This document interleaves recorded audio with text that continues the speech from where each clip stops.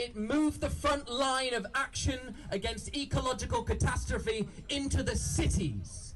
It moved the front line to people everywhere. It was isolated resistance, pockets of resistance against specific projects, but the rebellion brought it right into the heart of cities. It changed the front line. It changed the conversation. But the front line has to change again. Just Stop Oil have moved the front line. And it's an amazing effort to move the front line. So now we need to get deeper. We need to get more radical. A few years ago, they made a declaration of rebellion. Today, I would like us to make a declaration of revolution. I want to tell the truth. I want to praise where it's due, and I want to be critical where that is needed and make our movement stronger, better, and more radical, because we must be more radical. That word has a real meaning. It will decide whether our movement is truly successful or not, because there are things that we can do to reduce emissions here for independence and security, and there are things we must do for justice everywhere. We have a responsibility to have a vision. We must see further for everyone's sake. We should not yet celebrate that awareness of the crisis we are in is becoming mainstream. Why? Because that is a two-way street. We see ourselves now reflected in a very northern and white-dominated mainstream. The meaning of the emergency, in terms of the scale of the response, is becoming more visible, but we have not yet decided where the changes will come from. Will they create further division and inequality between North and South, or will they repair? It is not yet certain. Artisanal miners in the Congo are being forced from their lands because Glencore, the mining giant which supplies Tesla with cobalt for its batteries, has access to finance which mining cooperatives do not. It has found ways and paved new dirt tracks of corruption to buy the land these miners were born on. The artisanal miners have nowhere to go. Jobless, whole families go hungry in a country that should be one of the wealthiest on earth. But instead, through a system pioneered by individuals in the City of London and New York, it has been kept hooked, dependent on a trickle of foreign investment that marks the flood of stolen wealth escaping these people whose hands receive minuscule wages in return for carrying the rarest metals. This is capitalism. This is green capitalism. We have a responsibility to ask, after oil, then what? That is what tactics means. The global oil blockade is beautiful, but it is the front line, it is not the vision. Let us be clear, and many more will be motivated to join the front, if they know that there is a vision. What can stop the burning of the Amazon while Brazil's debts have risen to 90% of GDP? A payday loan from the IMF? Who heard Ecuador begging to protect areas of the Galapagos at COP26? Ecuador begged the North to cancel the debt so that it would not need to develop that land, driving indigenous people into cities and species towards extinction, and releasing gases into the air to pay interest to creditors here in the UK, Europe, the US. So often we pass the mic, but we don't listen. We like to wag our powerful white fingers, but we don't dare to follow where they point. There is an economic warfare going on, and everyone's wealth is involved in it. And while movements aim to cut off the oily head of the monster over here, we see that it is a hydra, and 5 more heads will appear, with teeth. Do we wonder why the earth cannot heal? Meanwhile, the inequality grows, and the green transition will cost people who are brown and black more than it costs the white. This is the green hydra of capitalism. Climate change is the symptom, not the disease. We must strike not only at the heart of the monster, but aim squarely at the heart of the... we must strike not only at the heads of the monster, but at the heart of the monster, at the system's root, and that is debt, globalized finance, capitalism, and inequality. Greenpeace celebrated their 50th anniversary last year. For those 50 years, the world has been getting hotter quicker, because they have been fighting the hydra. And I say this with love. I stand with Greenpeace as I stand with XR today. The yoke of capitalism, in which people are forced to labour, erases any small gains we make in a cloud of extraction and exploitation and profit. I say this with fraternity and belief. They sailed ships into nuclear zones and against Russian whaling fleets. We have stopped whole cities. We are all one movement of movements, but we don't have 50 more years. Extinction Rebellion have expanded the front line. We have experimented, we have inspired, we have annoyed, we have succeeded, and we have failed. Now we must change, and we can, and we must. We must take aim at that yoke of capitalism. We must take aim at system change. We must take aim at the heart of the beast, at the root of the disease, not at its heads, and build our coalitions and our revolution there. This is the declaration of revolution. On Tuesday this week, Sri Lanka didn't pay its debt. On Monday, BlackRock, one of the largest asset managers in the world, refused to restructure Zambia's debt. This will cause currency depreciation, making everything more expensive. People will suffer. The suffering will go on for years. 54 countries are in debt distress right now. These debts are odious. They are colonial. There is no justification for this. Debt weighs like a knee on the neck. Our role in the North is vital because it is a British knee, an American knee, a European knee. Because it's here that financial laws are made that govern the financial flows of national central banks and globalized private creditors and the bonds themselves. It is in these places that the threat of sanctions or violence is legitimized in contracts designed to benefit the lender and restrict the autonomy of the debtor in the name of increasing the flow of capital and stimulating blind economic growth. In the North, we have a responsibility to be the most radical, and we are not there yet. Because the body of the monster and its history is here. Climate change is about more than clean air. It's about the incentive to repair, and that's impossible while people can't breathe. And people can't breathe in the UK either today due to rising prices and inflation. 40% of people using food banks are in debt to the welfare state, and there are more food banks now than branches of McDonald's.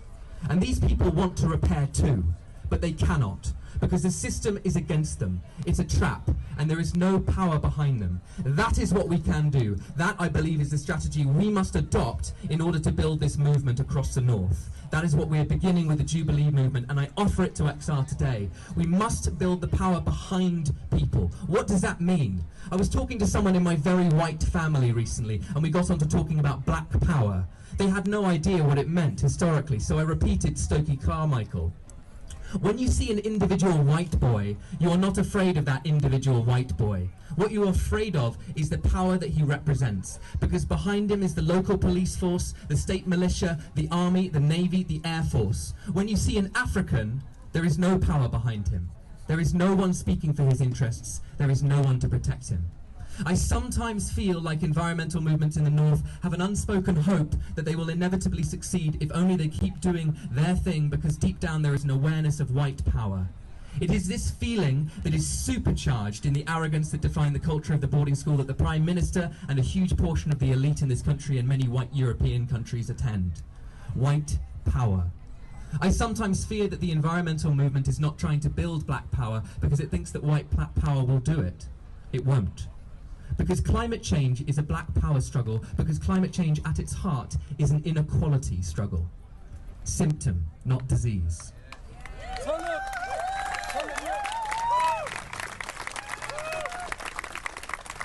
I say all this with love, and I know it's received with love. I've been here with Extinction Rebellion for a long time, and I love every single individual who is here. We need to let in the criticism that will make us stronger. We can change. We can be the revolution. We must learn, truly learn what it means, what black power means, what building power behind people means, and not borrow history, not borrow the history of movements like the arrogant arseholes of the Oxford Debating Society to suit our powerful ambitions and our narcissism. We need to build the power of unions and working class communities. We need to build the power of the poor. We need to build the power of debtors. We need to build the power of black and brown people, people of colour. We need to build the power of women, of gay people, lesbian people, trans people, queer people. We need to build the power of disabled people and neurodiverse people. We need power behind every marginalised person. But first we need to take the knee off the necks. We need to show with our clear aim what the knee is and where it's coming from. Because every one of the categories I just mentioned, gender, ethnicity, sexuality, ability, is accompanied by inequality. And every inequality is accompanied by a pay gap. a wealth gap, an ownership gap, and debt. And the debt is a trap. Someone owns the debt, not you. Someone charges rent for the money in your pocket, for the business you want to start, and the healthcare you cannot live without. Power. This fight, when the aim is right, is a fight for all of those communities. It's a fight for all people, and it's a fight for the planet. But it begins with them. But when the aim is wrong, it is not. When the aim lacks vision behind the front line, all we are doing then is making more finance available for Glencore. I mean it. That is the truth. So the choice is stark. We must strike at the root. We must strike for climate justice. A few years ago they declared rebellion. This is the declaration of revolution. People are suffering right here. UK pensions are invested against the people's interests. It's important to remind yourself every day that stocks are not manipulated to help people, to drive down the price of oil or wheat or any goods for consumers. But it is possible. In fact, governments did that before the 1970s. But then the IMF went into the South and offered loans on the condition that states reduce their stockpiles in order to increase their exposure to markets, which was supposed to drive up investments. This global exposure has led to awful things. It led to more than 200 billion being stripped from sub-Saharan Africa in the first months of the pandemic. It has led to mass, chronic, policy-induced impoverishment and the driving of indigenous people from their lands. Right now, northern companies are buying up land in the south for carbon offsets, driving up the price of land. Here is your virtue. The profit motive, the growth motive, the individualism motive, the extraction motive, the exploitation motive, the pollution motive is still there. Impoverished nations cannot even issue green bonds. So how will the South develop on its own terms? The whole thing is backwards. One simple thing needs to happen first. Cancel the debt. Without that, all the money transfer, all the inadequate loss and damage and reparations is tokenism. It comes from the public and boomerangs back into the wallets of private creditors with a pat on the back that makes me angry to think about. Debt cancellation is the beginning of repair. It's taking the knee off, it's letting people breathe. What can we do? The Debt for Climate movement right now is organising a mobilisation against the G7 at the end of June. Please join that. Keep working at Extinction Rebellion. You choose. You choose the movement you want. Be bold now. It's your responsibility. The revolution is just beginning. The work is just beginning. Everything hangs in the balance. Cancel debt. Cancel capitalism. Cancel climate change. In that order, no other.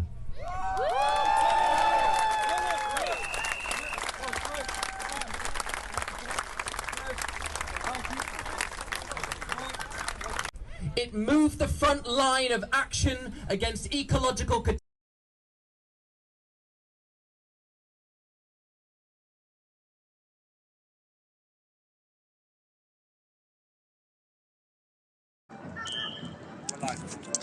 Hello and welcome to our final day of Extinction Rebellion protests in this April rebellion. Just started protesting, gathering at Marble Arch, and we're now moving through the West End, as we have been doing for the last 7 days. I think it's been a whole week of rebellion. This one is big though. This day we've asked everybody, newbies included, to move to Marble Arch from 10 a.m. in order to sorry, I have a bit slightly mic issues here.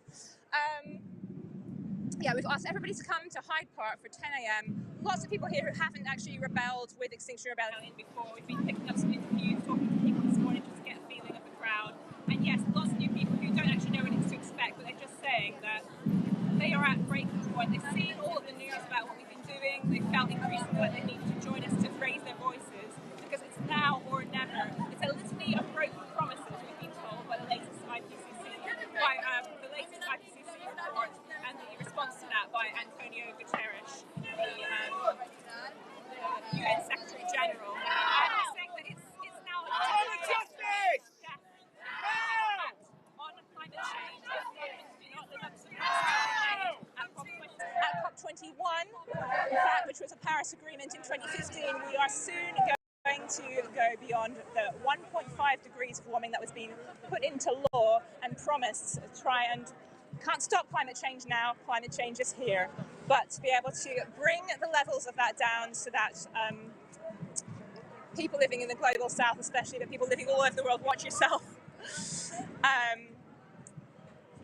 and future generations do not face this destruction of the conditions that promote life, which is what we're heading to at the moment, and that has been told to us by peer-reviewed science as to where we're heading. We're currently heading for 3.2 to 3.6 degrees. Sorry, so there's casualty on the road, which is why we're just moving around here to ensure that they can move out of the way safely in a minute. So we are here protesting in a non-violent way. The only way that we believe is reasonable to do so, but this means more than about writing petitions, more than writing to your MP, signing petitions, more than writing to your MP. And I mean, even protesting on the side of the street outside Parliament Square, we've done that many times, but today we're moving onto the streets in classic Extinction Rebellion style. We started in November 2018, blocking bridges through London, and then we did some, April 2019, November 2019, lots of blockading, lots of people getting arrested as well, but it's about non-violent civil disobedience, putting our bodies in a line to show in business when it comes to the climate. And we don't want to cause this really, but sometimes we are going to have to do that in order to get our message across. And although we sympathise and empathise with those people who have disrupted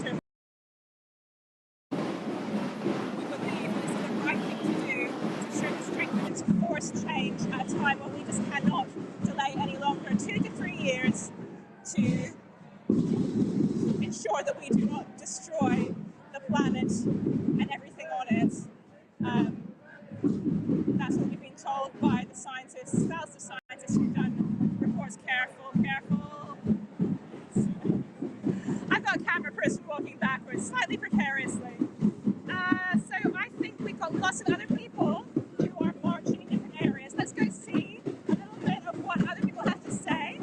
And then we'd like you to introduce, because we want to really bring to you the diversity of who's on this march today. Lots of different people from different racial backgrounds. There's some disabled rebels that interviewed one just now. There are people from the LGBT community out. We want to show you that diversity because show that we're all in this struggle together. And we have this feeling of community in Extinction Rebellion, and that's one of the most important things about us, that we're welcoming to all people. We have the principles and values that we abide by to respect each other and keep each other safe when we're protesting. So that's a little introduction to what's going on here. The march has been to, as far as I'm aware, so I think we'll go over to the other side now if we can and get a feel for what they're doing on the other part of the march.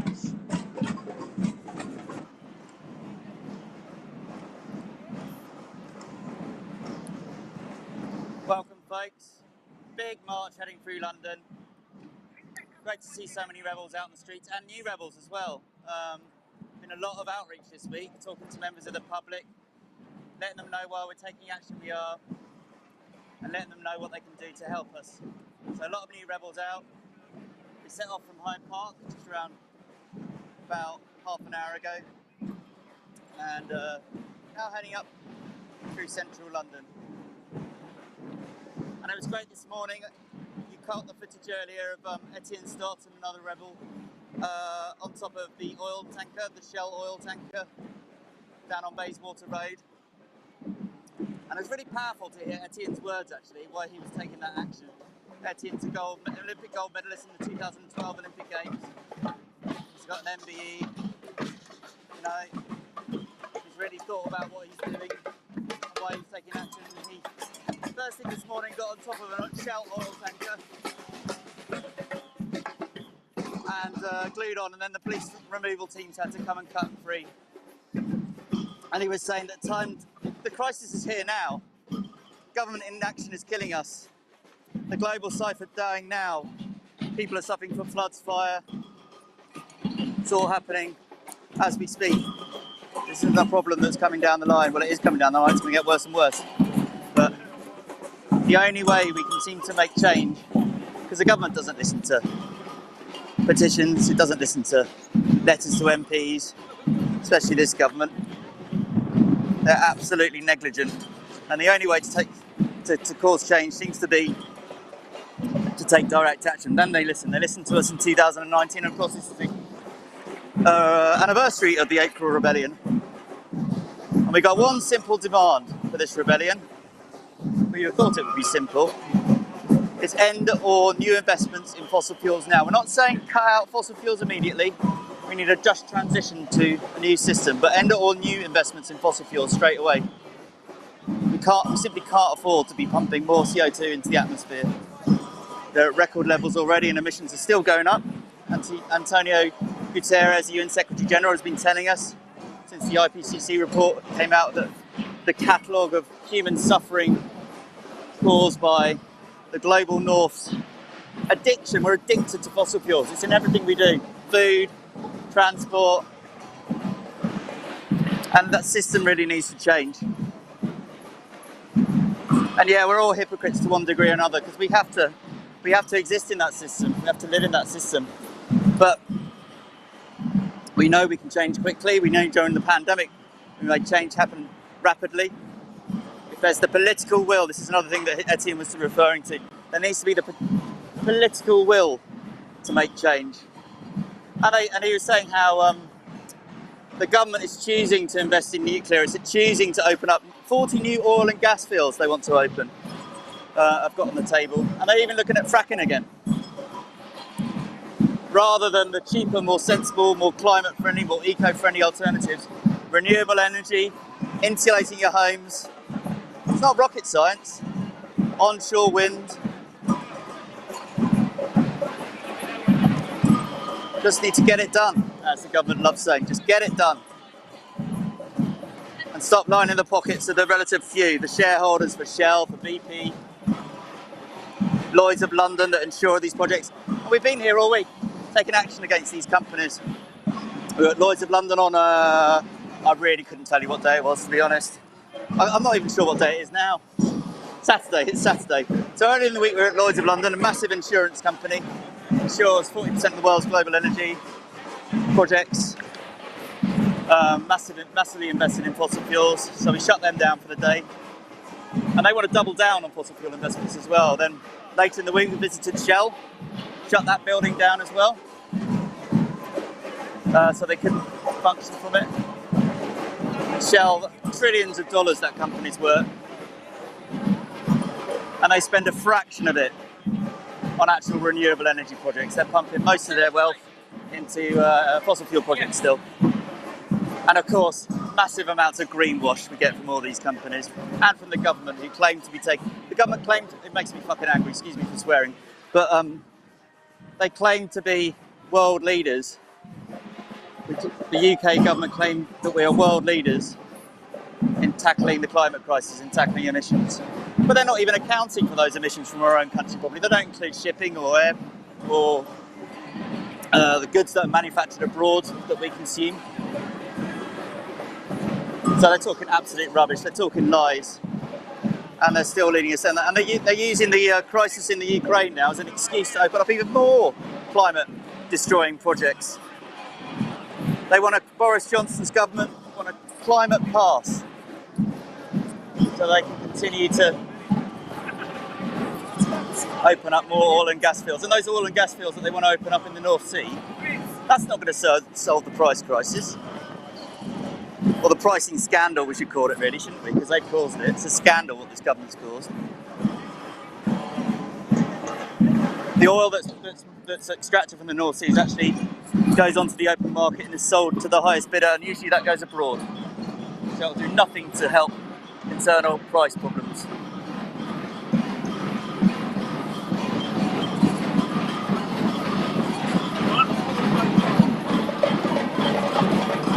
So March is going to continue through London. We're heading to destination unknown. I'm not quite sure where we're heading to, but great to see so many rebels out. And we've been hearing from quite a few of them this morning, actually.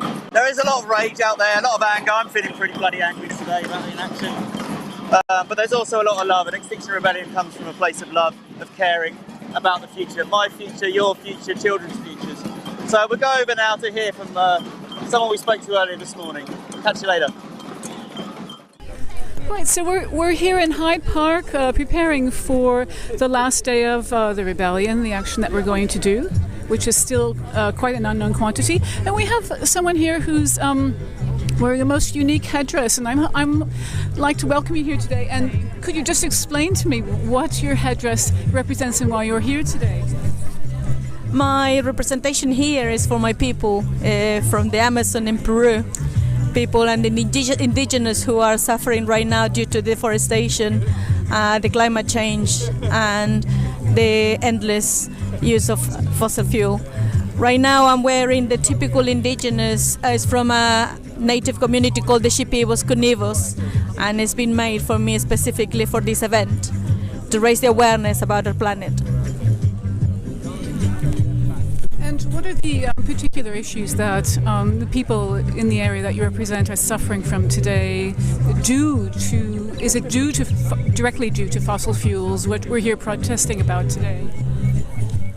The reason I'm here is because we have so many communities in the Amazon that had been moved from the forest, the places where they've been guarding the earth, and basically due to deforestation they've been moved to the cities, large large communities to the cities, and now they have nothing. That's what I'm here for.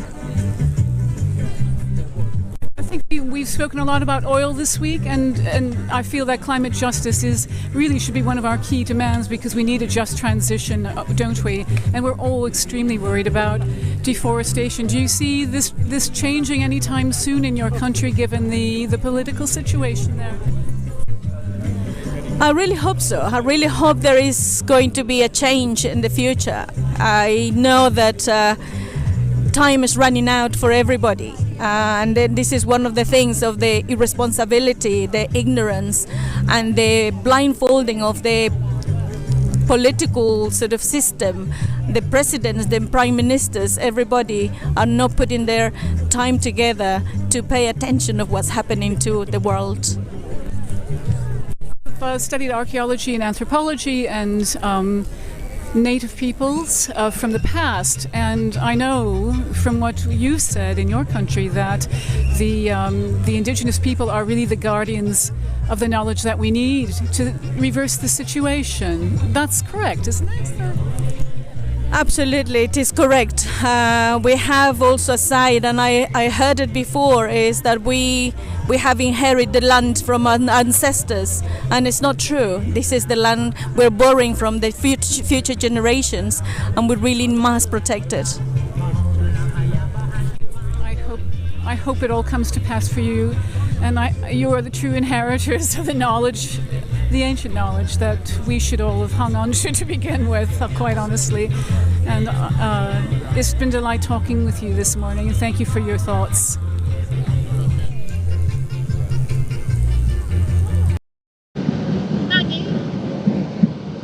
If you're just joining us, we're standing to the side of the road to let an ambulance by, I believe.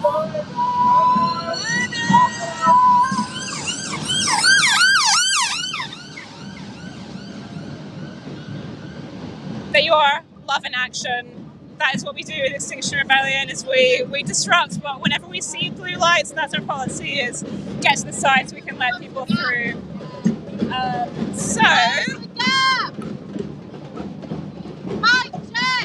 Just need to wait for a minute, I think, at a pivotal point here. So just do a little, if you're just joining us, if you're just joining us, we are under a bridge somewhere in the West End of London. This is Extinction Rebellion on our day 8 of the April Rebellion. I'm losing track now. And we have probably about 1,000 people on this march. To be honest, I'm not sure. It might be more, because I think we're split. But we are trying to cause as much noise and so joyful disruption today as possible in order to bring the message of climate catastrophe to the people of this area of London. And I don't want to sound like conspiracy theorists when I talk about climate catastrophe. You know, this is based on 30 years at least, maybe even 40 years of research by scientists all over the world. It's been put into these IPCC reports. So if you haven't heard of them, or you have and you're wondering what they are, it's the Intergovernmental Panel on Climate Change. And this is thousands of scientists, like I said, who come together. They do peer-reviewed research. That means they do their research, which often takes years in itself. They write it up, but then they have to have other people who are sort of equivalent to them in their field. So competitors, I suppose, essentially, or people working at other institutions have to check that through and make sure that they agree with the methods that have been undertaken and the kind of validity of the science in general. Once that's given a big tick, that can go off to be published. So this is a very, very rigorous process, and I think it's something like 99% of scientists in the world are in agreement that we are headed for climate catastrophe.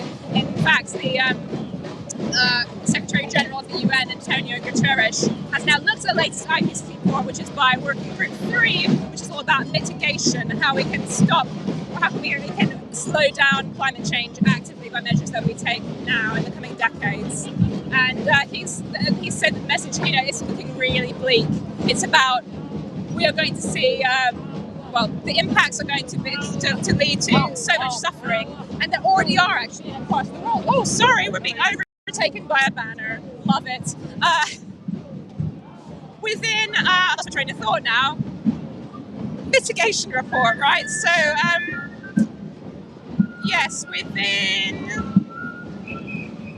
I'm sorry, that's totally thrown me, that one.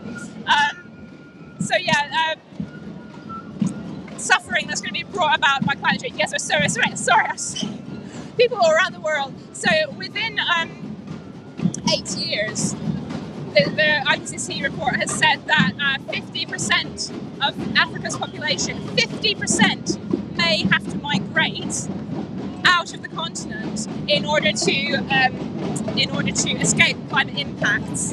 And we're talking about droughts. We're already seeing terrible droughts in the Sahel regions, accompanied by, so you have this is why it's so devastating, is that you have drought, and then as soon as a drought finishes, you might have flash flooding or very extreme flooding, which then is going to, you've had all of this drying of soils, which are now going to be washed away, making the land infertile. Then you're going to end up having crop failure. All of these impacts come together to be absolutely terrifying. And we've just seen in the last week that the migrants policy in Britain, coming back home now, is just going into crazy places now. Apparently Rwanda is going to be sending climate migrants, or migrants in general, refugees fleeing all sorts of persecution and, unlivable worlds in the global south. And they're not going to be welcomed here, they're going to be offshore to Rwanda, which, bearing in mind what I just said, makes absolutely no sense, bonkers. You're going to be flying them there for a start. Who's to say that Rwanda's now going to be livable? It's just, there's no joined up thinking in policy. So, slight detour there from the main messaging of the rebellion, which is stop fossil fuels. But we're talking to so many people today who are saying about how all of these issues of injustice are interlinked. So let's just start walking again, I think, so that we don't get cut off and run over. And I was going to interview someone which we've now absolutely lost track of, a lady who was talking about to us about her experience on Greenham Common, a woman of colour. So we'll try and meet her, but maybe while we're doing this, I can talk to some other rebels on the hoof, which can be a little bit tricky, but let's see. So, hello there. You've been blocked by the live stream for XR UK Facebook. Would you like to say anything about what's going on here today, your impressions, why you've chosen to join us? Well, I've been campaigning for environmental stuff since I was at school. Starting with Save the Whales, ozone layer. It's just not getting high enough up the agenda. We need action now. I'm here for my son. I'm here for him and for everyone, for all life. They've got to take action and they have to do it now. Is this familiar to you, coming out on the streets and occupying space with flags and your bodies? Yes. How long have you been both in action together before? Yes. Yeah, we've done XR, we've marched against Trump, we've marched for the NHS, we've done animal rights. I feel that more people should get out on the streets. It's our right to do this, and you don't get your message out. The petitions, the things like that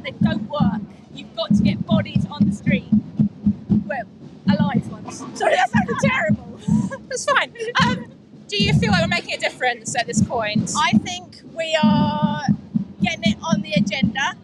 I think we need more of us. People have no idea what is coming and how bad it is going to be. I think that people have no idea what it's going to be like when the temperatures rise, the food shortages, and what comes with that, the tension, the war, the escalation. And people have a right to know the truth. Absolutely. Yeah, I'm wondering if you'd like to say anything about how you're finding today? Fun. It's fun. Well, it should be fun as well, shouldn't it? Because it's all about being together in this space, right? Yeah. Finding people who share how you feel. Yes, it can be really, there's so many emotions, aren't there, when you're involved in these struggles. It can be really difficult to keep going, actually, when you feel alone. So important stuff. Where are you from? I forgot to ask. We're from Chelmsford, Essex. Okay, yeah. So not too far. Not too far. Yeah, so you're regulars to... Yeah, we can hop on the train and join in. Yeah. Thanks very much. Enjoy your day. Thank you. Yeah. I sometimes feel a bit weird saying enjoy your day because, we'd actually rather not be here. We're going to get sunburned today. It's Easter weekend. People probably want to be at home with their families, but like she was just saying, this is a feeling of coming together with people who share our fears, who share our hopes, our frustrations and angers, all those emotions. So it is actually, it's enjoyment in a sense for me. Anyway, I don't want to speak for anybody else, but feeling like you are contributing to a greater whole and hopefully a greater cause and some change because we need to see it. Let's see who else might be willing to talk to us on this march. We're kind of going up what would you call this now? Just careful there. We're going up onto a dual carriageway, I think. The M40. Is that right? I'm not the most familiar with these streets.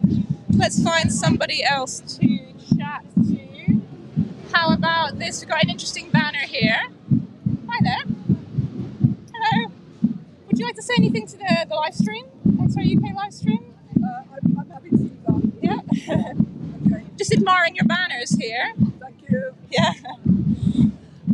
Are you a seasoned rebel? I am a seasoned rebel. I started out in 2019 and I've done virtually every single rebellion ever since. Except I didn't go to Glasgow. Okay. Wasn't quite a rebellion, but COP26. What did you think about COP26, that whole process? I was very disappointed, as most people were. A lot of promises were made, and as Antonio Guterres has said recently, governments are making a lot of promises and saying things and they're not doing them. They're basically lying. And this is why the scientists themselves are getting frantic now, because the situation is so extreme and so terrifying. Yeah, we've seen scientists out on the streets. Well, not really on the streets, they're actually glued to a building, weren't they, this week? Yes, and they were arrested, and they were admirable people, because they themselves know more than anybody else about what's going to happen, and that is an indication, because scientists are usually rigorously careful about not coming out with frightening things. They're usually all worrying about peer review and so on, but the scientists themselves are now saying we have to be scared.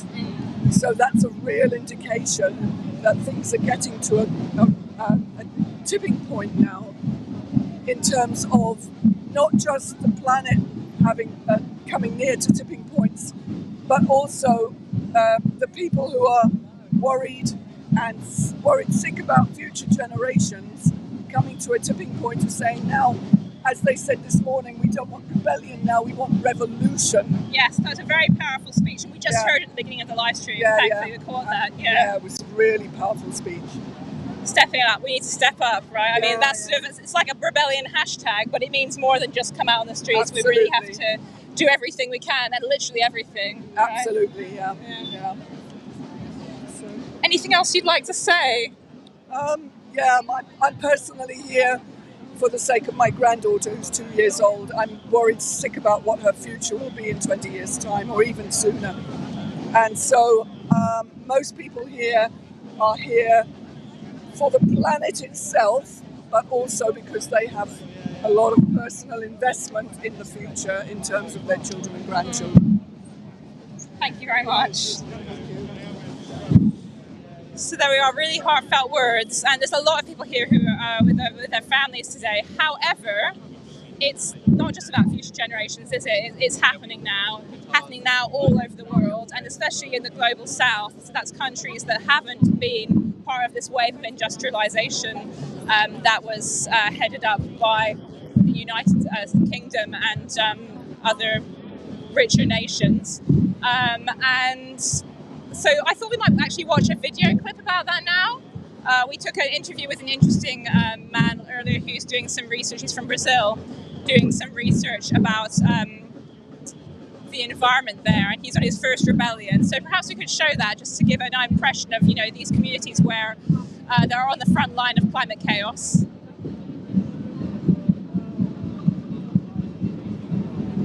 Okay, I'm here. We've just started the march. I'm here with Henan, right, from Brazil, and it's your first time here at Rebellion. So could you tell us a little about why you think it's important to act now? Why have you come today? Mm-hmm. So I grew up in a small village in the northeast of Brazil, in the state of Bahia. I'm from a family of cocoa workers, and here I came to UK to do a PhD here, and I'm studying about indigenous struggles in Brazil and how they are trying to recover forests through the cocoa plantation, but in an agroecological way. And I think this struggle happening here is connected to not only to the livelihood of indigenous peoples, landless workers in Brazil, but also connected to the terrestrial conditions of existence in this planet. So more than being a global struggle, it is planetary, because it involves not only human beings but all other species, which are our collaborators in the existence here. Yeah, definitely. The ecological crisis is so linked with the climate crisis, and that's something we're trying to say in this rebellion to people, is that it's happening now all around the world. Maybe we're not seeing so many impacts in the UK, but in other parts of the world, it's absolutely at a critical point. Is there anything you'd like to say about what's happening in Brazil from the climate and ecological problems at the moment? Mm-hmm. The situation in Brazil is really terrible, mainly after the Bolsonaro's government. We lost a huge area of the Amazon rainforest, mainly. Indigenous people are important actors in this struggle. In the last weeks, they were gathered in the capital of Brazil, Brasilia, in the free land settlement, and they are facing harsh conditions to struggle for their rights and their territorial existence. So, yeah. I think this is. I'm glad that in the speech of activists here, people are reminding of the struggles in Brazil as well. Yes, we definitely want to stand in solidarity with your people and people through the global south. Just quickly, because we're about to move on with the march, we don't want to get too far back, but what are you expecting today? It's your first XR protest. I would like to know more about these actions. I think it needs to go beyond the reclaims of acts from the government, and I hope it can also produce a community around it and produce a different way of living. For me, as an immigrant living in London, something that is very difficult is the loneliness in London. So I really wish that the struggle against a way of production that is destroying the planet is also a struggle for a different way of living that's also strengthen or subjective conditions to live, because I guess neoliberalism not only destroy our terrestrial inhabitants, but also our subjective conditions. So yeah, I think I'm just trying to. I'm hoping for something much more existential, because to change the economic ways of production, technical aspects is not enough to change this situation. I guess we also need a kind of cosmological revolution. We need to change our own relationship to the land, to the planet, and to the others.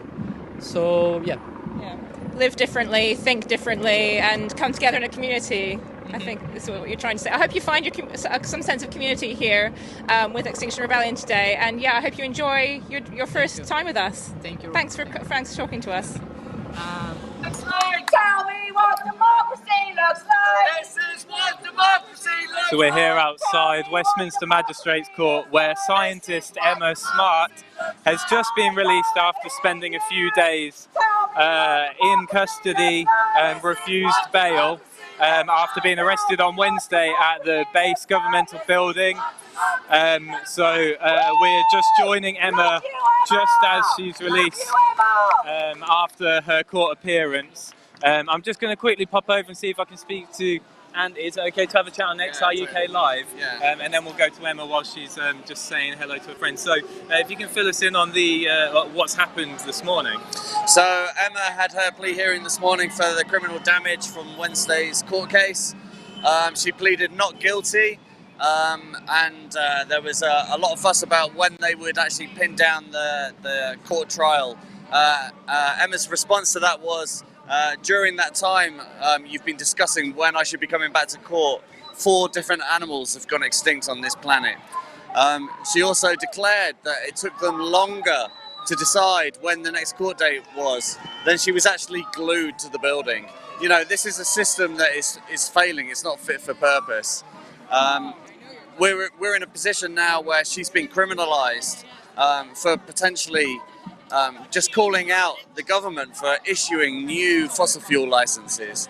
You know, that's the criminal thing here. You know, the government are issuing these new licenses, subsidies for new extraction of fossil fuels. You know, that is the crime here. That is the wider crime. She stuck her hand to a window for like half an hour. Yeah. This is ludicrous. The whole thing is ludicrous.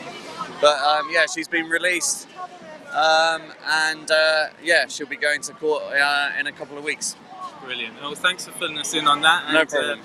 Thanks for all your support, and it was great to have a chat with you yesterday and get some context on this as well. I'm hoping that I can have a chat maybe with Emma herself. Just give it a moment.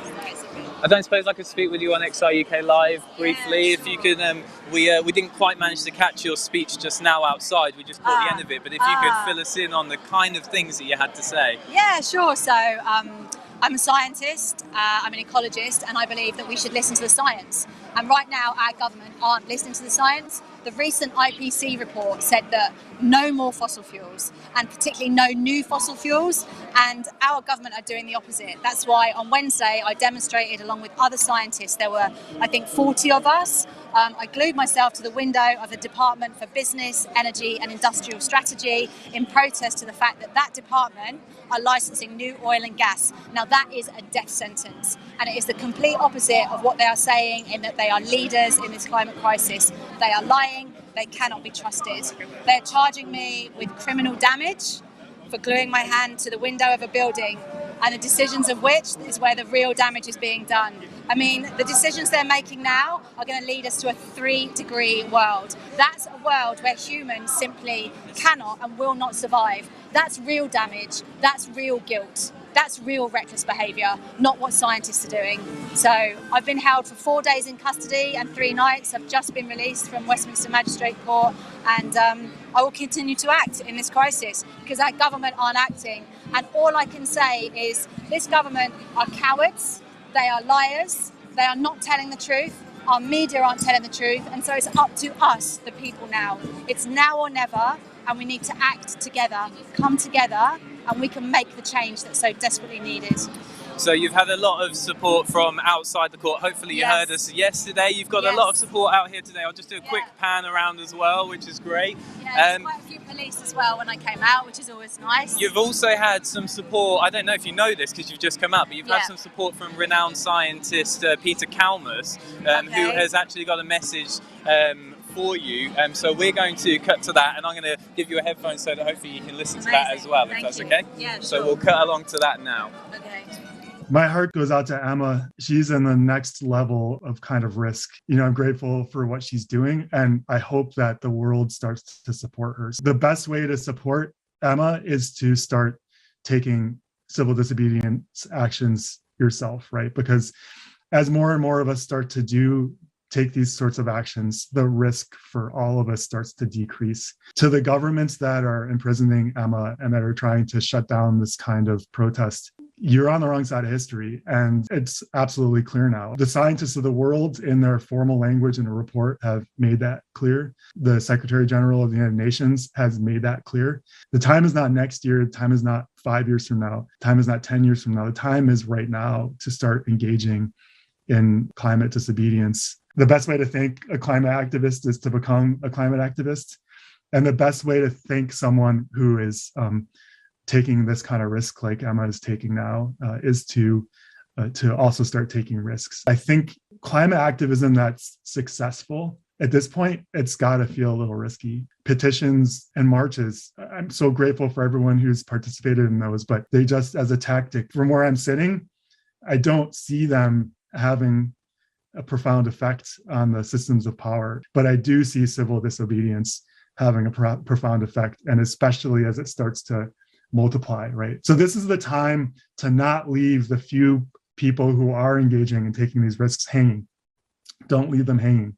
Support them by stepping up. I hope that plants a seed in some people. I know it's a really hard thing, and it can take a long time to sort of make your peace with that and to come into the movement like this. But I urge people to start that internal work they need to do to come into this movement and to start taking those risks and to step things up.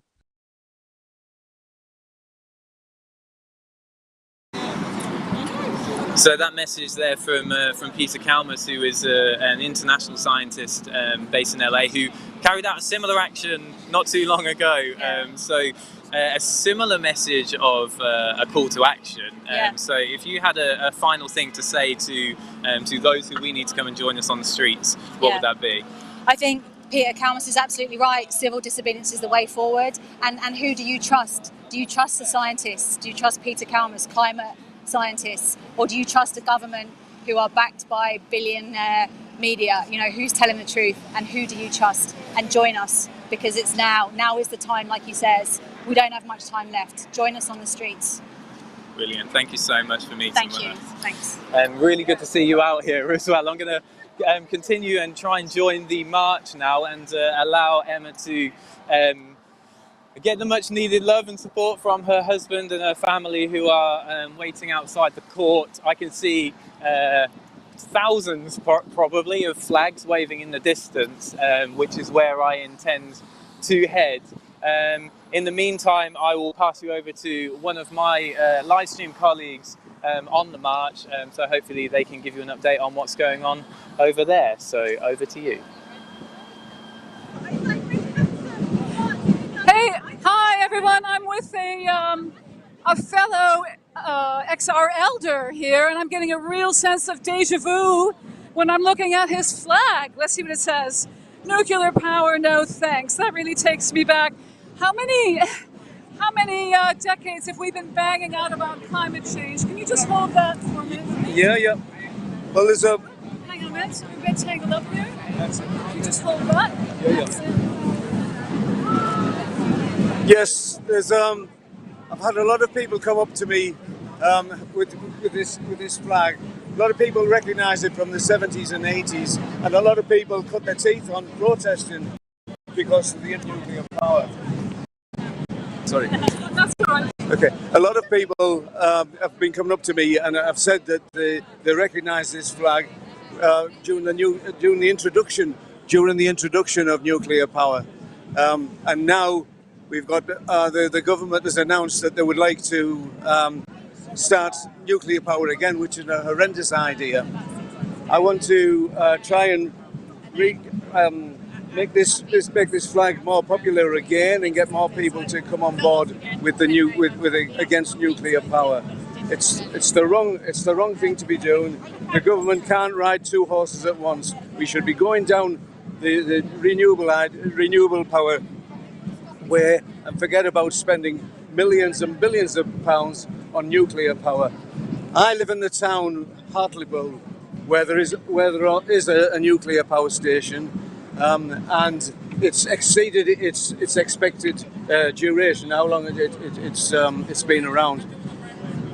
because they're not really sure what to do with nuclear waste. There isn't a proper answer to nuclear waste and how to deal with it. And yet the government is talking about introducing 8 new power stations. They'll say 1 a year for the next 8 years. By saying that phrase, it gives the impression it's only going to take 8 years for a nuclear power station to be built. It will take 30 years at least for the first one to come, and then 30 years for the second. So we need to understand nuclear power is not clean. People talk about nuclear power being clean energy. It's not clean energy. That was well known in the 1970s. You know, it was the time when climate activism was just starting in the form of protests against pollution and nuclear power. We had, in the 70s, we had Earth Day, didn't we? Yeah. And we had the foundation of Greenpeace and all the other sorts of things that are so familiar to us today. But do you find it rather depressing? We've gone so far along this road, and we still are very far from finding a solution, especially you're talking about dates, times that it takes for nuclear power to become viable. But what about all the waste that lasts for how many years in storage? Yeah, it's tens of thousands of years. It's going to be a problem. But the way that society is going at the moment, and with the rising tides, do you realise how many nuclear power stations are actually built on the coastlines? They need to be built on the coastlines because of the water that's needed. There's also the terrorist risk about having nuclear power and having another 8 of those around the country. I live in a town where there already is and we have armed police come out of the power station, and it becomes normalised for armed police. That's another reason we don't want them. Even if the terrorists can't get hold of the real nuclear reactive material, there's opportunities for what they call dirty waste. So unless we're dealing with the waste properly, and it's got to be dealt with in such a way, you're going to have armed police all around the country trying to deal with all this waste. And then there's the connection with nuclear arms. There's a connection with nuclear arms and nuclear power, and that's why they want to continue to do it. Yes, indeed, the military-industrial complex needs it, don't they?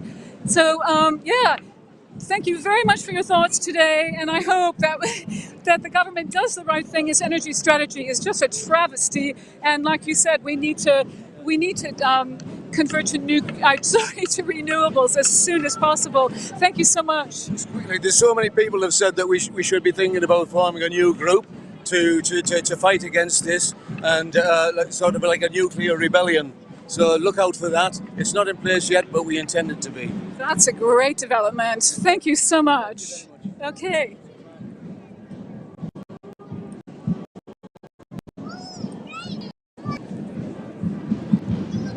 Oh, I thought you said you were filming. Okay, so we're very near to our previous interview, but I've come across, the Assembly rebels here today. Well, what's your name and where you're from? Hi, Ella from Oxford.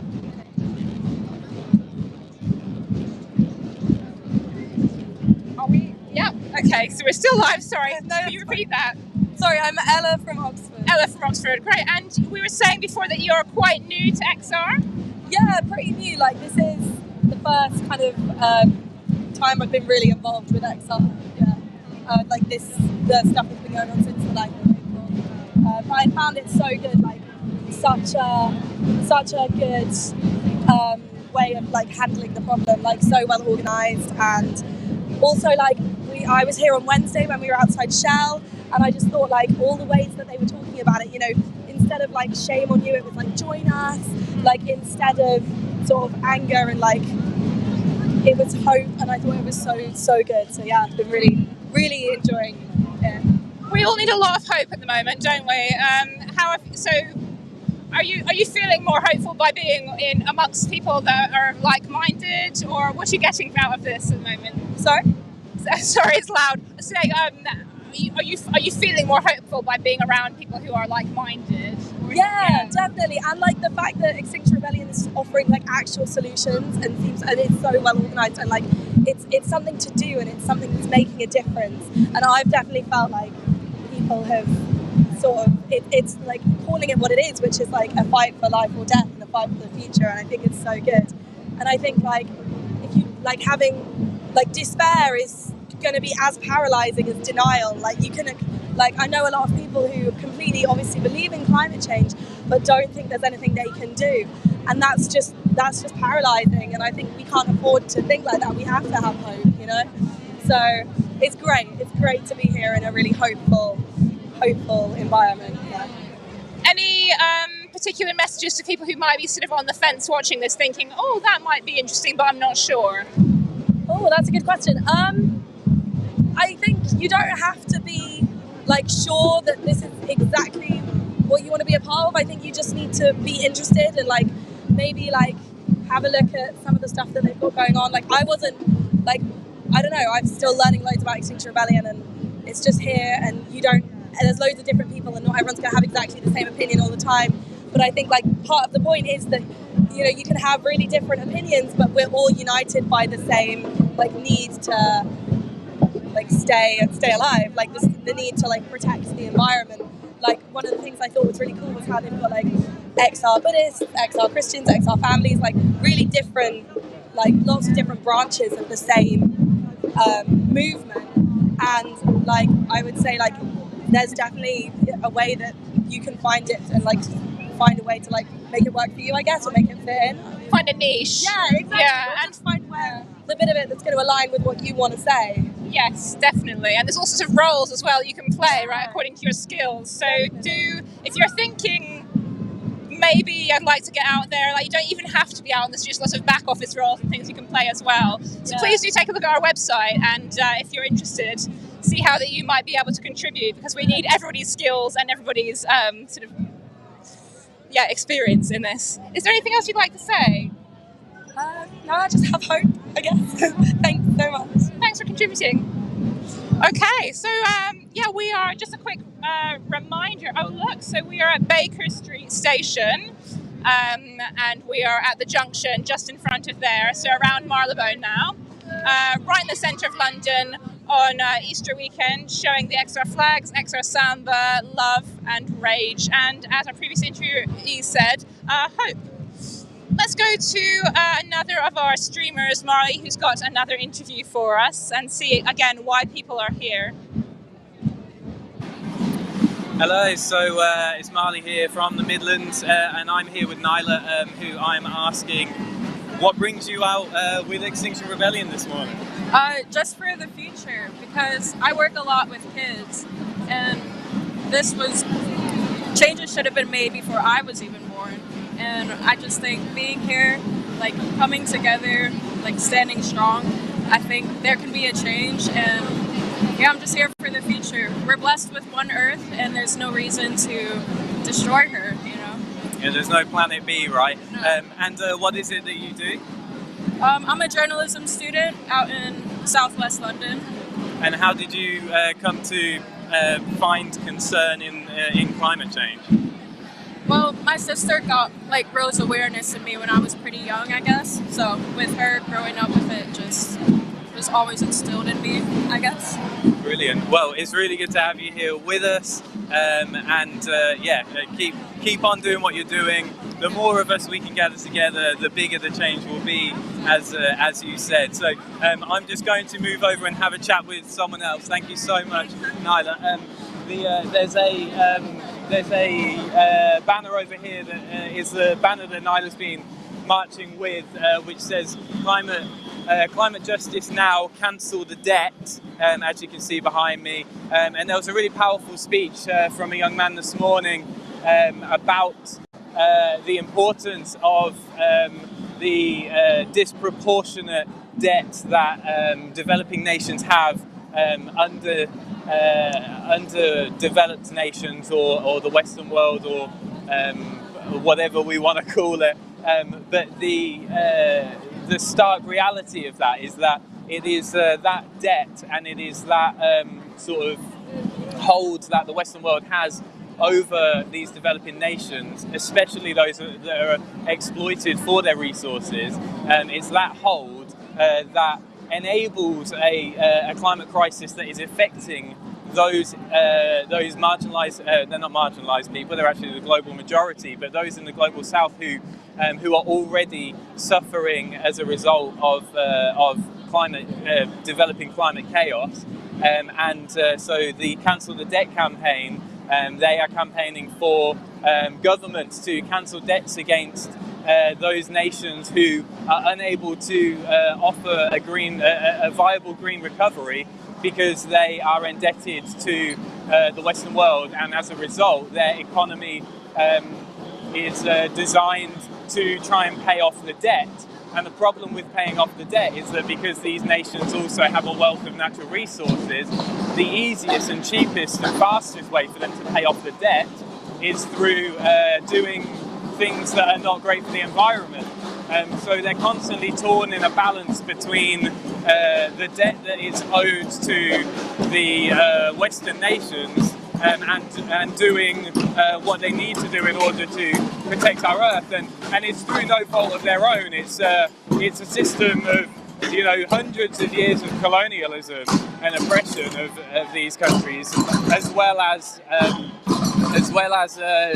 capitalism being brought to the point at which we're forcing these nations to make these sorts of choices. And so that's why they're calling for a Cancel the Debt campaign. I'm just going along to the front of this section of the march now as we reach a rather busy, well, it was a rather busy junction, now it's busy with people, and we've got a giant End Fossil Fuels Now banner leading this section of the march. There seems to be a reasonable amount of police officers gathering together at this location, and that's always an interesting development, so we'll see where that goes.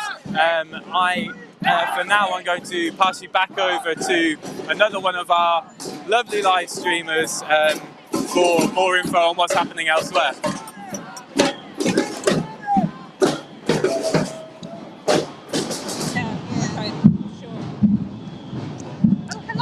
So, let's just let this vehicle go behind us. So, what's your name and where are you from? Hi, I'm Zian. I'm originally from Malaysia, but I'm living in Glasgow at the moment. Okay. So I look at yeah. So you've come quite a way today in various ways. Oh, let's keep walking. So we were just chatting about how it's happening now, weren't we? And about how you're. Oh my gosh, it's very loud. What's some of the things that you're seeing in Malaysia? Yeah, so when China had a ban on plastics, stopped importing plastic, a lot of the plastics, recyclables, went to Malaysia. It was clogging up a lot of the rural areas. And I saw firsthand how the burden of consumerism, extreme consumerism, and by that the climate crisis affects people in the global south a lot more. And I think really it's neo-colonialism all over again, and there's a racist element to this. We really need to wake up to that and understand how it's not just individual responsibility anymore. It's a system change. Governments need to listen. We really need to overthrow the system and come up with something else. This is not the answer at all. We need to be empowered, but we need to empower ourselves, right, to take that decision and not to be able to do these things. All right, and I think the decision is we can't just say it's a personal choice, individual choice. I think a lot of us out here have been doing it on an individual basis for a long time, and it's a mass movement we need to do. Everybody needs to wake up that this system has to be rid of. This consumerist system is no longer sustainable. Okay. We're just going to keep walking a little bit as we interview. That's all right, no problem at all. So just interested, what was I going to say? Yes, you said that you've been quite active in Malaysia. How does, could Extinction Rebellion in this way exist in your country? Or do people protest in different ways? Yes and no. The green movement in Malaysia, unfortunately, is not very strong at the moment yet, because there's a lot of other issues that we're dealing with, like a very oppressive and undemocratic government at the moment. But protests like that will happen, except with a lot more riot police hanging around. So this is quite peaceful in a sense. So the non-violent direct action is something quite interesting and new to Right. Yeah. Yeah. How are you finding it? A bit boring, really. I think I'm quite worried being here. It's not something I really want to do, and that's what you're talking about before as well, right? Why should we have to be out here doing this? Actually, why do we really have to be here this morning, this afternoon? It's because the system really isn't working, and people are not waking up, and those who know, it's in their interest to keep the system as it is. So, not really here. Okay. Thanks very much for talking to us. Really interesting to speak to you. Have a good day. Okay, let's just keep walking. I'm afraid I'm not very good at listening to a lot of sound in my ears and speaking at the same time. Very, very noisy today. Really interesting to hear from Lynn about the recycling issue, and one of many ways that the Global South is being affected by what we do in ways that we don't really think very much about, because we put recycling in our bins. We actually think that we're doing a good thing, doing the right thing. And I think it was Greenpeace that did an investigation a few years ago where they actually put like a little tracking device on some of these containers that were going from well-known companies like Biffa, for example. I can say that because Biffa did actually receive a fine for labelling its recycling as clean and then taking like garbage over, and I can't remember what country it was actually depositing it in now. But like a lot of this recycling doesn't actually end up where companies say it's going to. So I think actually in the latest IPCC report there was something about things like recycling. Do we even need to put our energy into that and our hopes into that, because it is quite a small thing. There are so many other industries, for example, that are much more polluting. And probably just to remind everybody at the moment who's watching, and any journalists who are watching, any policymakers who are hopefully watching the live stream, because a lot of this isn't actually covered in the mainstream media. We're here to tell the truth about the real nature of protesters and what we're doing here in a non-violent way. But what I was going to say is remind everybody about what our main demands are this time. So Extinction Rebellion has 3 demands, and it's reduce our emissions drastically. We've said zero by 2025 in the past, but now our main demand is for immediately to happen is for the UK government to say no to all new fossil fuel licenses. They've got 40 that they're considering giving licenses to at the moment, and that's in direct contradiction of International Energy Agency finding last year. Fatih Birol, the head of the International Energy Agency, said that we must stop all new fossil fuel developments by last year. So if we head on with exploiting more oil and more gas from the North Sea,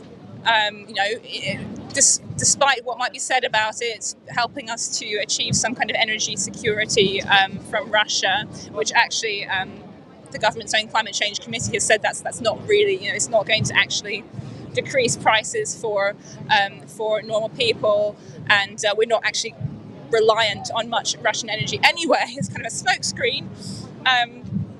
In spite of them saying that we need to do this, even if that wasn't the case, we need to get off of oil and gas.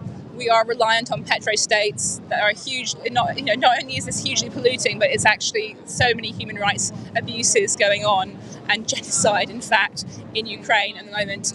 I think I read a report the other day that said there's $1 billion, I can't remember if it's pounds or dollars, I think $1 billion going into Russia every day as a result of countries buying oil from them.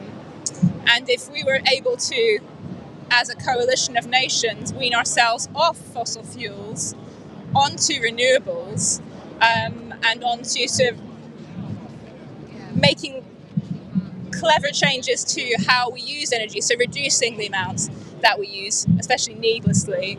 Not only would that be a good start to making an energy transition, but we would actually be able to defund these petrostates in the process. That was really a kind of fantastic thing to read, and it just shows that actually research is being done very quickly in some cases on these issues, just like it is on all of the solutions to help us get out of climate change.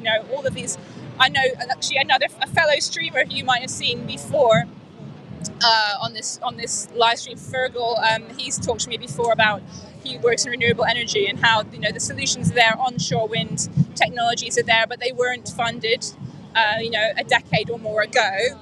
And as a result, people who've retrained in those, trying to skill themselves up for a better future, have had to go abroad. So the solutions are there. The cost of them is coming down all the time, but even then, the government, UK government, is not putting enough money and not enough energy into funding those initiatives. They are spending, I think it's £14 billion has been spent by the UK government on fossil fuels since the Paris Agreement was signed in 2015. So it's just, all these figures I'm trying to quote at you, sometimes it's very difficult to conceive them, but really what it's showing is that these are empty words. As Antonio Guterres said in this video, which I hope you'll watch, it's on the XR UK Facebook channel as a pinned post at the moment. He's saying it's a litany of empty promises. Delay means death.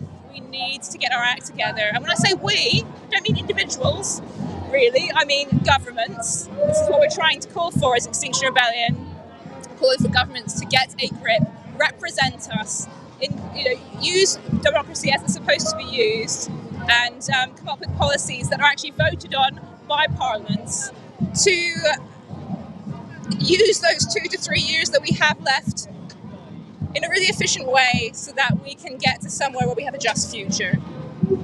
End of rant. Let's get back to the march.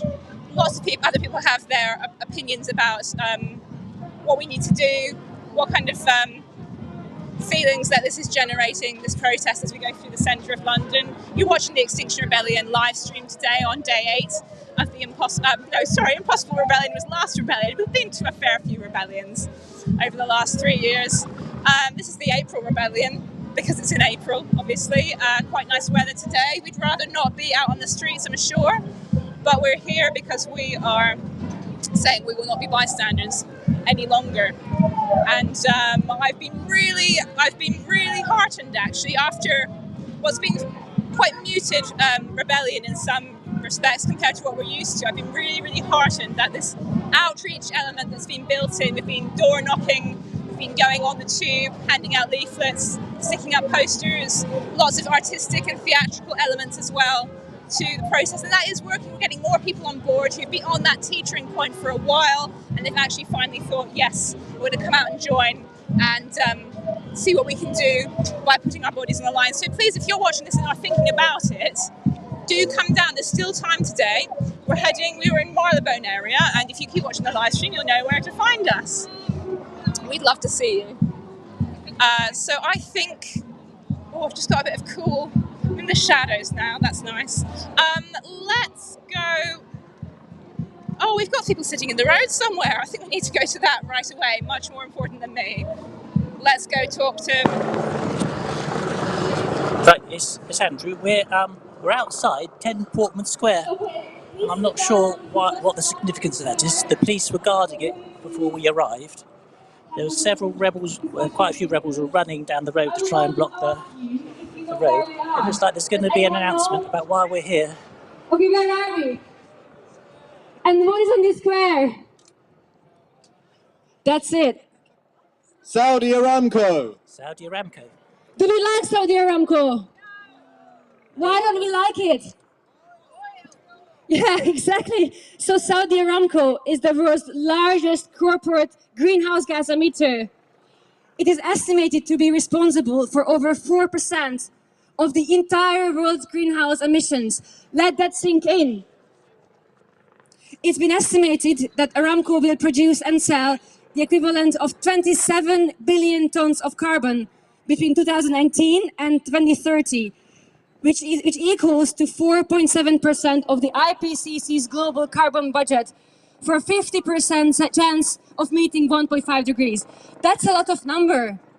What it practically means that when we look at that curve, you guys remember that curve that goes up, which is where we get beyond 1.5 and where we get to the point of our extinction. They are contributing to that largely. They are one of the largest corporations to kicking up that curve, up high the sky, where we cannot return back from. And this is why we are here. Okay, so 1 second.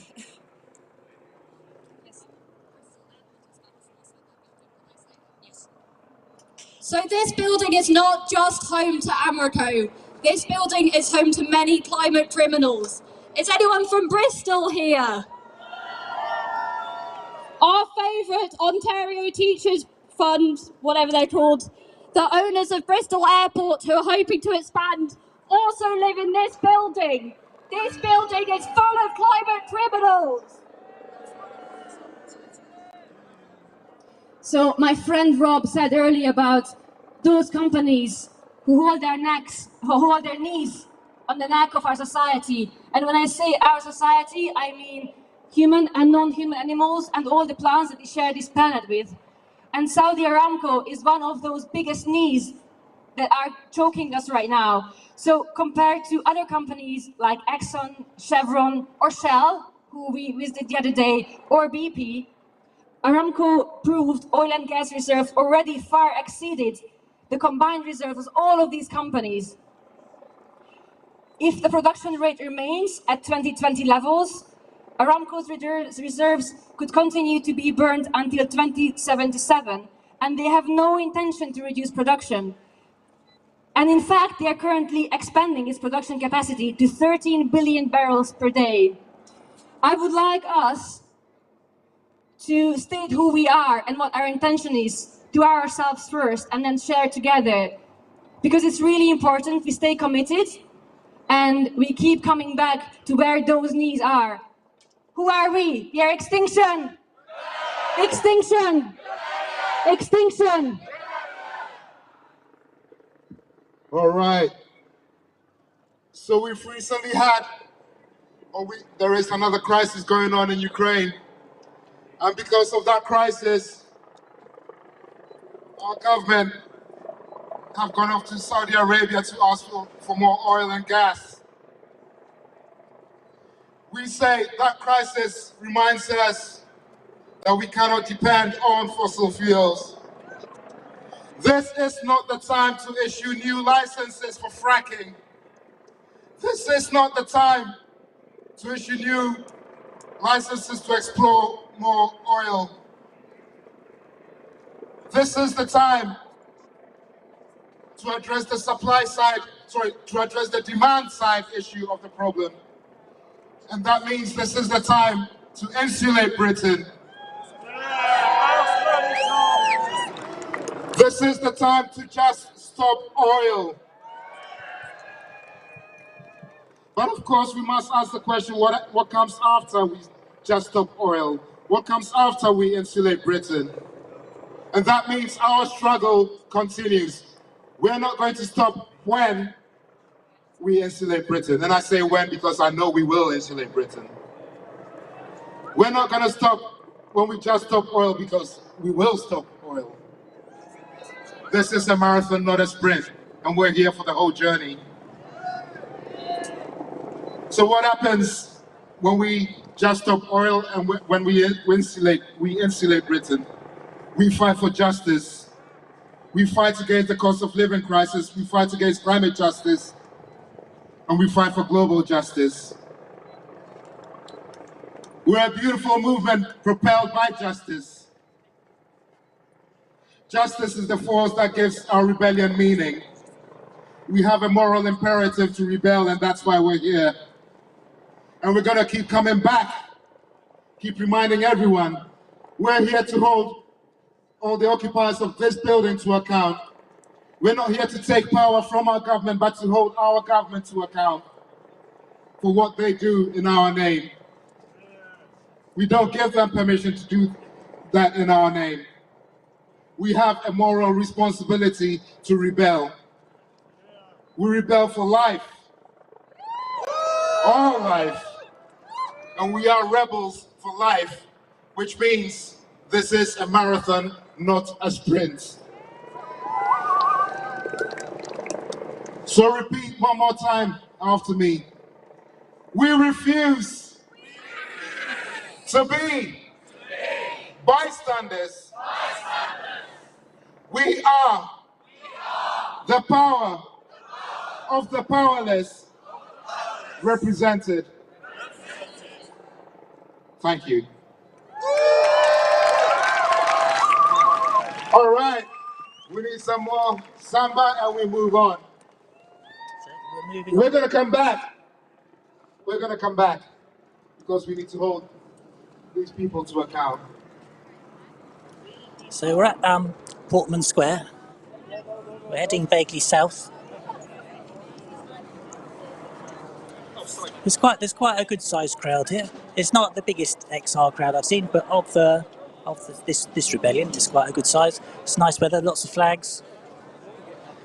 We've marched down a very main road, and in fact, when you see the banner holders go ahead and they close the road, but on the major roads, the police have got quite a few police motorbikes. And they've been going ahead and closing the roads for us to make sure it's safe. So we're all standing up again. No one knows where they're going. Normally with these marches, we end up somewhere like a major landmark or some reason to get there. And 10 Portman Square, Saudi Aramco, obviously that's a big polluter, big fossil fuel business. But I don't think this is quite the grand finale, is it? It's not like a bridge or something like that we've been going to previously. So I'm not sure where we're going. There's people standing up, we're all getting ready to move off again. The police seem quite a good mood, they're standing around watching. Oh, here come the drums. There's a few members of the public, it's not getting a lot of attention. Let's go. The banner holders are up at the next junction ready to go.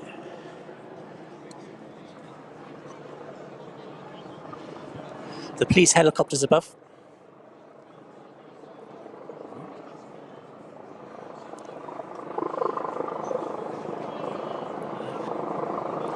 Okay. So now we're going to cut across to an interview that took place before the march began, and we'll do that now.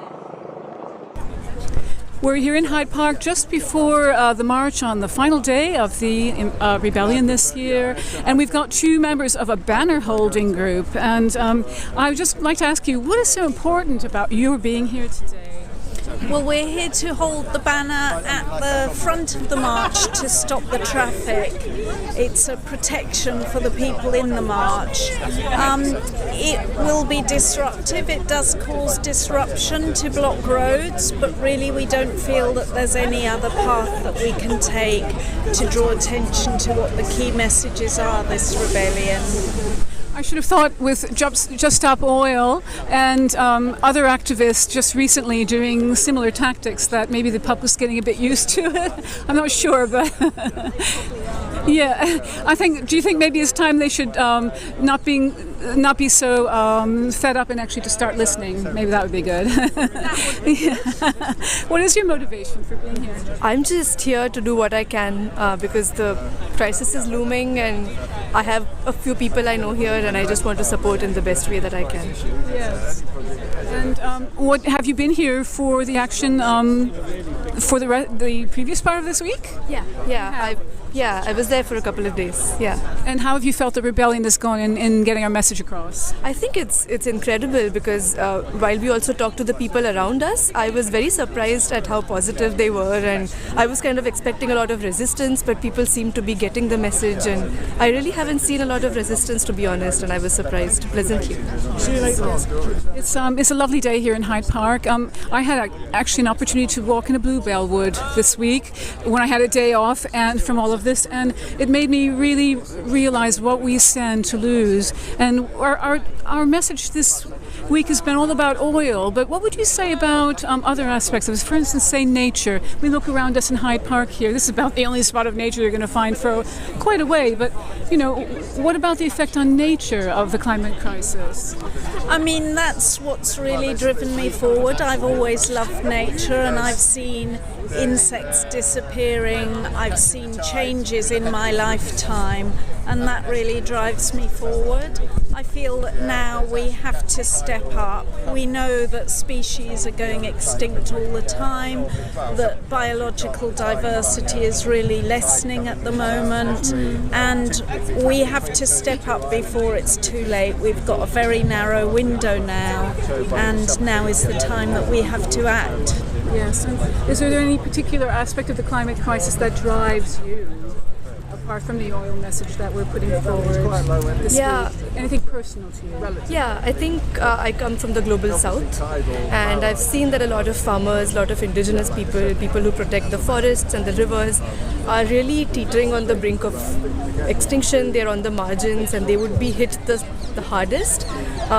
It happens that I'm here at the moment, and I see a lot of solidarity for that cause as well, and I think it's really heartening to see that I can raise my voice for people who are not living here at the moment but who stand to lose the most. Yes, indeed. Climate justice is key to all of this, isn't it? And I'm just really delighted that you shared your thoughts with me today. Thank you so much. Thank you.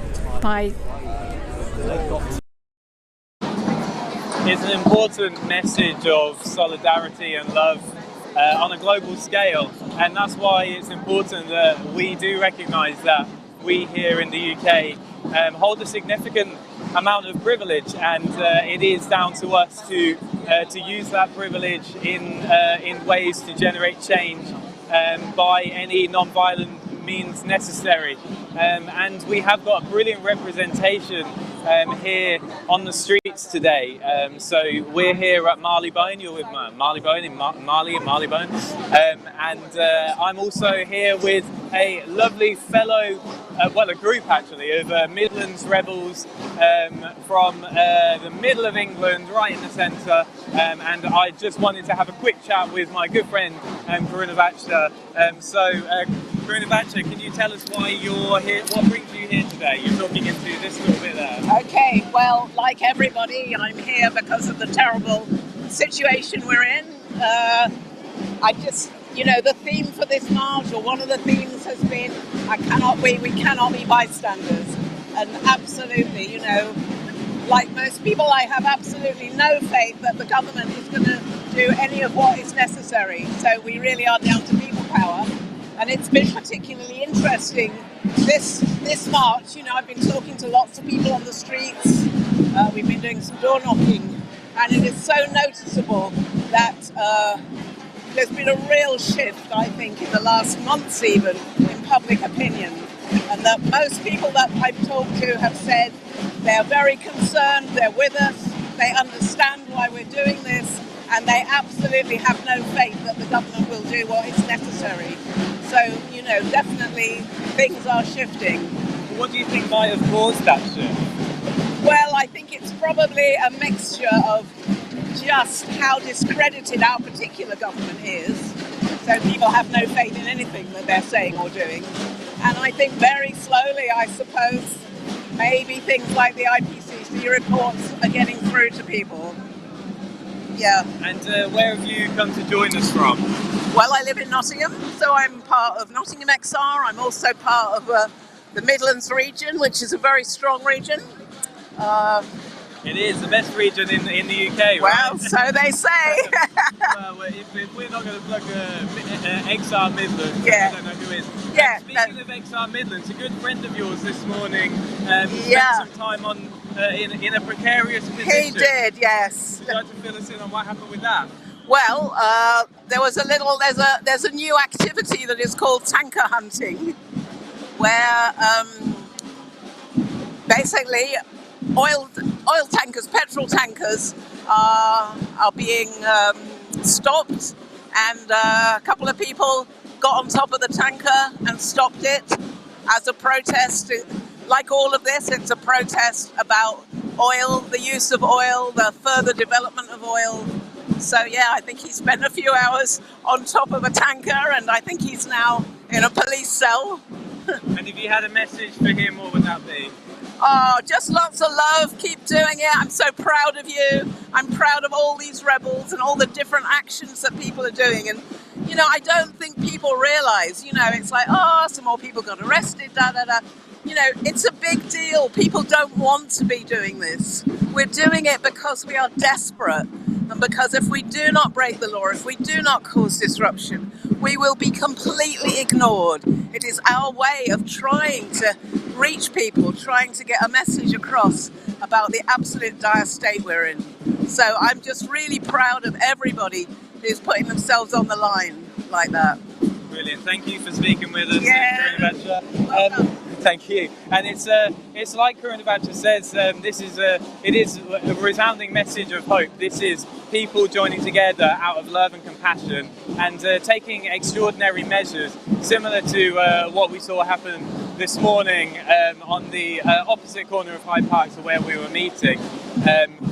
And it's important to note that in stopping fuel tankers, this is not an attack on the working class or an attack on the public. This is a message to the oil tycoons, the big business, and the investment banks that are funding this crisis to say, we are not going to allow this anymore. We are going to take any non-violent means necessary to demand change.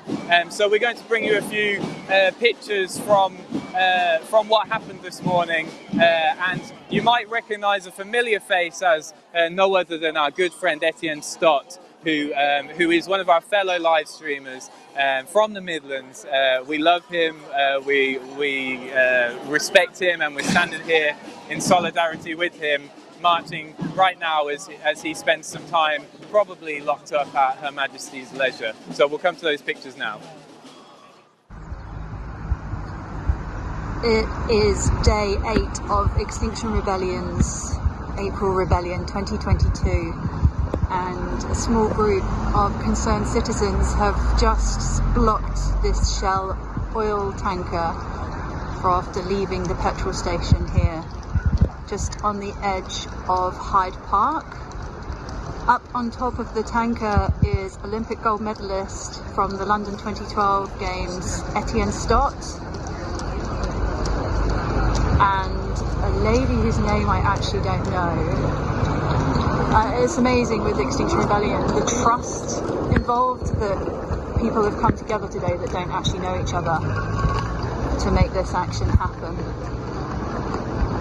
There are 3 people glued on to the wheels at the back, and there's 2 at the front holding a banner. The banner reads, I'll take you along to see it, "End fossil fuels now."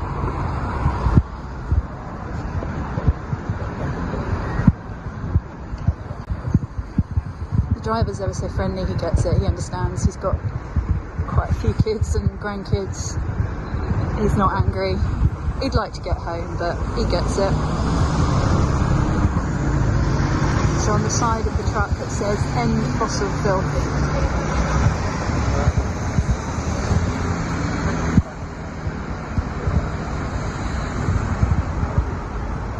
The Ukrainian president said, if we can't end the age of fossil fuels in the face of civilian slaughter and the destruction of our planet, what will it take?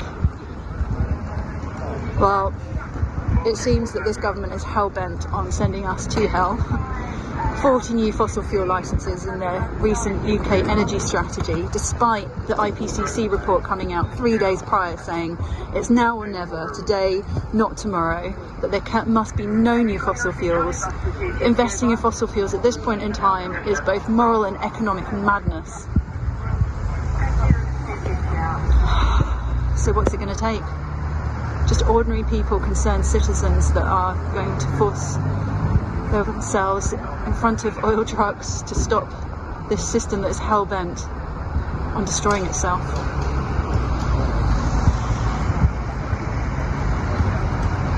This is love in action.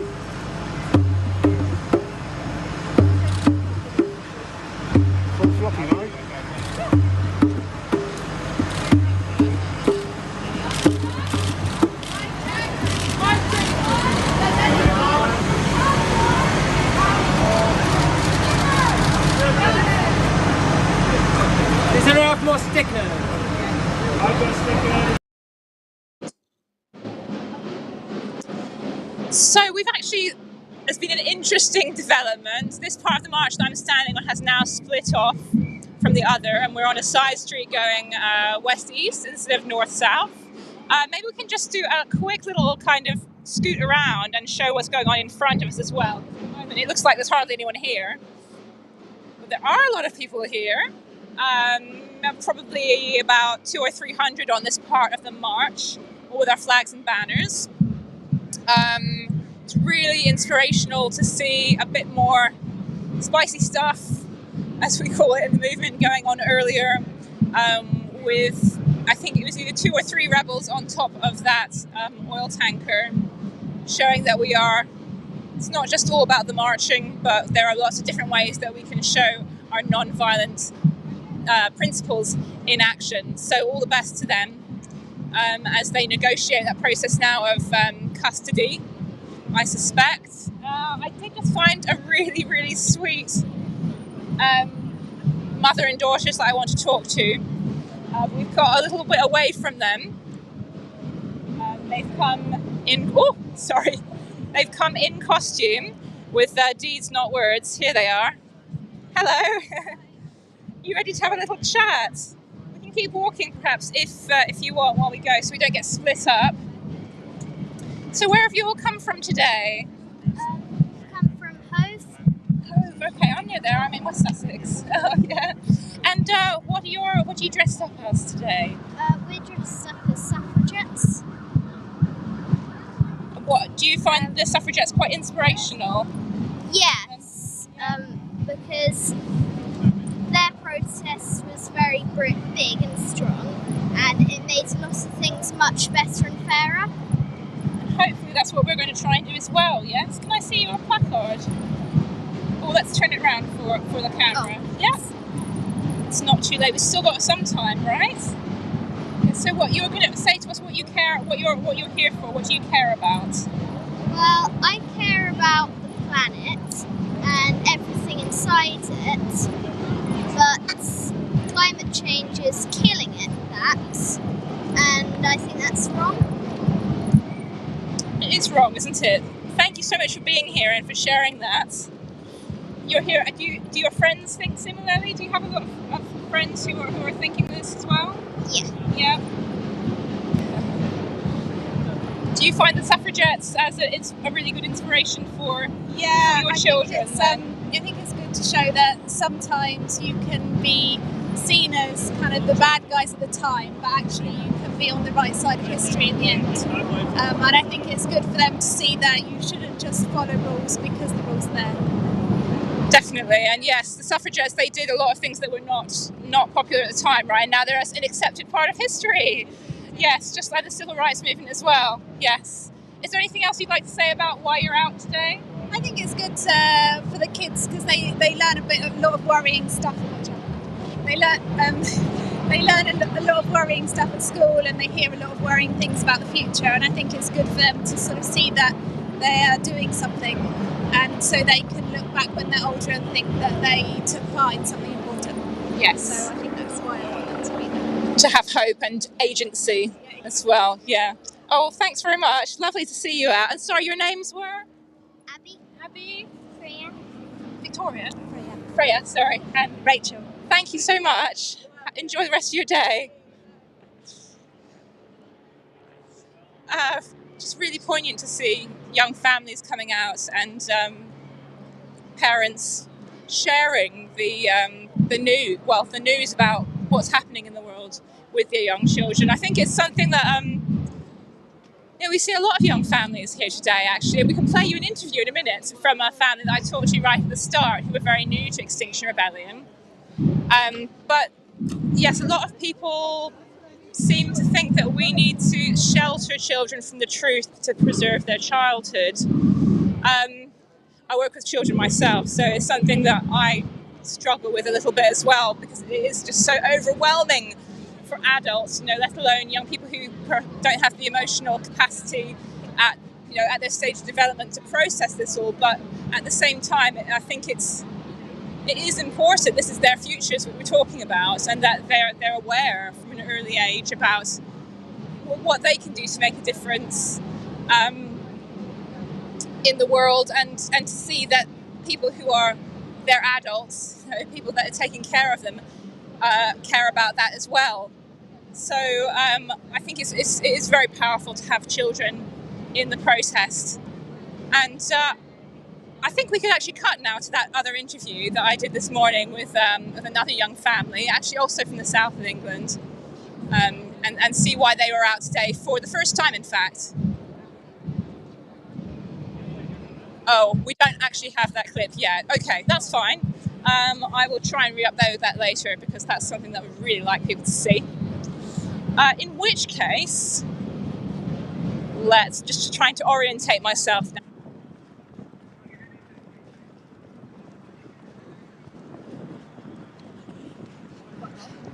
Right, there's a vehicle parked at the junction at Marble Arch. We're all running for it now. I think this is the limousine which is our prayer protest. So it says on top, some rebels underneath.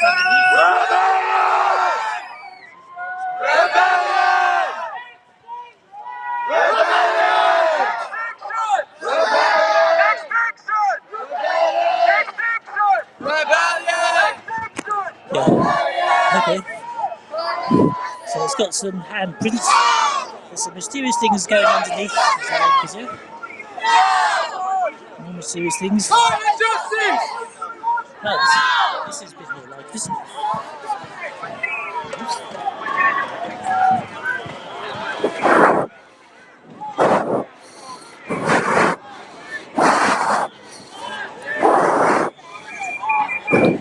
Well, as you should go for a limousine, I think we've definitely got as many of them as we can. There's smoke going on. We're back at Marble Arch after a long walk. Nice one, legend! Fucking nice one! There's a lot of smoke from the public now, so there's a lot of attention. So carry on going round. Okay, I'll carry on walking round. The good thing about spraying handprints, you can do your protest, and since it's your vehicle, I'm guessing it's their vehicle, you can't be fined for criminal damage, which is a brilliant inspiration. More smoke. And in the last rebellion, this was a regular way of protesting. A vehicle was driven into the middle of a junction, protesters locked on, lots of other protesters ran round and sort of filled up space. So this is like I think a nod to that type of protest. Everyone's spraying their hands. It's a very democratic process. I suppose this is an XR limousine, not just some poor passerby who's been mistaken for one. He's making notes, looking on. There's drumming here, there's whistling, more smoke.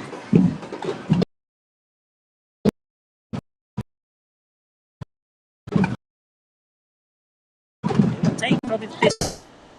Also, being last day of the rebellion, well, it's just going to be a nice walk. And it's sun, nice weather, it'll be a great celebration. So quite, it's not really, just but it's a proper XR thing, competition, rocking onto a vehicle. There's the well-being of people, making sure people inside the car are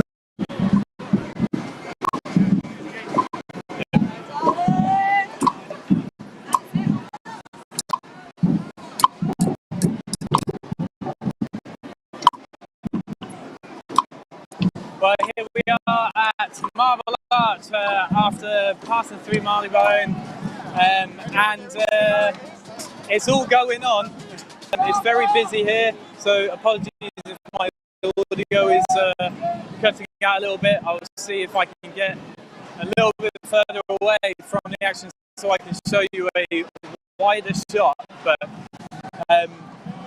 what we've got here is a huge blockade at the corner of Marble Arch. You can see Marble Arch right here over my shoulder. And the blockade is caused by a limousine that has been pulled across with lock-on devices on top, underneath and inside.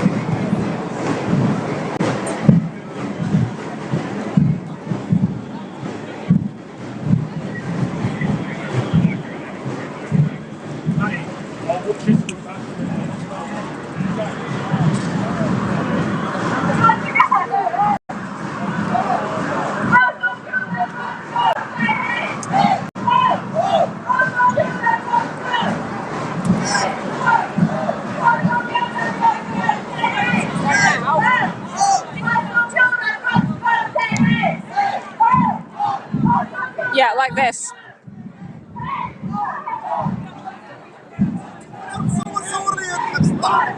Okay, so we've got to Marble Arch, and as you can see, there is something happening that's quite interesting. I'm just trying to figure out exactly what has happened, actually.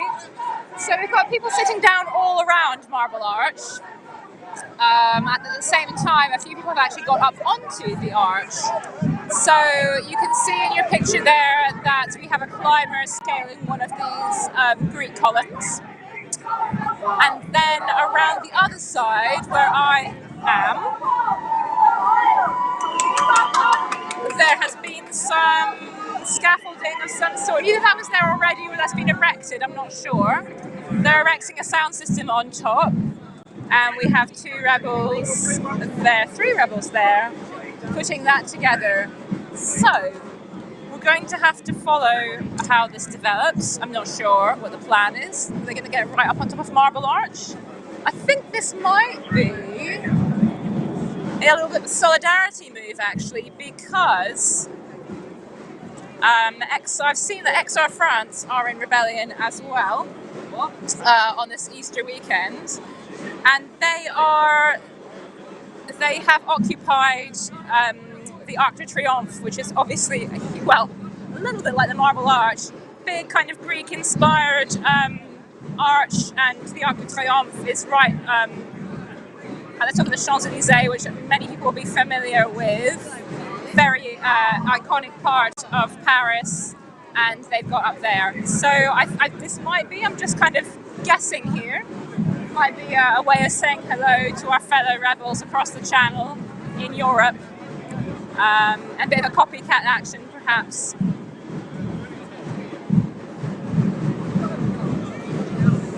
Certainly has given us a place to muster around. We started off at Marble Arch this morning. We're now back there. Tried handing myself And we're back. We're back here, and we'll see. Oh, look. Okay, so we've got some people who are spray painting their hands red and making prints, red-handed prints on the ground. It's chalk paint. It's chalk paint. I've been reminded of that. Thank you, because we're not doing any damage. We are simply putting a symbolic message out there. So spraying ourselves red-handed, saying that we are all red-handed. We're all hypocrites. People come and say that we're hypocrites to us, and we can't deny that. You know, we are caught in this system where we have to live live fossil fuel rich lifestyles, even when you are doing your best to prevent it. It's very, very difficult to totally cut yourself off. So we're all red-handed, but we don't want to be. We want help to transition to a cleaner, greener future, which is more just for all.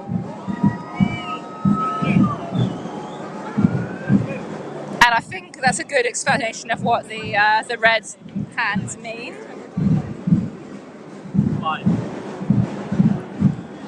Just trying to keep up here with the images because I can't be around all sides of the arch at the same time.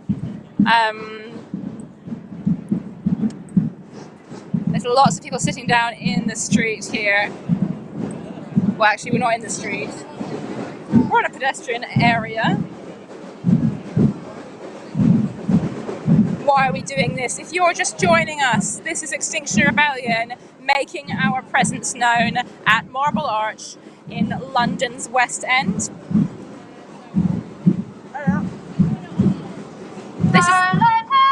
This is a code red for humanity, and we were told that just before COP26 last year that that conference of the parties to prevent further harm from climate change by coming together and finding common ground and making choices about how we transition away from fossil fuels.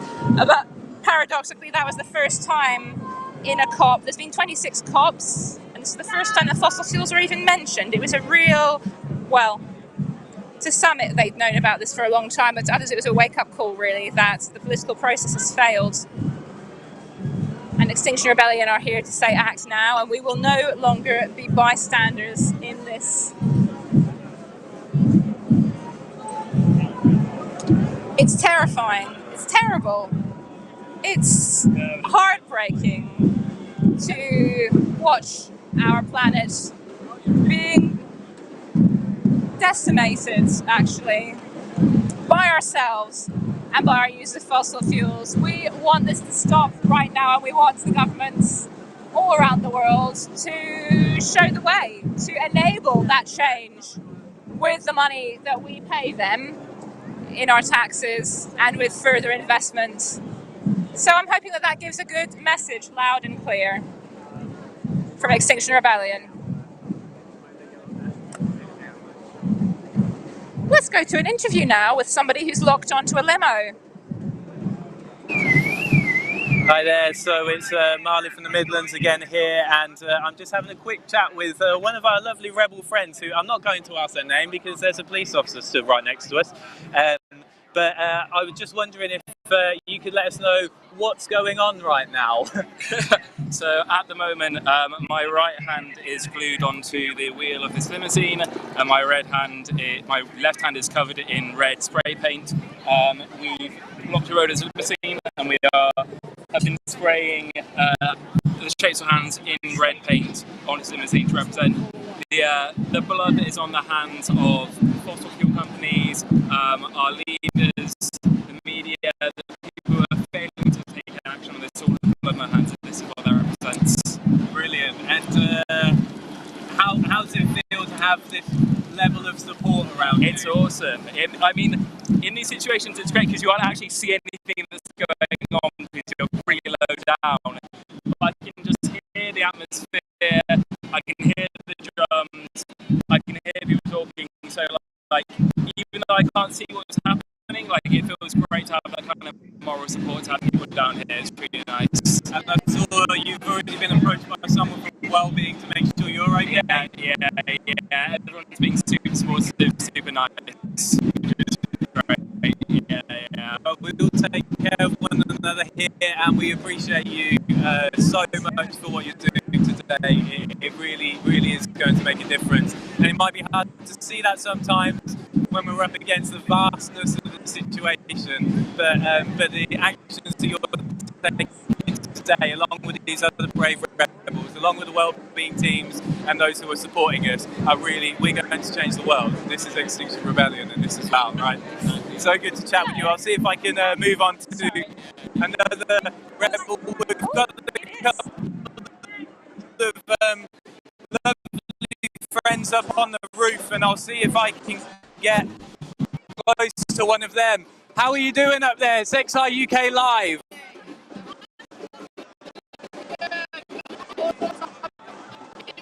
Around us, we're standing up to make a difference. Or sit to make a difference. Exactly. Well, I love and appreciate you for today. It's great to step in and be really to the forefront of attention. Really going to change today. I'm clear. It's really hard to speak with those who are on, and I'll see if I can. Happy to have a chat next UK Live. Happy to have a chat next UK Live. Yeah, I'm with you, don't worry, I'm not some wacko journo. We'll wait for them to come to us. Give me a second. Okay, it's quite hard to squeeze in here, but we've got another rebel here under an umbrella. You came prepared because you knew it was going to be 20 odd degrees out, right? Well, someone gave it to me actually, so that was kind of them. Well, that's even better. That's just people power in motion. So I'm trying to get my camera to actually show you. There we are. But I'm not going to ask your name for obvious reasons, in case you don't want your name to be known. But you let us know what here. Yeah, well, a limousine drove into the front of Marble Arch. The road was blocked, and various of us have now locked onto the limousine and glued onto the limousine. The limousine has been sprayed with red paint, red-handed, and all our and beloveds are now in the roads, and the drummers are here with us. So we have back Marble Arch. It's lovely. And what's the importance of this sort of action? It might seem a bit bewildering to our viewers, but can you explain why we're here taking direct action? Yeah, well, I think it's really to draw attention to the climate emergency, because we're carrying on in the world as if nothing is happening. And as we know from the UN General Secretary's recent speech, we have 3 years. We can't take out any more fossil fuels. We should have stopped taking out fossil fuels 30 years ago. And we're still extracting fossil fuels. So this is our desperate attempt to draw attention to that issue.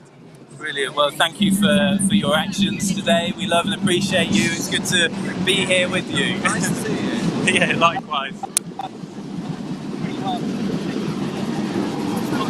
It's all going on at Marble Arch.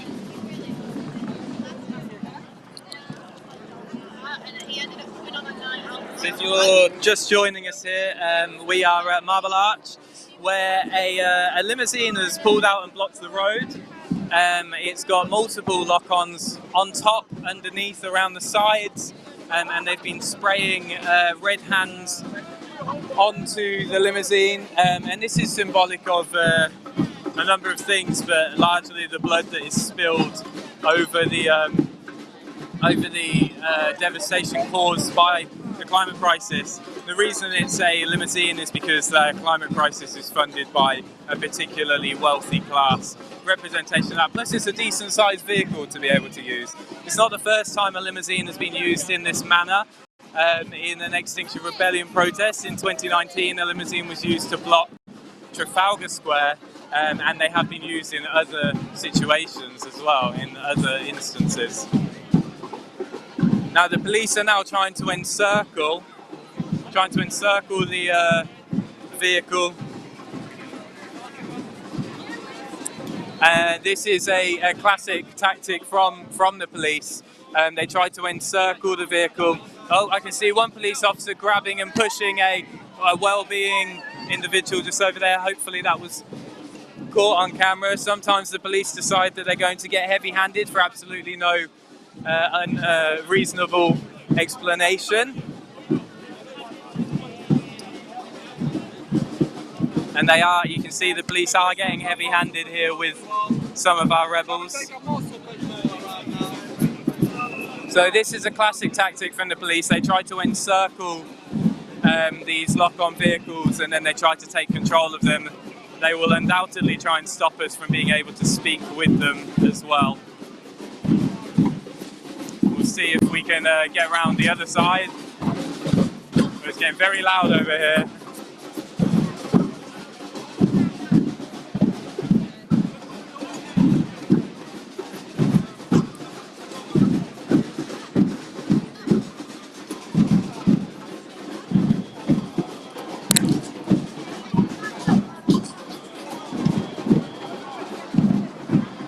Hopefully you can see what's going on right now. The police are trying to move people away. We have also got some rebels who appear to be glued onto the road down here as well. So as the police move in, you might be able to see below here. We've got some rebels who are glued on. The police here are trying to create a cordon around what's going on here. Move back there. And they are trying to move people back, as you can hear. So this is the police encircling our rebels. This is a technique that's often called kettling, where they don't allow the rebels the opportunity to move. They certainly haven't been asked to move, but the police are coming in here, and I'm just going to move away from this conversation between a protest liaison officer and the police. The reason for that is because I don't want the police to have a broadcast of whatever they might or might not be saying to our rebel friends here. But they've still not quite managed to create an encirclement. There's still quite a reasonable gap around this side. It's unusual. They normally try and come in as quickly as they can. But clearly they are struggling to do so.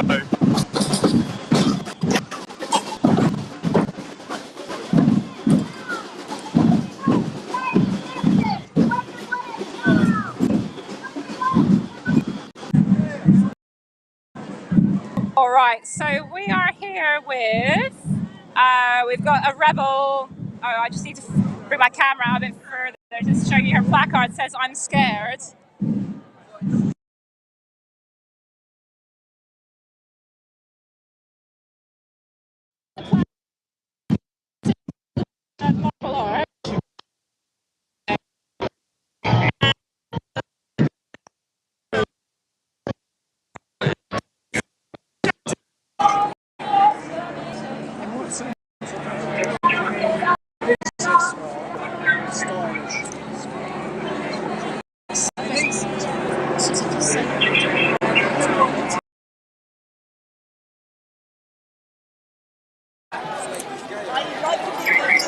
You can see here we're at the front of the limousine. The police are now trying to close their encirclement. They're not happy with us us offering well-being and love and support to our rebel friends here. The police want to try and cut that off, try and grind us down. But we're Extinction Rebellion and we will not be beaten.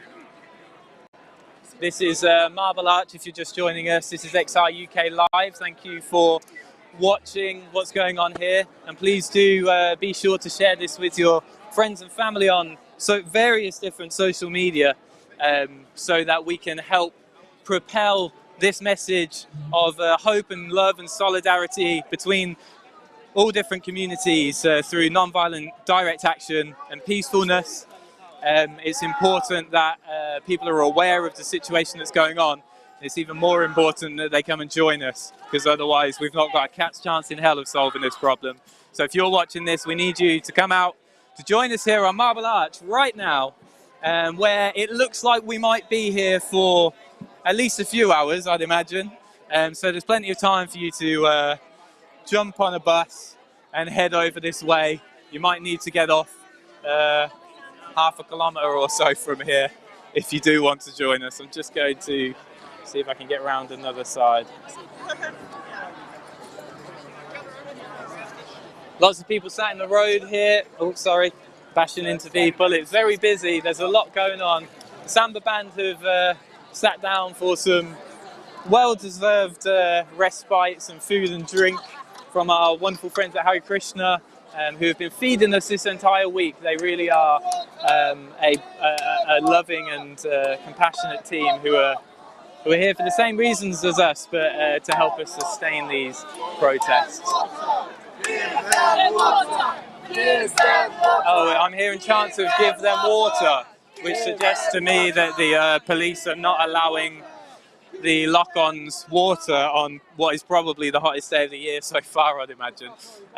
It's extremely warm out here today, and we've got lots of people laying on tarmac, and it appears the police are refusing to allow us to give them water. We provide a well-being team to make sure that people are taken care of in any instance, and often the police create a barrier between us and those who are locked on, which is often responded to with cries of "we're non-violent, how about you?" or "who do you protect, who do you serve?"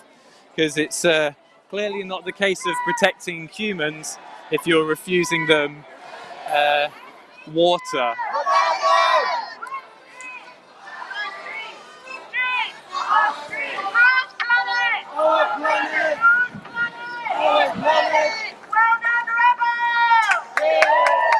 You can hear lots of chants going on here.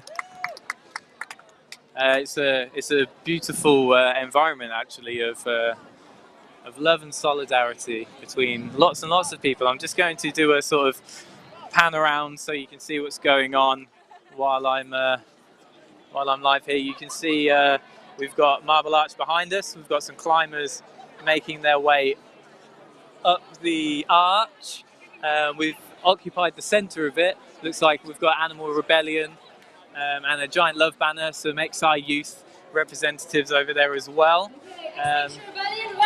Oh, and we've got someone giving a speech, so we'll see if we can Because for many of us, hear that. This was a home for an entire week and more in 2019 when Extinction Rebellion took London, so welcome back home! I can't actually see the speaker, but I can certainly hear them. To these amazing climbers who took the Marble Arch, and to those amazing people in the middle with a sound system, if I'm right, and a megaphone. Big hand to them! It's absolutely essential that we all know our place in this situation right now. It is really important that we use what we learned in the previous 8 days. Do we know what this means? Sit down, yeah. So if you see this sign, make sure you sit down immediately. It's really important. And we are going to stay here. We are going to hold this location, and we are going to claim it back. It is our historical place. It is going to continue to be our historical place of winning. Rather than Extinction Rebellion, extinction, extinction, extinction, extinction.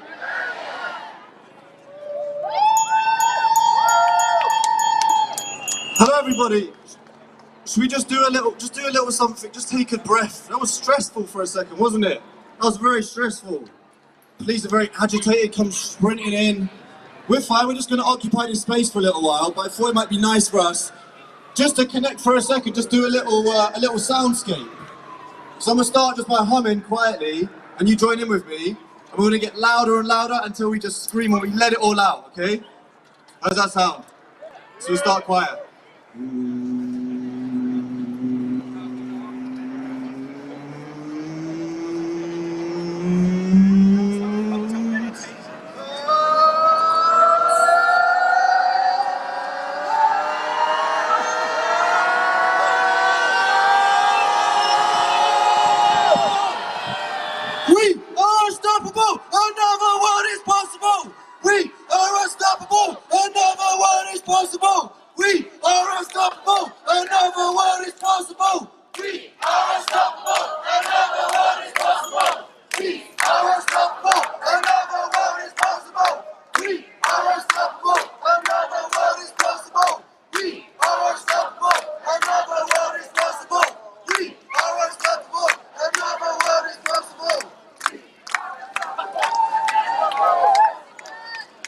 That was beautiful. Just want to do something for a second, just for us to like come together, because we're going to be in this space for as long as we can be, really. And we've got some cool stuff coming up. Again, like massive applause to these guys who have managed to get on top of that scaffold there under the arch.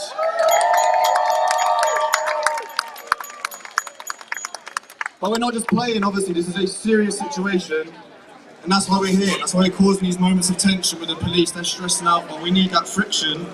This is what non-violent direct action is about. We need that tension for a moment to force a conversation into the public consciousness. And we've done this before, we're well rehearsed at it now, and we're going to do that again this time.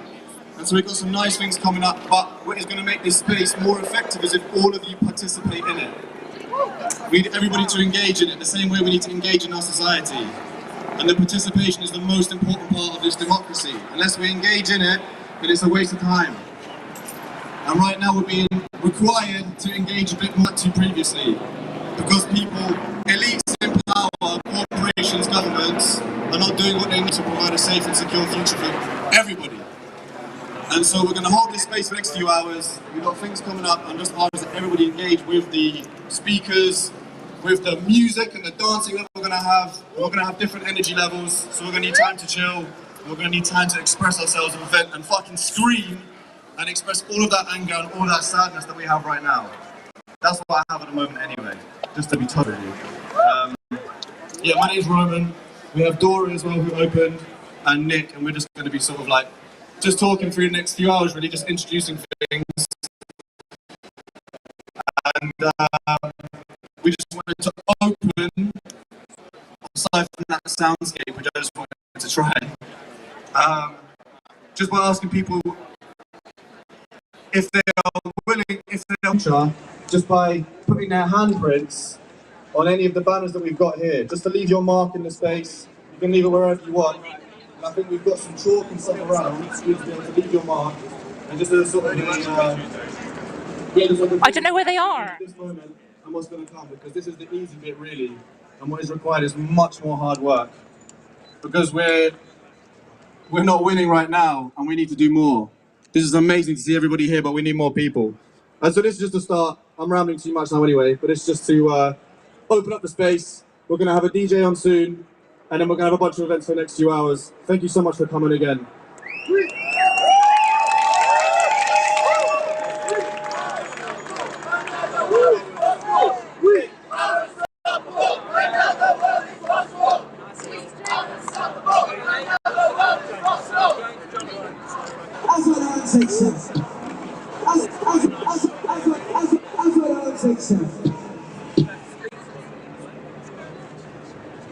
As Roman said, because everybody's participation is important, we include children in that, and there is a wonderful little children's area in this section right next to me, where I speak.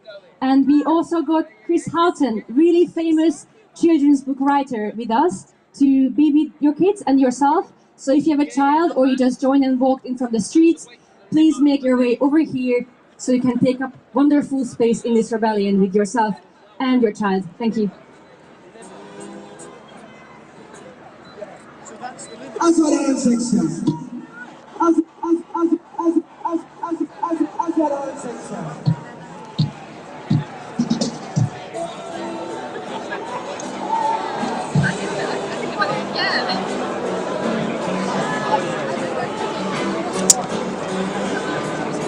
Things are becoming more mellow here, I think, after some quite tense moments. We had somebody just scuffle, some police scuffle just took people away, or one person away, couldn't quite see. That was a bit exciting. People have been spray painting their hands with chalk spray, and I explained a bit before about the red-handed motif, showing that we're all complicit in this, but we can all change it too. It's going to take every one of us, and every part of every one of us, as we say in Extinction Rebellion.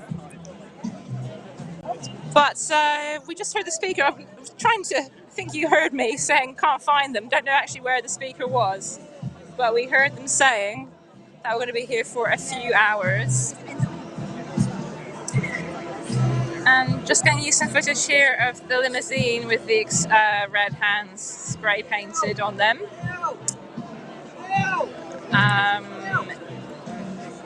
you're just joining us and wondering what on earth is going on, this is Extinction Rebellion, and there's probably at least 1,000 people here blocking Marble Arch. We're sitting down in the streets, people are sitting inside the limousine, people are sitting on top of the limousine. I presume they've got two of their hands, or so one hand each, in what we call a lock-on, which means that you are locking into, yes they do, there we go, there's a tube that's covered by a green flag, you put your hand inside and you chain yourself in. And the idea being, for people who aren't aware, this makes it harder to be removed from this place. Excuse me, sorry, excuse me. Just having a little peek here. What's going on? Got an interesting kind of wobbly police line around this. Some people inside the cordon, they're there for the long haul. A gentleman there with an umbrella just to kind of keep him shaded. And let's see, I do actually have a very long microphone lead here, not gonna lie. So we might be able to get some interviews in a minute if I can be clever about it. And talk to people who are within this cordon. In fact, let's just try and do that now.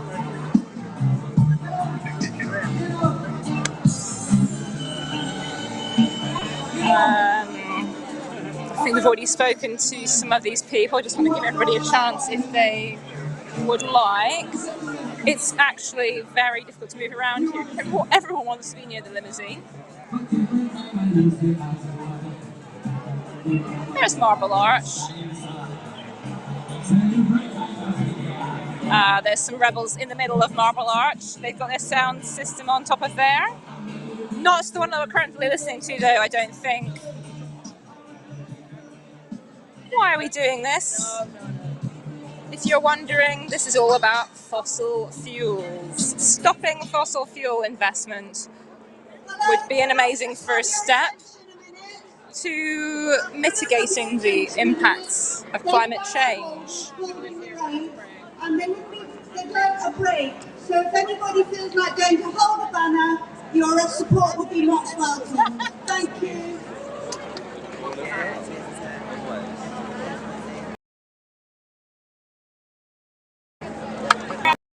I know somebody around that we're just going to go and see if we can have a talk to actually before maybe I've just seen a lot of doctors, so I'd love to talk to them. But first I just want to go say hello to somebody who's putting in a lot of work today. Hello there.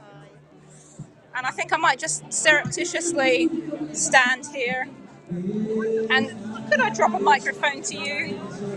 I could. There you go. Hello. Hello.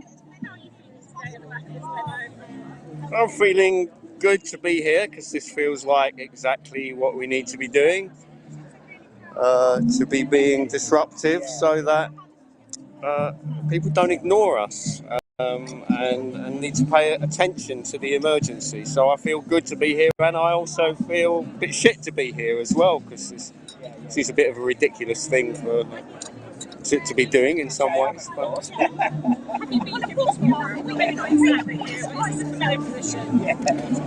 yeah, it's the first time I've had my hand glued to the floor, but it does feel a familiar position to be sitting in the road waiting to be arrested, yeah. And I was here on this very junction, however long ago it was, 3 years ago.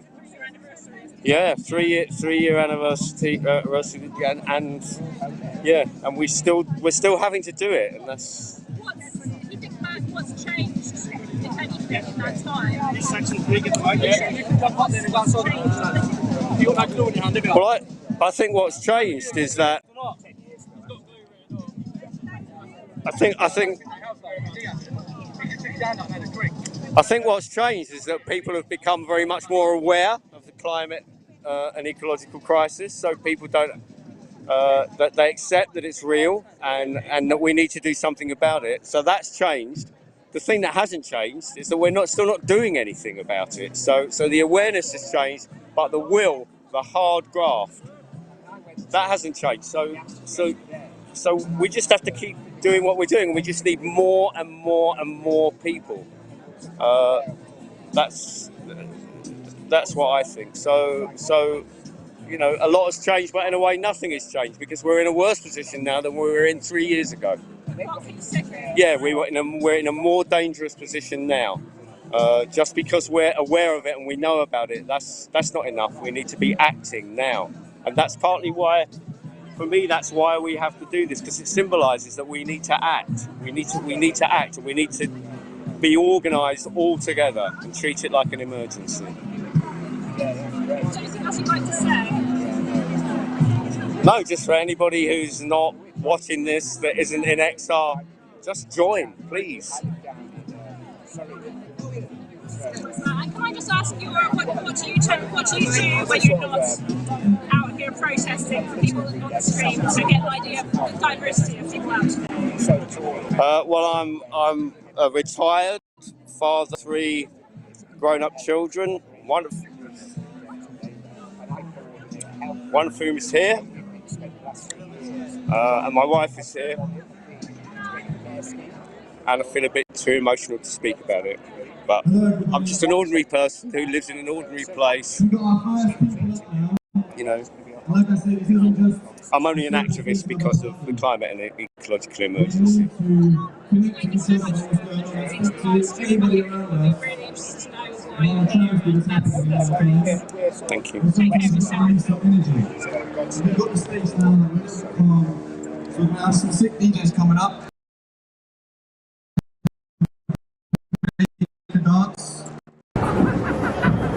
Okay, you're joining us from Marble Arch. We've got some climbers. They're putting up a banner across here, I think, going up the arch. Just had the police actually swamp. They jumped on somebody down here, completely threw them to the ground and arrested them. I hope they're all right. They were just standing on the corner over there. Let's go and have a look over here where we've got a limousine that pulled up earlier. Very posh for Extinction Rebellion. We had a limo that came along that people got locked onto. Let's have a quick look. So people are on top of the limo, inside the limo, around the wheel arches. I'll try and go around and get you a bit of footage. Very crap. Excuse me please, can I just squeeze through? Thank you. So you can see that people are locked on down here. See if we can talk with one of them. It's a bit noisy with the sound behind us, but we might be able to get an interview. Excuse me, can I squeeze in? Thank you. So, yeah, lots of police are now surrounding the limo, where people are glued and locked on. The limo's now been thoroughly stickered as well. So this was at the end of the march, where... Step back for me, please. Yeah, certainly, I'm listening. Police are now trying to put in a cordon around the people that are being glued and locked on. So, am I alright to film here? You're allowed to film here. Thank you. Just checking with the police persons. Good to keep communication. I'm going to go up this way. Can I squeeze this way, please, sir? Excuse me. Thank you. Get a bit of a view through here. You can see this black limo pulled up at Marble Arch, pulled across the road, and then rebels swarmed on and glued onto it. We've been waiting. There's another act of civil disobedience, disrupting the traffic at Marble Arch Junction. So if you are in the area trying to drive, try and go a different way.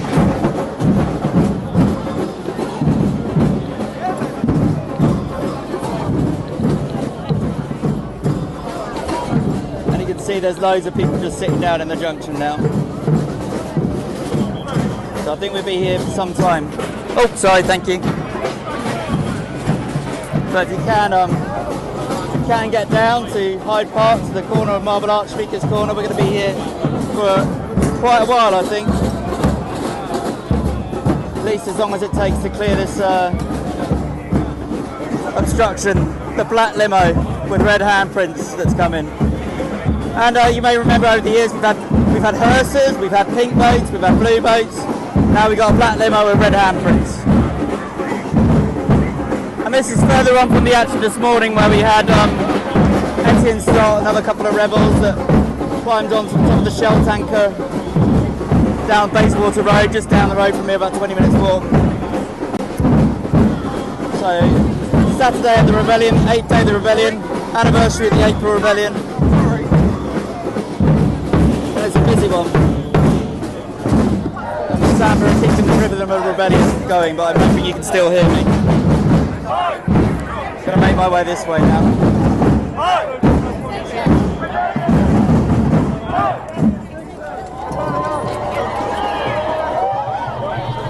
Yeah, lots of people just sitting down in the road, taking civil disobedience as their right to protest, which the government wants to stop. And we'll just scoot round here and see if we can find somebody to talk to, perhaps, although it's a bit crowded, as you'd expect, on Saturday of the Rebellion. That it's a sit-down protest. Oh yeah, and there were the climbers over on the Marble Arch itself. I think they're looking to put up a banner, but they're on the scaffolding there as well. They're putting some ropes on, possibly to climb up, so we can check in with them a bit later and see if that's still going on.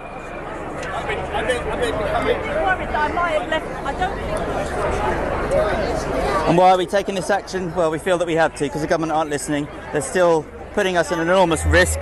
People in the global south are dying right now. The crisis is here right now. It's not something that's going to hit by 2050. Sorry, my camera's going awry. The crisis is here right now, affecting people, impacting people. Floods in Bangladesh, wildfires around the world. Food shortages being caused by climate change. It's happening right now, and the government wants to open up more oil and gas fields. It's even considering fracking. Emissions are still going up. They want a climate pass to do stuff. Excuse me, may I just nip through? Sorry, thank you. Hiya, I'm James from Extinction Rebellion live stream. Would you like to say a few words for the camera? Yeah, sure. If I just hold this here, or you can hold it and then say it. I'm a bit shaky, sorry. Yeah, no worries, no worries. Yeah, go for it. Yeah. Well, thank you for everyone for the support first. It's amazing. It's a bit... it's quite scary being here. Yeah, I can imagine. It doesn't look the most comfortable place to be, but thank you for what you're doing. No, but it's amazing being surrounded by so much love and knowing that so many people care about this planet, and we haven't been listened to. We've tried everything. The amount of protests I've walked on, the marches, the banners, the petitions, everything I've tried. And this is where it's come to. Having to lock yourself to a limousine outside Marble Arch, disrupting the traffic. Civil disobedience, we know it works, yeah? We know it works. Yeah. Boris, if you're listening, this is the last thing I can think of doing. And if you're not listening now, I don't know what's going to happen to this planet. We need to change. Fossil fuels, it's the easiest thing to change. Stop the subsidies. Subsidise plant-based food systems, subsidise wind power.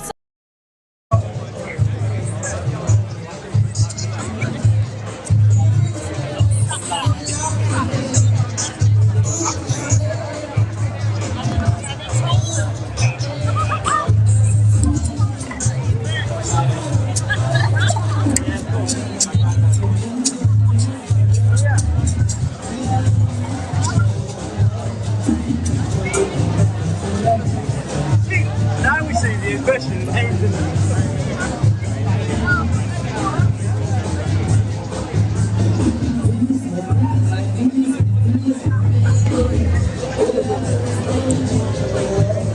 There's still a rebel up here trying to ascend one of the columns on Marble Arch. And there's equally another rebel on the other side. And they've got some kind of a rope extended between the two. I think perhaps they've been trying to put up a big banner, but haven't quite yet been successful.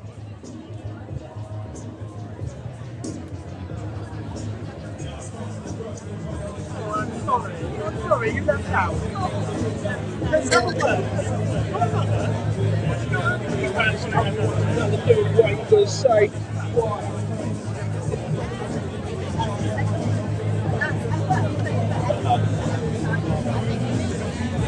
The difference between the genders isn't eliminated.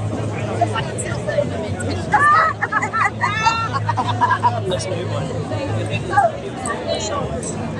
They're also rebels sitting around the backside of Marble Arch. So you can see ping pong games are still going on here.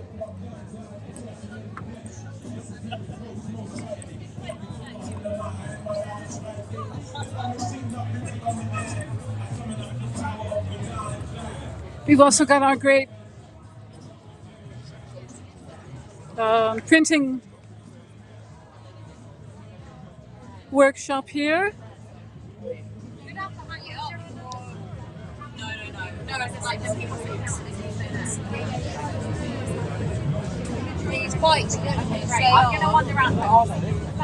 The sound is absolutely deafening here. There's some music being played. You can hardly hear yourself think.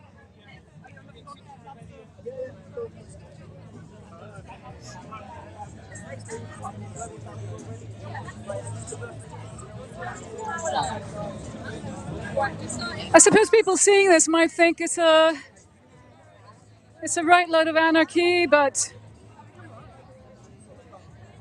when I see it, I see true rebellion against the toxic system that we've come to live in. And what better place for it to take place than at Marble Arch at the very end of Oxford Street, basically a consumer temple street where all the excesses of our society are laid bare. Lots of people have been showing interest, nevertheless, as we go down Oxford Street all this week in what we're doing. Surely not everyone will come with us, but I think we've helped to raise awareness quite a lot this week about what needs to be done.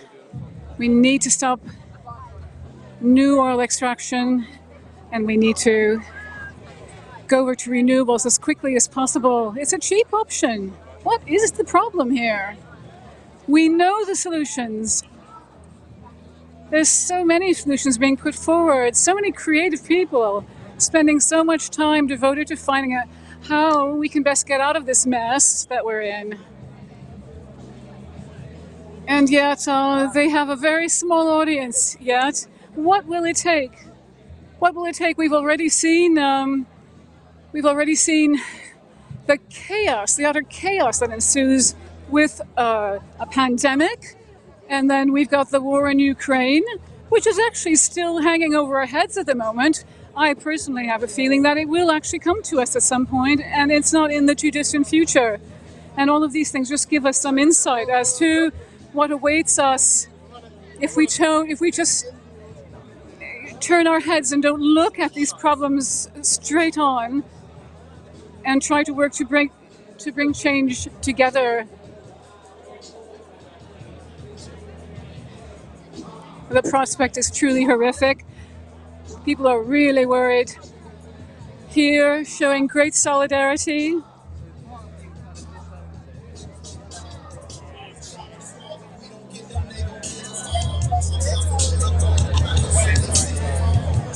So we're basically, I don't know if anyone's ever seen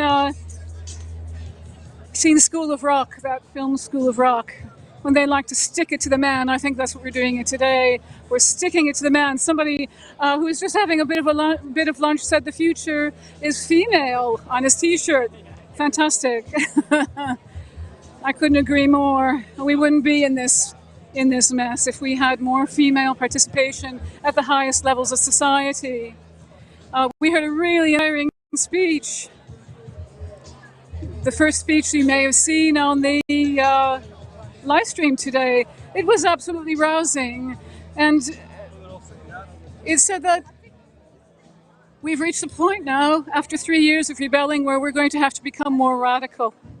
And I couldn't agree more with that. It's going to take radical transformation, green revolution of our society to be able to live into the next few decades without seeing the kinds of terrible consequences, mass starvation and refugee crises around the world. So let's do it. Let's up the ante. Not everyone will want to take that route. Some people say, Oh, well, I don't really like what you're saying. You have to say it in a way that I like. I know someone like that in my own family. You're not saying it the right way. You gotta say it this way, otherwise I'm not listening. Well, I'm afraid we have to say it what the truth is. We have to say the truth, what the science tells us. And that's what we're doing today.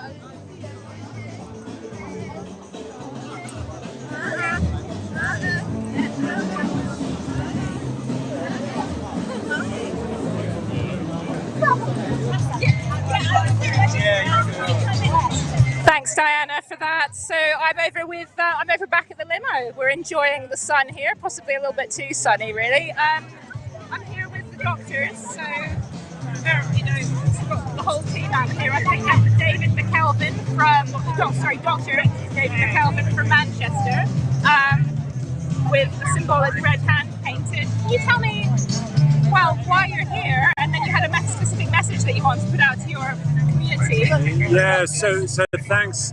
You know, I'm a GP. I work in Manchester area, but I've also worked abroad in Tanzania, and really concerned about the climate crisis and how it's affecting the health of everybody. I was talking to one of our colleagues who was recently working in Sudan, drilling boreholes for water, and she was saying that it's become increasingly difficult to get to the water under the ground because they have to go deeper and deeper these days, and that's becoming increasingly an issue. So this is happening now. The climate crisis is happening now, and it's not. We know that it's happening in Canada, in Germany, floods and on. So it's coming, and indeed it's here now. So this is the major public health crisis that we're facing in our time, and I can't not be here. In the General Medical Council duties of a doctor, it says that we have a duty to respond, to protect the health of our public and our patients. So it is our duty as doctors to be here. And that's why I'm here with my colleagues, doctors, nurses, physios, OTs. We're here and we are saying this is our duty to be here. So really, I'm just wondering, where are all my colleagues? Where are all the other people? I mean, there's 1.2 million people work in the NHS? Why are they not here? What is that? What's holding them back? Why are they hiding behind busyness and everything else when we know that this is the major health issue that's facing us and facing our children in the future? So I'm calling out to the guys there, perhaps watching it, doctors, nurses, physios, OTs, come and join us, because we can make an impact within our communities and others, but we have to turn on where the government's taking us down the wrong road. We have to push at that level as well as at our all organisation level. We have to push at government level. We need to be here with the voice of medicine saying healthcare is this big crisis. So that's why I'm here and why I'm calling out to other medics and healthcare workers. Just get on, join us, because we'd love to meet you, because we've got such a great gang that we're here with together today. So grateful for all of you for coming and using your professional background in this way. But it's actually your professional body, I can't remember exactly what it's called, is out in favour of this. Well, not necessarily in favour of Extinction Rebellion, but they're taking the climate ecological emergency seriously, aren't they? Yes. The British Medical Journal just published that it's up to us, it's up to medics to put it at the forefront of public agenda and government agenda. But this absolutely international health crisis. And I agree with David, why are we not all here? We work on science. Every day we make decisions based on science, on evidence, on data. Yet this is somehow some evidence and science that they want to ignore, that it's really easy to just push under the carpet. This is real evidence and data that 99% of people in healthcare don't want to do anything about. So just picking up on what Olivia was saying there, is that, and you mentioned about what organisations are doing. So the NHS has got a green plan, which is absolutely brilliant, yeah? They're going to be carbon neutral by 2040, and for the supply chain by 2045. That's the aspiration. And they are working hard on it. Not terribly well funded and so on, but it is working and it is happening. So that's at an organisation level. But we know that if we as individuals are doing our bit, and we're working hard in our organisations, if we are not pushing at government level, then we're never, ever going to get there. unless the government stops investing in new fossil fuels, we are stuffed. If I can use that French. Yeah. So we are here as doctors and nurses. We're not saying that we're any better than any of the other rebels. We are just here as human beings. We are here, trying to, say that we are superstars or anything like that. In fact, we really feel quite embarrassed at times. But we are here saying this is our voice. We are bringing it to the party because we've got to say the crisis is so big. We've got to get that message out there. Hey, prepared. Yeah. Thank you very much. Yes, I think everybody has something to bring, don't they? All their professional experiences, and from the doctors, it's so there's no life without health. So thank you very much. Kind of just about the symbolism of the red hands. People might be wondering on the live stream if they've just joined us. Yeah, so you can see I've got red hand paint, and this is from where we put our hand on the road or on this car here. You can see this handprint there. You spray over that to show we stand by this action, we stand by this, and we are prepared to be red-handed. This is this lovely thing about non-violent direct action that we do. So we are not outside the law. What we are doing here is inside the law. We break the law to heighten the tension, to heighten the crisis, to bring a voice, to create a space in which we talk. But what we're saying is arrest us. We are ready to stand up against the law, what the law wants to bring against us for bringing this crisis. So we're not outside the law, we are inside the law, and we are bringing the law and bringing this to the attention of everybody, really. So, yeah, I'm caught red-handed. Thank you to all of you. That's really inspiring words, and hopefully the viewers agree. See you later.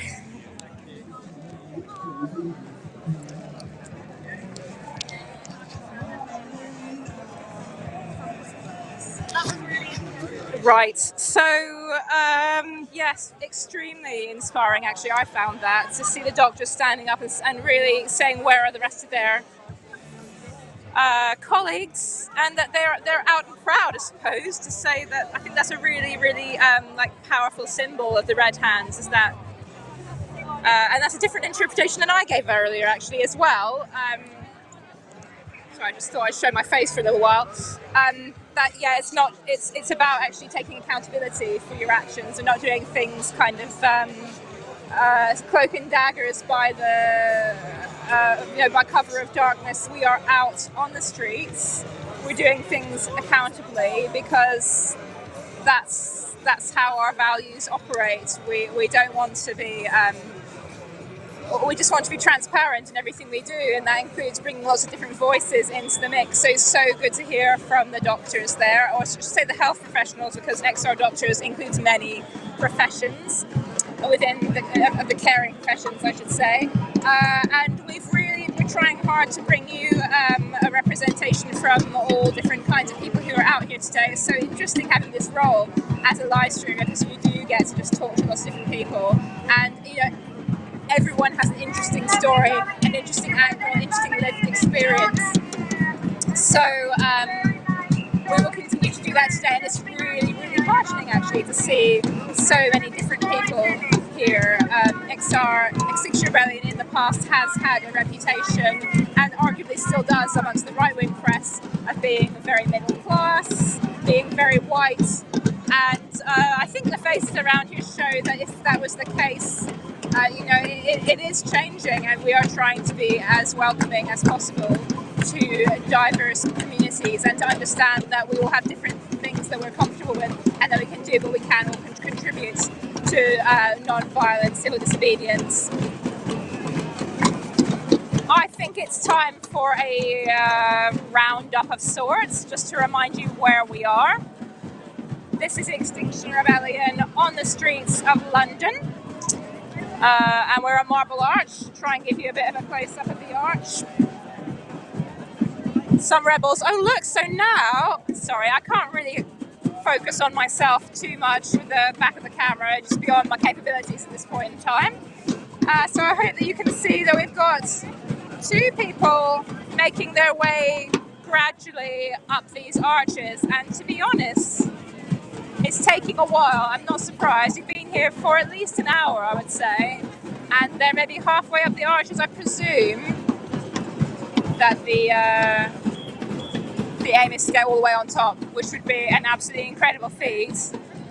We're not doing this just to vandalise, we're doing it for lols or for kicks, you know. This is a way that we want to get noticed. Yes, we do want to get noticed by the media. Yes, we do want to get noticed by government and by influencers, because this is the way that we are going to create more and more awareness of the climate and ecological emergency and of the change that we need. And our message, of course, this rebellion is to end fossil fuels. End them now. Stop all new fossil fuel licenses. Put simply, we don't need them. We can afford a green transition. And the quicker we do it, the more lives we'll save. It's really that simple. People are dying right now in the global south from famine, from air pollution, from flooding, from crop failure. It is going to hit these shores. We're seeing in the Ukraine what can happen when we have crises of power. And I'm afraid to say that when food becomes scarce, we might very quickly become vulnerable to being in positions where we have climate refugees. In this country, we have a really shocking level of support actually for British farmers, for our food supply. We've seen that throughout the whole saga of Brexit, where we've broken away from the EU, but we're not supporting farmers in the way that we should, especially agroecological farmers. That means ways of working on the land that are not using pesticides, not using fertilizers that are derived from fossil fuels. These methods do exist, and they're actually really successful in making healthy food for communities, but they're not being given the subsidies that are required to get this off the ground. This is just yet another part of the puzzle which needs more funding, and it's just not being taken seriously at the moment.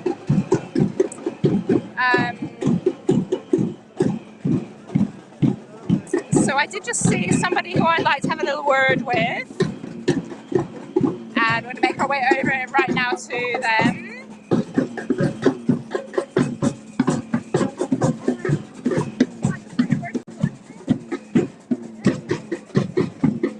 Okay, so we're just going to, let's move over in that case. Let's go over here. Can I just check whether I'm still live?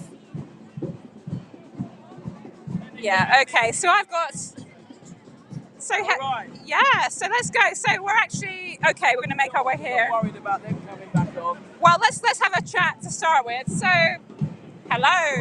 You're on the live stream. Sometimes you've been live streaming before, but now you're in front of the camera. Would you like to introduce yourself? Yeah, my name's Robin. I'm a black activist. I'm part of Extinction Rebellion, XR Unified, which is a black, indigenous and people of colours group within XR. That's it. Oh, and Samba drummer. Samba drummer as well, yeah. So, what's the history of XR Unify? Because that's a fairly new movement, am I right? Yeah. Movement within movement. Yeah. We were lucky, we got a bit of money, and that money said anyone who's black, indigenous or people of colour can get some assistance in telling the climate crisis to our communities in the way that we see fit. Because nobody knows us better than us, you know what I mean? That's it, really. And what's that journey been like? How have you found it trying to raise more awareness of XR amongst people of colour? It's been hard, but COP26 made it easier, because the 1.5 to survive campaign is the one for the West Indies. We know we're going to exceed it because that's what they've agreed to. Murder on a mass scale, and I'm finding that at least the Afro-Caribbean community are far more awake. The Turkish community started waking up a little bit because they've had mass fires out there, which has ravaged their beekeeping and honey region. So yeah, it's starting to flow now, principally because of COP, and people realising, especially if you're here, the countries of your origin, where your parents or your grandparents may come from, Bangladesh is gone. You know, with this kind of, the African continent, maybe half the population is going to have to move. So like, I think the message is getting through, but it's about onboarding them into XR and realising we're part of the answer. Part of it, not total, but part of it. So the message of it's happening now, which is something you were saying in this rebellion, really, really strong amongst these communities. I've never seen so many people of colour here. And so you've got your normal people that I would recognise who are part of XR, but members of the public coming up to us and saying, keep going, we know what you're doing, keep going, keep fighting. It's been like that the whole week. It's been like that the whole week. Really been blown away by the public, especially the BIPOC public. That is amazing. It's about time too, and amazing.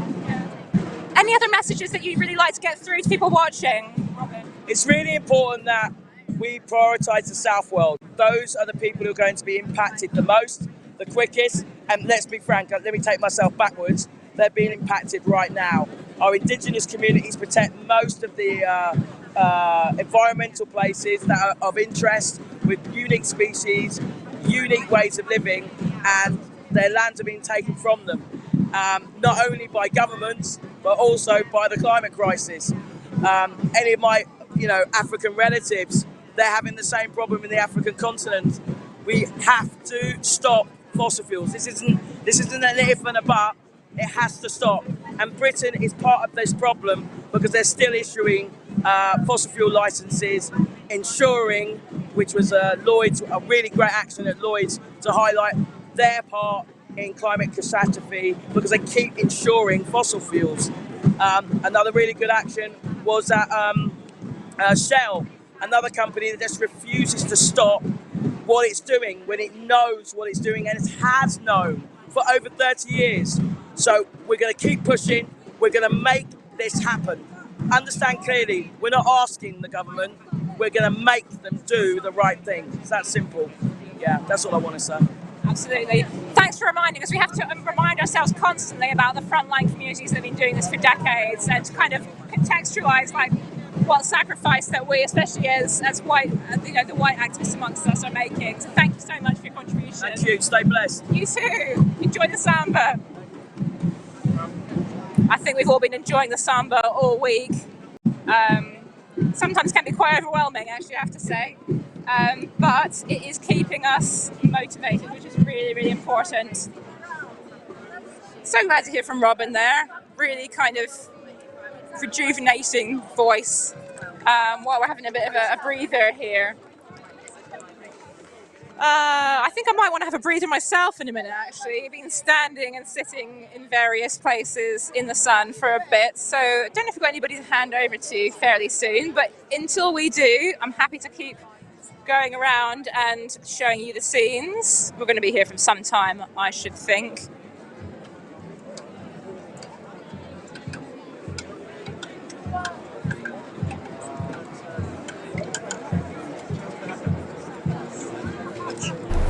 And so we're going to hold this space for the next few hours. We've got things coming up. I'm just asking everybody engage with the speakers, with the music and the dancing that we're going to have. And we're going to have different energy levels. So we're going to need time to chill. We're going to need time to express ourselves and vent and fucking scream and express all of that anger, all that sadness that we have right now. That's what I have at the moment anyway, just to be totally honest with you. Yeah, my name's Roman. We have Dora as well who opened, and Nick, and we're just going to be sort of like just talking through the next few hours, really just introducing things. And we just wanted to open, aside from that soundscape, we just wanted to try. Just by asking people if they are willing, if they are wanting to, just to start by kind of setting off this this act of participation in this event and in the future, just by putting their handprints on any of the banners that we've got here. Just to leave your mark in the space, you can leave it wherever you want. And I think we've got some chalk and stuff around, so you can be able to leave your mark. And just as sort of a, it's like a physical act to engage. What are your demands? Why are you here? Just stop oil.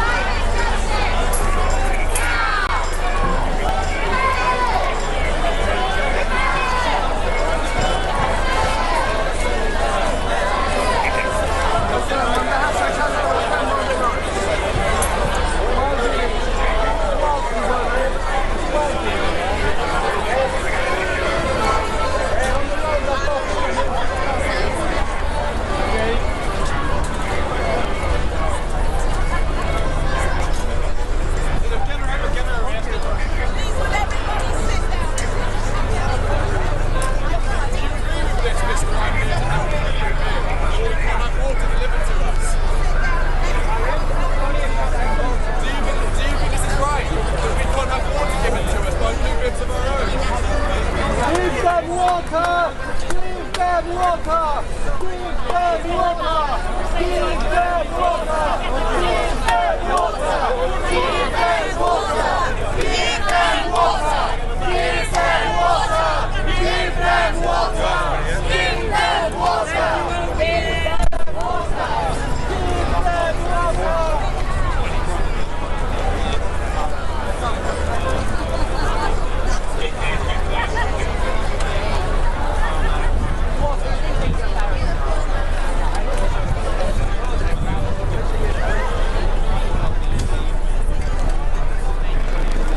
It comes sprinting in. We're fine, we're just going to occupy this space for a little while, but I thought it might be nice for us just to connect for a second, just do a little soundscape. So I'm going to start just by humming quietly, and you join in with me, and we're going to get louder and louder until we just scream and let it all out, okay? How does that sound? So we start quiet.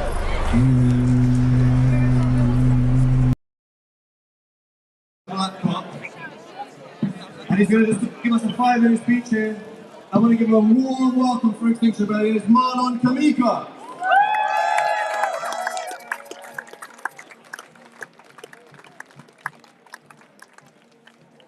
The Chartist movement, the suffragettes, the Bristol bus boycott, Nelson Mandela, Marsha P. Johnson, and Fred Hampton. What do these individuals and movements have in common? Well, at the time, they were largely attacked by both the mainstream media and the government, whereas now they're largely celebrated across the world. And one day, you will be too. Never forget that you are all on the right side of history. But let's not forget, history does not repeat itself, it rhymes. Therefore, we know this corrupt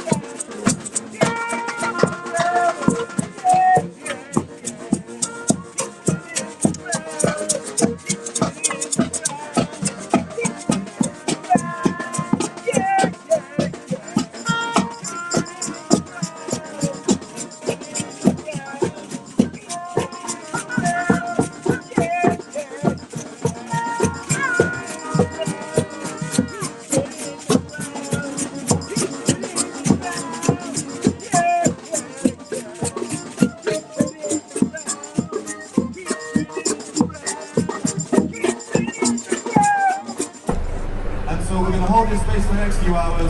We've got things coming up. I'm just asking everybody engage with the speakers, with the music and the dancing that we're going to have. And we're going to have different energy levels. So we're going to need time to chill. We're going to need time to express ourselves and vent and fucking scream and express all of that anger, all that sadness that we have right now. That's what I have at the moment anyway, just to be totally honest with you. Yeah, my name's Roman. We have Dora as well who opened, and Nick, and we're just going to be sort of like just talking through the next few hours, really just introducing things, and we just wanted to open, aside from that soundscape, we just wanted to try just by asking people if they are willing, if they are wanting to, just to start by kind of setting off this this act of participation in this event and in the future, just by putting their handprints on any of the banners that we've got here, just to leave your mark in the space. You can leave it wherever you want, and I think we've got some chalk and stuff around, so you can be able to leave your mark, and just again, it's like a physical act to engage.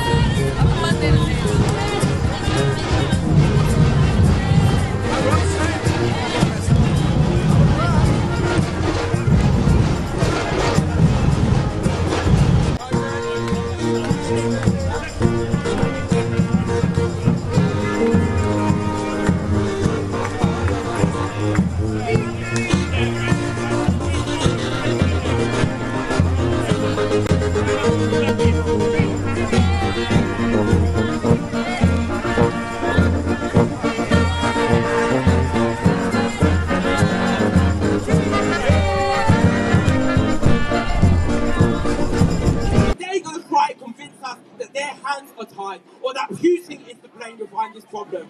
The problem is the Conservative Party. The problem is the Labour Party.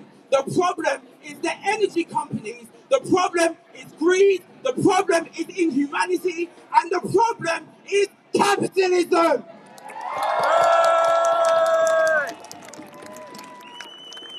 We need an intersectional working class revolution. That means we don't punch down, we punch up. That means we don't blame our neighbours, we blame our oppressors. That means we celebrate our similarities, but equally important, we celebrate our differences. That means we don't allow the likes of Priti Patel, Boris Johnson, Tommy Robinson, and Kate Hopkins to divide us. It means I'm black and you're white, but guess what? We're both working class. It means you're cisgender and you're transgender, but you're both working class. It means you're Muslim and you're Jew, but you're both working class. Once we utilise our collective power, that's when we can bring down this oppressive system. So I'm pleading to you all, speak to your neighbours, speak to your friends, speak to your families, your work colleagues, because this failing mainstream media is guilty of not providing us with the full picture. Join or create a mutual aid group, join your local cop watch, become a school governor, volunteer at a food bank, join Sisters Uncut, the People's Assembly, Black Lives Matter, Kill the Bill, join Extinction Rebellion if you haven't already, because we have to invest in our community so they will invest back into us. Nobody is coming to save us, so we have to save ourselves. There are elections coming up, so this is what I would say to MPs and councillors. If your MP or councillor is not pushing for policies that help the working class and marginalised in your community, then hold your vote hostage. If they ain't working for you, do not vote for them. And at the next election, vote independent or spoil your ballot. We've got to find the strength, courage and vernacular to speak truth to power. Whether that's your corrupt MP, incompetent councillor, abusive police officers, or problematic employers. Use your privilege to stand up and speak up for those who can't. Sign petitions, march and continue to protest. And if they do ban the right to protest, find the courage to come back on the streets and continue to protest. Even if that means increased use of civil disobedience, or we call for a nationwide general strike.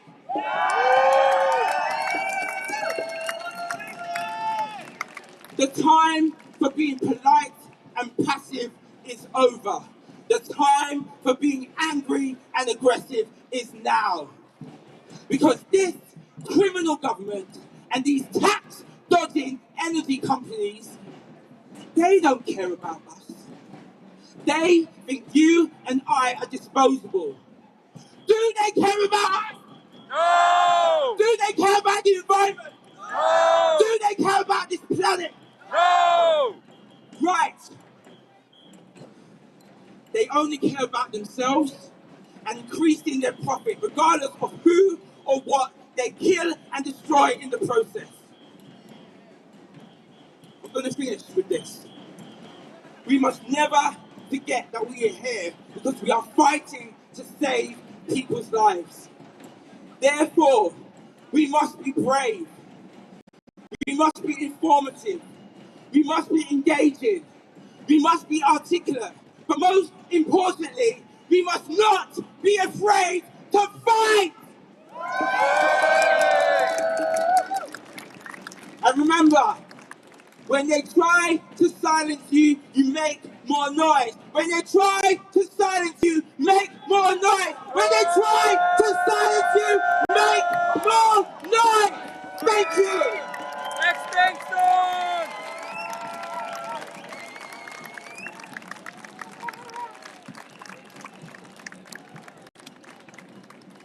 Please make some more noise for Marlon.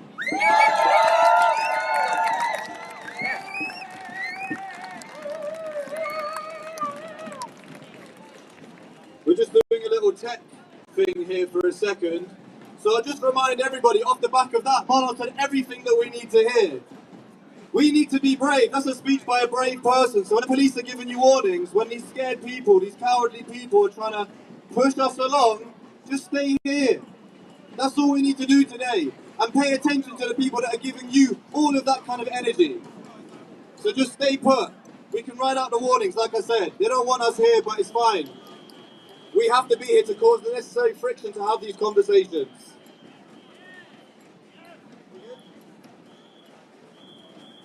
Right, so now we've got our next speaker. This is another incredible person, winner of The Voice, author, activist, and best of all, full-time troublemaker, Jermaine Jackman. Please give a big round of applause.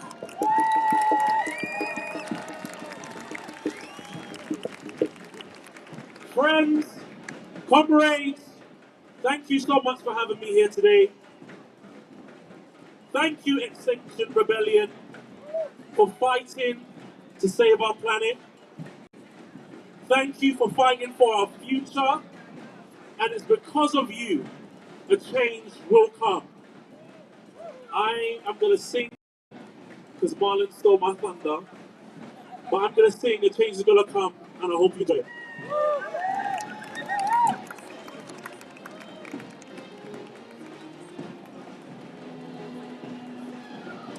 I was born by the river.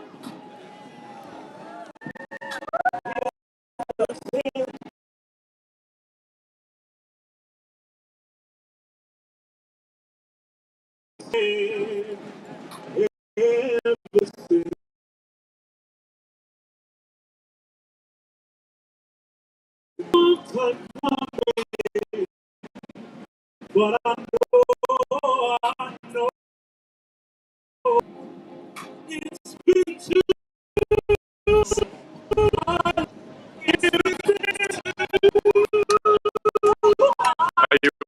But I am afraid to die. It's been a long time coming, but I know change gonna come. Oh, yes it will.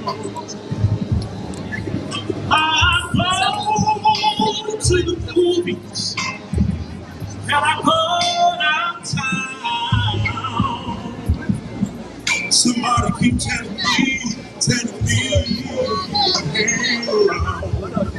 it's been a long time coming, but I know, change gonna come. Oh, yes it will. Oh.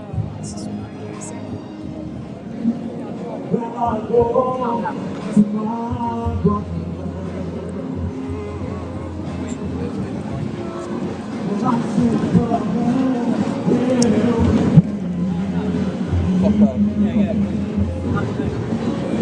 But he winds up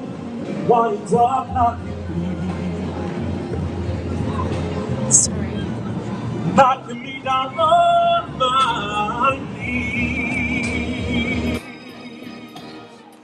There were times that I thought I wouldn't last this long, but now I think I'm able to carry on. It's been a long time coming, but I know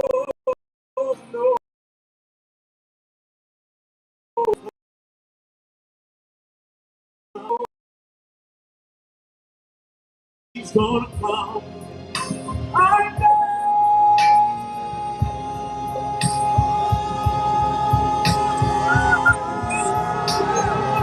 Change is gonna come.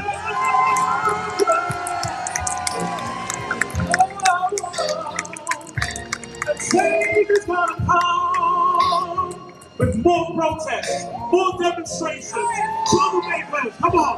A change is gonna come. Thank you so much for having me here today. Keep on fighting. A change is gonna come. Yeah, yeah, yeah. Yeah, yeah. A change,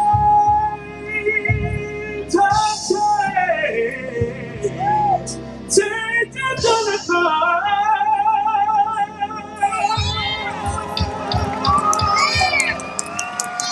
Hello, everyone. Thank you.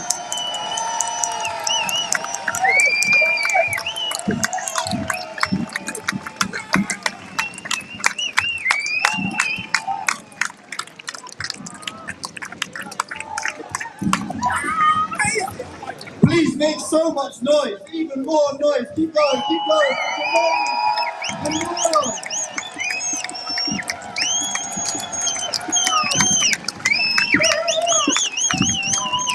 It's just incredible.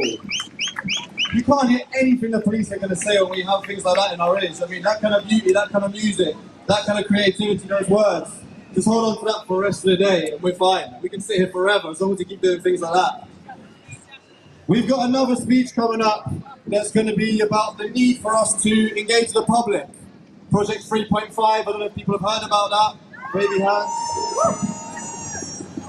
So we're going to get somebody up that's going to do like a short, super short talk just about that topic. The need for us to just take that kind of energy out into the public. You're wasting your time! No one gives a shit! Speak for yourself! It's always nice to be appreciated. Love it when the public come out. So I just want to leave you with a quote before I pass you on from Antonio Guterres, the UN Secretary General. We all know who he is. I just want to leave you with a few lines that he said recently. Government and business leaders are saying one thing and doing another. Simply put, they are lying. High-emitting government and corporations are not just turning a blind eye, they are adding fuel to the flames. They are choking the planet. Climate activists are sometimes depicted as dangerous radicals. But the truly dangerous radicals are the countries that are increasing the production of fossil fuels.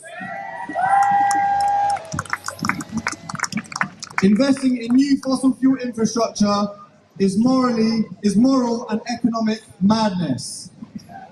That's a snippet of what he said.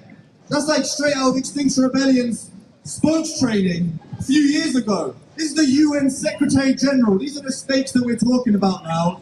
And so this is serious. It isn't just a party here. This is why people are able to give such energy, because it's real. The suffering is happening now, and we need to do something about it. And we need to speak to more people, because as great as this is, we need more. So I'm just going to get up somebody from Project 3.5 to do a talk about the need for mobilization. If you'd like to come to the front, whoever that is.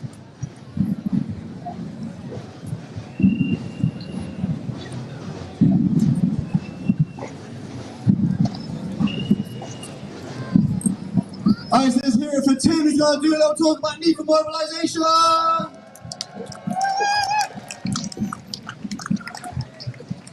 Hi everybody. How you doing? Good. Thank you all for being here. This is beautiful. We've been thinking for a long time about how we can grow this movement and bring more people in. Seeing this sea of faces here now shows that it's working and people are joining and people are getting involved. So I'm just going to talk for a few minutes about what we've been doing and about what's happened and about what you can do to continue to grow the movement. So this week, we've seen thousands of people getting involved. Last Saturday, we had 8,000 people marching through London. I'm sure a lot of you were there as well, and it was incredible. And on Saturday morning, and again on Sunday, throughout the week, most mornings, we've been doing NVDA training. We've been training people in how to do civil disobedience safely, non-violently, with love and compassion and commitment. We've trained thousands of people this week. People have taken that and they've sat in the road and they've known their rights and they felt secure and together in what they're doing. And that has been beautiful and wonderful as well to see. We have also this week done about 10 or 12 talks, big talks, and we're calling them 3.5 look up, step up talks. Some of you might have been to them. And these talks have been, for a lot of people, the first point of contact or the first big introduction to who we are and what we do. And the way we've got people in the room with these talks is by knocking on doors. And we've been doing that for the last couple of months, all around the country. We've been doing it, the local groups, existing members of XR in their local groups, even if that's 5 or 10 people, have gone out in their community and they've knocked on people's doors and they've said to them, how are you feeling about this crisis that we're in? How are you feeling about your state of crisis? How are you feeling in terms of the many crises that we're facing? And by listening to people and inviting them to come together, we've got thousands of people to come to talks like this across the country. And they've come and they've listened, they've heard about who we are, they've heard about what we do. And the vast majority of people who've come into the room have said, I want to be part of this too. In those talks, we've talked about the climate crisis, and we've talked about denial, and we've talked about civil resistance. And people have listened to that, and they've said, yeah, I want to do that. That's what we need now. So what we want you to do, if you're not already involved, is to go back to your communities, get in touch with your local group, and go and knock on doors. Human to human, face to face, listening to people, starting by listening, because we don't have all the answers, right? But together we can work them out. Together we can listen to each other and we can make our voices heard. So we need to go back to our communities, start locally, knock on doors, talk to people about how bad the crisis is. The vast majority of people know that something is not right. They know the ice caps are melting, they know the rainforests are dying, they know that people are suffering all around the world, and they know that we're all going to suffer.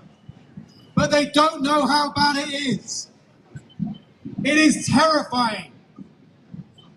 How many people do you know who have read the last IPCC report? Not that many, right? So we need to read it. We need to take it into ourselves. We need to internalize what it's saying.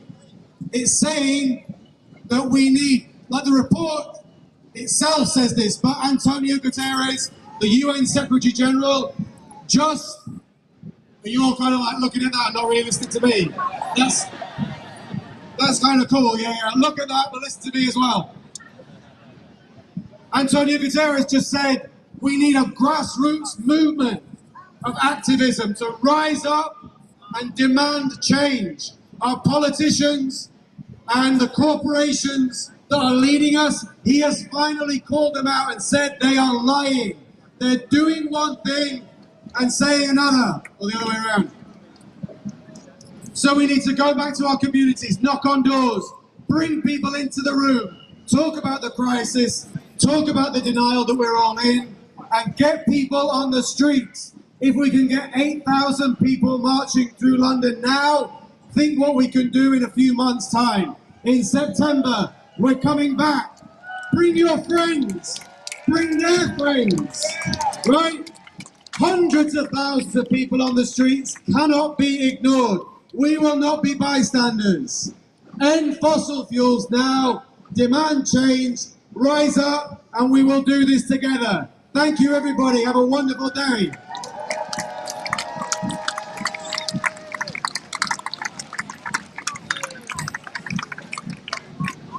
Thank you so much, Tim. Let's just have another round of applause there for all those speakers. It was incredible.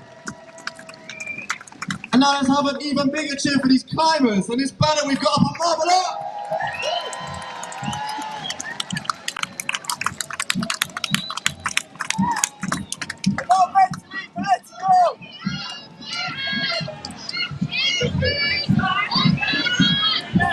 Alright, let's everybody just remember that we are here, we're happy in this space now. We're going to keep this for the next few hours.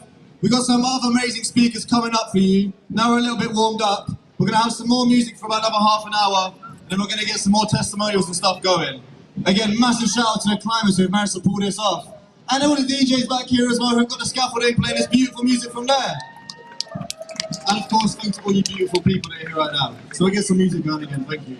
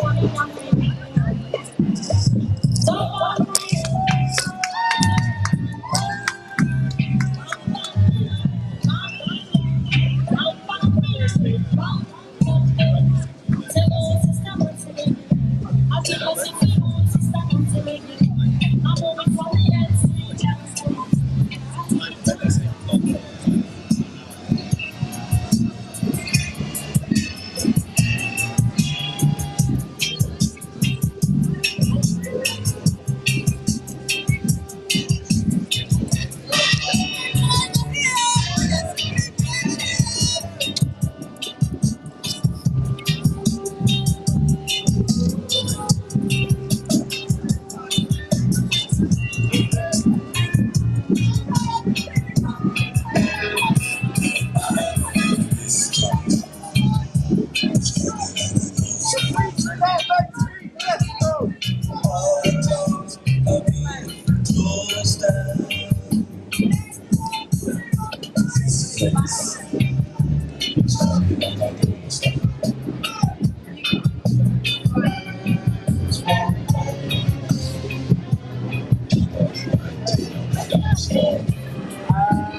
saw it like an hour ago. Oh yeah.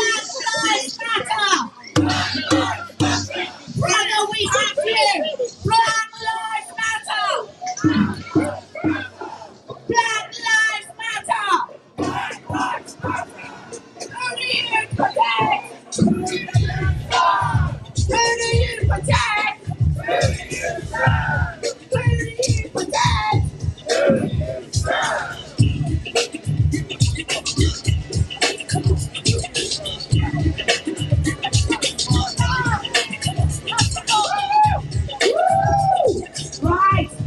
Remember, this is what democracy looks like. Show me what democracy looks like. Show me what democracy looks like. This is what democracy looks like. You see, when we all stand together and we speak together, we have success in the corner. Our banner is going to go up. Give us support. Let's give a big cheer. Our banner will be up. And this is how we stand up for each other. We call it. We protect each other.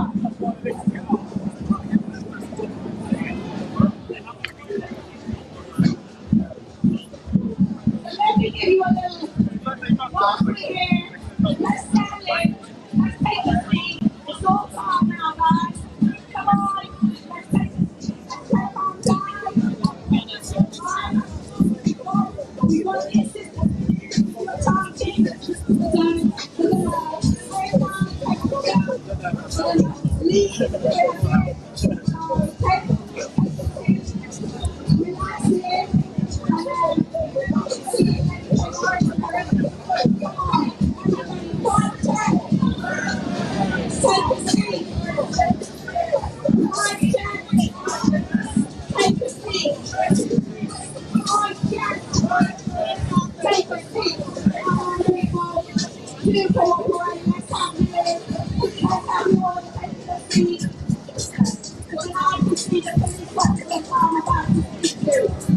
So let's have you all sat down so I can see the police officers.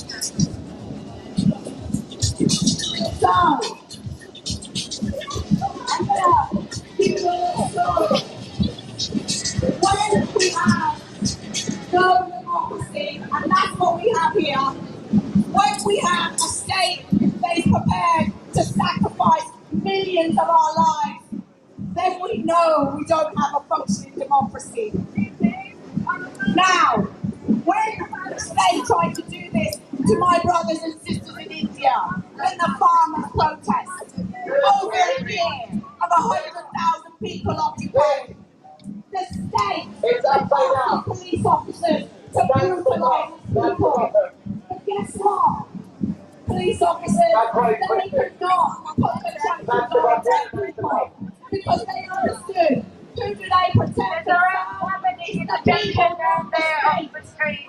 If anyone is going to the park, there's already happening down the street. We are not. We will not allow our lives, our future lives, and all of the global population to perish whilst this government sits idly telling lies.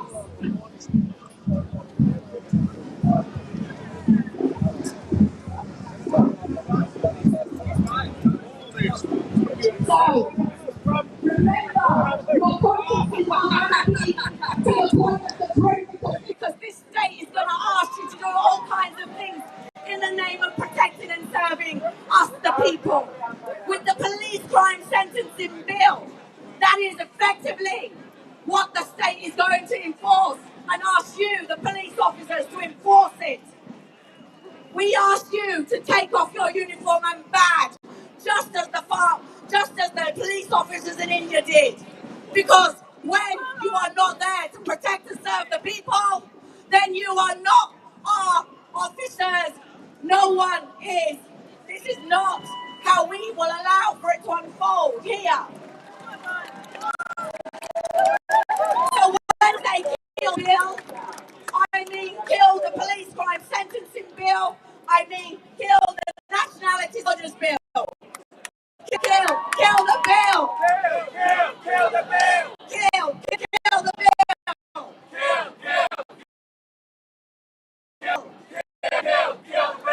Now remember, folks, the bills, both of them are heading back into Parliament around the 20th of May, 20th of April. Look out for your social media, because these streets, whose streets? Our streets. We will be back here to remind them that these streets belong to us. So kill the bill. That's right. And we will be back here to remind them that these streets belong to us.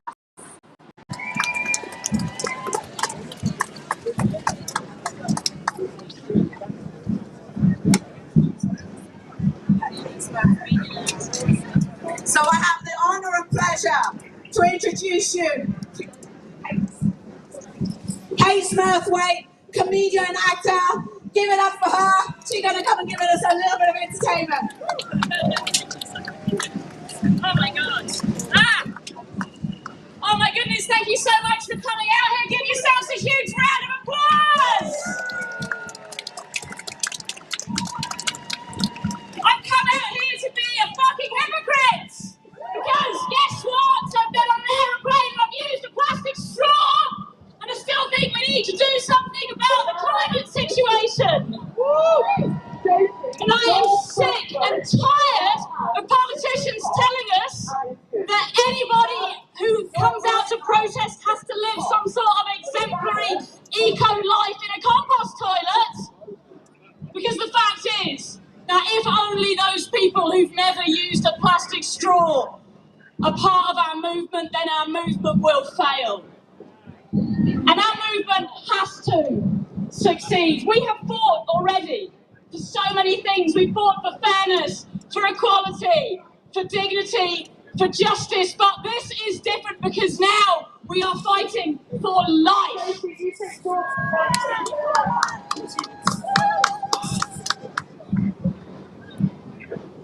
We welcome everyone. Everyone should be part of our movement because it affects everyone. And it is absolutely vital that everyone comes out and joins us regardless of what walk of life they're from, regardless of what they've done in the past or what's going on for them. This is the most important battle that we are facing, and it is amazing to see so many incredible people out here. We've got scientists, we've got doctors, we've got campaigners, we've got lawyers, we've got people with all kinds of qualifications who know so much about what is going on. But more important than that, regardless of what your job is, regardless of what you do in the daytime, regardless of what your hobbies are or what your lifestyle is like, the simple fact is this right here, right now, is the most important thing that any of us will ever fucking do.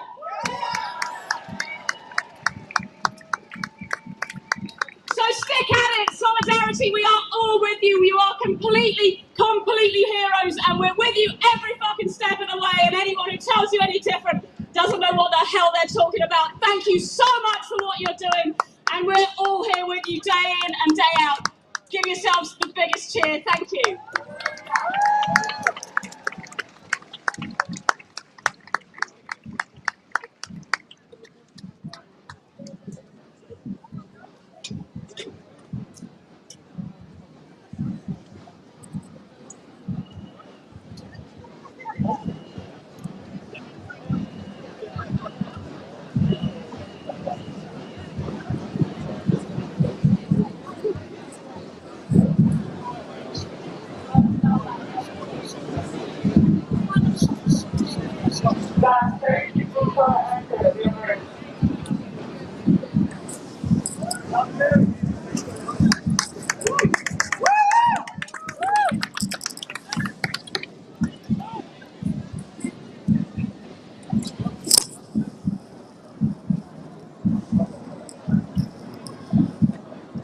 I released you, bro.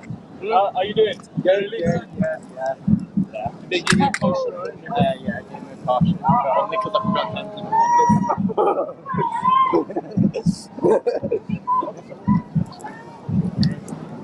looked at the pillar funny and touched it. touched the pillar. Rest of it touched it.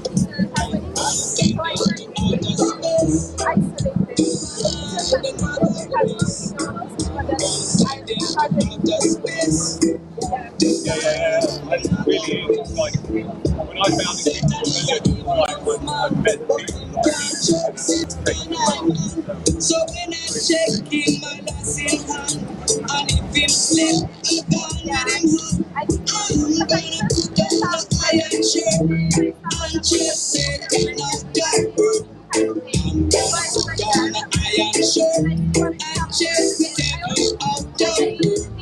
I'm gonna send him to outer space to find another race. We have an art send him to outer space. And they make they make Spanish,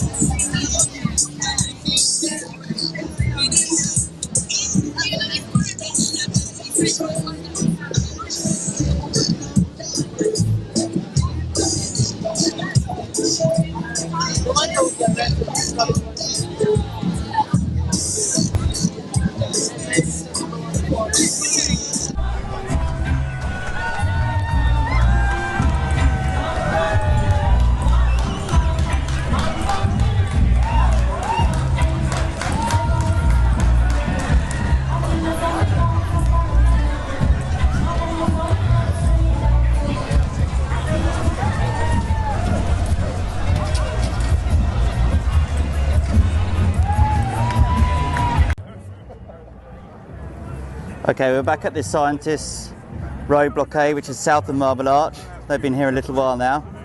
We're just going to speak to Lynn from South London, originally from California, did you say, Lynn? California, Berkeley. Berkeley, yeah. Can you tell us a little bit while you're here today and what's going on?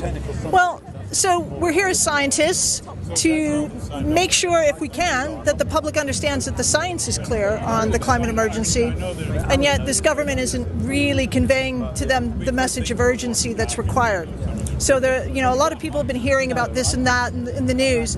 Well, the deal is that the climate scientists who spend all their hard-earned time writing these climate reports are saying that there is no more new fossil fuel extraction that can be had to have a livable future. Right. So that's the Intergovernmental Panel on Climate Change. Now that latest report came out last Monday, didn't it? A week ago. Yeah. And the urgency is even greater than it ever was. I mean, it's so urgent that's why the UN Secretary General said, pursuing more new fossil fuel extraction is moral and economic madness. Yeah. And so essentially I feel a responsibility as a scientist to come out and see if we can talk to the public, see if we can get the message through that government doesn't really want them to quite grasp, I feel, because, I don't know, they're making too much money, they're enjoying giving subsidies to fossil fuel companies. We could and should and must redirect those subsidies and that money to renewable energy sources. I just don't understand why that doesn't happen. It's just madness, isn't it? I worry that it's embedded power structures and money structures, because we certainly could. I mean, the cost of renewables has come down dramatically over the past decade. There's nothing really stopping us, and everything should be pushed in that direction. And that's what all the science is telling us. I mean, it's really that simple. And because I feel like I have a responsibility, it's more of an act of conscience. I care about young people and their future. I care about people who are really paying the price for our extremely extravagant emissions lifestyle that we have, very, very privileged. Our addiction to fossil fuels. Our addiction to fossil fuels. I mean, the top 10%, the wealthiest people are generating half of this globe's emissions. In the global south, the horrific conditions that a lot of them are facing at the moment with floods, fires, famines. They're already facing it, and they're going to be facing it first and foremost. Long before we are here sitting comfortably, taking our holidays and everything. And the thing is, the government likes to say, well, you should make some changes. Maybe you should fly less, or maybe, don't eat meat. Oh, putting the personal responsibility again, back on the individual, Well, so that's what the fossil fuel industry has been doing for decades now. Has been pushing, we're doing our job and, you can do yours. It has to be system-wide change. It has to be moving away from the fossil fuels, and that's what all the science says. And that's why you got scientists out on the street in acts of civil disobedience. We just don't know what to do anymore. Yeah, they don't listen. They're not listening. We're trying our best. The science is clear. We've got very clear signage. In case they haven't read the IPCC report, we went to the Department of Business, Energy and Industrial Strategy on Wednesday with our very clear signage and our very clear message. So we'll keep doing what we can do, as I say, as an act of conscience, as people in the world who sometimes have to shake it up a little bit and say, hey, we can do better. We have to do better. There's a lot of people counting on us. Okay. Thank you very much, Lynn. Have you been here all week?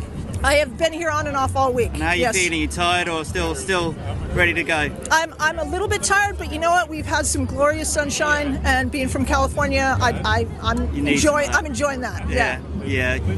Rebellions are hard, aren't they? But you have to take a little bit of fun where you can, because it can be really draining when people aren't listening to the science, people aren't listening to the facts. So you do, and I appreciate the creativity that a lot of people bring to these gatherings. The writers that are involved. Writers Rebel was amazing, wasn't it? I love it. It's poetry at the end. It's often my highlight because it really re-energizes me. It's not something I get a lot in the lab. I imagine not. No. So I really the creativity and the energy that people bring to this. Thank you for that. Brilliant, and thank you, Lynn. Good to speak to you, and stay safe and carry on rebelling. Cheers. Thank you.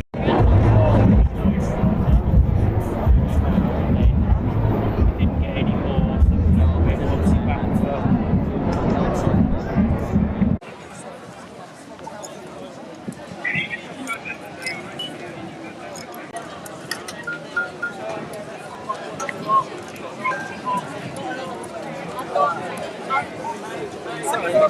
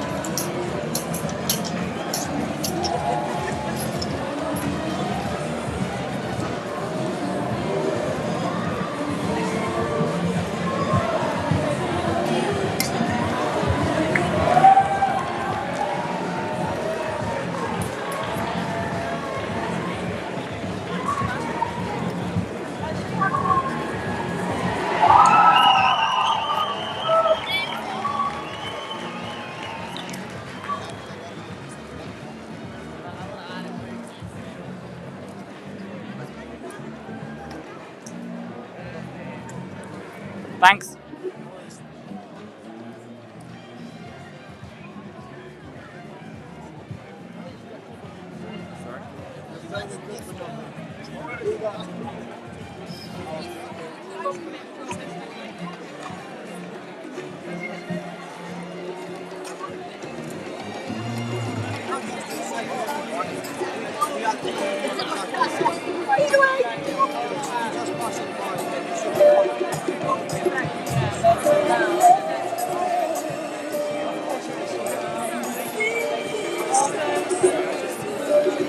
Just know that's not true, and you don't have to talk to police. You can just say no comment. They have currently there's no reason for them, and so you can just say no.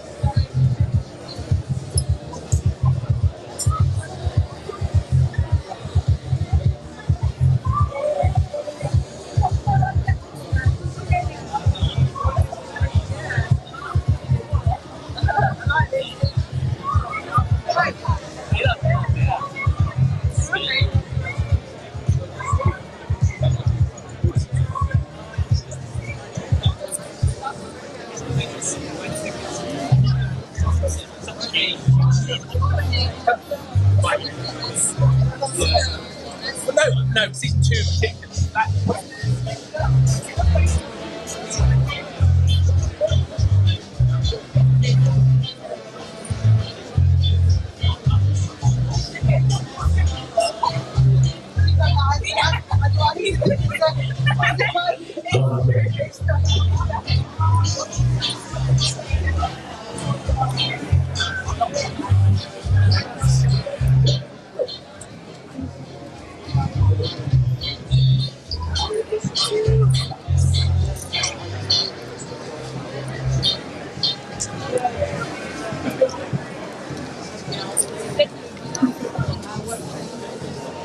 Hello! So, thank you very much, everyone. Thank you, DJ. Beautiful music. Now we need to sort of just calm down a bit because things have gone a bit hairy, shall we say. We're trying to get the banner up, and we'll get it up. Massive shout.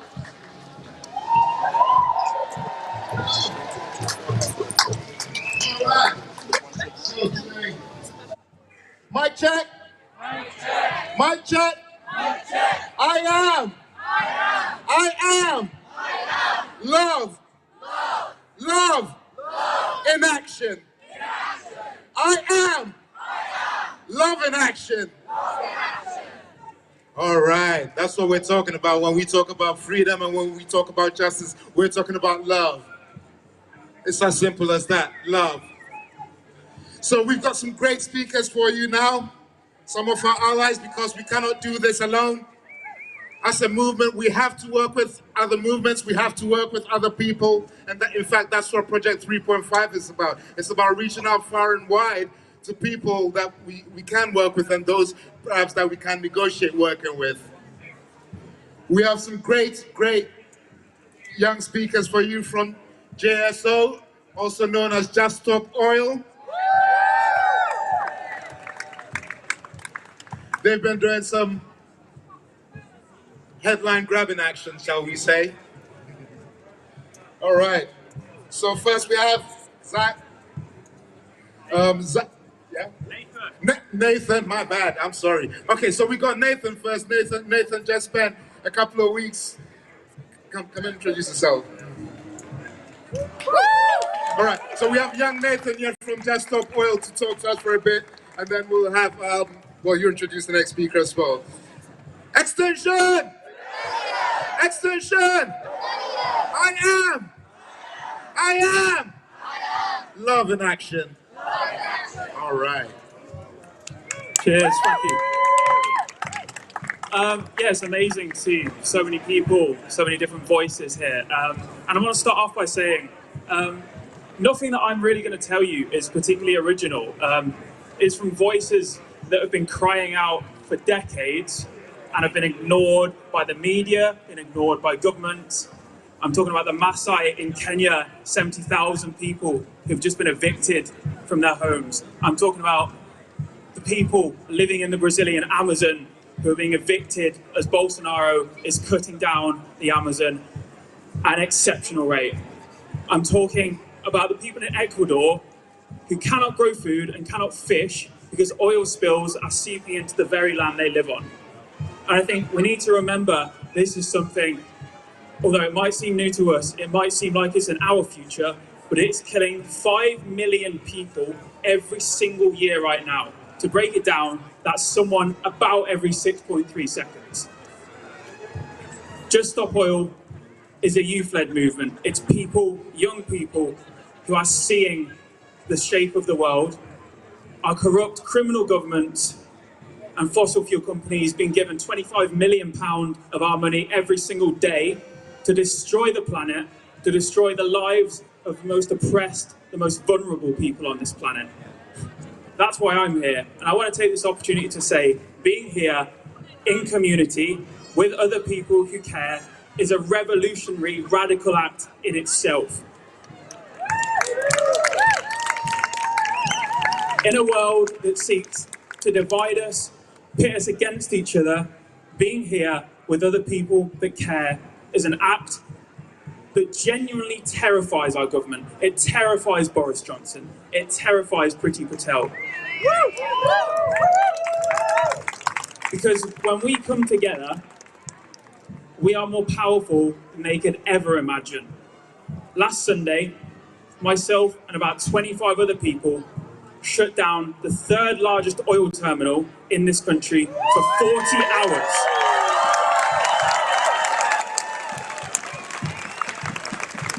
"25 young people with nothing but filter and fire and love in our hearts did that."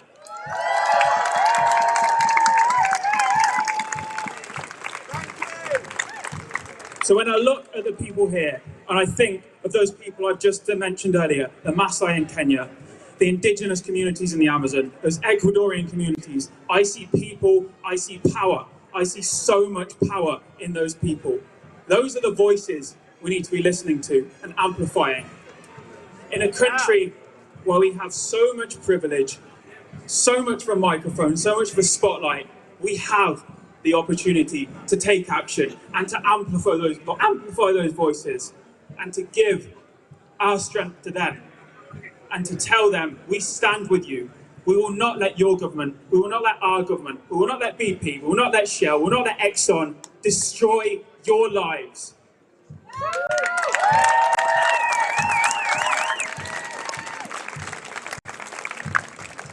Because those people, Boris Johnson, Priti Patel, the CEO of BP who says they have more money than they know what to do with, they're going to be fine in the next few decades when it's affecting this country. They already have their escape plans. They already have their mansions. They know where they're going to go.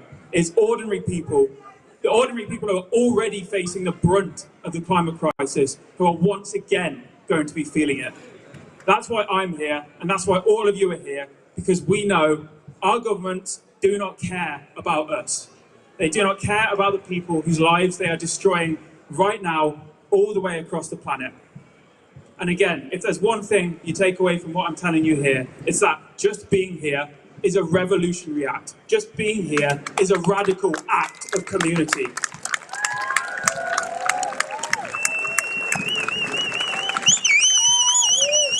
because it's community that will get us through this. It's community that is sustaining the Maasai. It's sustaining the people whose lives are being destroyed in Ecuador and in the Brazilian Amazon. It's the communities, it's the bonds between people.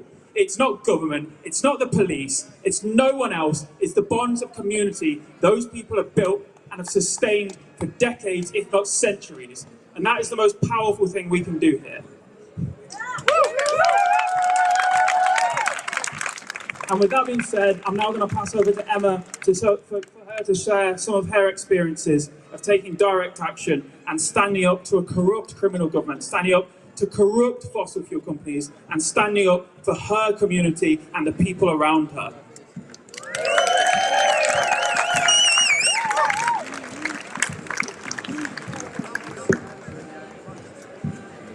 Give it up for Emma.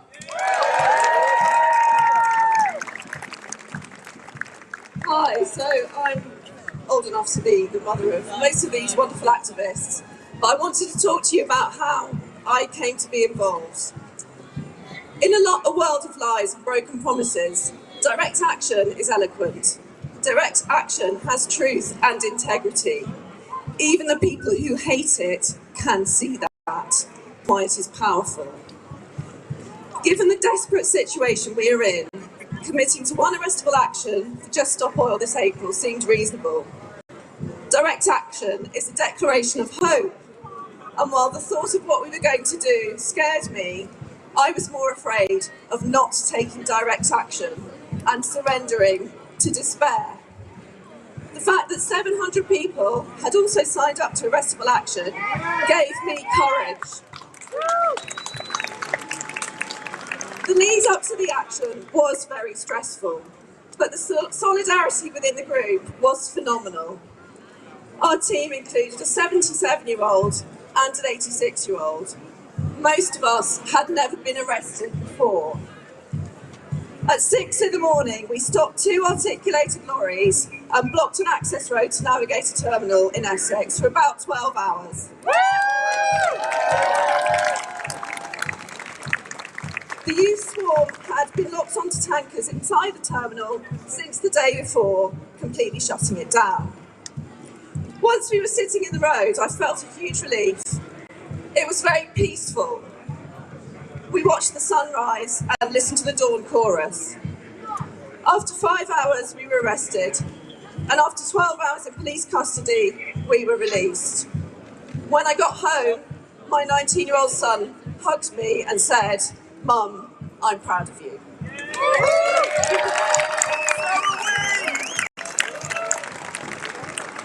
As well as the demand to just stop oil, direct action is important because it empowers other people. When I saw thousands of XR people being arrested in 2019, it sowed the seed in my mind that such a thing was possible.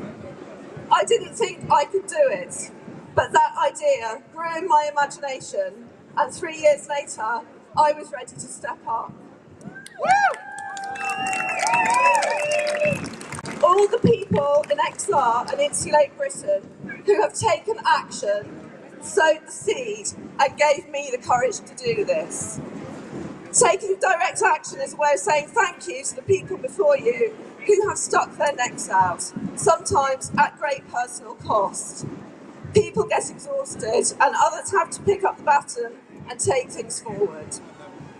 Taking direct action is an act of solidarity with all the incredible young people in Just Stop Oil. They have shown such physical and mental courage, it takes my breath away. These are not individual actions, they are taken in solidarity. Just Stop Oil needs many more people to step up and take this campaign forwards. In large numbers, we cannot be ignored or locked up. In large numbers, we are much safer and we can bring change. So if you are ready and able to take action, please step up and do it for the millions of people around the world who want to but cannot. This is a once-in-a-lifetime opportunity.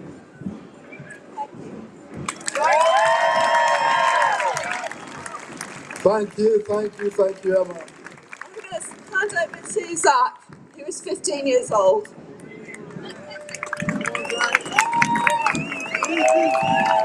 Zach, 15. Oh my gosh! Wow. Wow, there's like so many people here, and it's so brilliant to see because, you know, you always see these things online and you think, you know, what about if it's only 10 people? What if it's only 20 people? But the amount of people here is fucking brilliant. So thank you everyone for being here. It's fucking awesome. Thank you. Yeah, it's been a strange few weeks. Obviously, Extinction Rebellion have been holding London for a week now.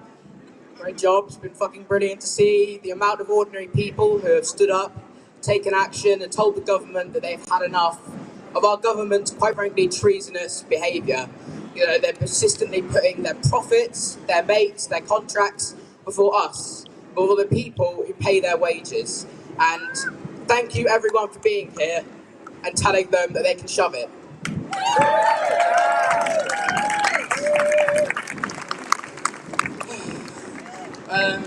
Yeah, so I'm 15, like Emma said.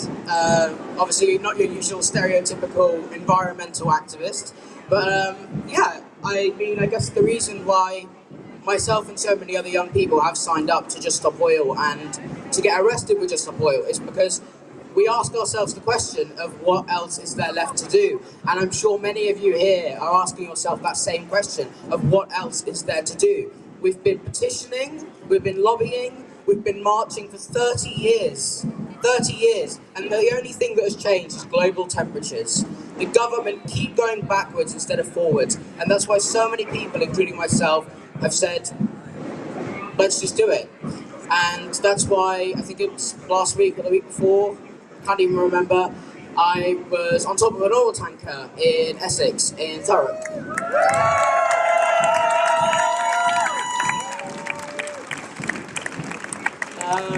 Yeah, it was a crazy experience. The night before I said, guys, I'm not using glue, I'm not climbing on a tanker, I'm just going to sit in the road, I'm going to be chill.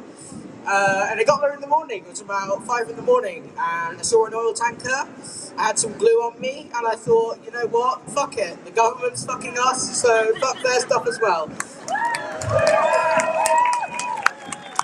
And I only did that because I felt inspired by so many of the people, so many of you who are here today, who have lit the fire in my stomach and so many other people's stomachs. So thank you to everyone here today. If you're feeling bold, if you're feeling brave, if you're feeling like you want to shut down the industry that is pushing us towards uncertain death, that's fueling war, that's fueling murderous regimes, that's fueling the war in Yemen, that's fueling the war in Ukraine, join Just Stop Oil. Join us and take on this murderous industry.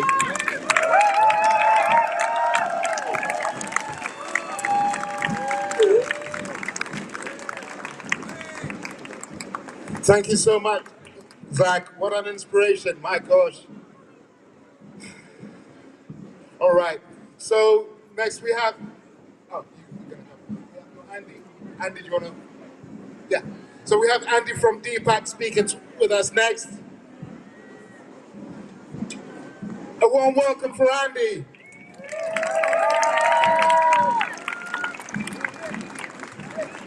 Are you good? Can you hear me? Okay. So look, I think it's important to speak about a couple of things I have no experience of and a couple of things I have. It's really important that we talk about disabled brothers and sisters around the world today who are bearing the brunt of the climate crisis in their daily lives. And whether it's famine or drought or fires or floods, disabled people are left at the coalface every single time. And they are the first to face that crisis head on. And disabled people are giving their lives and will continue to give their lives and be sacrificed in this struggle day after day until we do something in solidarity around the world and start talking and thinking about that sacrifice as part of this struggle.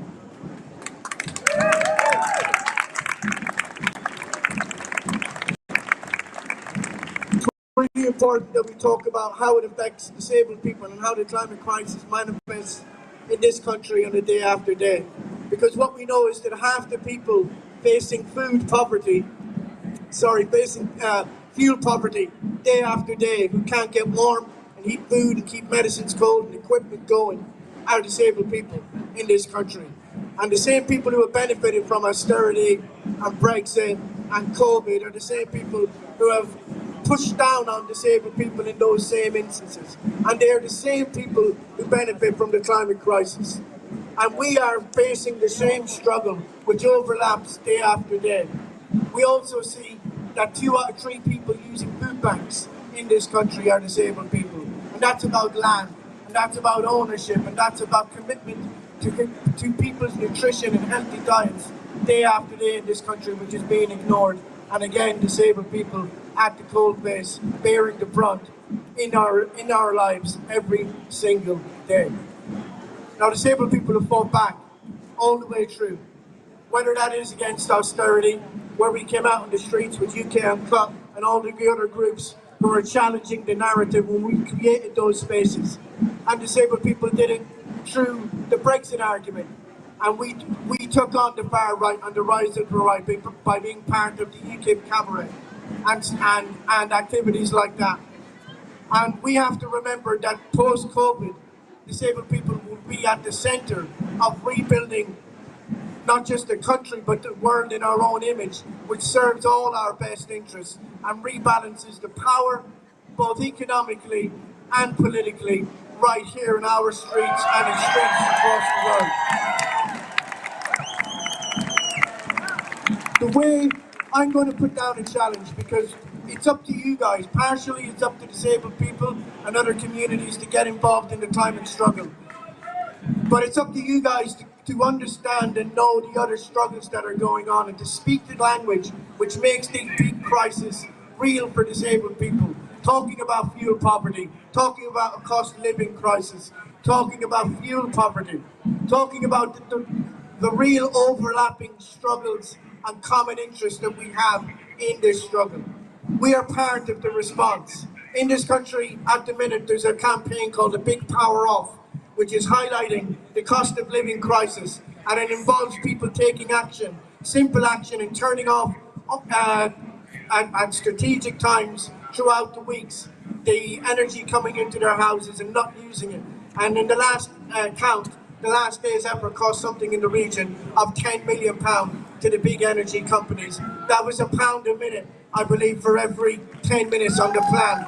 So we need to grow that, and we need to understand that it's every single subtle act, every single street action that pushes back, not just here, but in every corner of the globe, and brings disabled people and other communities into this and showing solidarity, because it's only through solidarity on the streets that we're going to reclaim all the power that was once ours. Solidarity.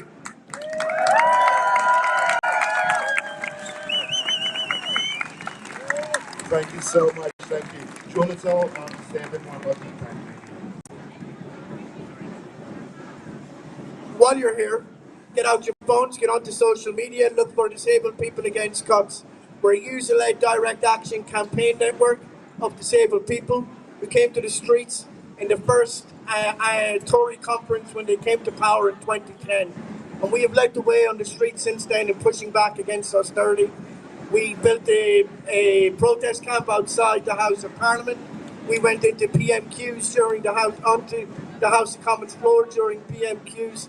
And we had street parties outside government ministers' houses, evicted them. And we told this government, when they made us the demons for the bank bailouts, and when they tried to build the financial sector on the backs of disabled people with lies and hounding us out of public services and hounding us out of public spaces, we fought back and we took those spaces back and we reclaimed them, and we will continue to do that because we as a community have never given up and we will never go under. We will continue to come out and fight back.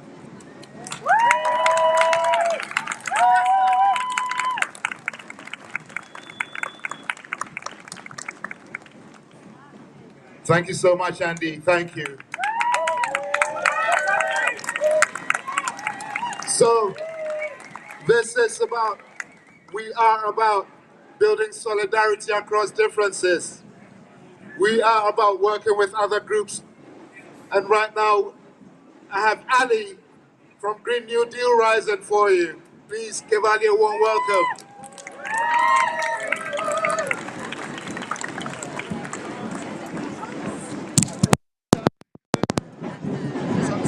Hi everyone, thank you so much for having me, and all these speakers so far have just been incredible, so I feel very nervous to be standing up here representing Green New Deal Rising. But I just wanted to say a little bit about what we do as a movement. So hello everyone, I'm Ali from Green New Deal Rising. So we're a movement of young people from every part of the UK fighting for the better future we deserve and all know is possible. We are black, brown, white, queer, trans and disabled in school, college and at university, in work and unemployed. We've grown up in the age of crisis. We've watched floods and fire destroy lives, and we've seen the crisis of racial injustice play out every day. And we see politicians again and again failing to do what is necessary.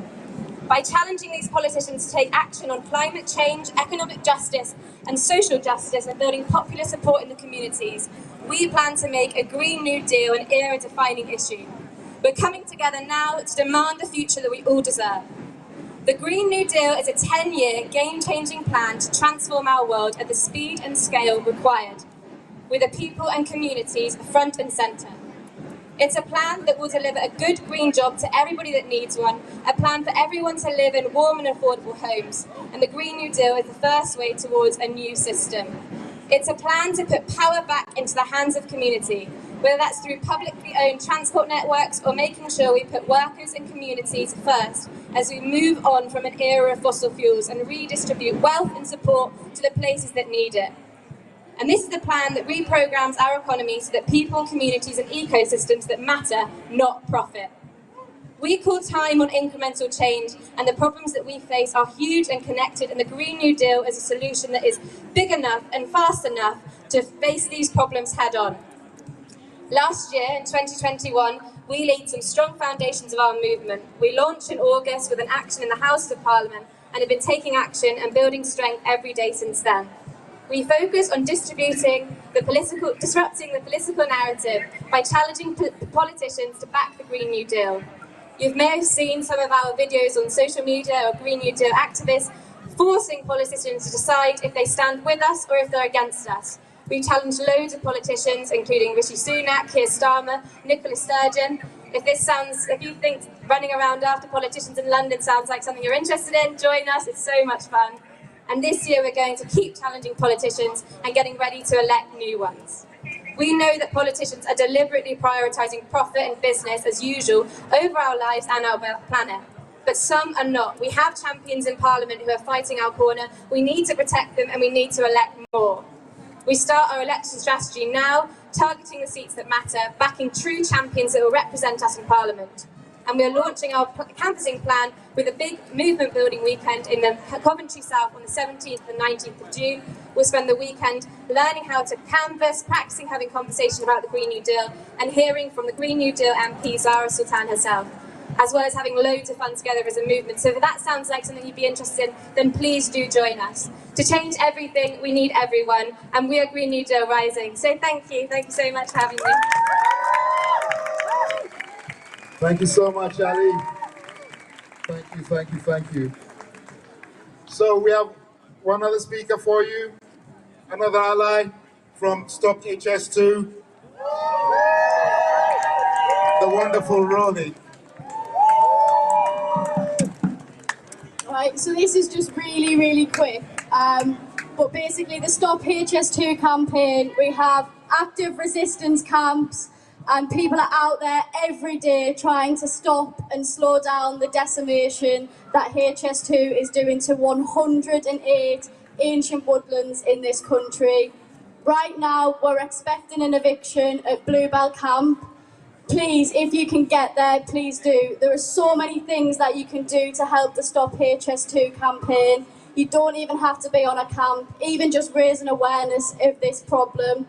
HS2 is the pinnacle of wealth disparities, class inequalities, capitalist greed and ecological decimation in this country. It is a vanity project led by the government, and we need as many people as possible to come out and stop it. We've already managed to save some woodlands and we managed to get the eastern leg scrapped. With more and more people, we can really stop HS2. We need so many more people. You can come, you can help cook, you can climb in the trees if you're able to. Just a little bit of time, that's all we need. Just please come and help us. We're really struggling for numbers at the minute. You know, we had a wave of people come in last year and the year before, and now we're really struggling. So please, if you can, come and help us. We really need it. Thank you. Thank you so much. Thank you, Rolly.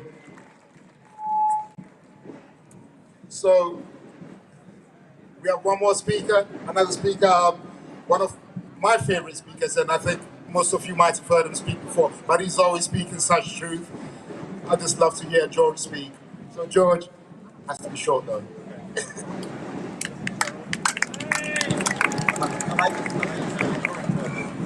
Because I got the baby, I'm not going to stand up. I just wanted to just briefly zoom out and reflect a little bit on why the hell we're here in the first place.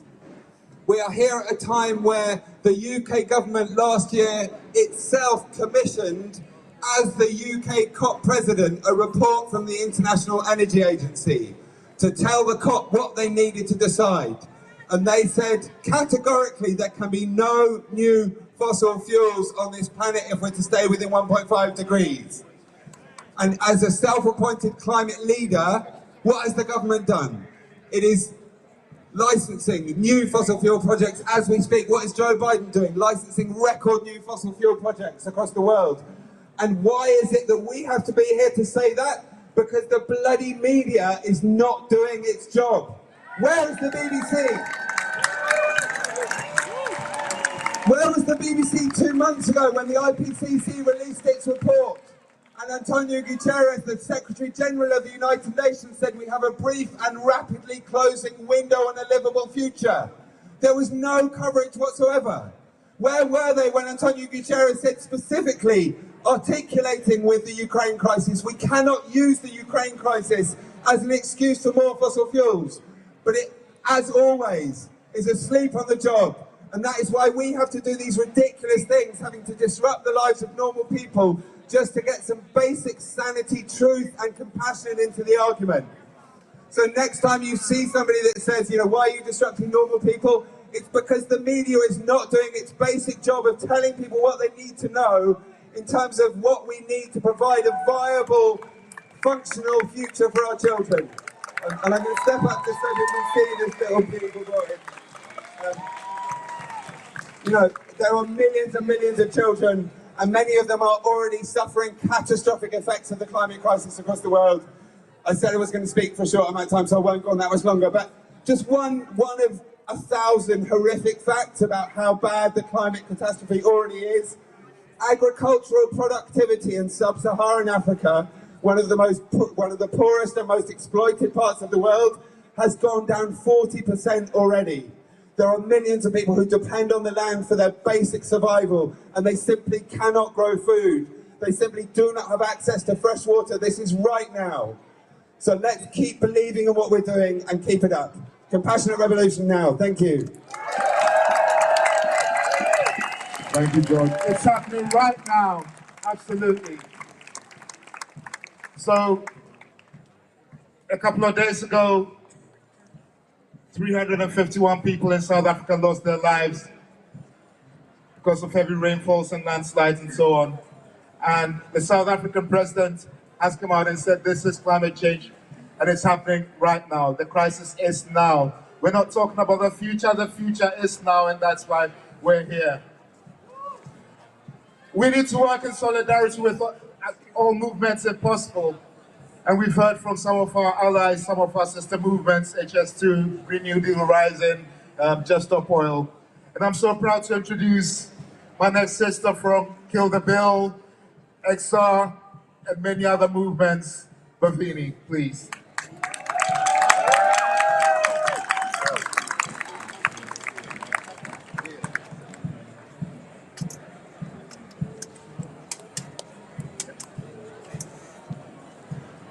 So thank you for honouring me on this mic today. And, you know, I know we've got this. We've got this because there's people like me working alongside, hand in hand with all of you, right? This is a multicultural, intergenerational, intersectional movement of movements. That's what's needed.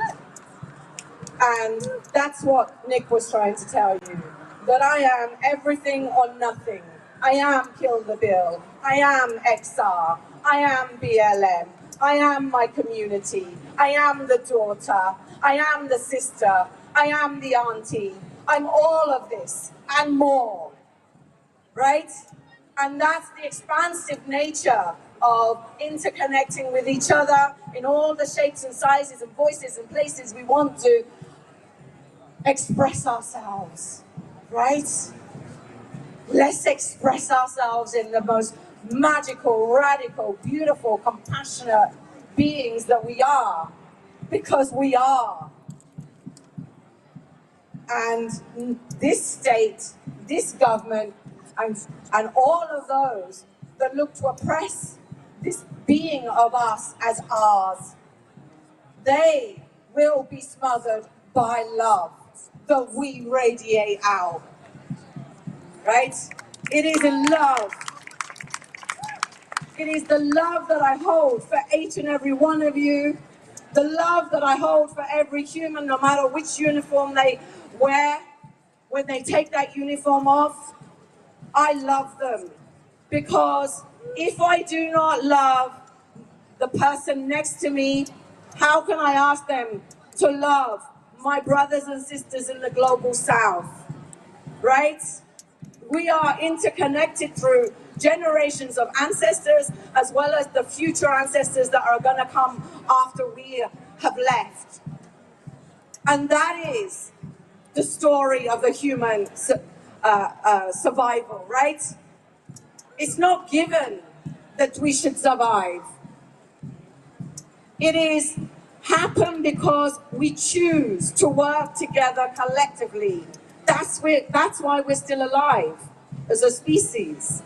This was separates us. We know how to organize. We know how to vocalize. We know how to inspire, right?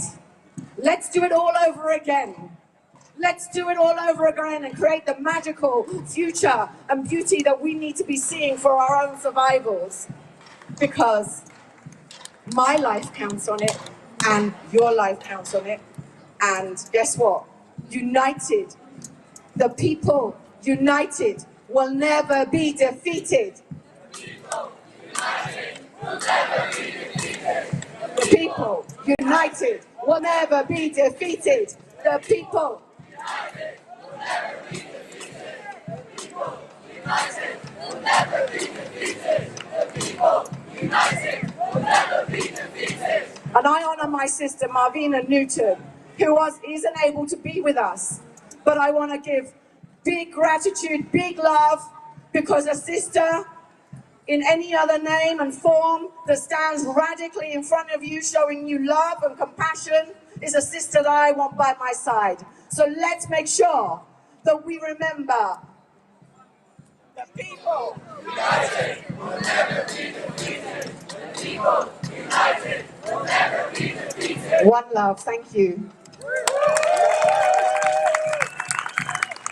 Thank you so much, Ravini, thank you. Speaking of love, can we show some love to our climbers? Massive love. And also, we need to show some love to all the people who are locked on underneath the limo behind us. Thank you. And if you're walking by, please show them some love. It's been a long time. So now, Dora is going to introduce our next act. Dora. But just before that, I want to say a big thanks to all of these movements, all the people who came up to speak and invited to join. It's absolutely paramount that we work together as a unity and we don't see ourselves as separated as this government, as this system wants us to see ourselves. So do please make sure to follow what these groups are doing, who were the disabled people against cuts. HS2 Rebellion, yes, thank you. Hey, damn! HS2 Rebellion! Just Stop Oil! The Kill the Bill Alliance! And Green New Deal Rising! And can I just please, on my behalf, give a big shout out to Animal Rebellion, who have been looking on top of oil tankers with Just Stop Oil for the last 15 days. Big shout out to Animal Rebellion. And now, next, we are going to get into the night mood as the sun is setting. And this banner is giving us an amazing backdrop to that. We are going to have Scottish and Irish fiddle tunes to put us into that night mood. Absolutely, so please welcome Louis and the drummer band.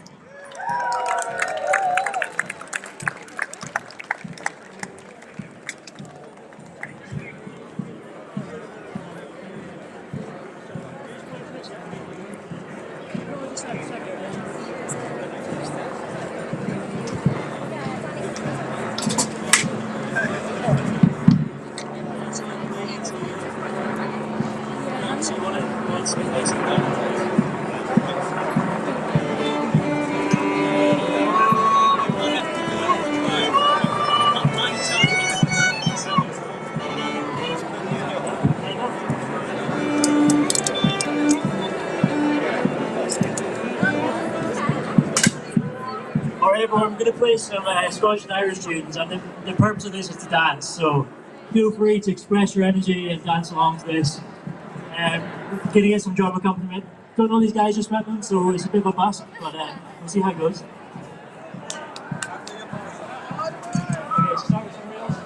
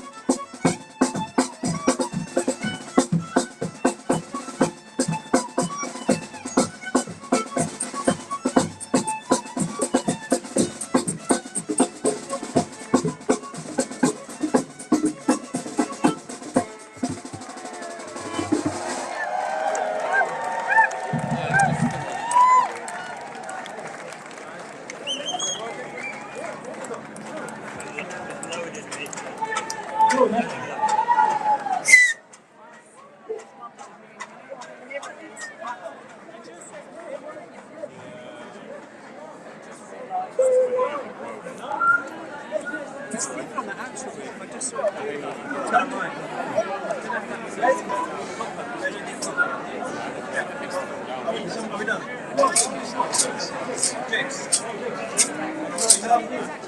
station in Marble. It's just like a room.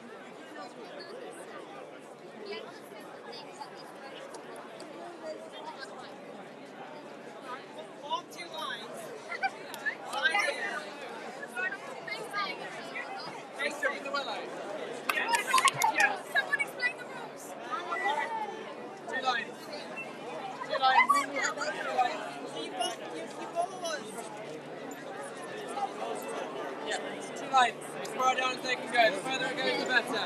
Two lines. Everyone line up.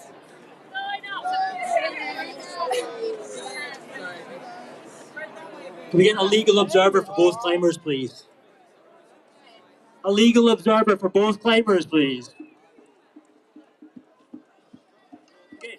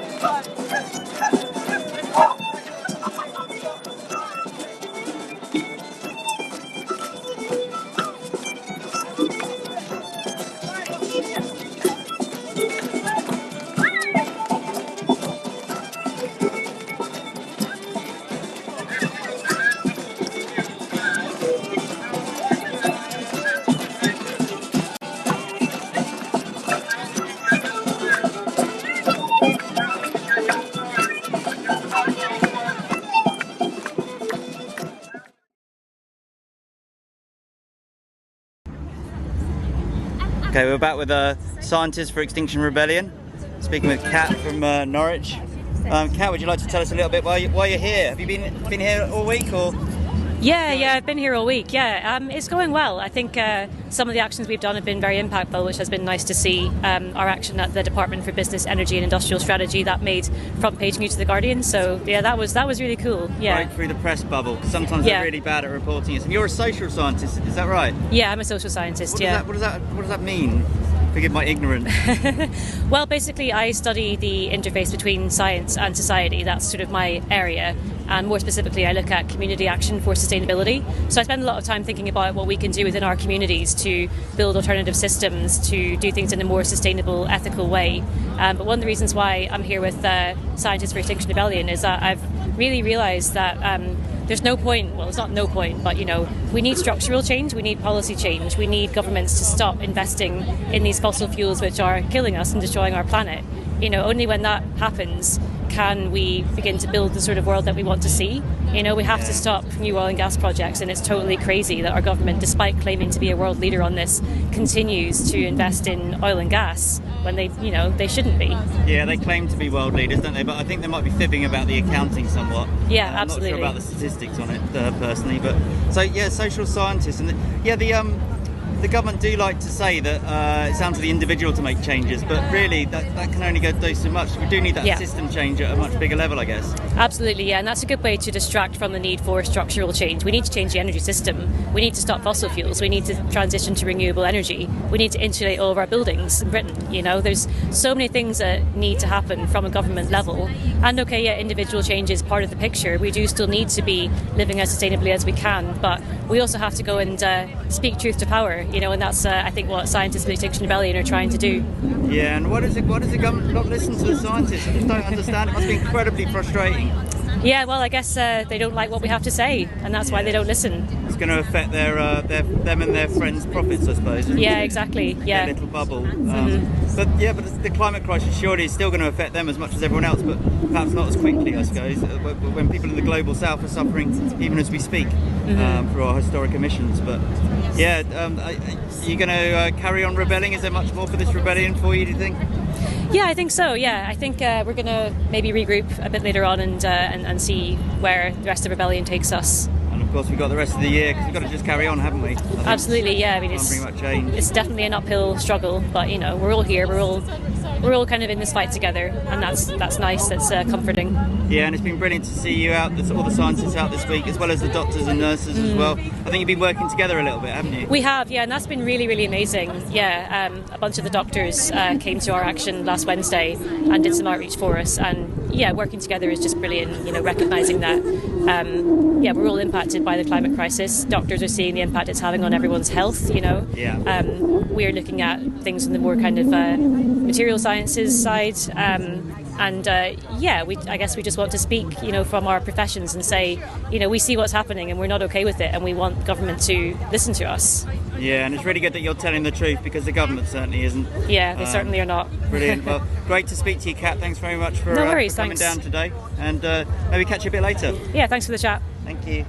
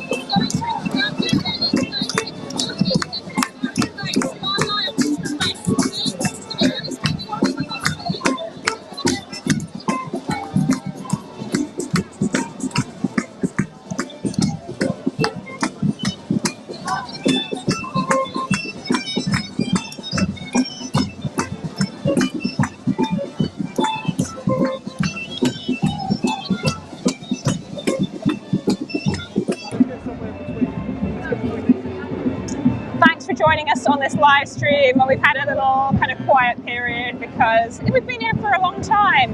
We've been around Hyde Park now since 12:30. Well, that's when we started the march anyway, and we've marched around this part of kind of Mayfair, Marylebone area for a while, ended up back in Marble Arch, and now Extinction Rebellion for quite some hours. We've been blocking the main junction at Marble Arch. And why are we doing it? Well, in case you haven't seen the big green banner behind me, if you've been watching the live stream for a while, you have definitely seen the green big banner behind me because it took a while to put up with our climbers. But we want to end fossil fuels, and we want to end fossil fuels now. That means extraction of new reserves in the North Sea predominantly, and any other projects actually the government's funding abroad as well, because that's something that's often forgotten.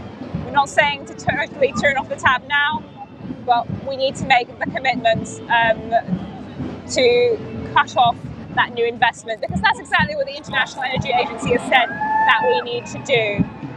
Last year they said that we needed to stop new investment by the end of the year. So we're now beyond that. We've had COP26 saying that we have to phase down coal as well, not phase out but phase down. We've got 2 to 3 years to save the planet, according to the last IPCC report. Oh, just moving out of here for a minute. And our government is shameless in its lack of action. In fact, it's doing exactly the opposite. It's spent £14 billion on fossil fuel investments since the Paris Agreement was signed in 2015.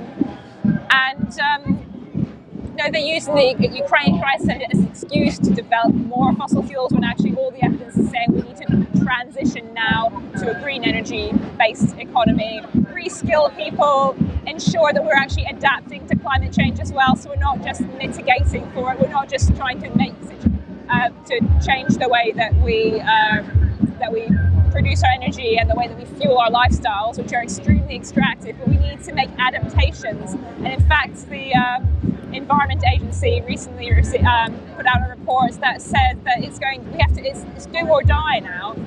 We have to, in Britain, make sure that we have adequate flood defences. We have to make sure we've got measures in place to keep people from, we've already seen heat waves in the last decade. We've had several heat waves that have killed hundreds of people, and that's just going to increase. So we need to have measures in place in our housing, in the way that we design our cities, to ensure that we're going to be climate change ready, because it's coming whether we like it or not. In fact, it's already here, and we've heard from so many really interesting people, really motivating people, both in the march, people who have relatives or themselves come from global south countries where climate change is biting right now. It's killing people, it's causing environmental destruction, damage to people's health, causing migrations. And then we've heard from speakers as well, and just now, if you were tuning in, you've heard them. If not, we've heard from people from Just Stop Oil, from Disabled People Against Cuts.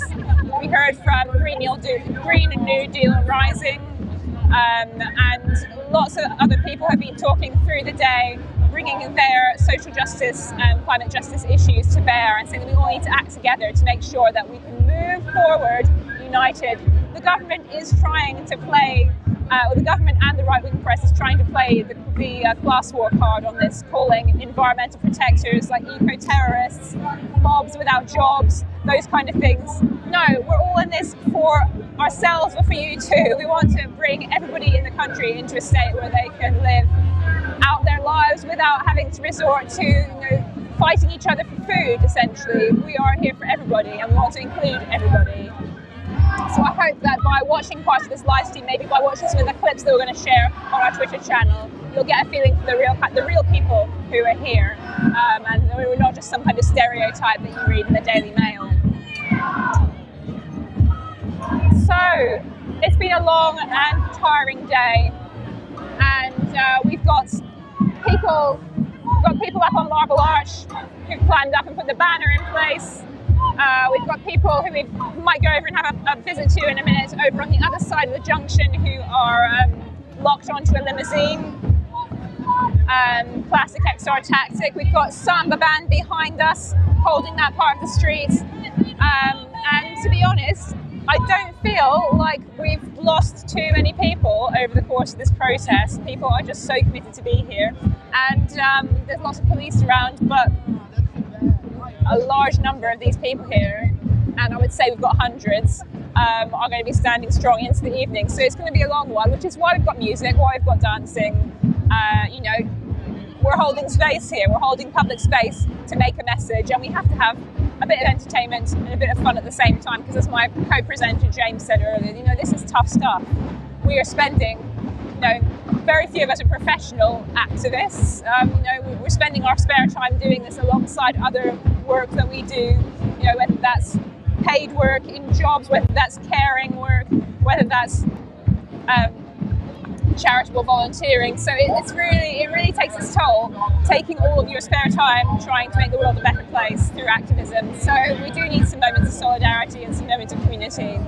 So we've just had a person here with a megaphone trying to tell us off for that, but I think it's justified, and we're here to spread the word through our noise as well, which makes it even more insidious that we've got a police, crime and sentencing and courts bill at the moment, which is almost in the last stage of being made law, after ping-ponging between the House of Parliament and the Lords, which is trying to curb our democratic rights to protest. And even at one point, and I can't remember now whether that's been taken out or not, but at one point, noisy protest was going to become a criminal offence. That was what Priti Patel wants to do. So this whole thing could be, you know, could be not part of our rights anymore. So we have to remember that we do have the right to be out here to protest in a way that is proportionate with our demands, and what could be more proportionate than a climate emergency. Within the next 10 years, I think it was, no, sorry, within the next 8 years, I'm not going to pretend that I remember the exact fraction now because it slipped out of my mind, but I think it's half of Africa's population will be forced to move to migrate because of heat, extreme heat, the droughts, the famines. These people haven't caused the crisis. The people in the global north, that means us in the UK, other parts of Europe, North America, but you know, especially here, we have our rights to protest have been protected for so long, and we have the police response is actually fairly mild compared to other parts of the world where people are actually losing their lives for being on the front line of the climate crisis, even reporting the climate crisis as journalists. So we have a responsibility to really lead the way in terms of direct action on the streets and show other parts of the world that, you know, the UK actually can be a climate leader if it wants it to be, but it currently isn't. And Boris Johnson and his government saying that we're the best, we're the best, we're the best, just because we've promised a lot means absolutely zilch until we see climate action. So, you know, this is the last day of an 8-day rebellion. Everybody's tired. Everybody is looking forward to having some regenerative time to look ahead, to reflect on what comes next. But please, if you've been inspired today by watching a live stream, think about joining us. There's so many things that you can do in the climate struggle, and you know, you can do all that you can individually at home in the way that you live your lives, the way, you know, you can eat less meat, you can decide that you get public transport, don't fly. You know, I'm not going to go over all the things that you can do. Camera issue there. But, you know, demanding action from our government is a huge thing that you can do, and you don't have to be out on the streets if that's not what's going to be comfortable for you or accessible to you. You can act with us in different ways, you can provide support, you can donate. So please don't be a bystander, and I hope that this week has inspired you to take some action, to take democracy into your own hands and really stand on the streets and demand more from our governments, because this is absolutely the last opportunity that we have. I'll take a breath. We might be able to get some interviews now. I'm not sure how many more interviews we will be getting, but are we out of? Where that guy's standing. Hello. So we're going to try and go and get some interviews, I think, this way. Yep, so we're going to, let's go around, maybe around the back and find some people to talk to. And I'm going to be going over there right now.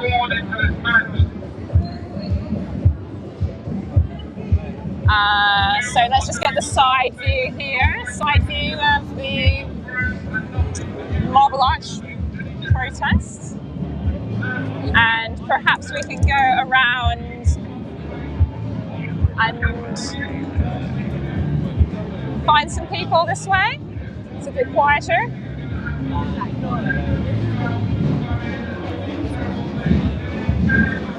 Right, so there are some protesters around this side as well, and I haven't been over here for a while.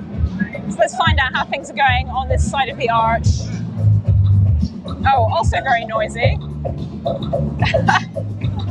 We can't get away from it. Let's try and move here. Oh dear. Right.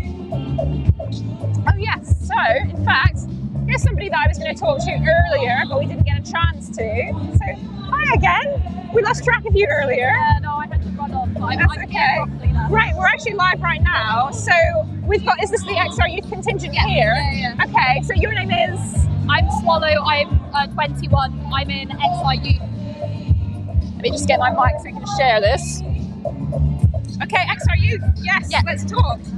Yeah, it's kind of, would you say offshoot or sort of, like circle of XR? Yeah, so we're very much affiliated with XR, but we also do our own stuff. We're all under 30s, so anyone born after 1990 is the definition, because anyone born after 1990 was born when they never had a stable climate. So yeah, we're very much the young people in XR. In fact, so I was born in 1990 myself, so I'm sort of on the border, right? But there's a statistic which is that since 1990 we've burned as many fossil fuels as ever before. Yeah. In the whole history of civilization up to then, in the years since 1990, we've burned more, and that just is so frightening. Yeah, it's just terrifying. And I think what's special about this generation is we've just never really lived in a time where we haven't been terrified about the climate crisis.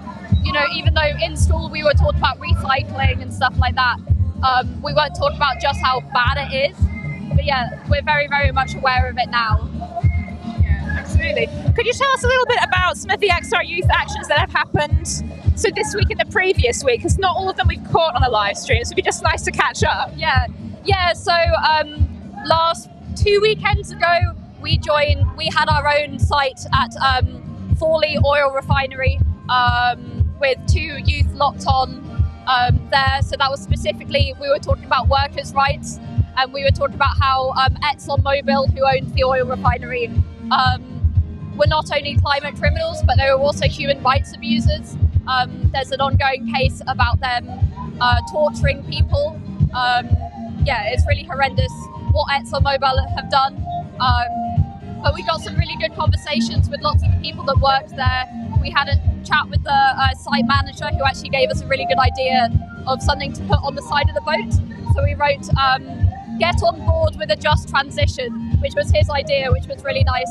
And the workers, when we first arrived, they were worried because people who'd been there before had let off flares and were smoking by the oil, which is obviously quite dangerous. But once we'd explained to them that we were just there to occupy, we weren't going to do anything else, they didn't need to worry that we were going to be dangerous. They seemed pretty on board. And then, so we've been down the entire time this week. We've been kind of going as a group, supporting where's needed. And I think a lot of XR people have said we've been a massive energy boost, which has been really lovely. And then on one of the days we had our own action outside BlackRock, which is an investment company. And that was in solidarity with APIB, who are in Brazil right now. And there's 20,000 indigenous people on the streets of Brasilia protesting against Bolsonaro and his land grabs. And BlackRock is actually funding those same land grabs and those same mining companies that are going to, take the rainforest that's being protected by indigenous peoples as we speak, and giving them to mining companies. So that's why we were at BlackRock. And then we also had a day of workshops looking at how we can build better solidarity between communities. So we've got a group called XR Youth Solidarity, who do amazing work across the global south, kind of working with communities on the ground and young people around the world, and connecting us with them. And I think that's a really powerful thing. sounds like you've got loads of things on the go. If anybody's watching this and thinking, great, how can I get involved? What's the best way to do that? So if you go to @ETSARYouth_UK on Instagram, then there's a link in the bio to join, or you can just message us. It's also really good to find your local group. So we've got local groups around the country, and we've also got them popping up around the country. So I'm from Bristol, we've got Oxford here, we've got Cambridge here, and we've got loads of uni groups as well. So yeah, but you can also start your own, like I know there's a lot of young people in main XR groups who really want to connect with like young people's issues, and that's the real power of starting your own XR youth group, I think. Thanks so much. You're definitely kind of holding the space and style on this side of the monument. So yeah, have a good evening. Thank you. Maybe we just pan around and have a quick look at, this is the back of the monument. Yeah, I still want to know exactly how people got up there. I don't know whether we showed that on the live stream, but some things it's kind of nice to have a bit of mystery as well. So let's keep going. Talk to, let's see, we've got a little bit of a liability here, which is our microphone cable, so just making sure that that's okay. Oh my gosh. Moving over to, you're joining us, if you're just joining us, at Marble Arch. We are holding the space here. We are Extinction Rebellion, and we've been here for quite some time. End fossil fuels, that's our message. We're trying to bring that to the streets of London in our traditional style, and I've said it many times already today. You can see that we've got a police presence when they're going to try and, oh look, there they're going. There's some police over there. Inevitably, this is our democratic right to protest, but we are holding the road, so there will be some police pushback, I'm sure, and most people are just here awaiting that, I think. We don't really like to focus totally on arrests.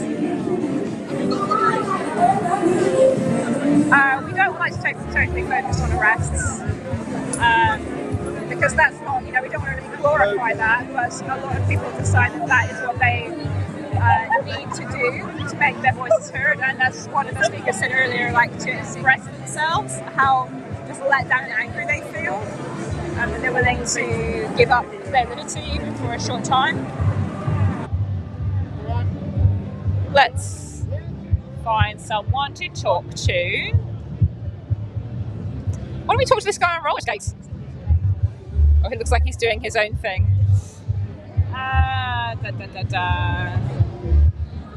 Do we have anybody else that we can cut to for a little while? I think I just need to find somebody and ready them off camera for an interview.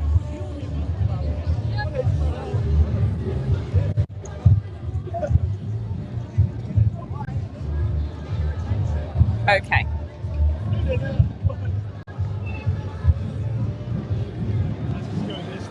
Oh, I'm really tired.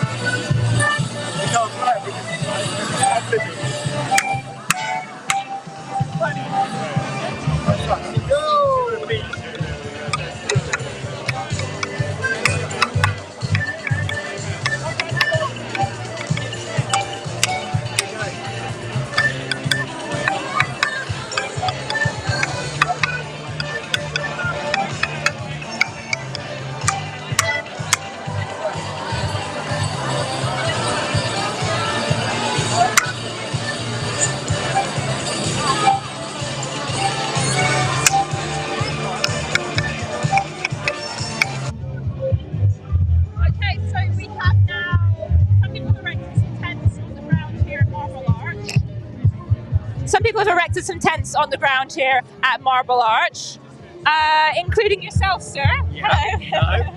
Well, can you tell me who you are and where you're from, if you want to? Yeah, my name's Ian. I'm from Lincolnshire. Hi. And why you decided you're going to put a tent down on Marble Arch? I've meditated in tents before. I find it a very relaxing experience, and I think it's important that we make a stand and stop digging up fossil fuels. And yeah, if this helps the cause, I'm happy to do it. What do you have any particular fear? I mean, there's so many fears about the climate crisis, aren't there? But is there only like one thing that makes you the most angry about inaction? It's the consistent lies over the last 30 odd years whilst I've been ranting on about climate change, and it's not getting any better. The people in power, governments, big businesses continue to lie to the people, and it's the poorest people who are least responsible for the damage that suffer the most. That's what really winds me up. Absolutely. And now we've had the UN Secretary General Antonio Guterres actually say that governments are lying. Yeah. Do you think that's going to make any difference? Do you think he's got enough influence for that to make any difference? Well, on my own, not. But together, we're unstoppable, aren't we? Is the idea. Let's hope so, yes. Got any other message that you'd like to give to people watching? Well, hello to my grandchildren. Hello, Betty and Nancy, if you're there. Granddad's here, safe and sound, in a tent. Thanks for talking to us, Ian. Okay. I hope you don't have to sleep on the concrete for too long tonight, but maybe we want to be there for long, actually, yeah. Whatever. I thought it was possible. Good on you. Yeah. Yeah, why not? Nice sunny day. Yeah, lovely music, lovely people. What's not to like? Thanks very much. Okay.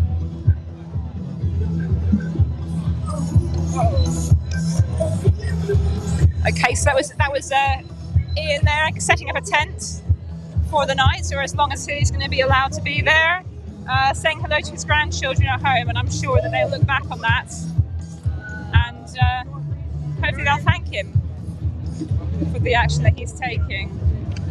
Oh, she's going to talk back that day. She danced today. I think everyone knows there was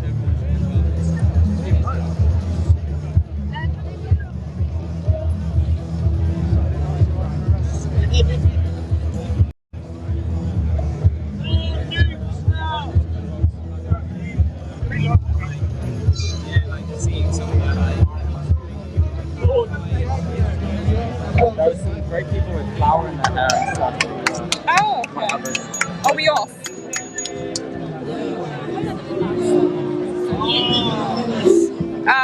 Right, so we're going to still keep finding some people, I think, to interview around Marble Arch. Lots of music going on, quite loud, a bit disorientating, in fact. We are holding a space creatively and with joy and hope, I think, at this moment in time.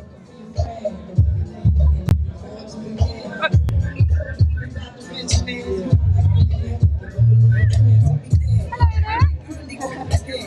I see you're from Green New Deal Rising. Yeah. Hi. Heard you on the stream. We're doing a live stream for XR UK. Oh, right, okay. Would you like to say anything about being here in solidarity solidarity with us today? What do they mean? We have shared completely, and Ed also feels now is definitely something we're gunning for as well. Ali actually did a really, really impressive speech on there earlier. So kind of, that might be on the live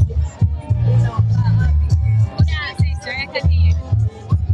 We're on XR UK's live stream, so just to say hello, really, and a lot of people probably wouldn't have seen the earlier bit, so that's it. But yeah. Hi, XR, thank you so much for having us. We're from Green New Deal Rising. We stand in solidarity with you, and this has just been the most incredible event. The outreach has been insane. The receptiveness of the public has been incredible, and it's just been a really, really lovely day. Incredible work all around. So yeah, thank you. Thanks for coming and standing with us on this one. I'm sure we'll do the same for you. It's been a lot of fun. Yeah, cool. Thank you. Right. Everyone in a dancing mood here. Let's go and talk to some other people there. Yeah, how about some people here? Hi there, are you with this? Hi, sorry? Hi, we're doing a live stream for Extinction Rebellion UK. Oh, okay. Would you like to say anything about how you're finding this? I think it's really inspirational. I like the fact that everyone's standing up for a cause, and it seems quite peaceful. Everyone seems united, and we're feeling like it's a really nice vibe to be here and support it. Have you come along specially today, or have you just seen it? Yeah, stopped along. Yeah. Oh my God, are you filming me? Oh my God. Yeah. I think everyone has the right to have clean water, and how can people be open to having kids and knowing that they're not going to have clean water? And that's why it's good that people are protesting. Thank you. Sorry, I did say, but you probably didn't hear. We're on XR UK, so it's the live stream for this. But yeah.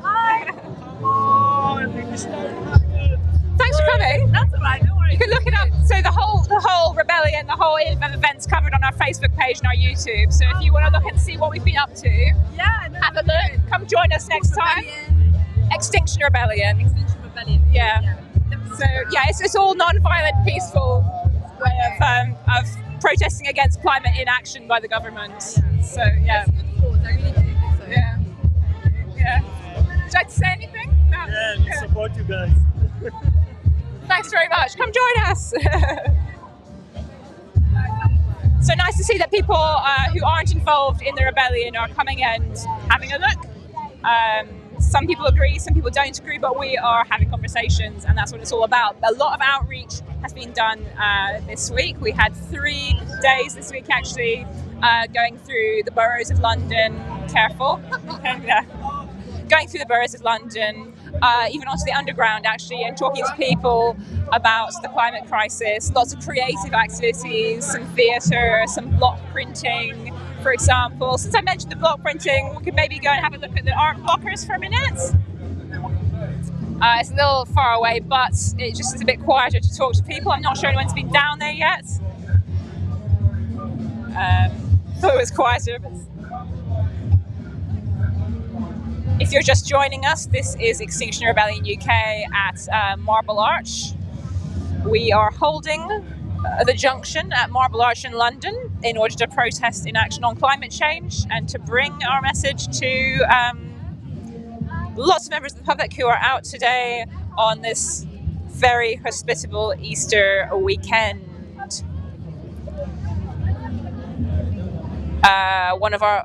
So here we can have a look at the XR principles and values. We were just talking to some new people who haven't come across us before, and we have 10 principles and values that we act by, we act according to, and it's kind of like, it's a code of conduct really for anybody who wants to act with XR.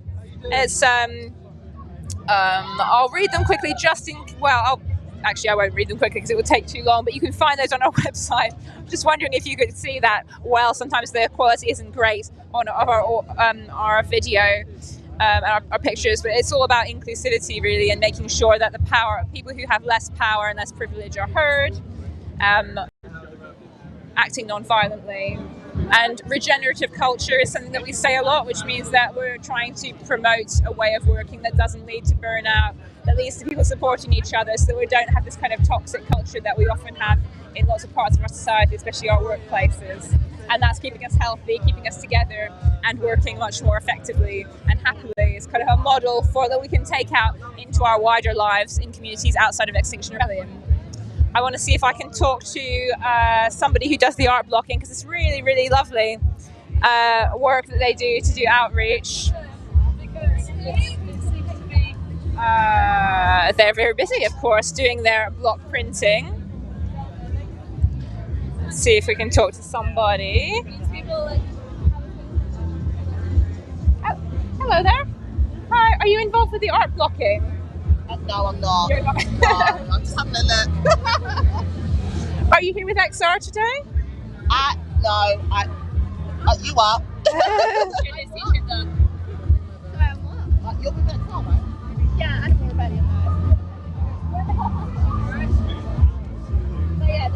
They're doing some blocking here. Let's just see if one of the people wants to talk. Maybe this lady with a patch.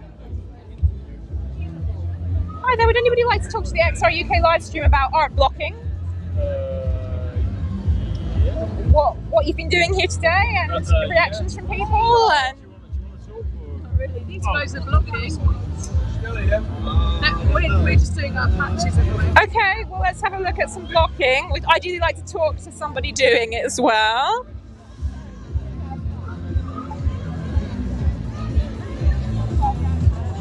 Neon colours here. I think that's a new one for me. Not often do we have neon.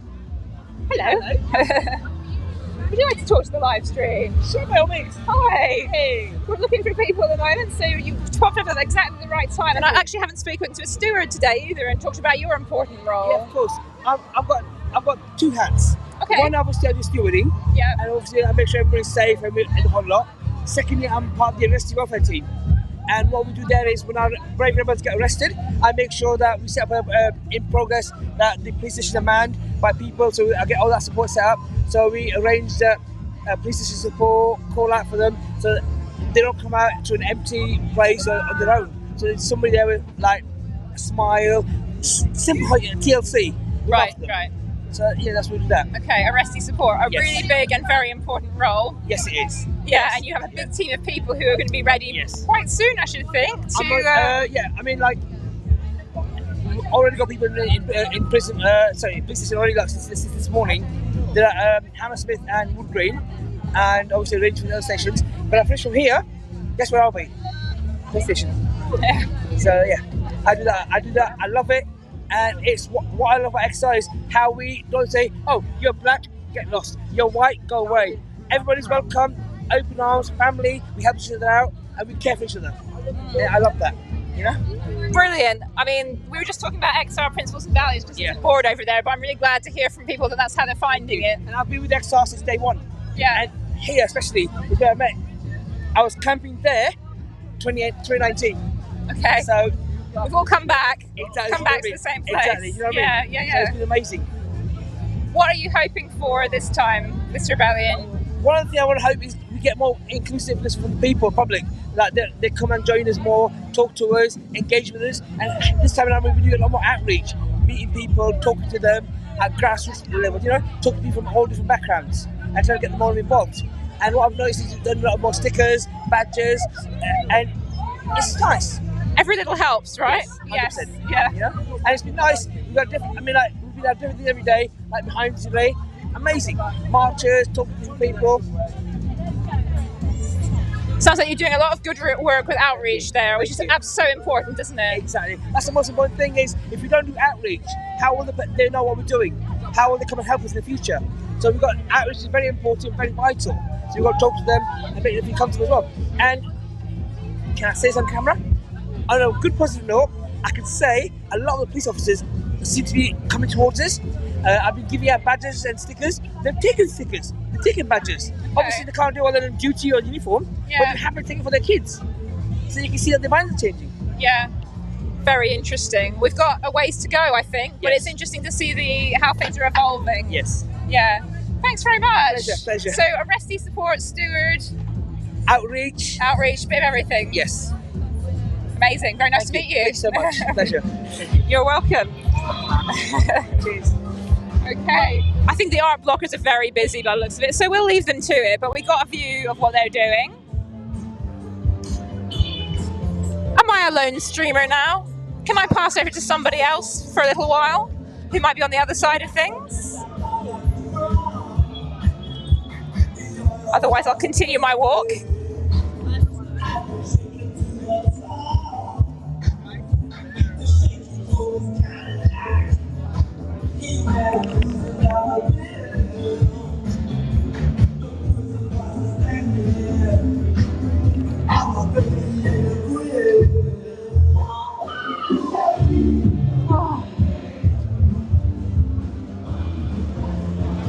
Right, back to the front of Marble Arch. Some funky dancing going on here.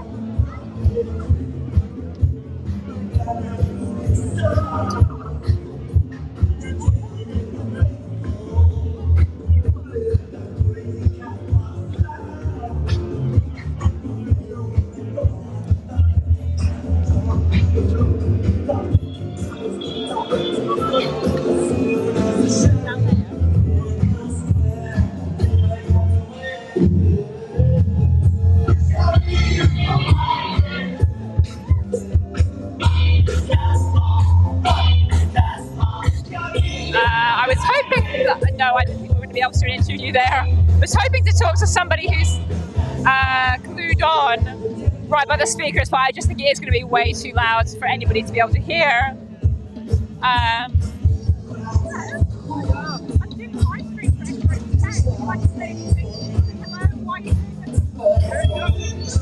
Okay, great. So it's here, my camera here, yeah. Hello. So I saw you standing here. You've been standing here for quite some time, actually, as I've been filming. I've been here for a while because this is a really important cause. This is something that we need to do for our children, for our grandchildren. If we don't address this now, things will just get more and more difficult. While we still can plant crops in the Sahara, while we don't have mass migration, we need to address all of these climate actions. While we still have fish in the sea that we can bring out, we can have our fish and chips, we need to address the problems with warming in the oceans. If we don't do this, we're going to find that the food that we depend on is going to disappear. We will be the only species that goes along and cuts away the branch that it's depending on. When we fall, no one will catch us. Either we save ourselves, or this is it. It's as dire as that, isn't it? And I always think that it's taken us like millions of years to get to this point, millions and millions of years, so many generations, and we're just going to cut it off. How irresponsible is that? Humans are really good at looking at immediate threats. If there's a lion in front of us, then we'll see it and we'll know there's a problem. But if the problem's a year away or 2 years away, we're really bad at those sorts of problems. It takes this sort of mass action to get people motivated to understand it's really going to happen. People like the science that is good for them. They like the science that says that planes can fly. They like the science that says that mobile phones can work. It's the same science that says we're going to have rises in sea level. We'll have big parts of London flooded. We need to move against this, and we need to move now, because these threats, although they're 3 or 4 years down the line, when we get to that point, it's too late. Do you feel like things are changing awareness-wise in your community? The Extinction Rebellion and similar movements, it's been going for a few years now. Are things changing? I think people are more aware of the problem. I think it's very rare that you talk to someone now and they don't know what climate change is. But the solutions, I think people aren't as aware of the solutions. And almost no one I talk to is aware of the timescale. The IPCC report that came out less than a month ago said 3 to 4 years. 3 to 4 years. You have to think, what are you planning to do in 5 or 6 years' time? You might not be able to do that. We have to act now. We really do need to engage, work out what it is that we're doing in the UK in terms of carbon emissions. We need to cut those. We need to work out what we can do to help all the countries around the world that we have good relations with. Otherwise, we will just be overwhelmed by what's happening in all the other countries. We need to show leadership. Absolutely, and there's so many people always say, well, we only have, I don't know, I can't remember exactly what it is, like 1% of the global carbon emissions in the UK. So like, what's the big deal? Why do we have to show leadership here? But as you said, we've got, we're all interlinked, aren't we? And a lot of our carbon emissions, in fact, are counted as other countries' carbon emissions because of products that have come to us, so from aviation and shipping and things like that, right? So everything's so interlinked. We live in a global economy. The shredded wheats that you eat in your breakfast, the corn for that might have been produced in America, or it might have been produced over in Ukraine. You don't know where that's coming from until you can't buy that breakfast cereal that you wanted. An awful lot of manufacturing isn't done in Britain, it isn't done in Europe, it's done in Asia. All the emissions that you see in Asia, we're responsible for part of that. We have to own up to that, and we have to say, we have to help the people who are manufacturing on our behalf. A lot of the meat products that you eat, they come from abroad. The emissions that come from cows abroad, part of that's ours. We have to own up to that, and we have to help those farmers, those manufacturers, to get to the point where they are green. If we don't, it affects all of us. It's a heavy responsibility. That's one we should really be embracing, I think, right? If we're serious about justice. It is a huge responsibility, and it's our generation's responsibility. The teenagers that I see going around who are helping out, I'm just incredibly just heart moved. They are so young, and yet they are engaging with this. But this shouldn't be their fight. This should be everybody's fight. We all have to move together. We all have to move to the point where we have moved past the carbon phase and moved on to the post-carbon phase. We either do that together and we move there, or we end up in a situation where there is a loss of food, there is turmoil, there is war, there is conflict, and that's not the world I want to pass on to the young people today. Absolutely, yeah. It could be an energizing, exciting thing if we do it soon, but we're running out of time, aren't we? So, yeah. We are desperately short on time. Every day matters. When it's 3 or 4 years and we have to make such a change, we have some sort of plan for how we're going to move from vehicles across to electric vehicles. What are we going to do about industry? What are we going to do about heating people's homes? There's an awful lot of things where we need leadership at the top. And if we have that leadership at the top, then people can say, I know what the plan is, and I will do my bit to work with the plan. We need leadership, and we need it now. We just need it really, really need it now. I'm totally with you on that. It's just not there, is it? And if it was, then we could have, like you said, we could work with that. But at the moment, it's a very scary prospect. Thanks so much for talking to us. You put some of that in really, really interesting ways. I'm hoping viewers will kind of connect with. Can I ask, what's your background? What do you do when you're not rebelling? I'm an engineer, so I take things that the scientists say will work, and I put them into products. So I believe in science because that's what I do for a job. Right. I know it works. Everyone who's got a mobile phone, everyone who uses any sort of product nowadays, you know it works because us engineers built that product for you. Believe the scientists when they talk about global warming. They've got that right as well. So you're ready there for the solutions, to build the solutions, and I hope you will. I'm sure you will. Definitely. Thanks very much for talking to the live stream. I appreciate it. Absolute pleasure. Thank you. Take care. Okay, wonderful. I really enjoyed that interview. So nice to hear from people with different backgrounds and who are just so convinced of why they need to be here.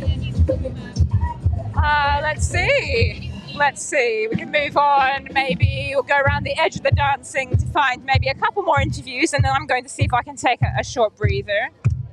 My voice is getting quite hoarse here now. Hey. Oh dear, probably shouldn't be doing this.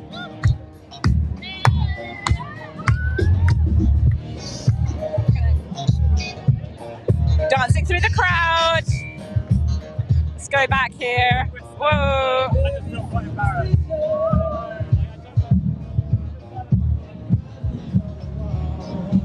Okay. Maybe we could talk to our police liaison here. Hello. We're doing the XR UK live live stream. I appreciate that you're quite busy, but would you mind having a word with us? No, okay, that's fine. Don't worry about it. Yes, police liaison are busy people at the moment because they're not quite sure what's going to happen next. Let us see who we can talk to, who's not dancing their way around.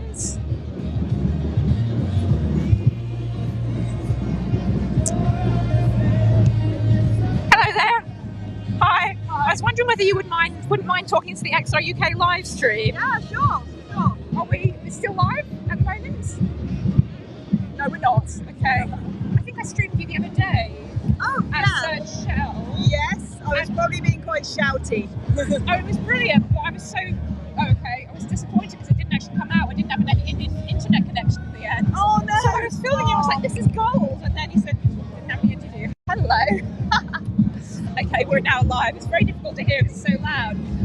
So, yes, I met a rebel that we met up with at Shell the other day. So can we just check in again? Yeah. How are you feeling about the rebellion so far? Really good. Well, I mean, fundamentally, it's really naff that we have to be here.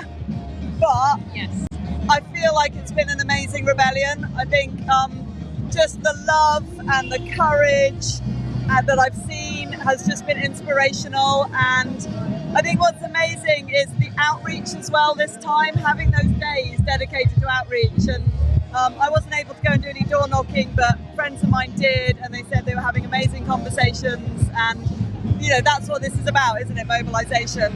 But fundamentally, we should not have to be doing this, No. you know? It's such a simple ask on the government, you know? Tell the truth about the climate emergency. Stop new fossil fuel licenses and consents. I mean, we're not even asking them to do something, like to actually do something. We're just asking them to not do something. You know, we've made it so easy and they're not listening, and so we have to come and do this. But, you know, it's amazing. Yeah, really, really amazing. Big question, why aren't they doing it? In your opinion? Do you know, it's so hard to comprehend because you just have to read. You don't even have to read tons of science. You know, you just have to read the 26 pages of the IPCC summary that's just come out. You know, you just have to, you know, read news articles, you know, if you can find them. I can only assume they are just so wedded and indebted and linked in to these, you know, systems of power and greed and money that they just cannot extricate themselves. Okay, we're and not stopping you to dance. I don't know. I mean, like, I don't know. They've all got kids. Like, that's the baffling bit. How can they look at their kids and their grandkids and, yeah, what do they see in the future for them? Maybe they just think their money will protect them and, you know, their power will protect them and, you know, they'll buy all the houses on hills and, you know, screw the rest of us. But of course it won't work, will it? I thought something that was interesting about the Shell action that we were at on Wednesday, I think it was that we were actually asking people who work in these companies to think again, right, and say it's not too late, you can make a difference, it takes courage. I really hope, like, some people had some, you know, I really hope some of those employees, like what we did, just maybe broke through the business as usual, the humdrum, you know, day in, day out. You know, to be honest, if just one person in that building started looking at jobs boards for other jobs, that was probably worth it. I'd like to think others will, because there are other opportunities out there. You know, quite frankly, like I've heard an amazing woman talking on Sunday night, I think, down at Vauxhall Bridge. She's currently a gas engineer. She was a sewing machinist before that, and she had to retrain when that industry declined. And she said, I'm a gas engineer now, retrain me. You know, and she was really angry because people were, you know, she was saying, it's not that I want to do this job, I'll retrain. And, you know, the people that work for Shell, whether they're project managers or, you know, marketers or scientists, there are amazing other jobs they could do. I hope our action maybe broke through to some of them, maybe think. And you will need to come back. Thanks for joining us. I think we're moving on to a new phase, we're getting the feeling. So we'll go over to hear what people are saying at the mic.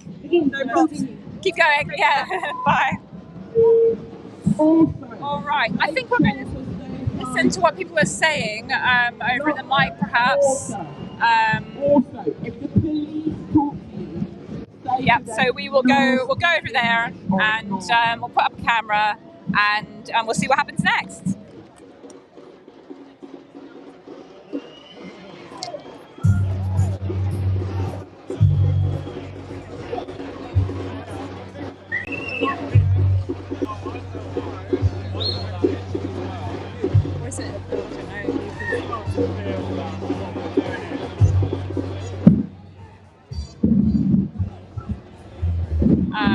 Okay, no, I think it's just going to be a bit more dancing for now. So...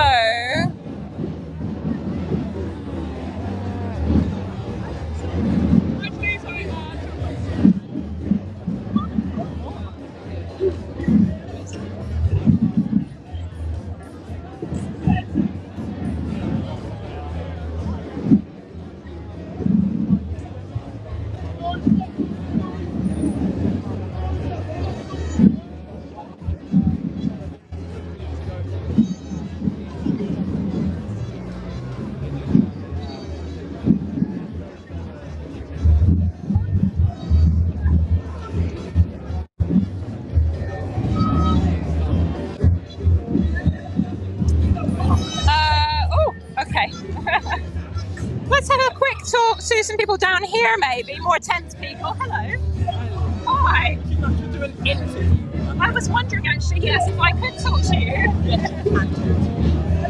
We come down here? Okay. Hello. So, microphone. Here we go. What am I saying? So you're on XR UK Live? Yes. Yes? Yeah. Well, I'd like to know a bit about you. So can you introduce yourself and then tell me what you're intending to do in this tent? That sounds really bad. So my name is the Human League, like the band. So they got resurrected this year and they discontinued the band in the 90s due to low numbers. Currently what I'm doing in this tent is we're discussing some business and everything while my colleague is making a spliff. They're making a rollie, but it's a eco-friendly rollie. Okay. So are you planning to stay here for a long time tonight? I'm going to hold this because I think it's going to get getting a bit too loud. So we're planning to stay here until Sunday or Monday. Sunday or Monday, okay. And I'm going to make the police crumble and suffer. Because they made us suffer, it's about time we return the favour, but with the power of anti-friendship. So we'll take the power of anti-friendship and smack them down with it. Yeah. What do you think about the End Fossil Fuels Now message? Well, I got it on my backpack, so it's quite a good message. So it's a very good message, a bit like this tent. I find the message good, but we as XRU are taking accountability, making companies take accountability for it, whereas the police are not, they don't know about accountability at all, as they're often doing things they shouldn't be doing, and often makes you see through reverse psychology and you see double and makes you feel like you're going psychotic when in actual fact it's the other way around. So it sounds like you're here for many reasons as well as the environmental one, yeah? Okay. I'm not here for finance. I'm not here for finance. Okay. I'm here for to kick some ass. Okay. Yeah. Okay, I'm sorry. I think the audio is breaking up here. I can't quite hear, so I'm going to thank you for that. It's very loud. So nice to meet you. We will leave you to your tent. To be honest, oopsie. Sorry, I've just dropped something. To be honest, I couldn't hear a lot of that, and I don't know whether you could either, but we're going to move on somewhere slightly further away from the mic. In fact, I think we have a pre-recorded clip that we can play for you now. Again, I couldn't hear exactly what it's about, but you will soon find out. I think it might be a little bit of an intro to the earlier part of the day. Maybe we can just do a quick pan of where we are at this point before we show that clip, just to give people an idea of, as it's getting to sunset, we've got a bit more dancing here, people erecting tents at Marble Arch with Extinction Rebellion. This is the last day of 8, and Extinction Rebellion's been taking over the streets of London, doing a lot of outreach with different communities and trying to make them more aware of the climate crisis and government inaction on that crisis, which in our view is no less than a crime against humanity. And not just humanity against ecosystems and the entire globe, all of our interconnected systems. We are the Earth and the Earth is us, and we need to respect and preserve that. Let's go to that clip now while our streamer team takes a short break. Quick update from where I am at Marble Arch. The police have come in, they've formed a double cordon around the limousine now, and they're moving in and speaking to protesters, speaking to activists, speaking to the ordinary people that we are on the floor, urging them to move or they'll probably be arrested, I think is what they're saying. But rebels are sitting tight. We've got a lot of brave people that are deciding they're not going to move. They're going to continue their act of civil disobedience. And we've got a Morris dancer doing it, but why not a bit of Morris for this time? Have a look at the Morris dancers. But all sorts down here today. Band, samba, speeches. Just had a bit of violin playing. Now we've got Morris dancing. Because it takes everyone, you know? Everyone needs to stand up, be counted, be heard, but we still have a chance to make these changes that we need to. So I'm just going to go over to the other side of the square and really see how many police there are here now. Real tight cordon they put in around the limousine. So the limousine came in earlier, pulled over the road, stopped. Some people got out and locked on, other rebels came along and locked on to the limo. It's been here all afternoon causing a roadblock. Now the police have put another ring around it, another cordon. Cameras on. I think even more police have arrived. A lot of police vans up Oxford Street. So I think we're probably going to see quite a lot of arrests shortly. More police over this side as well, lined up like stormtroopers or something. And let's just go over here. There was an elderly woman who's refusing to move. She's sat in the road. Please ask you just go on the pavement where it's safe. Thank you. No worries. Cheers. Let's listen to the police persons. Even though he is blocking my camera now. So yeah, it looks like she's been spoken to by the police. I don't know if they're going to move or not. And this scene is being repeated all around Marble Arch. Police are moving in, talking to protesters, talking to the rebels, asking them to move on. But time is running out, as we've heard so much today. Time is running out, as Antonio Guterres says, the UN Secretary General. We need to act now.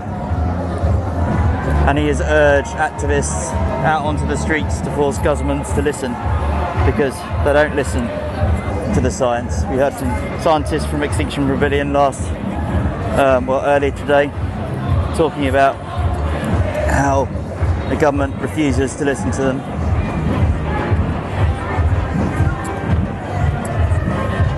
We all know what's at stake here. Our futures are at stake here, the future of life on this planet. And the crisis is happening right now. A bit of a flare going off. So yes, Marble Arch, if you're in the area, do come on down. If you're not, please like, comment, share the live stream. Get the news out there of what's happening, why these people are going to be arrested. They're refusing to move because the crisis is so urgent now. Civil disobedience is a tactic that we know works. And we really need the government to end all new fossil fuel projects right now. No fracking, no oil and gas extraction that's coming from new fields. Invest in renewables, invest in insulating houses. Please get out on the streets and support us if you can. We desperately need you all. Love and rage, folks. Welcome to Marble Arch, where Extinction Rebellion have, taken over the road, because these streets do belong to us and we have the right and the authority to do such a thing under our democratic rights under the European Convention for Human Rights in the face of the largest humanitarian crisis the planet has ever seen, in the climate crisis. So I'm here with the lovely Rebel who has decided to stick around. So just wondering, you don't have to say your name if you don't want to. Who you are, where you're from, why you're here. I'm Grace. I'm from Hackney. I have just had to. I've been glued on for the last couple of hours. I had to rip my hand off the ground because I couldn't get arrested today. But we've been on a lovely march all in the sun. I still think there's something done. I'm not quite sure. I really got arrested yet. But I'm here today because I don't really know why I'm here today. It's my day off, so I thought I'd come on. I don't know. Just go on. Where did we come on today? Into Reform? Bring you to 2019. I'm looking here for the big movement just afterward. I didn't get to go to that. So what do you think the mood is here right now? Can you tell very much party vibes. Everyone's having a good time. Apart from the police officers who are just being a bit arsey. But everyone else is in a very, very good mood today. Yeah, well, it feels a bit like that, and it's you know, if we can't come here and enjoy ourselves in the face of the potential extinction of humanity, then what can we do, eh? True. They just stole my tent. So the police have just taken Grace's tent while she stood here chatting with us, and they've walked off with it. So you can see that this is what the police are up to. You go and fetch your tent, and I'll carry on talking. So this is the police coming in with their usual tactics of trying to dismantle what's going on here and trying to discourage people from exercising their rights. And that's the reality of it, is we're not here because we especially want to be. Yes, there's a lovely party atmosphere, as Grace just said, but the long and short of it is that we're here because there's no alternative, and we need to be causing this kind of disruption, because otherwise the media will ignore us and the government will take no action. So I'm just going to keep walking around and have a look and see if there's some other people that might want to have a chat on the live stream. There's lots of dancing going on over here, as you can see. I'll pull it up so you can have a proper look there. But it is pretty impressive. And this giant End Fossil Fuels banner that you can see is looking brilliant in all its glory behind me. We saw Swampy, who is a very well-known activist for a number of decades now, who was one of the climbers responsible for getting that banner up. And it took a little while, but that was because the most important thing with this kind of thing, especially when we're sending rebels up at height, is that they ensure their safety. And that's why it's imperative that things are done properly. We don't rush to get them done. The most important thing is that we are taking care of ourselves and one another in this rebellion. So that is what's been going on over on Marble Arch. So I'm just going to come around here and see if I can. I found a friend who might want to have a quick chat on XR UK Live and let us know what's going on. Claire, what have you been up to, and what's the deal? Well, we've been here all day. Well, all afternoon in the blazing sunshine. The banner finally got made straight. The police have started trying to clear the roads. There's quite a lot of people in tents, but they seem to be moving them fairly quickly. I don't know. Thank God for a good sound system, eh? It's quite nice. That's where our energy is coming from right now. Yeah, exactly. But yeah, I don't know how much longer we'll be here. It's not, it's not a small number of people, but there's plenty of coppers, so we'll see. Yeah. Brilliant. Well, as you might have seen on the stream, I'm just going to lovely to chat to you. I'm going to carry on. As you might have seen on the stream, we managed to capture a whole massive sort of procession of police officers moving here. So there is a lot of officers here. It's mostly at the moment circling the limo that you've been having a look at. There are opening edge of the road, and you're coming in now and they're talking with the people who are here in tents. And they're walking off of people's tents as well, apparently. As soon as someone's out of it, they pick it up and with it, which seems to be... So you might remember in 2019, they had confiscated a huge amount of people's and they crushed it in the back of bin lorries. And then they tried putting out an article saying that they had cleared something like 20 tons of rubbish from Extinction Rebellion. And that was 20 tons of rubbish in itself, because the items that they took were people's possessions, and we would be more than happy to take them with us. The same with the items that they're probably confiscating right now. Is we're happy to take those with us. We're happy to take them home. They're our possessions. We have no need. The police have no need to be taking them from us. They're just doing it to try and discourage and try and tear us all apart and get us off the streets. See if we can find someone else to speak to. Would you be happy to have a chat with me on XI UK Live? So I know you gave a speech earlier about Stop HS2. I was wondering if you could share a bit more about what's going on with HS2, why they need support, where we can support them and how. Yeah, so basically HS2 is obviously the destructive railway that's going to cut through 108 acres of woodland. It's destroying not only woodlands but homes and jobs. And basically right now we have a camp called Bluebell Woodlands that really needs support because eviction is basically imminent right now. And the government is really trying to crack down on the anti-HS2 protesters. So basically you can go on to Stop HS2, the website or the Facebook page. You can also go to HS2 Rebellion. There's a Facebook page and an Instagram and a website. And you can basically find all the information that you need to get from there. There's a lot of statistics and stuff and how you can get involved in your local community and how you can support camps as well.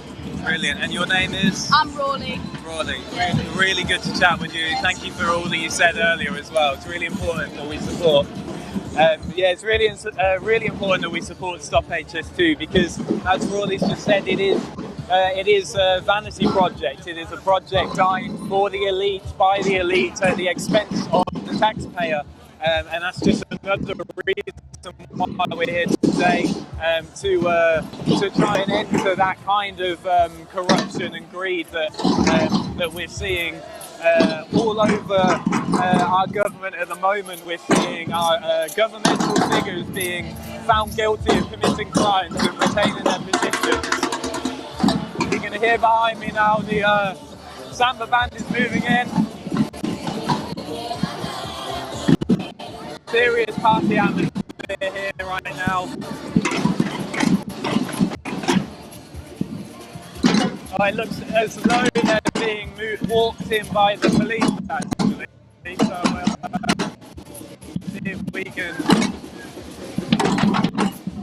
get over here and have a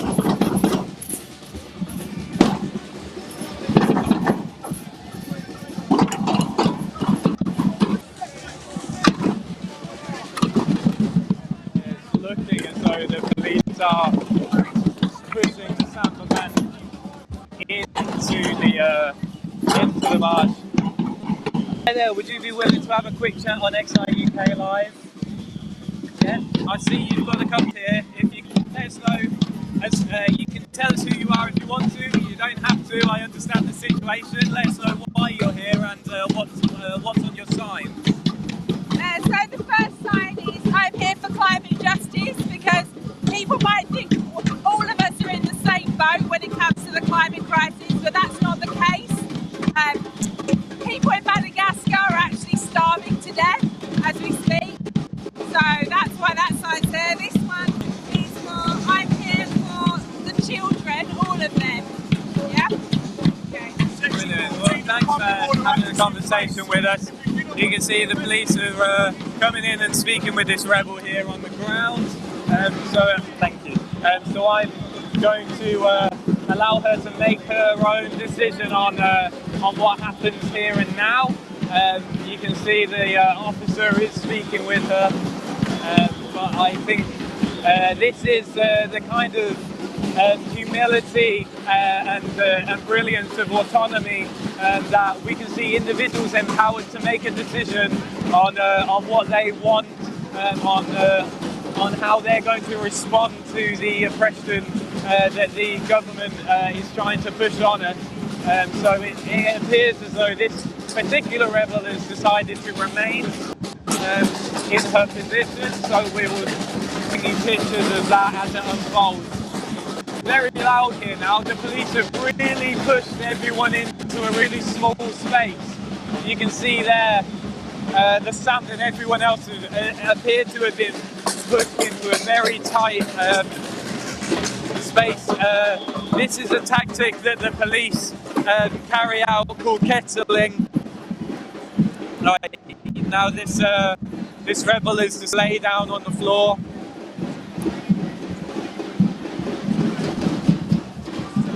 And if you didn't catch what her sign says, it says, "I'm here for all children, I'm here for them."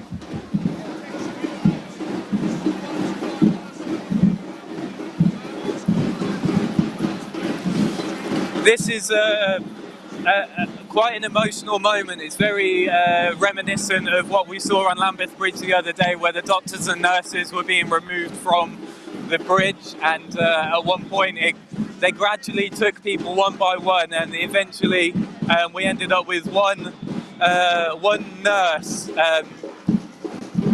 remaining on the bridge, kneeling there with a sign that said, "I'm here for all my patients.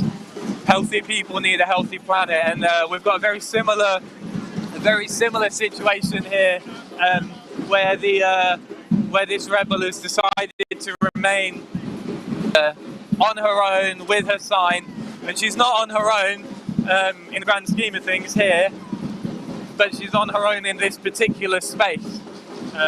There's lots of people sort of stepping in front, so I'm just going to move off and see. Just take a look there.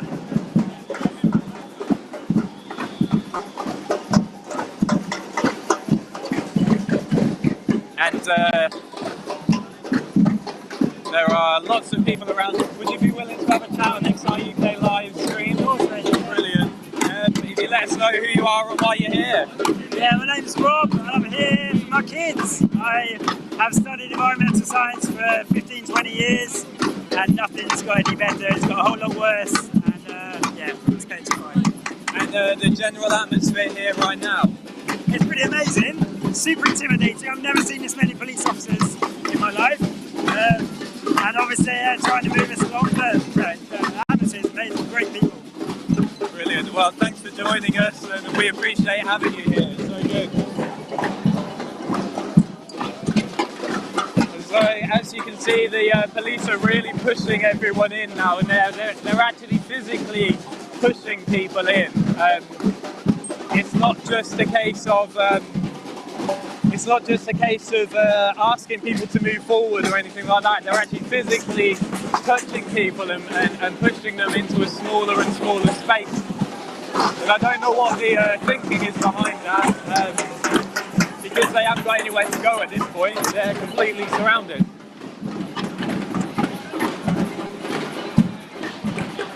Let's see if we can find some other people to have a conversation with. I wish I could have a chat with the police, but they don't seem very friendly at the moment.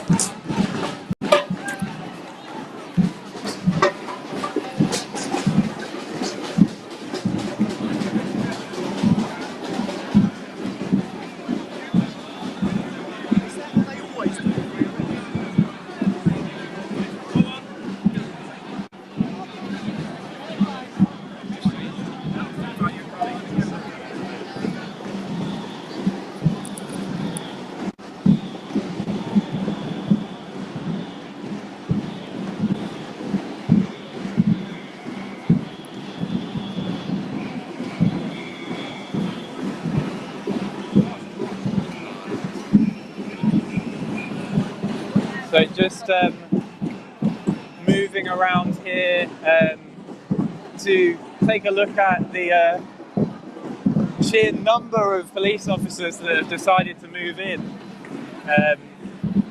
And this is a typical example of an oppressive state trying to knuckle down on peaceful protesters who are just here to try and protect lives. And at the end of the day, that's what this is all about. The reason so many people are here today is because we're trying to defend humanity and a million species from the total annihilation that awaits us if we continue to invest in fossil fuels. And yet our government is very much aware of this. We all know that the science tells us that we're on a trajectory for as much as 3.4 degrees of warming by the end of this century, and that means an uninhabitable planet for a huge majority of people.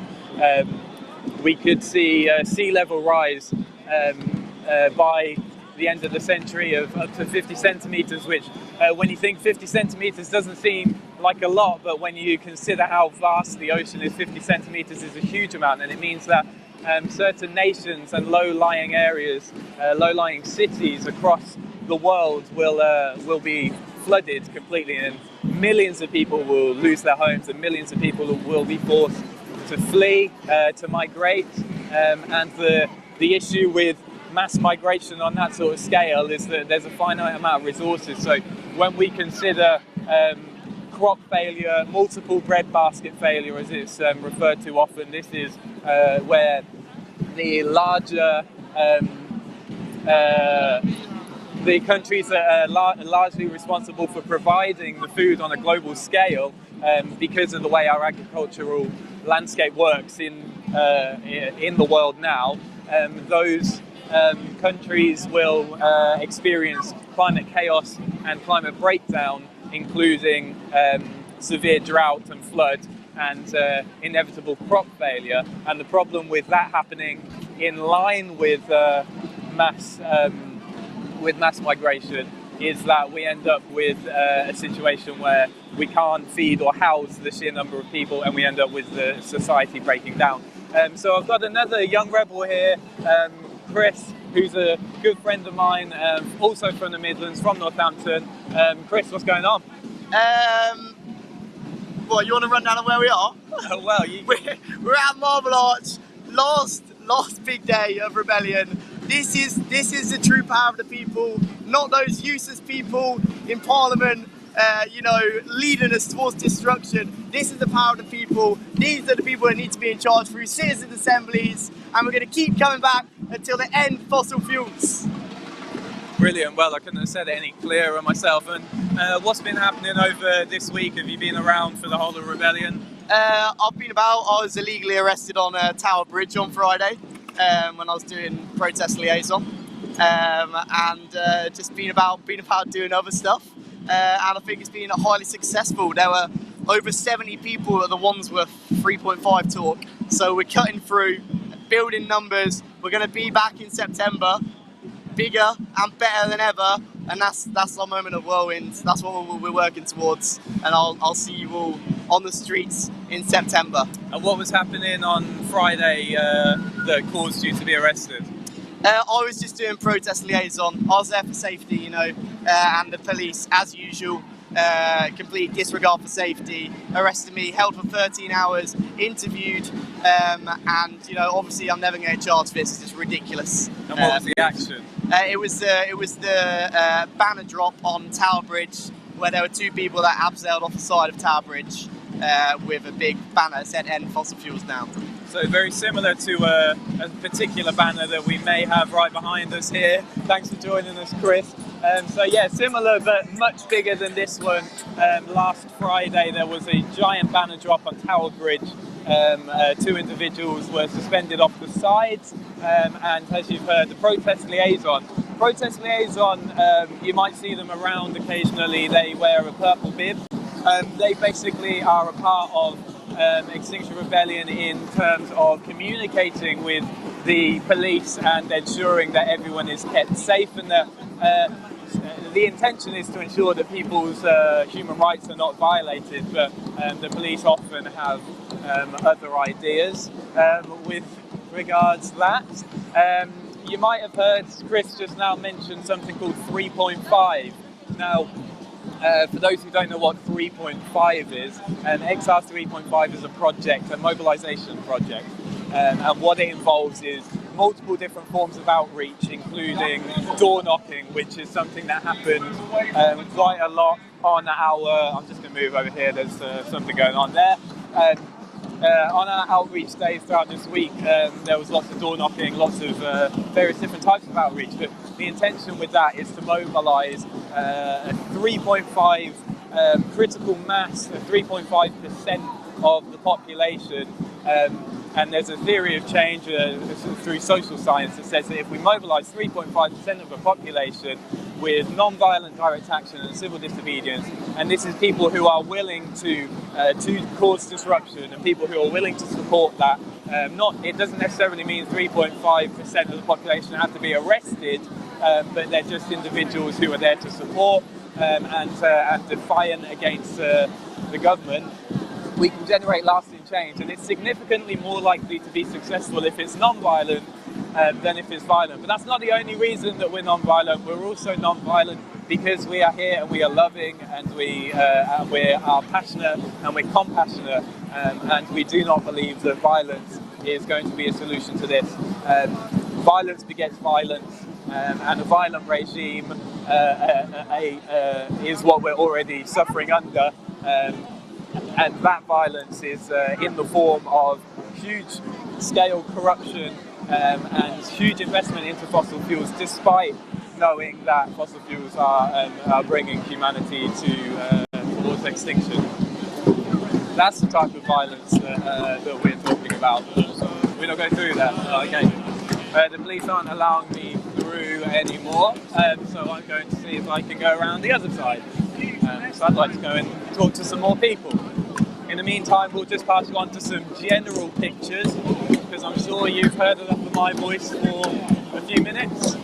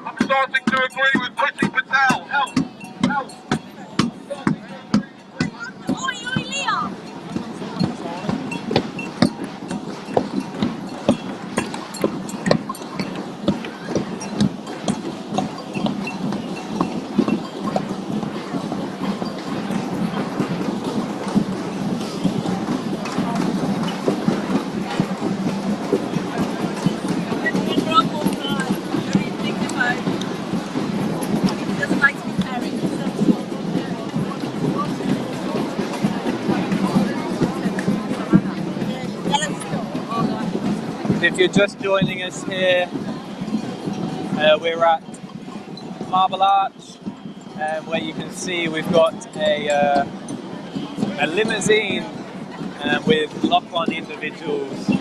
Rebels locked on. They were locked onto the top. It looks like the ones off the top might have been removed now, but they're all locked on around the base as well. And they've painted red hands all over the limousine as well. And this is for a number of reasons. It's partly to do with the disparity between the rich and the poor, the wealthy who ride around in their limousines and on their private jets with no concern for the rest of us who are already struggling through elevated cost of living that is making things extremely difficult for people in this country. But also the red hands are sprayed on there to symbolise the blood that's on their hands through a climate breakdown that's already taking place around the world. We're seeing vast famines and droughts, floods and landslides. In South Africa just this week, a number of people died in a landslide that has been attributed by the South African government to climate change. And that's not unusual for what's happening around the world at the moment, and it really is frightening that a huge number of people are losing their lives as a result of climate breakdown. We're seeing droughts in sub-Saharan Africa and East Africa, the likes of which we'd never seen before. We're seeing plagues of locusts. Just last year there was a plague of locusts in Uganda that was 100 times the size of the city of London. And I've been to Uganda. Prior to my decision never to get on an aeroplane again, I used to work for a charity as a digital media specialist, and some of the work that we did was training people in Uganda on how to use media equipment so that they can run media projects with children there. While I was out there, I witnessed some of the extremities of famine and poverty. And even though I grew up a working class lad from the Midlands in abject poverty by UK standards, what I experienced out there even those years ago, probably about 6 or 7 years ago now, was really quite traumatic to witness. But now they're suffering on a much more significant and much larger scale. Plagues of locusts, 100 times the size of the city of London, with droughts and famine, with disease rife, with inequality in terms of access to vaccines regarding the COVID pandemic, deliberately withheld from them by Western powers. And it's this type of racist policy and oppressive policy that forces these nations to do whatever they can to try and build their own economies, and sometimes that means having to sell off their resources or sell off their natural the land that belongs to them to multinationals so that they can be pillaged and used for Western gain, and in particular to put money in the bank accounts of the already super rich. And this is happening all over the world. It's happening in Africa, it's happening in Southeast Asia, it's happening in South America, it's happening largely in the global south, where this type of exploitation is driven by Western powers for Western gain at the expense of huge loss of life in the global south, and this is already taking place. This isn't something that is going to happen in the future. This is something that's already taking place. So it's got some handprints. There's some mysterious things going underneath. Is that More serious things. Justice! No, this is a bit more like this.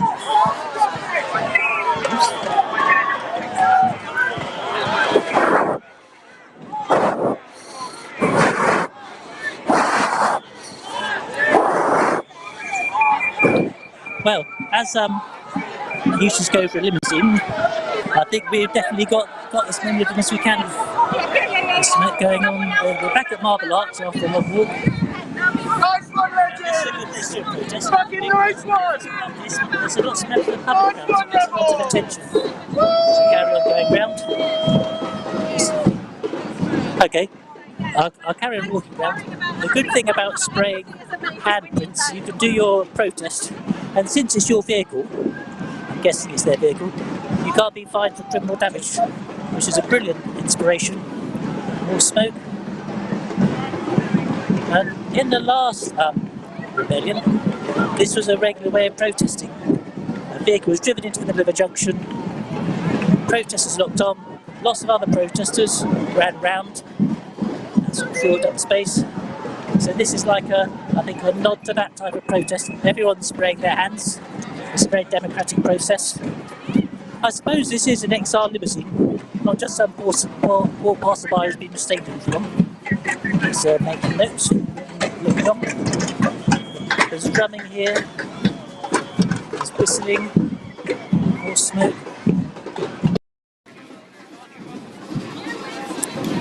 This is a classic tactic from the police. They tried to encircle the vehicle. Oh, I can see one police officer grabbing and pushing a well-being individual just over there. Hopefully that was caught on camera. Sometimes the police decide that they're going to get heavy-handed for absolutely no reasonable explanation. And they are, you can see the police are getting heavy-handed here with some of our rebels. So this is a classic tactic from the police. They try to encircle these lock-on vehicles and then they try to take control of them. They will undoubtedly try and stop us from being able to speak with them as well. I'm here with Marine from XR UK on this historic day for Extinction Rebellion. It's the final day of our disruptive actions here in London. What has the week held in store for you, Marine? It's just been, what do I want me talking here? It's just been incredible. Like, basically, it's been such a variety of different things. So we've had outreach days, we've had action days, you know, we've had days where it's been a bit calmer, we've been able to recuperate a little bit, but at the same time speak to the public who are walking past and, you know, they're like, what is this about? What's going on? And we've really been able to have those conversations a lot more this time around, I think. And that's been really great because I think from what I've experienced anyway, once people understand, you know, we're here because we've tried everything, we've done everything, we've been on the march, we've been on the petition, done the petitions, written to our MPs, you know, it's last resort type thing. And people are like, oh, but you're so annoying. And you say, well, what do you suggest? What do you think we should do?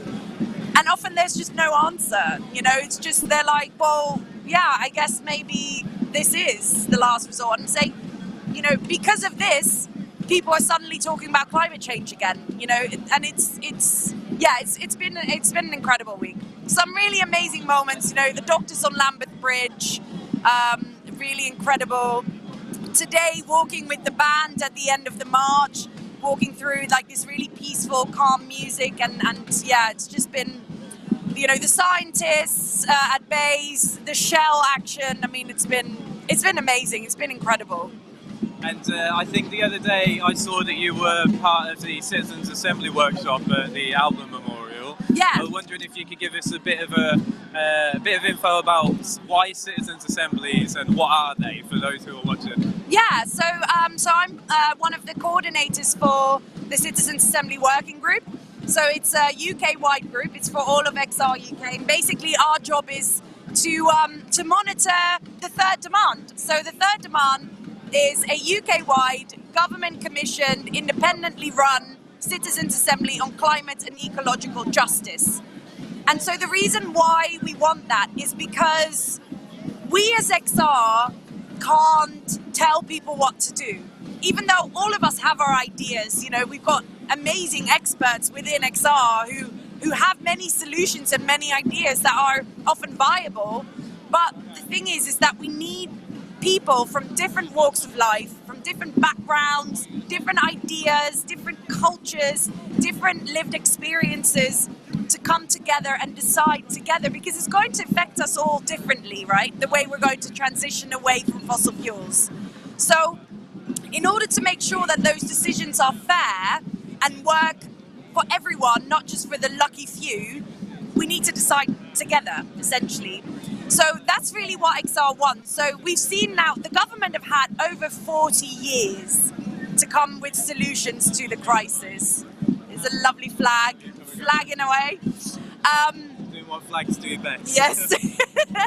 In 1992, in the Rio Climate Summit, governments from around the world, including UK, agreed that they would inform and educate their citizens on climate change and how it was going to impact that. Now, they haven't done that, right? Which is why so many people, when they first hear the heading for Extinction Talk, for example, they are like, shit, I had no idea it was that bad.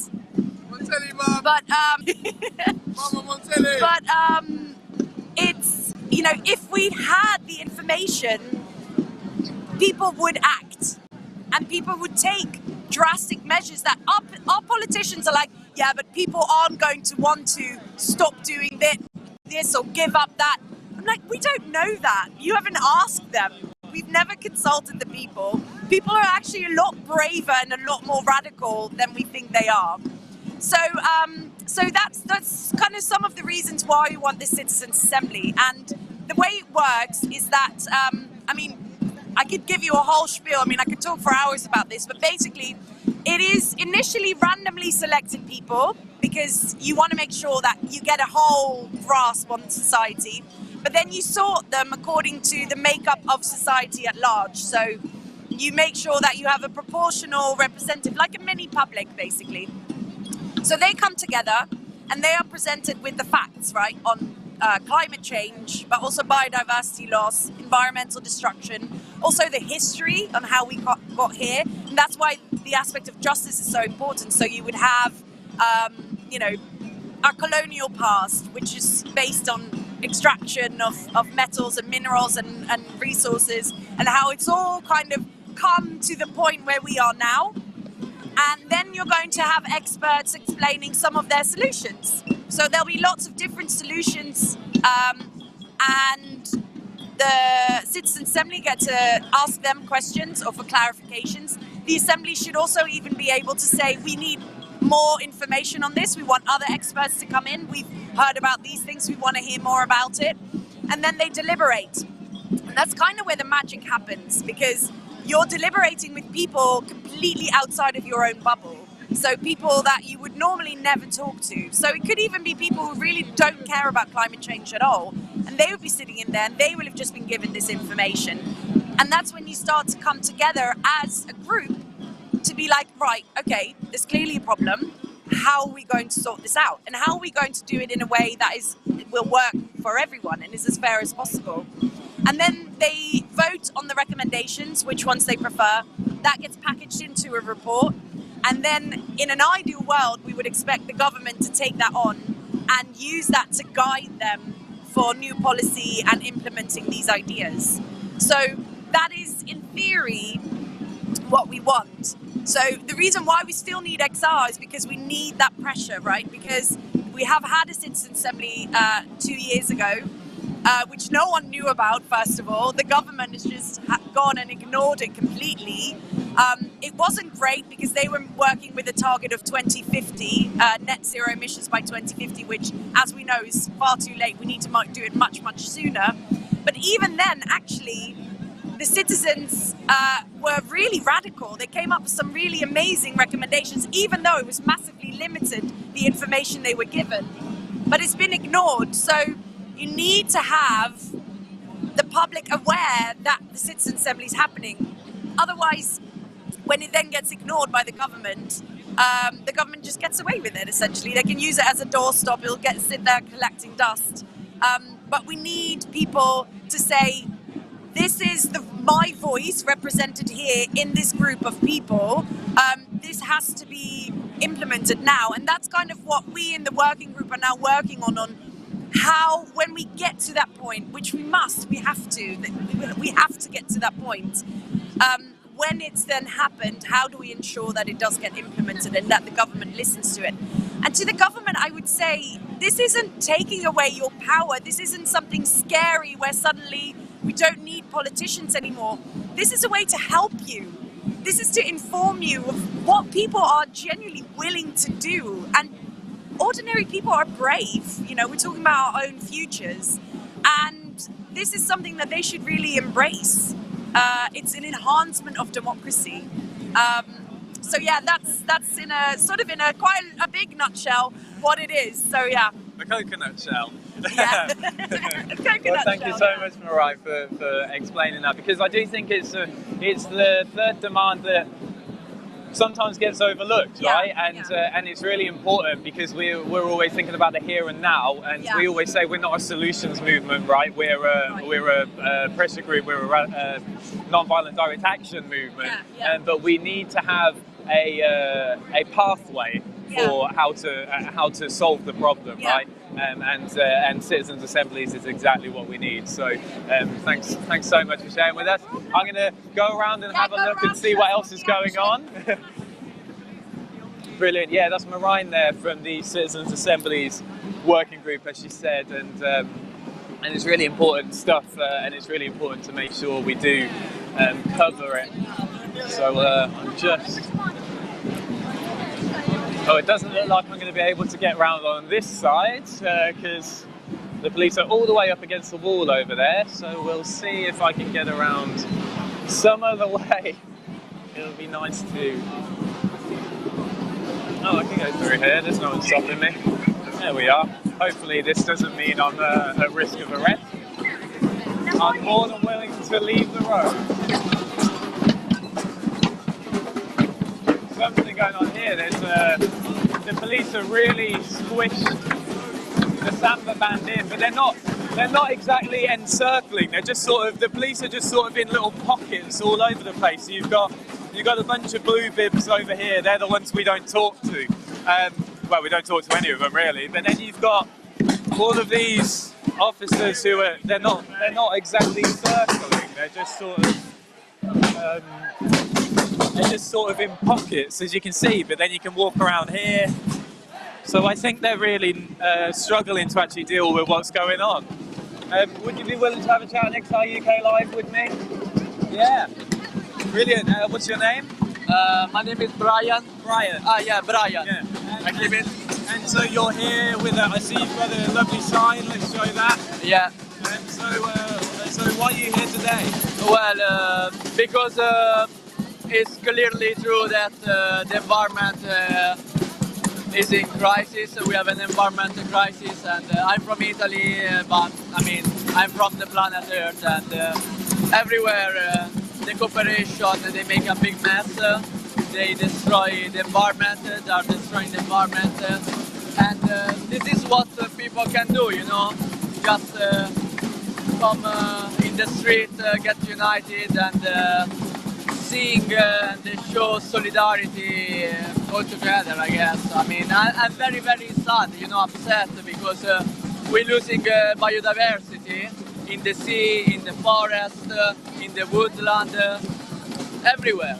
And there are clean energy sources, more clean, not perfect, but definitely better than fossil fuel. Yeah. So I'm here because I respect all these people, young people, people of every age that sacrifice, and also they use their privilege to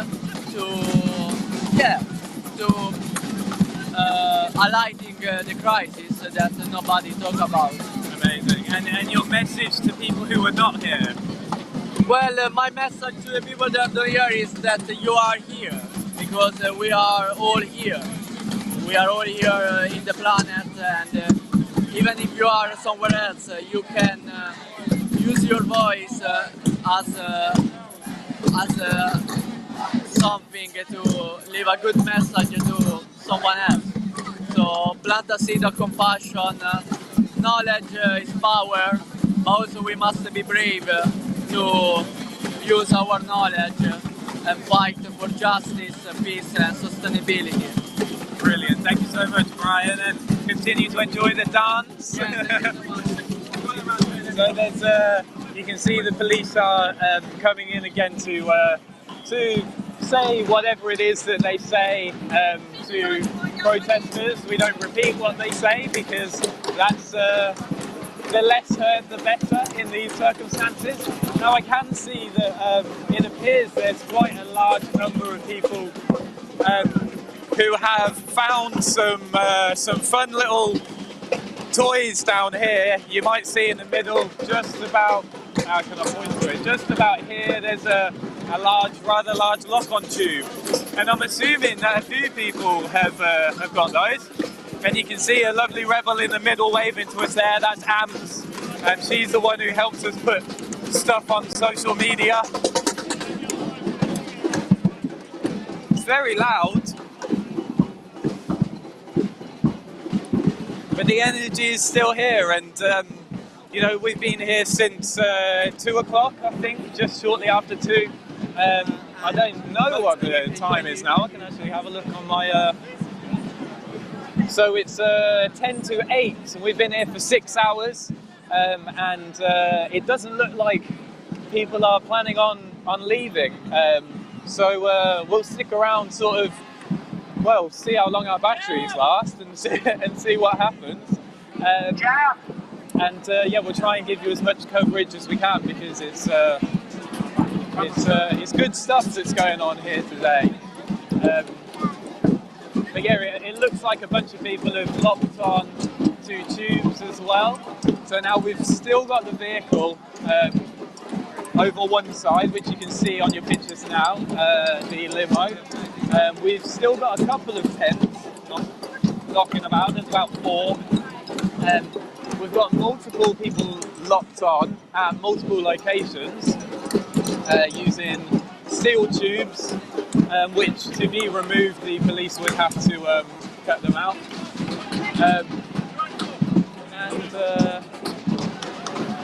Yeah, there's quite a lot going on. We've got a giant banner hanging still from Marble Arch. They're going to struggle to get that down. They might leave that for a while. That might be the last thing they clear out. We've got some people still sat in the road over in the distance, a little bit away from where everything else is going on, and I haven't been over here to have a chat with them, so I might see if someone's willing to have a chat now. Hi there, you willing to have a chat on XR UK Live? Just let us know how come you're still sat around. Do you want to, Alex? I don't know why. Would you prefer is it okay? Well, everyone says that, and then everyone says the most eloquent thing I've heard all day. So, Alex, I already know your name, but we won't let the police know that. So I'll just pull this across. So, great, thanks. So you're here with us at Marble Arch, and why is that?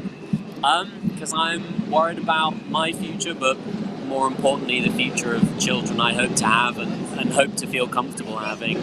And I want to feel responsible in doing that, and yeah, just a broader sense of moral responsibility as well. And have you been with us all week? I was here last weekend and yesterday. Okay. Brilliant. So 3 days, yeah. So you've bookended this rebellion. Exactly, yeah. Yeah, you got the two most impressive parts, I've I'd gone say. for either end, yeah, exactly. Full of people. And if you had a message to the people who aren't here, what would that be? I think it would be get involved in whatever way you can.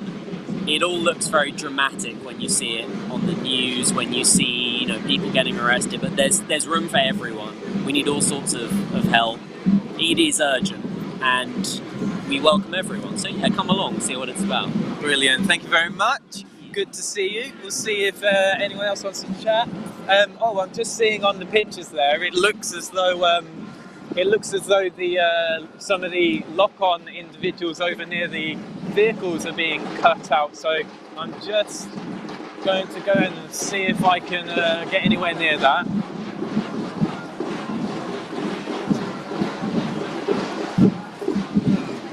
Doesn't look like I can. There's a barrier of about 4 loads of police officers. If you can see in that little picture there, there's quite a number of officers now, and there's a whole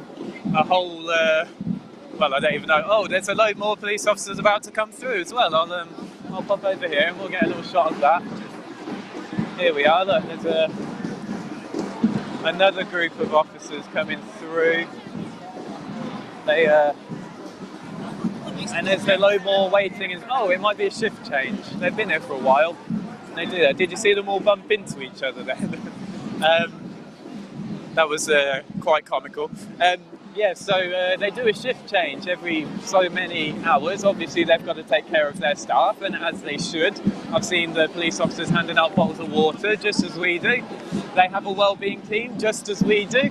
But they're here to quote-unquote do a job, and that job is unfortunately to uphold the status quo and to uphold the oppressive regime that presides over this beautiful earth that is being pillaged and destroyed, just so that a few billionaires can fly off to space in their phallic rockets. And that's not what we're here for.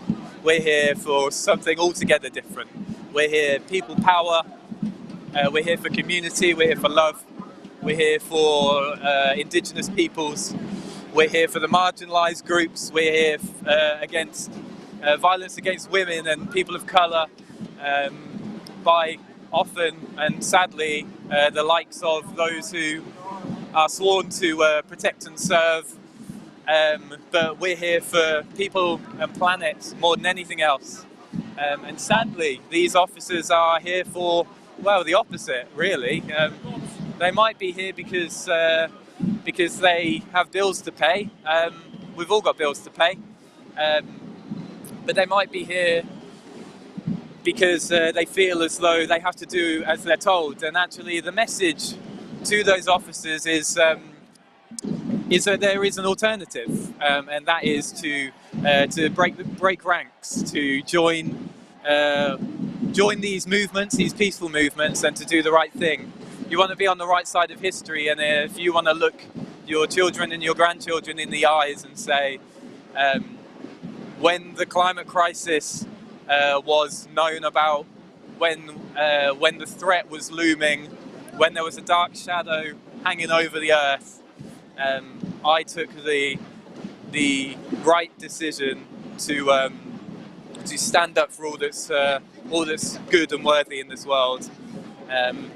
And we will welcome you with open arms. We have ex-police officers within Extinction Rebellion. We have lawyers, we have doctors, we have scientists, we have handymen, we have cashiers. I'm a furniture painter, for example. We're not a group of middle-class climate crusties, as the media often like to portray us. We're actually quite a diverse group of everyday individuals, and I think it's important to remember that. So you can see more police are lining up just over my left shoulder, which might be my right shoulder on your shot, because it's mirrored. But it looks like, yeah, there's either about to be a giant shift change, or they're about to come in and start making some mass arrests. But we'll see what happens. I'm just going to see if I can walk through the gap again now. Our good friend George is sat down in a tent just. There he is. We've spoken with him a fair few times this week, and we may well speak with him again, but not right now because he's otherwise engaged. It's always an interesting sight to see the police guarding a building. I always find that really peculiar when they completely surround something like a monument or a marble arch, because we're not here to destroy the marble arch. You know, we've climbed and very delicately hung a giant banner on it, but we're not. We have no intention of causing it any damage. Interestingly, we're in the shadow of another vanity project. We were talking about HS2 earlier, but you can see just over my shoulder here. This is where the Marble Arch Mound was, which cost something like £6 million worth of taxpayers' money to put up, and it was just a massive waste of money. And it took something like 600 grand to take it down as well. So just another example of the authorities sort of pissing all taxpayer money up the wall for all manner of nonsensical things when there are serious things that money should be being spent on.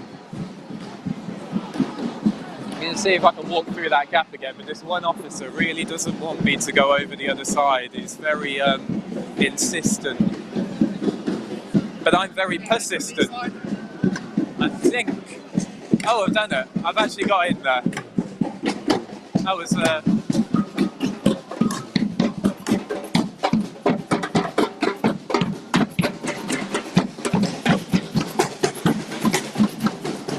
There we go. Persistence is key. We've got through. And our lovely rebel is still here, alone, but not alone in the same breath. And some of our Samba rebels have gone up on various different platforms. There we are. Still bringing in the energy. There's a lot of it.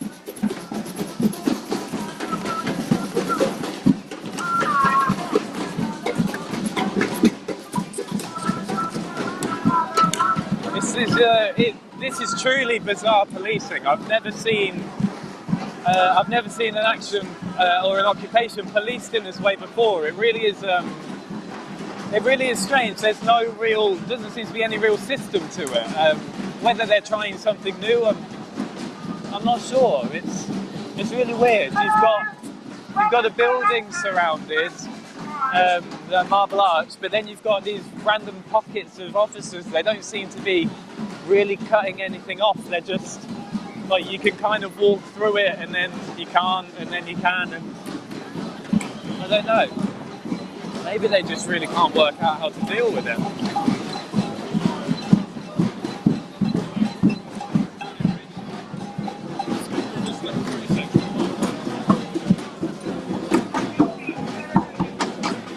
I've just managed to walk straight past it again. It's really bizarre. See if we can get squeeze another interview in.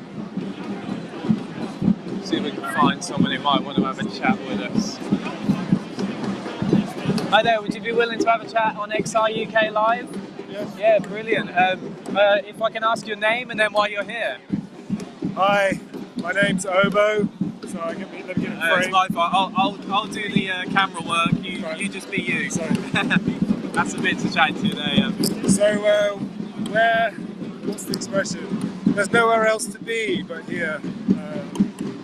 I, like most people here, am extremely concerned about the fate of our species in the short term, and the fate of people in developing countries now, and I'm just trying to make a stand.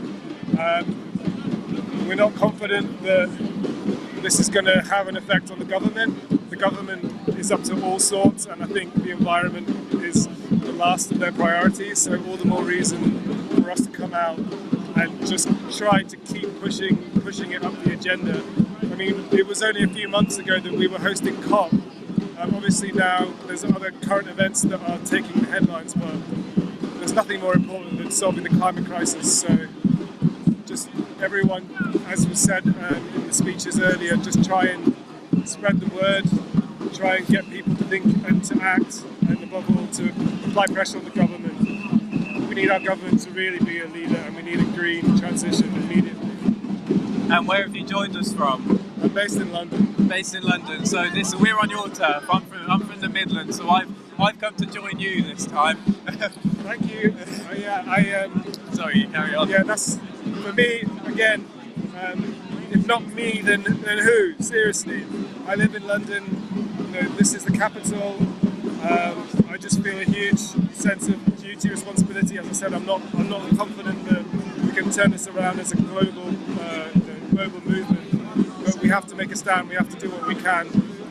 And I'm so grateful for everyone who travels from across the UK, takes time off work, really sacrifices their time. But these sacrifices, if you can call them that, because we're trying to enjoy ourselves as much as possible, although people are getting arrested left, right, and centre, they're going to pale in comparison to the impacts that will affect everyone, and the poorest first.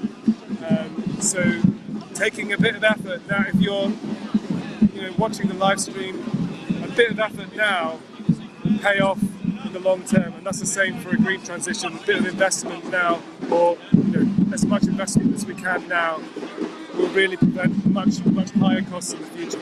And we were just talking about the Marble Arch Mound and how much of a waste of money that I'm is. so glad you reminded me of that. I'm in the Westminster Borough, so my council tax went into that. It cost millions of pounds, literally. And I thought it was such a metaphor, because on the surface it was supposed to be green, but you look at it and it's green, but it's hollow. First of all, it's hollow. Second of all, what was its actual purpose?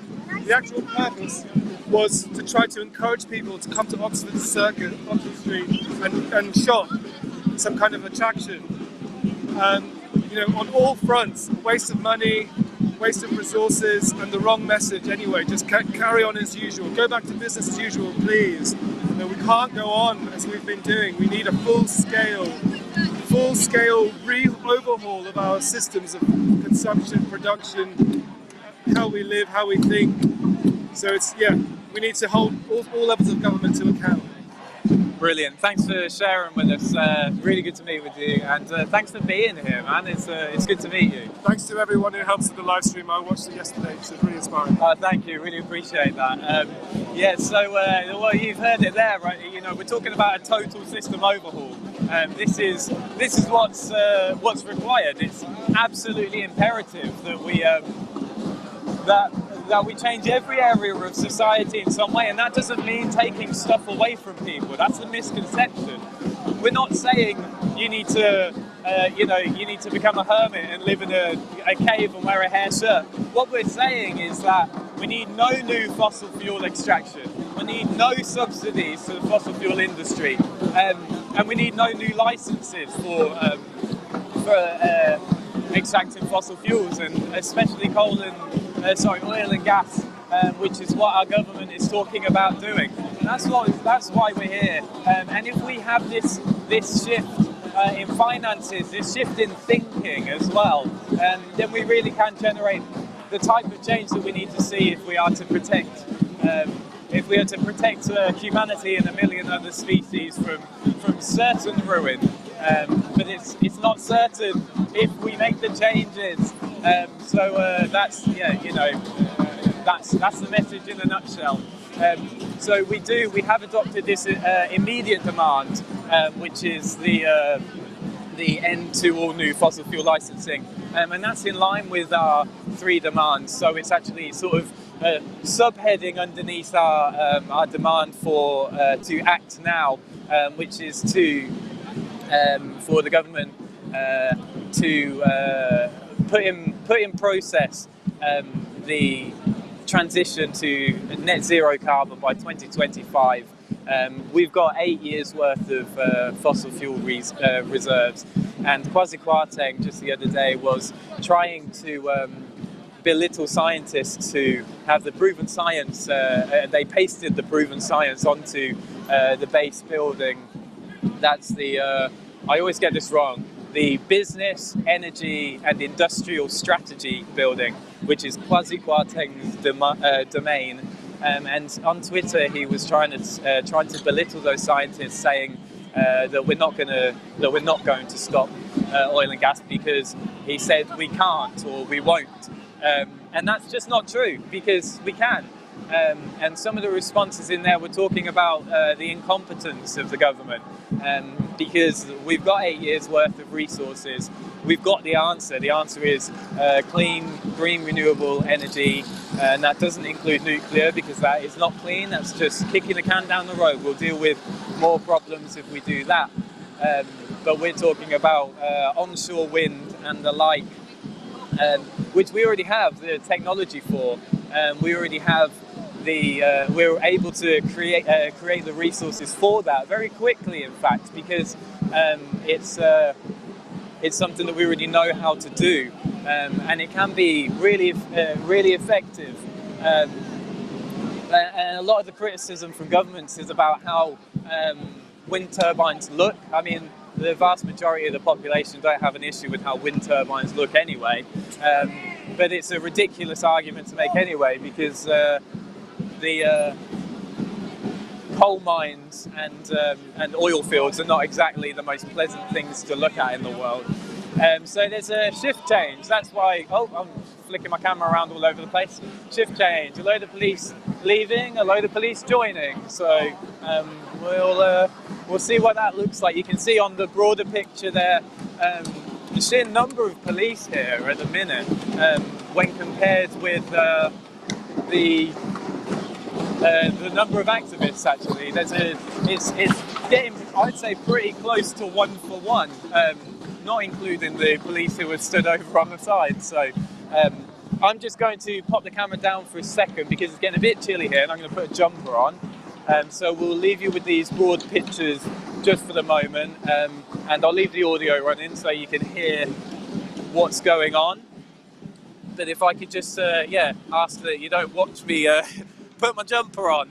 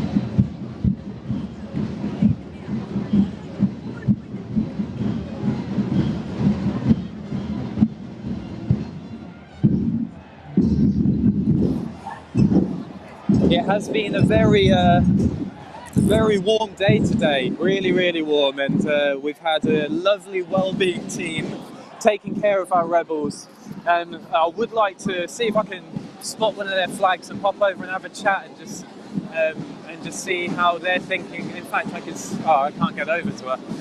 I can see one, but I can't get to her because there's a wall of police officers. Oh, here we go. Here's a well-being flags. A well-being friend. So I don't suppose one of you would. I don't suppose you'd be willing to have a quick chat on XI UK Live. On our live stream. You're busy at the moment. Okay, that's not an issue. We appreciate what you do. Thank you. We'll see if we can chat with them a little bit later. They've got something going on. I guess there's a lot going on.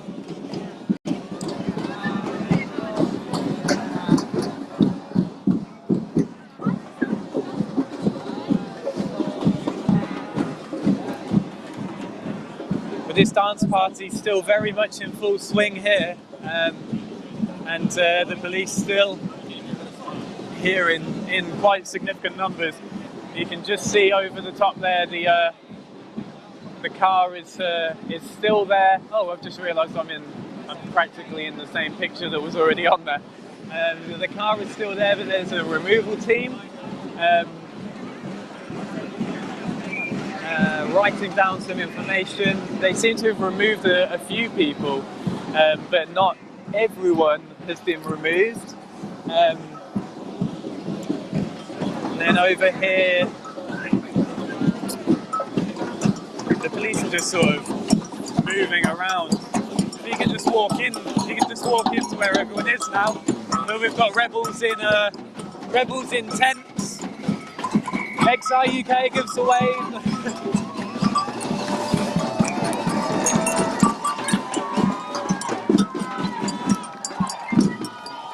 We've got one activist being carried off. One of our lovely rebels being carried off to the awaiting police vans.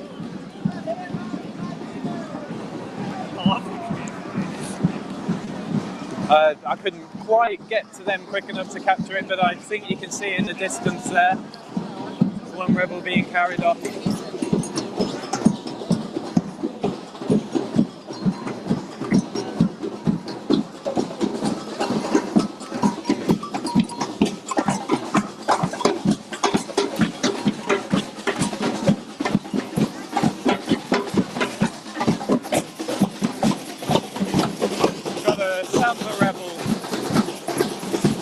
There's a Samba rebel sat on the floor surrounded by officers.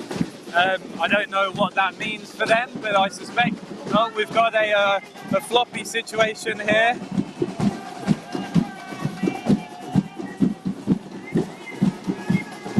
So this activist has decided to do what is sometimes referred to as going floppy. Apparently he has a back injury, and these police officers he's shouting that he has a back injury. It appears as though the police are going to try and carry him anyway. Regardless, yep, the police are picking him up.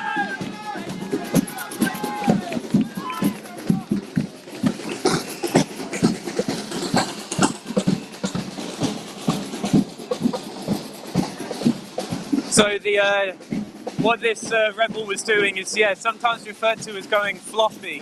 And it's a form of non-compliance, but it's not a form of resistance. This is the thing. We are open and honest. We are, if the police want to arrest us, they can arrest us. That's not a problem, but we're not going to make it easy for them. And there are a number of tactics that can be used in non-compliance, and sort of relaxing your body means that it requires more officers to take you away. And the reason for that is because that disrupts the critical infrastructure of the police force. It basically, the more officers the more rebels who do that, the more officers they need, the harder it is for them to clear us away. And then it's a huge, massive resources that are being used by the state to silence peaceful protests. And it shows the hypocrisy of our so-called democracy when these police officers are arresting peaceful protesters and not going out and arresting those who are causing mass death through inaction on climate change, or allowing our politicians to get away with £50 fines for things that they've given other people £10,000 fines for example. So that's that's what that tactic's all about, and non-compliance can be extended even further beyond just going floppy and being carried to a police van. It can include going remaining that way in the van, getting to a police station and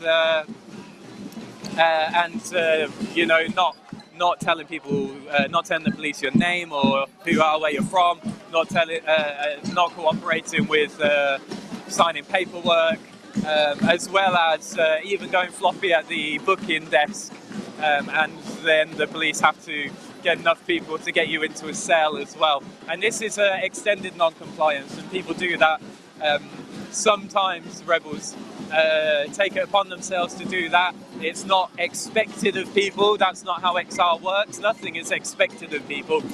It's just about people deciding what is right for them in terms of their contribution to this movement, but also in terms of how disruptive they want to be, and that's an additional form of disruption.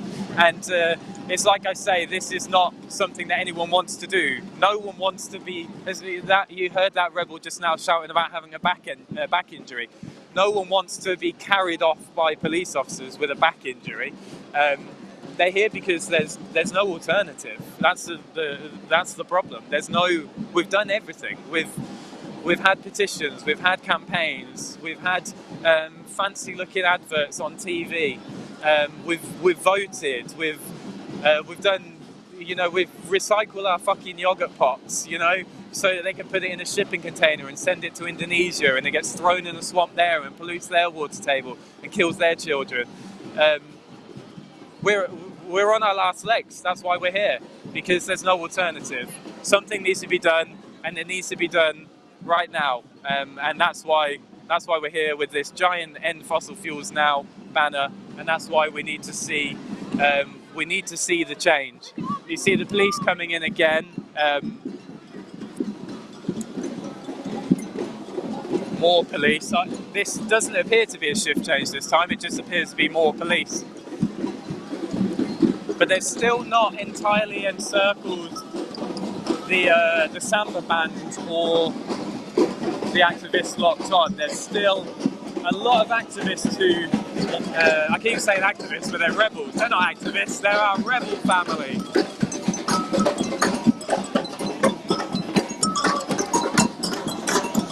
Trying to get...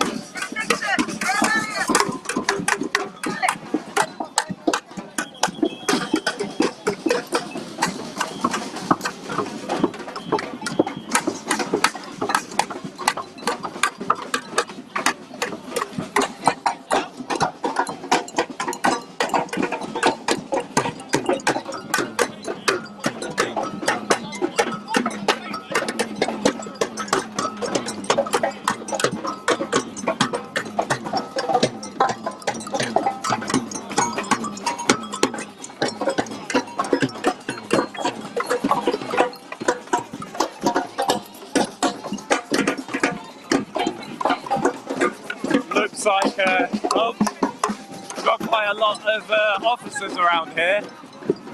I'm just going to squeeze through.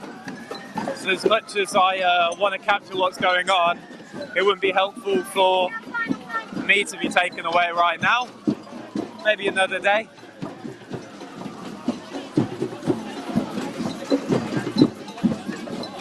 I did hear an officer just say, let's just nick him about someone, but I'm not sure where they went off to. But let's just nick him if that isn't. Oh, here we go. More people carried off. Oh, multiple people being carried off over there. So cheers and applause. Oh, sorry, it's really hard to keep a track of what's going on. It's all happening all over the place right now. My camera stabilizer is also starting to lose its battery, but I'll still continue. If it dies, I'll just hold the camera and we'll see how much longer we can go for. Because this is brilliant stuff that's going on here. People power. We love to see it. Oh, here we go. Another person being carried off, being dragged. This person being dragged. And the police are not supposed to do that. They've dragged this individual along by the knees, and now they're Superman carrying him. Or them, I should say. It appears as though this rebel is being walked off. Another carried over here.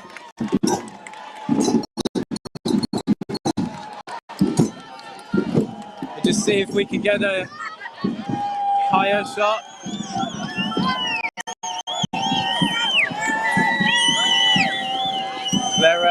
They're taking in pretty large now, multiples at a time. They can't have these people. They just haven't got it. So we'll see how many they're planning on taking away.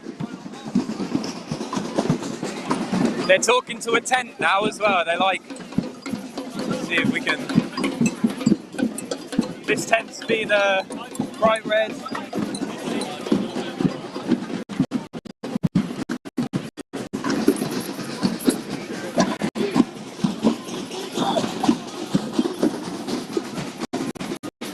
It's all going on. The samba band are still lyrics, that's good. It gets a bit like, it almost feels a little bit tribal at times, but it's another rebel here being walked off and another being carried here. Carried in that direction.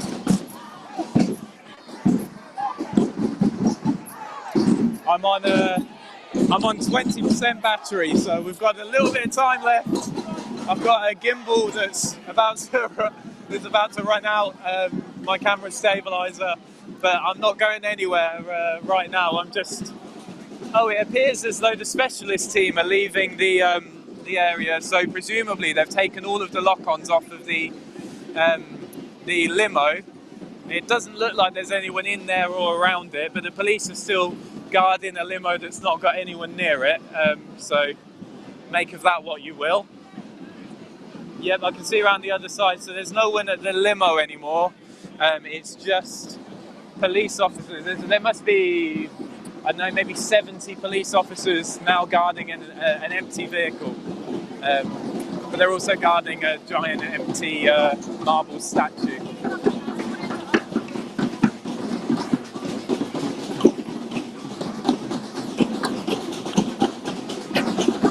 Now, I myself haven't yet been spoken to by police officers, and I think it's because I'm constantly moving. So they haven't asked me to get off the road, actually. So I'm in a position whereby I couldn't be arrested. If they were to do that right now, they would be illegally arresting me, falsely arresting me, because I haven't been given a warning. They may well try and claim that there's a general warning, but given that no one's actually relayed that information onto me, that wouldn't be good policing. They wouldn't be following procedure. There's another rebel just down here, somewhere in the midst of police, about to be carried off. Here we go.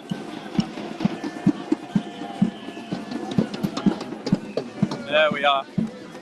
There we are.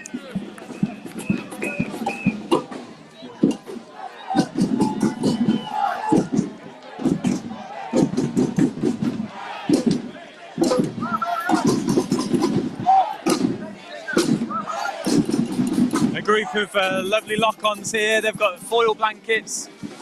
As I said, the well-being team like to take care of our rebels, and they've provided some foil blankets to make sure people are kept warm.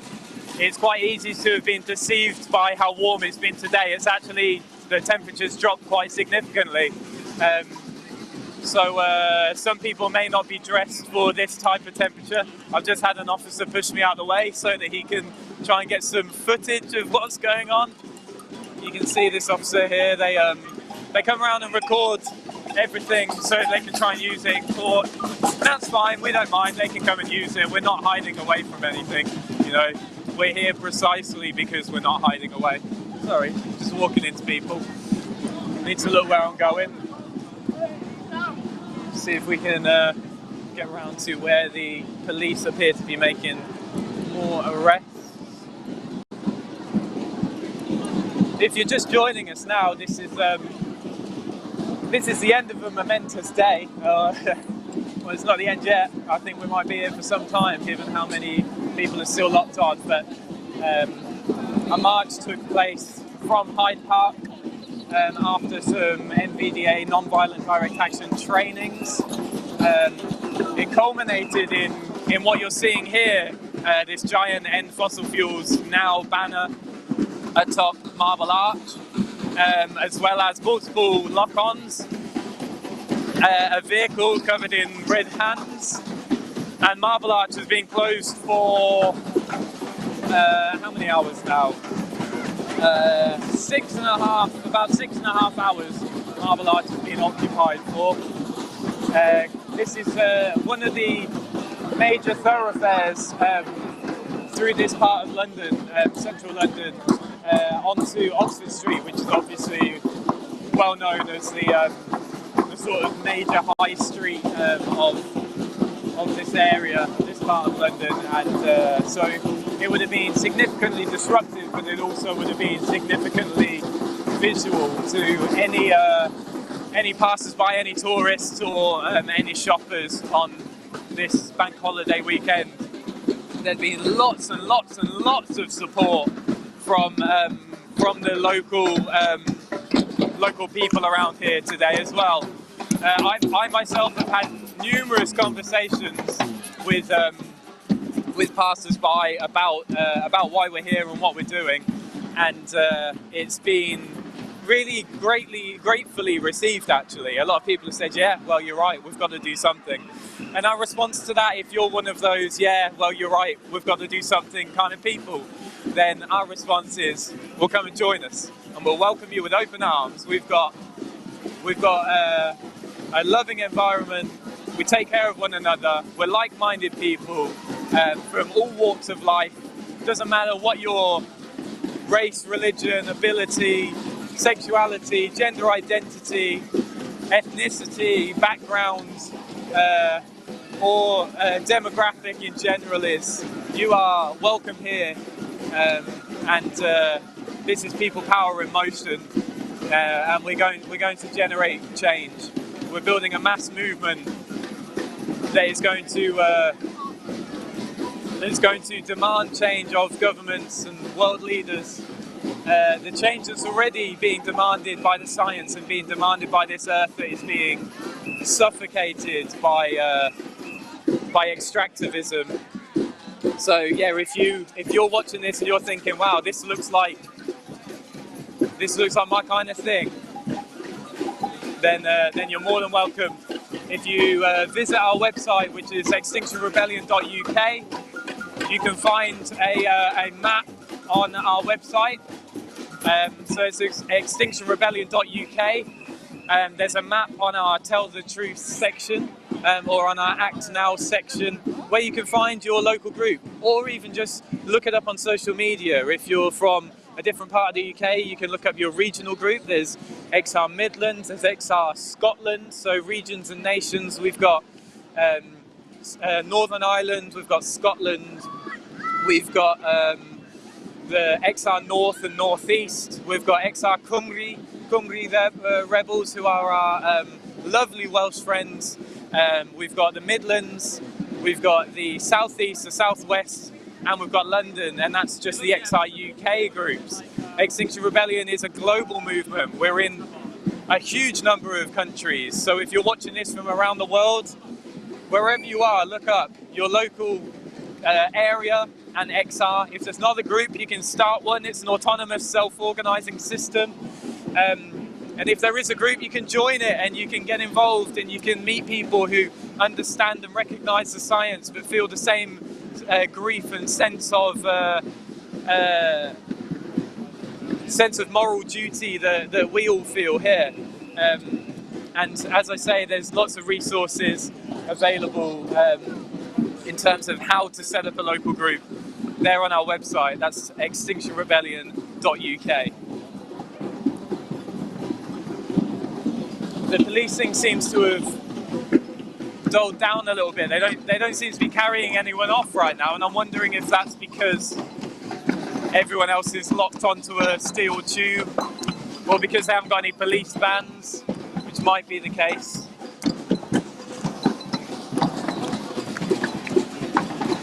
But they really like these tents. They don't like our structures. When we put structures up, they'll consider this a structure, even though it's a pop-up tent. It can be popped up and down within like 10 seconds. But yeah, they don't like it when we do that.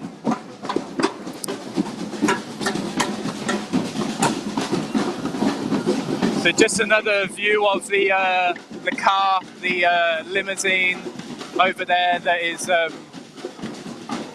empty now. All the windows are down. The handprints are still there, but the police are guarding that in huge numbers.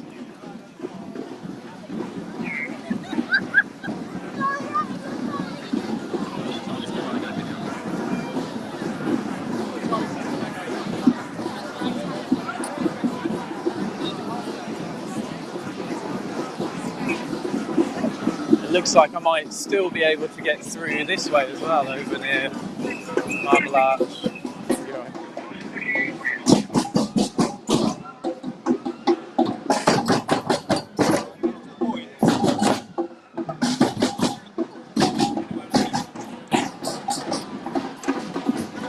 Just watched a police officer trip up, and he was caught by a rebel.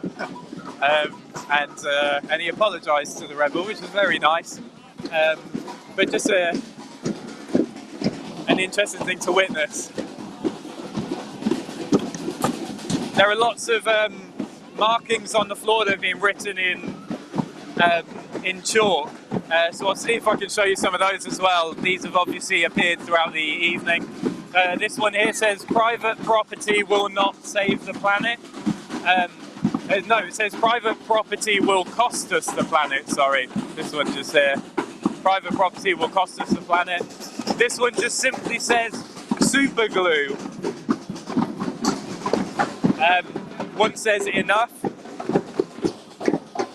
There's one over here as well. I haven't spoken about this, so I'll pop this one on here. It says kill the bill, and kill the bill is a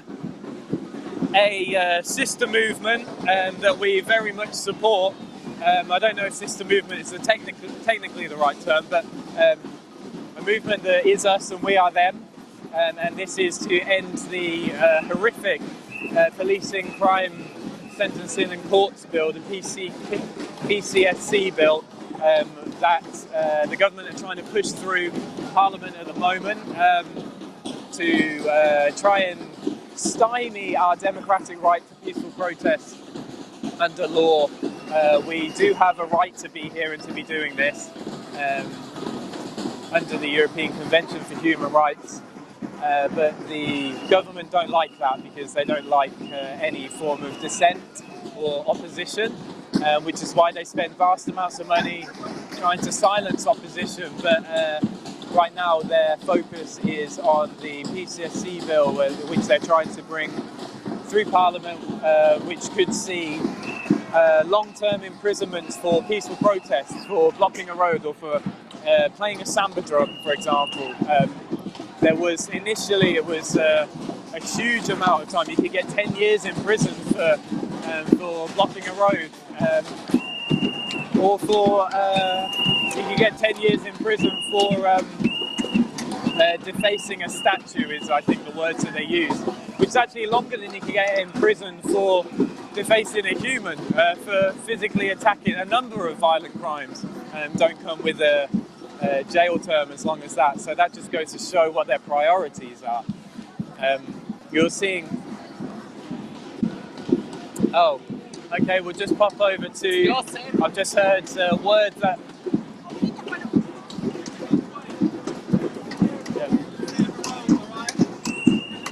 Okay, so yeah, we're seeing some images now of the lovely individual rebel who was sat alone, being removed from the road there by the police. So arrests are still happening.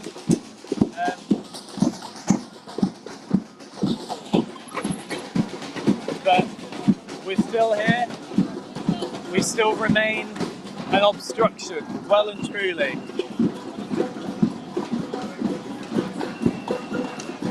I just got to show you this lovely design over here. This beautiful flower. Look at this. This is amazing. Love that. And you've got a sign: "Love in action." This is XI UK. Are you willing to have a quick chat with me? Yeah. So, you let us know why you're here. I'm here for the people, for the planet, for peace, for justice, for equality. I'm here to say that our government is failing us. These brave people are the ones that are our heroes. The ones that are true climate criminals are the ones sitting in Parliament. The people that are lying to us, the people that are destroying our people, peace and planet. Boris Johnson, get out. Save our planet, leave our rebels alone, defend our defenders, make the polluters pay. Instead of making the polluters pay, this government is subsidizing fossil fuel industry, is allowing new coal, new oil, new mining, new fracking. They declared a climate crisis, but instead of dealing with the climate crisis and acting upon it, instead of taking climate action now, this government is actually doing the absolute opposite. They are sending us to hell in a basket, and we cannot allow that. We have to stand up, and that is why I am here today. Oh, brilliant, thank you. And some of your petals around here have got some important messages on them. You've got disability rights here, you've got equality, human rights, social justice, indigenous rights, reparations as well there, and decolonisation. So those are your flanks: reparation and decolonisation. Oh, they're in pairs. Okay. Yep. Social justice with climate justice, human rights with disability rights. One of them without addressing every single one of them. We cannot have any single one of them without addressing every single one of them. There we go. Well, that's it. And the climate crisis is just a symptom of the problem, as is every other crisis on this planet. Every war, every division, every conflict, every crisis is being created by the same handful of people for the same reason: money. If there was no money in oil or gas or mining, they wouldn't be doing it. They wouldn't be fracking us if there was no money in it. We have to break the money connection that is corrupting our governments, corrupting our world leaders, and allowing them to act against their own consciences, against their own futures. Because when the seas rise, they rise for them too. They might hit the global south first, they might hit the island nations first, but they will hit every single one of us. Boris Johnson is a father, not that he actually acknowledges some of those children, I'm sure, but he's a father. His children are going to be affected by the climate crisis just as much as every other child on this planet. Every child, including Boris's children, deserves a future. He and his ilk, he and the people who meet at Davos are killing our planet. They believe in depopulation. They're happily, merrily depopulating our planet. What for? For money. We have to stop and end the money situation, because no other creature on the planet has fallen for the illusion of money. We're the only ones who've fallen for the illusions of border controls, nations, leaving power in the hands of the few, forgetting that we, the many, are the ones that actually have the power. It is our taxes that pay their wages. When you pay someone's wages, you are their boss, and as their boss, you have a right, a duty, and an obligation to hold them to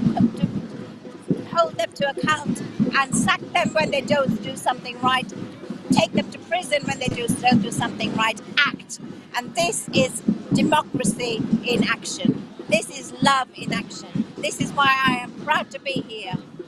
This is why we all need to be here. Every single human being needs to stand up to their governments and stand in their power, know their power. Their power is being abused. Their wealth is being abused. When the IMF said that $11 million per minute is being spent on subsidies for the fossil fuel industry, $11 million per minute of our money against us.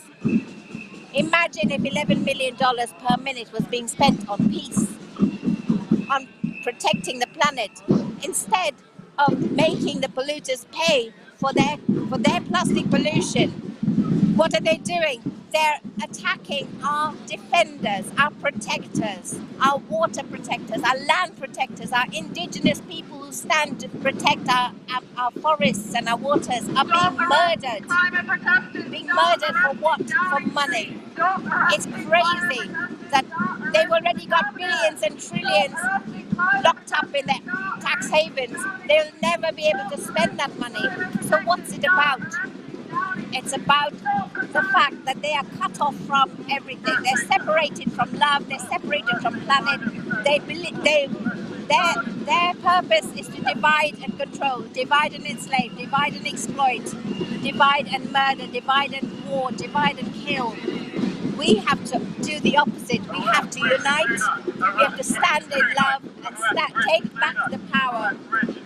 And that's what Extinction Rebellion are doing. That's what Fridays for Future are doing. That's what children, grandparents, elders, doctors, nurses, solicitors, lawyers, unionists, every single one of us that's here.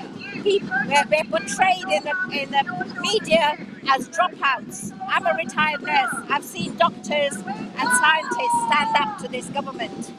It's every single one of us that matters and does what we can to change things. We are the change. This is change. Change is here. Whether they like it or not, we are the change and we are changing the world. And amazing. That's what we're here for. Thank you so much. So I'm just going to continue to live stream. So here at Marble Arch, the police came up, so I'm just going to allow that lovely rebel the opportunity to go where she would like to.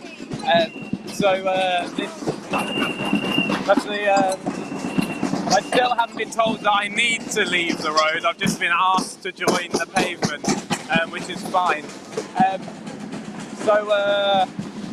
Yeah, well, things still happening here. I'm going to actually turn my my stabilizer off and just hold my camera by hand, so apologies for flipping you around a little bit there. It had to happen immediately, otherwise it was just going to do it itself anyway. So I'm now handheld, so if it's a little bit shaky, I apologise. There's a lot going on, it's very loud, but it's beautiful in its own right. And the rebel that you just heard from, I couldn't have, I mean, everything that I've said to you this week, kind of throw it out the window and just take that one message directly from the rebel that I just spoke to, because that was, it was stunning, it was eloquent, it was really quite profound, it was all encompassing, and that's important, that we do see, you know, all of these issues are related. It's so important that we recognise that. It's if we solve the issue of the climate crisis without solving the issue of climate injustice, or without solving the issue of injustices around the world, then we haven't solved the issue.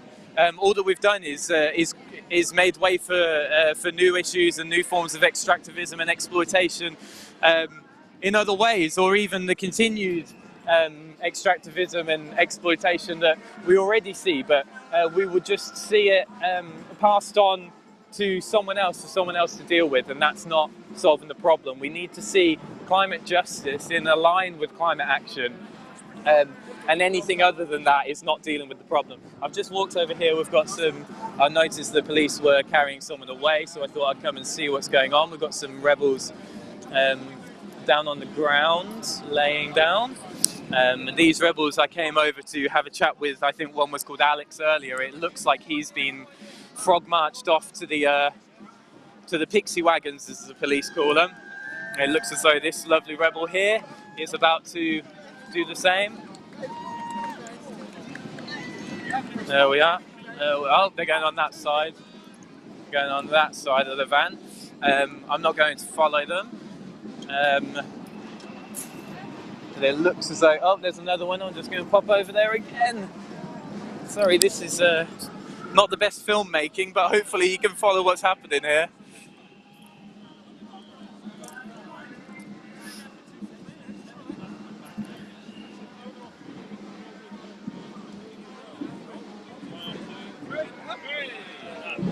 Okay, well, this is a familiar face, and I can't remember this rebel's name, and I won't get anyone to tell me it in front of the police. But I'm aware that that this particular rebel has a reputation, some might say, for being arrested at Extinction Rebellion actions. Across the years, I'm aware that she has some ability needs, and the police appear to be being respectful in respect of that, and that's good to see, because there have been occasions throughout the past where the police have not taken into account the specific needs of peaceful activists, and in fact, indeed in 2019, just before the October Rebellion of 2019, the police raided a warehouse that was full of accessibility equipment and took away all of the equipment that would have kept our rebels safe that year for that protest, that rebellion. So it's good to see that they are bearing in mind this rebels' immediate needs, but obviously in arresting them for peaceful protest, they're not bearing in mind their inevitable needs. Lots of support here. There's a legal observer as well. Try to not cover the camera with my hand. We'll just quickly pop over here and see if we can.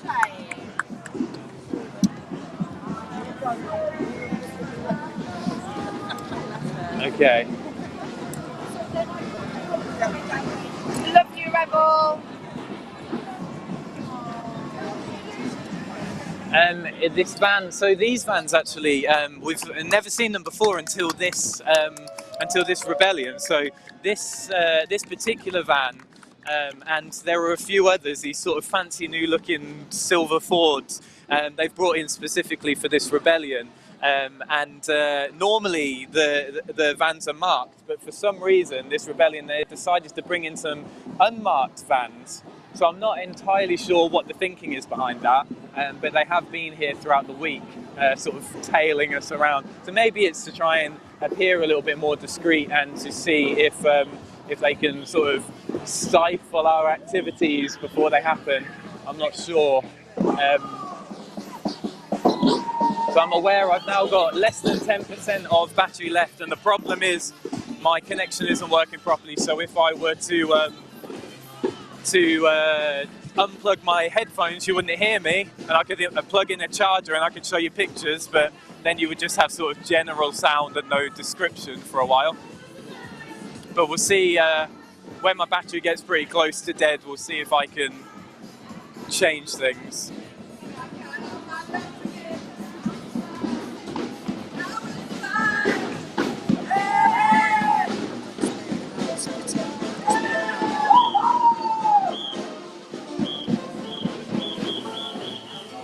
Okay, yeah, so while I deal with a technical situation here, we're going to bring you a short video, some pictures of something that's been happening throughout the rebellion, yeah, I'll see if I can't get my tech working properly so that we can continue to bring you a commentary as well as pictures here on the scene at Marble Arch.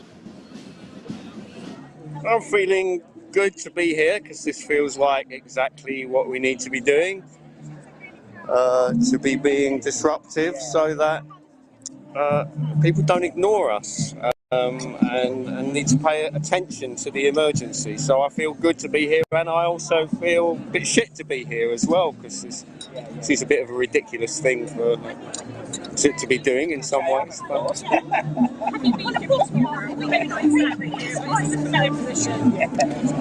yeah, it's the first time I've had my hand glued to the floor, but it does feel a familiar position to be sitting in the road waiting to be arrested, yeah. And I was here on this very junction, however long ago it was, 3 years ago. Yeah, three-year anniversary, and yeah, and we're still having to do it, and that's. what's changed potentially in that time? Well, I think what's changed is that I think what's changed is that people have become very much more aware of the climate and ecological crisis. So people don't that they accept that it's real and that we need to do something about it. So that's changed. The thing that hasn't changed is that we're still not doing anything about it. So the awareness has changed, but the will, the hard graft, that hasn't changed. So we just have to keep doing what we're doing. We just need more and more and more people. That's what I think. So you know, a lot has changed, but in a way, nothing has changed because we're in a worse position now than we were in 3 years ago. Yeah, we're in a more dangerous position now. Just because we're aware of it and we know about it, that's not enough. We need to be acting now, and that's partly why, for me, that's why we have to do this. Because I'm a bit shaky, sorry. Yeah, no worries, no worries. Yeah, go for it. Yeah. Well, thank you for everyone for the support first. It's amazing. It's a bit... it's quite scary being here. Yeah, I can imagine. It doesn't look the most comfortable place to be, but thank you for what you're doing. No, but it's amazing being surrounded by so much love and knowing that so many people care about this planet, and we haven't been listened to. We've tried everything. The amount of protests I've walked on, the marches, the banners, the petitions, everything I've tried. And this is where it's come to. Having to lock yourself to a limousine outside Marble Arch, disrupting the traffic. Civil disobedience, we know it works, yeah? We know it works. Yeah. Boris, if you're listening, this is the last thing I can think of doing. And if you're not listening now, I don't know what's going to happen to this planet. We need to change. Fossil fuels, it's the easiest thing to change. Stop the subsidies. Subsidise plant-based. As you can see, the police have just cleared the road and they've actually brought out a crane. They don't seem to be driving it over to Marble Arch, but maybe they're just trying to turn it around a little bit. They're trying to clear the road. I'm assuming they're going to try to take down the banner. We'll walk over and take a closer look. We might not be able to get onto the street as the police have cleared the street, but we're going to try anyway. Let's see. So there's nobody in the crane, but I'm assuming that that's going to be what they're using it for. As you can see, our wonderful rebels earlier put up our great banner. They climbed up there tediously, and it looks like the police is not going to just climb up there. They're going to take the easy route to take it down again. But we'll see. They might also just position it there and hold it for a while. It also looks like they're maybe actually attaching it to the limo. I'm being told by the police I need to move back. It looks like they're actually attaching the limo to the back of the crane, so they're just going to use the crane for horsepower right now to probably tow the limo off the road.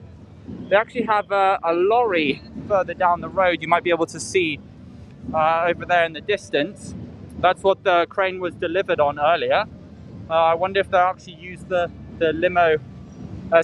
lorry to bring away the limo, but we'll see. So stay with us and I'll see if I can get a better angle to get good shots.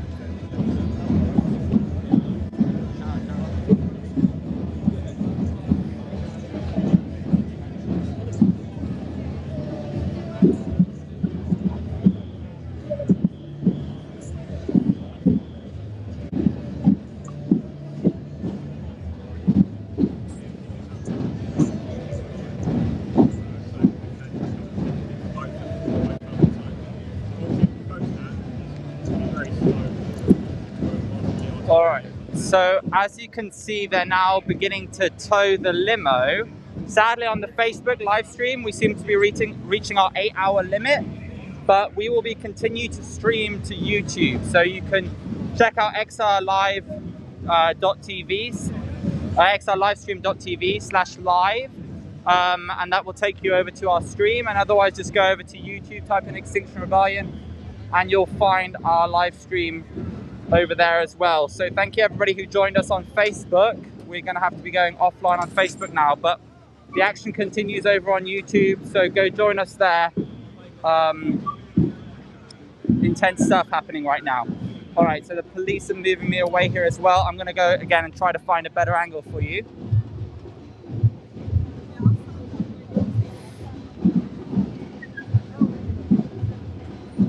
So they must have somehow put it in neutral. And there's a couple of police officers who are trying to steer the vehicle while the crane operator is then... Oh my, it sounds like the car is actually not in neutral. They are pulling it the hard way. All right, seems our wonderful rebels disabled that ability. And goodbye to the limo. It served the movement well. For those of you who just joined us, this limo was used earlier, around 2 o'clock, to start the blockade here at Marble Arch. We had a couple of rebels on top of the limo locked on, a couple of rebels inside, and then all around them. And it took them a good 6 hours before they managed to clear all the rebels off. We've still got plenty of rebels here at Marble Arch. Our banner is still up there as well. But if you missed that, feel free to go back. The whole live stream will be uploaded and available for offline use afterwards. So you can go ahead and go back and check out that footage from earlier in the day. There were some great musicians as well. All right. Sorry, I'm just trying to maneuver around here. The police have blocked off a lot of different areas and making it very, very difficult to move around and trying to get the good shots. They seem to be having a bit of a hard time with our limo.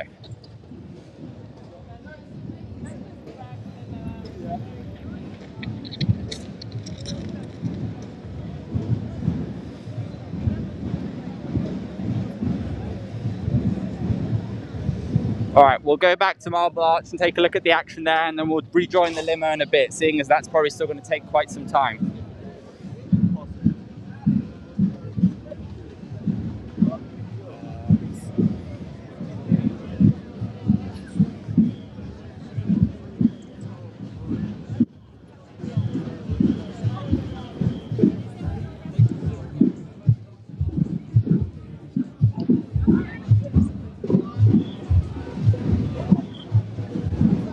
As you can see back here at Marble Arch, we've got a ton of police covering the arch. There's police all around it on both sides, making sure that nobody else climbs up there and hangs awesome banners off of it. We still have our wonderful rebels full of energy, dancing, and as you can see, the police have cleared the road. There are rebels on both sides. We've got our samba band in the background. And I'm going to pass back over to Marley now, who I think has a better angle and a better view. He has managed to figure out his charging situation and is charging up his phone again. So Marley, I'll head over to you whenever you're ready. Well, isn't this a well-oiled machine? Thank you so much, Nico, for bringing us that commentary while we dealt with everything else that was going on. So we just watched the front bumper get ripped off the limo as it was being pulled away by a giant JCB. But it looks as though there's the police here at this point are just kind of guarding nothing because there's nothing behind them. So I wonder how they feel about their time being used in that manner. But you know, they just quote unquote do as they're told, right? So their superior has obviously decided that guarding nothing is worth their energy. It doesn't look, I can't see anything going on in there, so it really does look like, no, there's nothing, there's absolutely nothing. There's nothing in there whatsoever. It's just police standing around guarding nothing. They're guarding nothing, and there must be 70 police officers there, I reckon, in this full circle all the way around here. You can see they're all the way around there, and they're guarding literally nothing. So you know how they like to protect nothing except the interests of the corporate elite. So maybe that's what they're guarding. Maybe I should ask them if the corporate elite is somewhere in that gap. That might be. Oh, it looks. You might even be able to walk in there now. Oh, they're all moving around. There's lots of space there. You can walk in. There's someone's lovely rebels little mat here, which I'm going to pick up so we can get that back to them. I'll give this to the well-being team.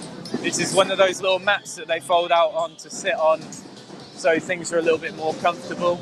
We'll go over to the well-being team and hand this to them. I've liberated this. I've liberated this mat. I've liberated a mat from the road, so I thought I'd pass that back to you. Thank you very much. Thank you for everything you guys are doing, well-being team, keeping us hydrated throughout the hottest day of the year so far. We really appreciate you. Exactly. There we go. So that's another day, another lock-on. That's what I like to say. Another day, another lock-on. There's also writing down here on the floor that says, in chalk, don't worry, it's washable. It says, the climate action tracker says 0 countries are compatible with 1.5. And what that means is there's a climate action tracker. It's like an NGO, I think, that they take a look at the policy that's put together by governments around the world to determine whether or not it's compatible with the Paris Agreement, which is the, I think, 2015 agreement made by multiple countries to limit global temperature rise from pre-industrial levels to 1.5 degrees, which is seriously high, actually. It doesn't sound it, but it's dangerously high. It means a lot of deaths, a lot of famine, a lot of crop failure, a lot of droughts, and a lot of floods, among other things. And yeah, this writing on the floor says that the climate tracker says that currently 0 countries around the world are on track to meet 1.5, to limit to 1.5 degree of warming. We're actually on a trajectory for 3.4 as it currently stands, almost by the end of the century, and the likelihood is that we could reach 4 degrees very soon after that. And a 4 degree warming is, according to all science, 4 degree increase in global temperatures means an uninhabitable planet. In fact, 2 degrees is uninhabitable for huge swathes of the Earth.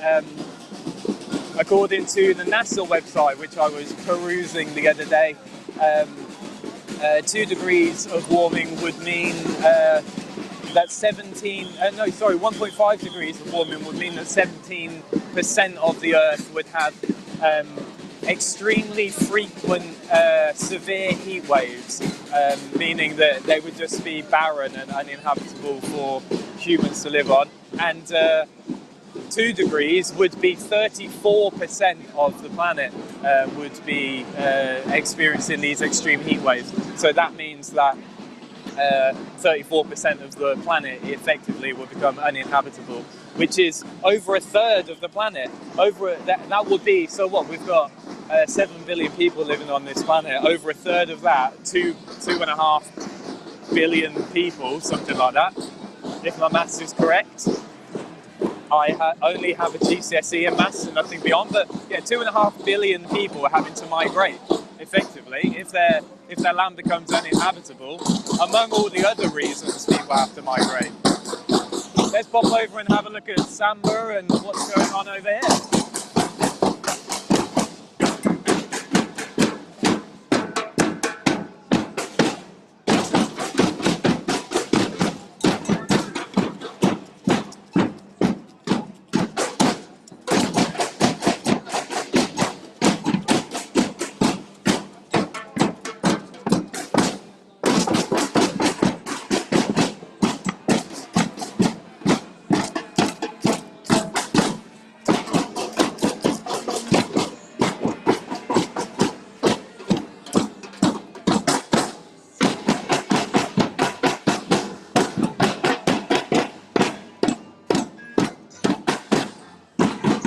so we're still very much defiant. We're still blocking the junction at Marble Arch, and a dance party has broken out to an old classic.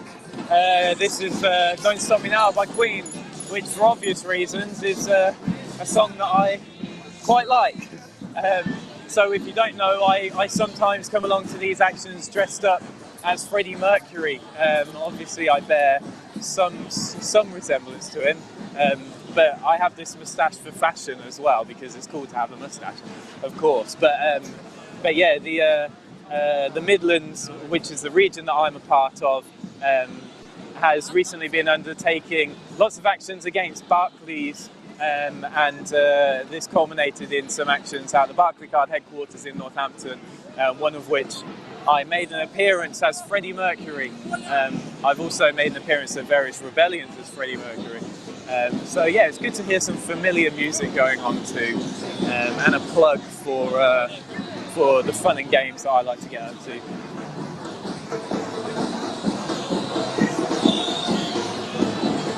Just seeing, it looks like the road over here where those few rebels were sat is cleared entirely now, so I just wanted to go and see. There are still tents, so I don't know what's going on with them. There are lights in them, but I don't know if there are people in them. Oh yeah, it looks, I can sort of vaguely see a shadow of a human in there. So I'm assuming there are people locked on in these tents, and that's why they're still there. I can't see why else they would still be there, but you can see, oh yeah, there's George is still sat there. I don't know if you can quite see him through the gap, but he's still knocking about.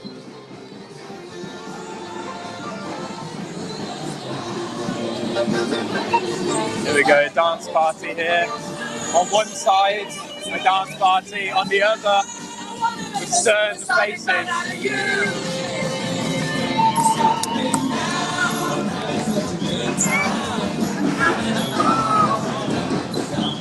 That's quite the interesting parallel there. You've got on the one side, you've got the rebels having a brilliant time. They're practically on the pavement at this point. They're not. I don't think any of them are breaking the law. But then we've still got our lock-ons down here. It's over my shoulder. We're still streaming. We've still got our lock-ons. Spirits appear to be pretty good. I might see if I can have a chat with a lock-on. Might see if I can do a late night interview.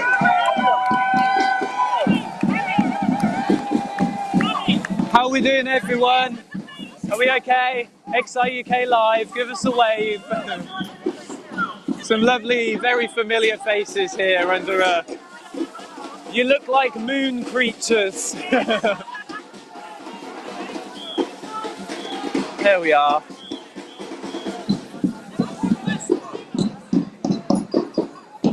They look like otherworldly beings in those foil blankets there. So it's really important that they have those on, because it can get very cold.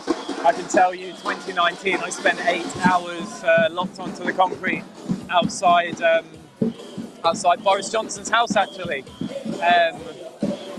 At the 2019 rebellion, and I was there for 8 hours, and it got very, very cold. So it's good to see people are taking their health really seriously, because it's essential that we take care of one another and take care of ourselves.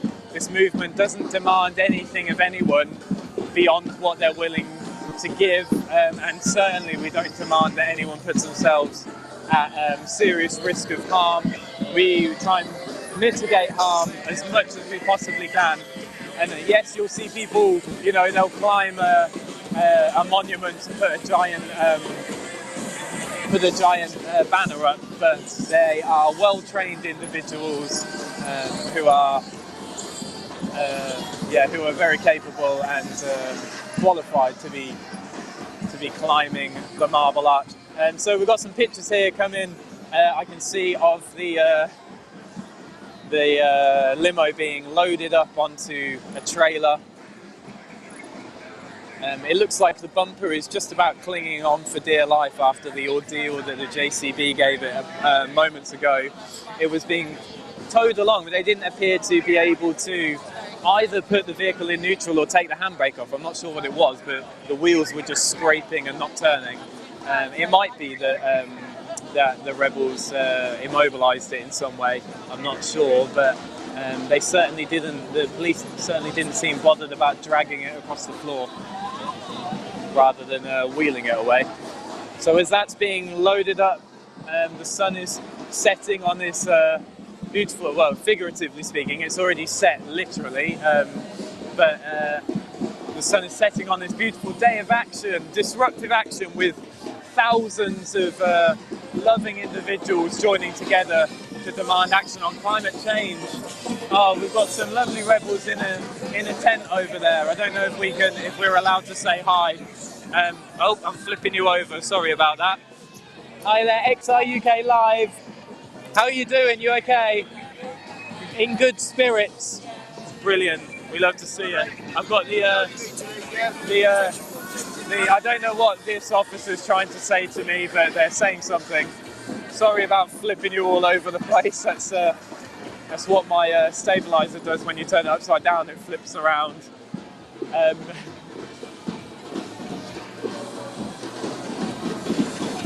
Okay. Yep. So we're going to bring you some pictures of what's going on with the limo.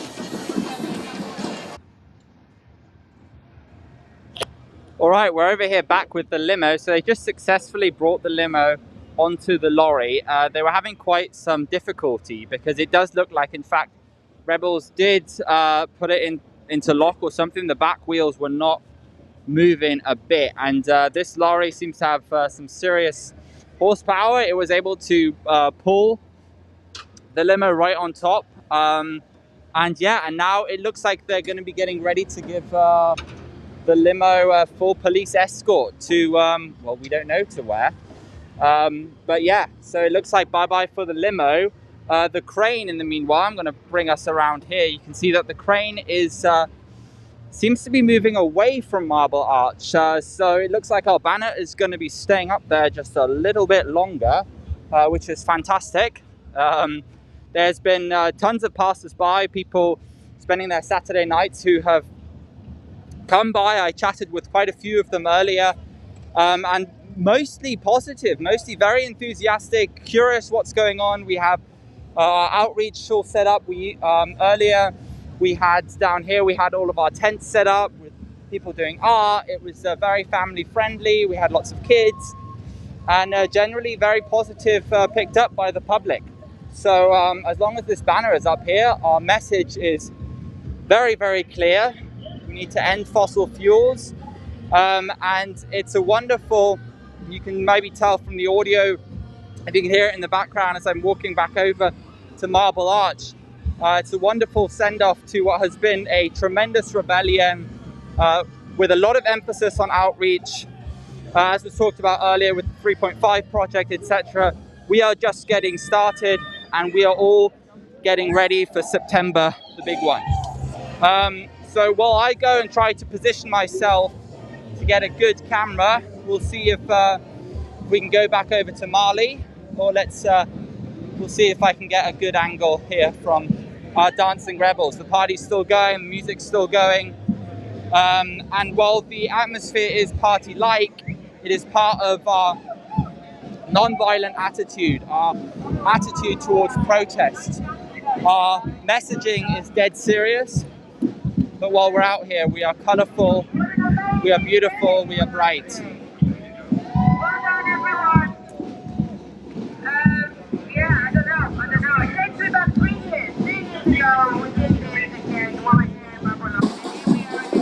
So our rebels under their foil blankets, keeping warm here at Marble Arch, and just as Nico said, yes, there's a party atmosphere.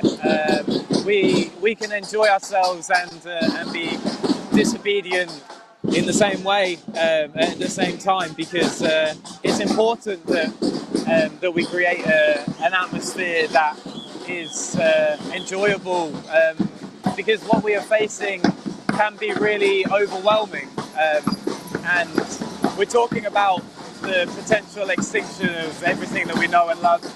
And it is a serious matter, and we don't, in our partying, we don't mean to in any way belittle anyone or any culture that is experiencing climate breakdown.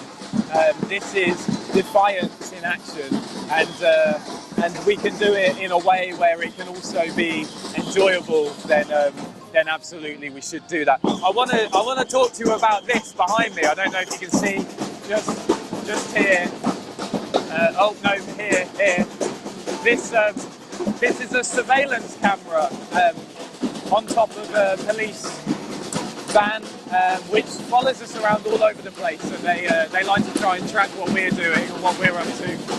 But it's quite, this year it seems to be quite the erection. It's probably about 6 or 7 meters up in the air, yeah, it was an interesting sight when we first saw that one on the end of its long shaft the other day on the end of Lambeth Bridge. I'm not deliberately making phallus jokes, by the way. It's just accidental. Just trying to lighten the mood. We've got still rebels in their tents knocking about, which is good to see. And I'm going to see if I can get down near the front. Everything's a bit loud over there, so it's hard to speak to people, but I'm hoping I can find someone who might be willing to have a quick chat. It's really, really loud, but it's a small number of people making a big impact, I can tell you that.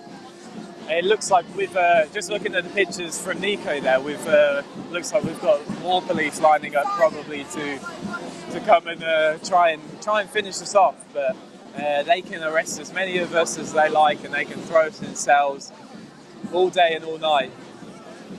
But at the end of the day, we're an unstoppable force because we are representing the people, the vast majority of people who are concerned about what climate change has in store for us. And the polls show us that this is one of the leading concerns, even right here in the UK. And we are not suffering the same way that others are around the world, and yet this remains one of the largest concerns among the UK population. And so they can put us in cells and they can try to shut us up, they can take our equipment and they can steal our tents, but they can't steal our passion, they can't steal our courage, they can't steal our determination. They certainly can't stop the unstoppable force that is Extinction Rebellion, the largest self-organising system of civil disobedience to have ever existed on the face of this earth, in defiance against the corruption and greed of a very, very small minority of people on this planet. I keep looking at my face and wondering whether I've been sunburned, but I think it's just that there are a load of red lights now. It seems to be shining from all of the... oh, they're changing to green, so now I've got a green face instead. Oh, but it's lighting up the police officers and making them look like they're sort of like neon party goers as well, so that's good. Everyone's getting stuck into the party atmosphere here, the police included. And we welcome the police and we're happy to have them knocking around because they keep us safe too, but they don't need to be here to arrest us. If they want to spend this much time with us, they're more than welcome to come and join us on the streets. And it's inevitable, that's going to happen at some point. At some point, we're going to see the police joining what's going on here because there's no alternative for anyone. The alternative is that they bury their heads in the sand and that they await their fate, whatever that may be. But the reality is that at some point, climate change will catch up on us and the police will have to, they will be forced to by circumstances well beyond their control and not through any form of violence from us, but they will be forced to switch sides because they will want to protect themselves and their families just like we are. And when that happens, we will welcome them with open arms. We won't turn them away. We'll say, come on then, take a seat, take off your badge, take off your hat, put down your walkie-talkie or use it to call your mates over. Okay, we've got pictures coming in here of a specialist team approaching the lock-ons in their silver blankets. So it looks like I'm not going to be able to get over and see them anymore. So I'm glad we got a nice friendly wave from them 10 minutes or so ago. It looks as though they're approaching the tents first of all. But yeah, the specialist cutting teams, they come in to try and remove the lock-ons, and they try and do it safely. They try and provide eyewear and whatever is necessary if they're using power tools. They're not here to harm anyone, but they are here to remove the protesters, and they will do that probably across the next few hours. Looking at the number of lock-ons that are there, I can't imagine them doing it particularly quickly. Those lock-ons appear to be very solid. I don't know exactly what they're made of, but they're often made from materials including heavy metals. So for the lock-ons to be cut off will take, I'd imagine, a significant amount of time. The sheer number of them, there must be 8 or 12 lock-ons over there, I'd say. I don't know if 8 or 12 is too much of a varied number, but one, two. Well, there are 3 tents, and they're bound to have lock-ons in them. Otherwise, I'd assume they would have been removed by now. And then there are maybe 20 rebels under blankets. So that's got to be, assuming there's 2 rebels to 1 lock-on. 1, 2, 3, 4, 5, 6, 7, 8, 9, 10, 11, 12. There's probably about 16 rebels there. So there could be 8 lock-ons under the blankets maybe, as well as the 3 in the tent. It's going to take them a fair while to cut through those. It took them 8 hours to remove me from a row once, and all that I had was a bike lock around my ankle. So yeah, they could be here for some time. But we intend to be here for as long as we can be. This is an occupation, and as occupations go, we occupy, right? And we try and stay here for the duration. We want to cause as much disruption as we can. And yes, it's annoying, and no, we don't particularly want to be here. But circumstances beyond our control have led to this. Those circumstances being the vested interests of the super wealthy and the propping up of those interests by the authorities, and especially the media, who are particularly complicit in the silence on the climate crisis and the misinformation on how bad things are. So I think I'm gonna maybe pass over to Nico. He looks a little bit closer to the action over by the lock-ons, and so I will just quickly pass over to Nico and see if he's able to let us know what's going on over there. So I don't seem to be able to get any closer to where I am because the police are not allowing it. So yeah, over to you, Nico, if you're able to fill us in a little bit. All right, fantastic. Thank you, Marley. Yeah, so you can see here from my view, it's going to be a little bit difficult as police officers move in front. But the police have moved in, and they're going to start to try to remove people from the lock-on. Now, these procedures usually take a while. They start by, as you can see, surrounding the group, isolating the people that they're going to be arresting. They then have a variety of different officers who note down basically what the situation is, how people are locked down, how they need to go about getting it. They now have specialist people, so they have gotten faster and more efficient. But at the same time, XR has always been coming up with new creative ways to lock on. So as you can see, I've been able to see just a moment ago over here, we've got some rebels that are locked on with a pipe. So they've got 2 arms linked together in there and locked on. And the idea is here that to cause maximum disruption.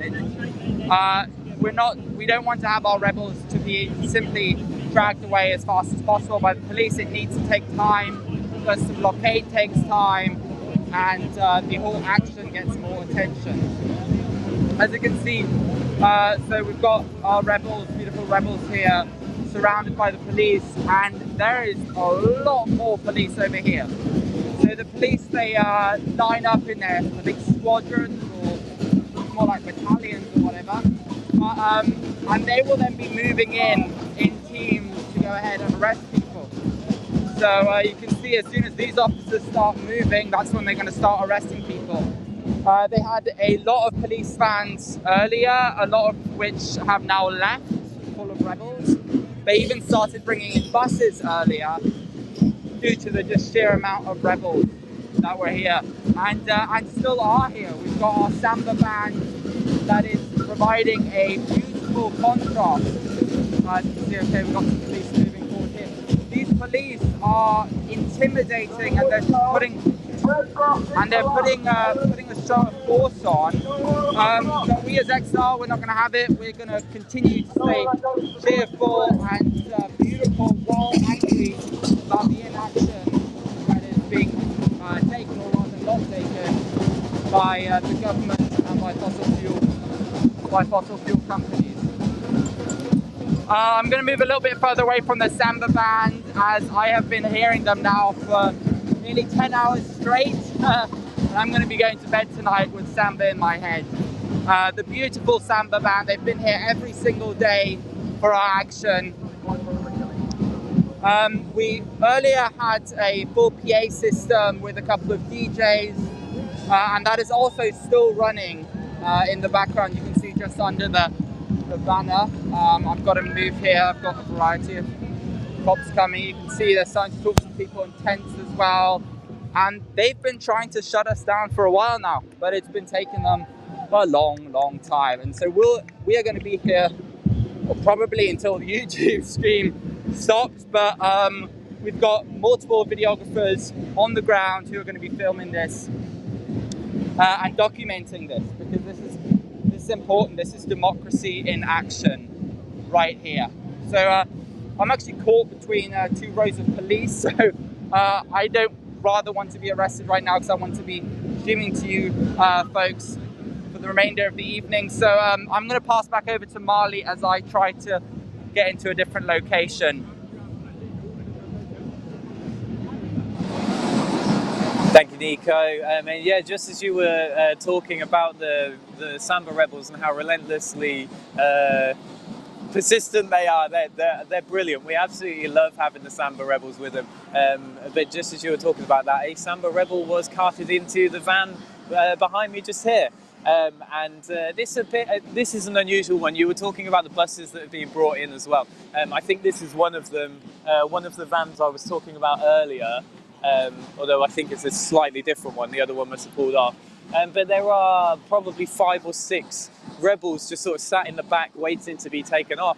And they're just able to witness what's going on over here and to see the sort of fruits of their labour, so to speak, which is really nice. But I think it's important that we take a moment to reflect on the huge array of roles within Extinction Rebellion, and we have to stress that not every single person who joins this movement is expected to get arrested. In fact, actually, the vast number of people don't.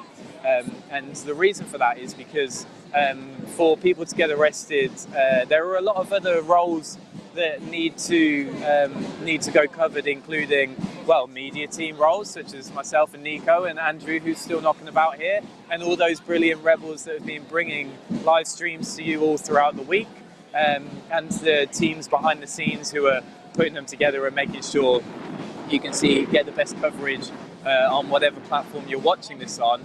But there are also well-being roles.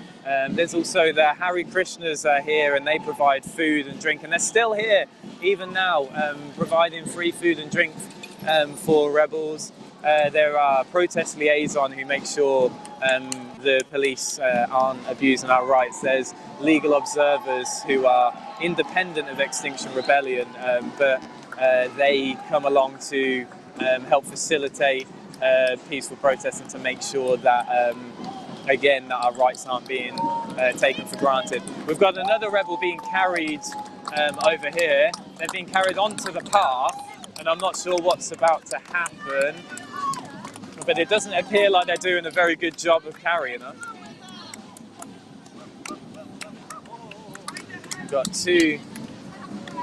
We've got 4 police officers, 6 police officers. Oh, this is one of our tent rebels. You can see the tent is also being carried behind them. But they appear to be really struggling here. There's lots of support for those rebels who do get arrested, as I was saying. So we'll think they're placing that rebel down on the ground now. There's quite a lot of people around. It's quite hard to see exactly what's going on. But hopefully they're not going to leave her just laying on the ground, because that would be pretty cold and not a very pleasant situation to leave a human being in. So yeah, as I was saying, there's no expectation that you join this movement and get arrested, right? That's not what we're about. We're about people contributing in whatever way they can, whatever way they're comfortable, and whatever their skill set allows. I myself am quite good with technology, which is why I've joined the live stream team for this rebellion, and I also help out with media and messaging and with stuff that goes out on social media. But there are other rebels who do all manner of things, from helping out with logistics, or organising certain groups, or giving trainings on non-violent direct action. We've even got, I did a non-violent direct action training this morning with Marcus, who I think is still knocking around somewhere. He's a lovely London-based rebel who brings songs to us, and he runs some singing workshops online and in person, actually, for rebels to learn lots of lovely rebel songs to sing as we go about our day and help keep spirits up. But he also helps with local group development and outreach stuff. So there's no limit really to how people can contribute to this movement, and it's really important that although we are seeing a lot of drama here tonight and a lot of arrests, the reality is that that's not the expectation. So make sure you get involved in whatever way you're most comfortable with, and if that means putting your bum on the ground for an evening, maybe spending the night in a cell, then we will help make sure that is as safe and comfortable for you as possible. But it's not the be all and end all if you want to join this movement and not do that. The police asking our stewards now to stand on the pavement, which they haven't been doing so far, but they're obviously getting a bit tired and frustrated with our continued occupation. And just to give you a clear picture, this as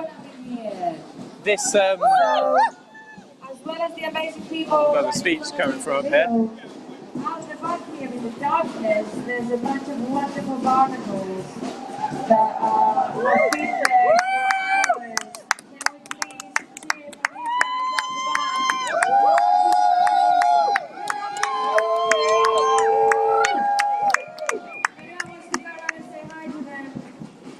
That would be great. I might take her up on that. And the message there was that there are some barnacles. Now, this is XR language. A barnacle is a person who locks on down low, so they lock on underneath a structure or a vehicle or something like that usually. And yeah, those are referred to as barnacles. Oh, here we are. I didn't realise that there was so much going on around here. Look at these lovely, beautiful rebels down here. Hey, and it looks like is it XR Youth? I think it's XR Youth. Hi, XR Youth Rebels. This is XR UK Live. Yeah, please do come and have a chat with us. If I hand you that there, so you let us know You don't have to tell us your actual name, given that we're surrounded by police officers. You can call yourself what you would like, but tell us what's going on around this side. Yeah, so I'm Swallow. I'm a member of XR Youth. We've just been supporting our friends over here. These police officers have been pretty violent towards young people. They've been like kicking people like randomly. They've just been generally quite unpleasant. We're not massively surprised. They are cops. We're not surprised that they're doing it. We're just still pretty disgusted by how they choose to treat young people protesting for their future. And they've also been refusing to give badge numbers, which is a legal requirement, which is again unsurprising. Cops don't massively know their own laws or follow their own laws. But yeah, to move around, this guy's been kicking people. Yeah. So you've been with us all week as XR Youth, and we've seen some brilliant actions from you, and some serious disruption around Blackrock the other day. That was brilliant to see. So what else have you been getting up to? Yeah, so we've been joining in with XR every day. Sorry, I'm just watching the cops. We've been joining in with XR, but yeah, we've been doing our own actions. The biggest one, as you say, was Blackrock. That was in support of APIB, who are an indigenous peoples group in Brazil who are currently protesting in the capital city, demanding land rights back from Bolsonaro.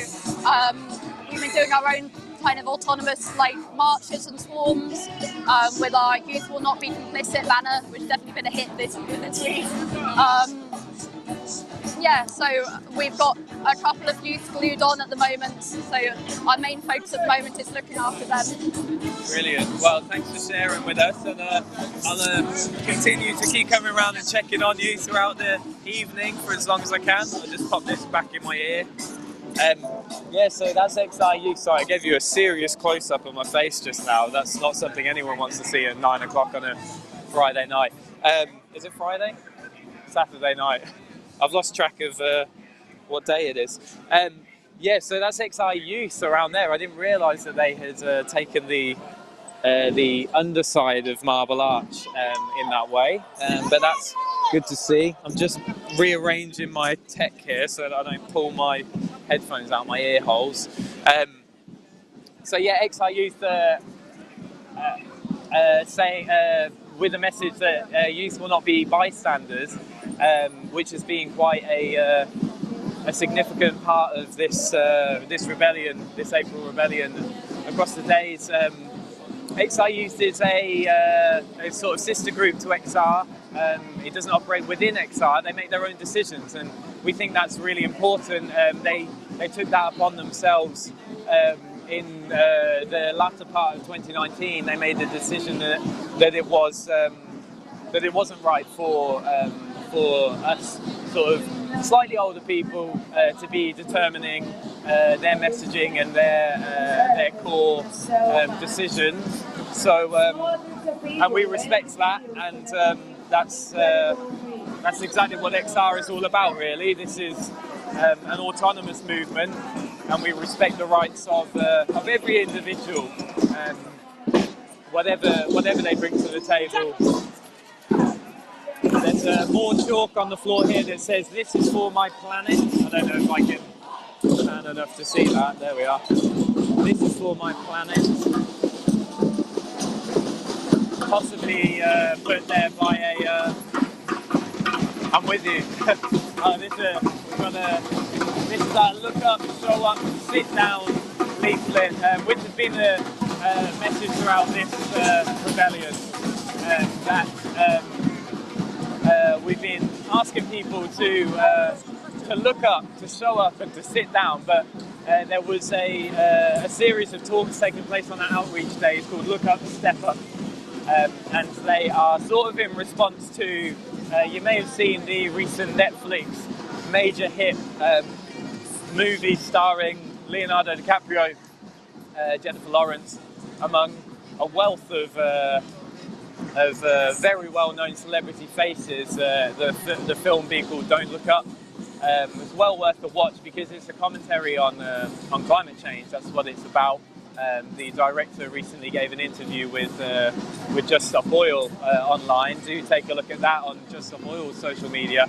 I can't remember the director's name right now, but he was explaining how it's effectively what's happening. His name's Adam McKay. My lovely tech team are telling me. So yeah, take a look at that interview with Adam McKay about what Don't Look Up is actually talking about. So without giving any spoilers, it's a sort of nearing apocalypse movie. It's not a post-apocalyptic one, and it's a commentary on what happens when governments and world leaders and the media are complicit in ignorance towards science, the frustrations that creates, and the inevitable demise of humanity if nothing is done to solve the problem. So yeah, it's brilliant. Well worth watching. We've also recently, I'll give a plug for this as well, recently had released on Netflix a documentary called Rebellion, which looks at Extinction Rebellion throughout the 2018 and 19 years. Another rebel being carried off here.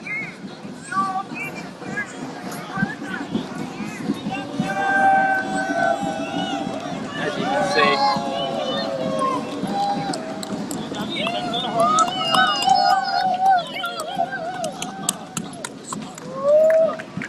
Appears to be a relatively young rebel. Relatively young. I don't know if that's a politically correct way of saying it. Being cut. Oh, they're taking beyond this van. So I'm not going to be able to show you any more of that because I can't get over there.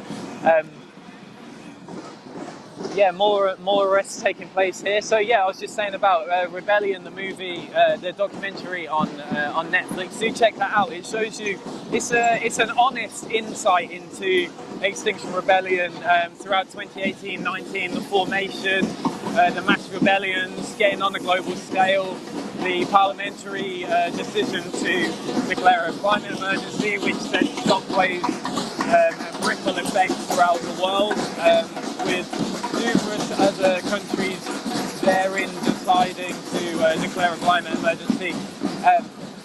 And when I say it's honest, I mean it bears the truth. It bears the reality of the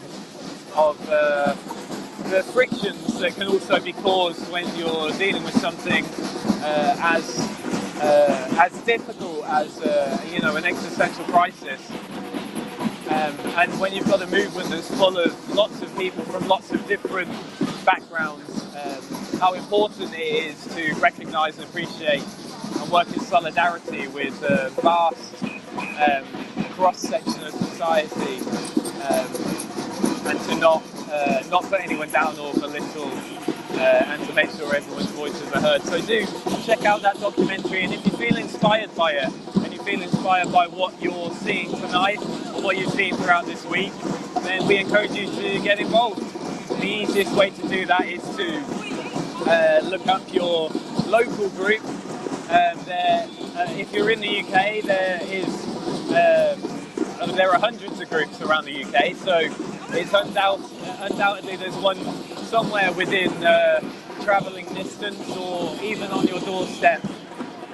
So take a look at our website, extinctionrebellion.uk, and you'll find all the information you need to get involved there. If you click on Act Now at the top, then there's the specific information on where local groups are and how you can contact them. Or you can look us up on social media. Look at it, if you're based in Birmingham or Liverpool or London or Manchester or wherever, look up Extinction Rebellion, the relevant city, the relevant town, and you should find a group there that you can get involved with. Drop them a message, send them an email, whatever you need to do to get involved, and you will find on the other end a lovely friendly rebel monitoring the inbox who will welcome you into the group and let you know what's going on and where and how you can get involved. So it's well worth doing that if you are inspired by what's been going on throughout this week.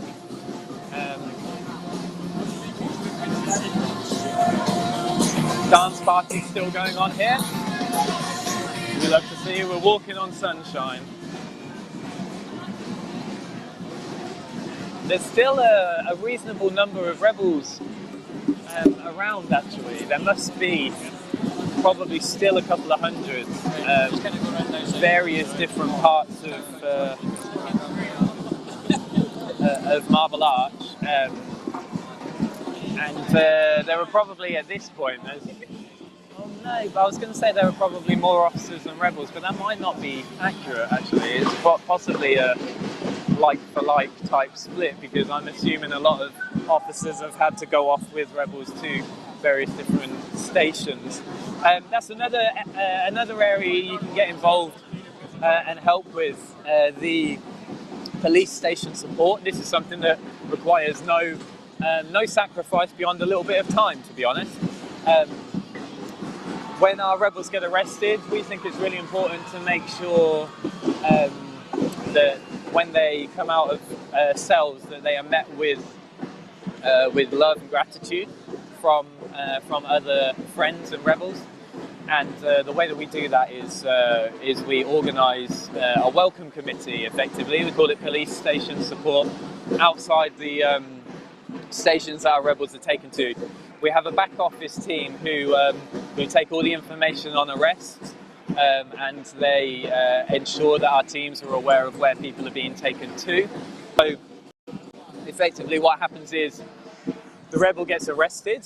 While that's all happening, they've got a wellbeing team and they've got a support team of rebels around them, making sure they are healthy and safe.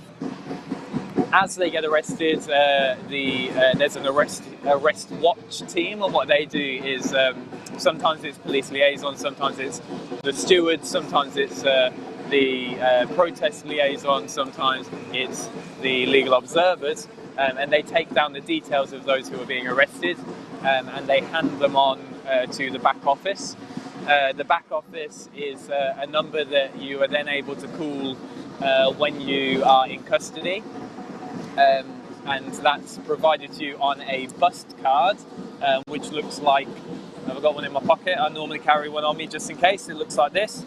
It's got some legal advice, advice on arrest, and that will have some numbers on it for firms, law firms, that's not the right word, solicitors who are experienced protest solicitors, which is why we say don't accept a duty solicitor, which is a solicitor that the police could provide for you, but they're not necessarily experienced in protest law. So the back office then will ensure that the police station support teams are aware of who's being taken where, and then the police station support teams will organise a support crew to meet rebels once they're released, and they will wait all throughout the night. I've done it myself. I spent about 5 hours, I think, throughout the night. It was about 3 a.m. that I arrived, so that tells you how grueling it was. It was kind of cold. I was on my own at that point. I sat on a bit of cardboard. It was very busy. There were a lot of police stations. You're usually not on your own, but I stepped up because we had a desperate need, because we had so many rebels arrested at that point. And they welcome you with all sorts of snacks and drinks, and hopefully they'll be able to help you get transportation to where you need to go, or direct you to where you need to go, or wherever you're staying. So if that's something that sounds like you might be interested in, there's definite need for support on that. So if you're in London and you are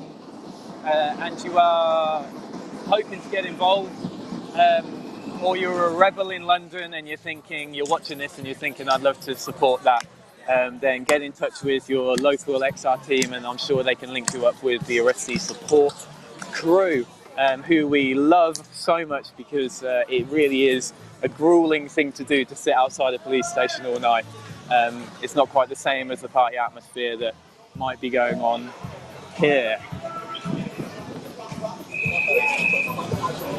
I don't think I can get any closer to see what's going on there, but I think these are the rebels that are locked on are currently being removed. The police appear to have brought some of their own they've got these little floodlights so they can see what's going on.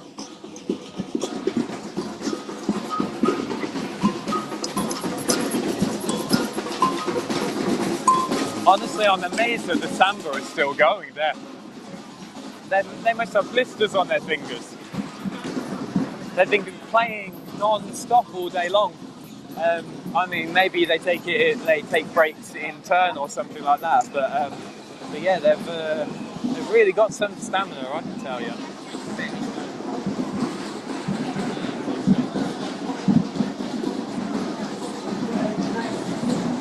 The music seems to have died down a little bit over here now. I'm wondering if people are enjoying a little bit of peace and quiet. Well, I say that with samba in the distance.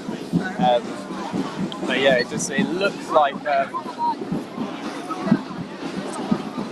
like the specialist cutting teams are getting ready to remove those lock-ons. I don't think I'm going to be able to get. I'm not in a very good. It's a kind of a strange elevation. It's hard to capture exactly what's going on. Got a bit of Dolly Parton 9 to 5 playing in the background as well now. Oh yeah, so we have got a rebel being carried out over there. I'm not sure which direction they're going to be taken in, but oh yeah, they're coming over this way. So those of us with our cameras out, hoping to capture this, are all rushing over. Let's see if I can. Here we are.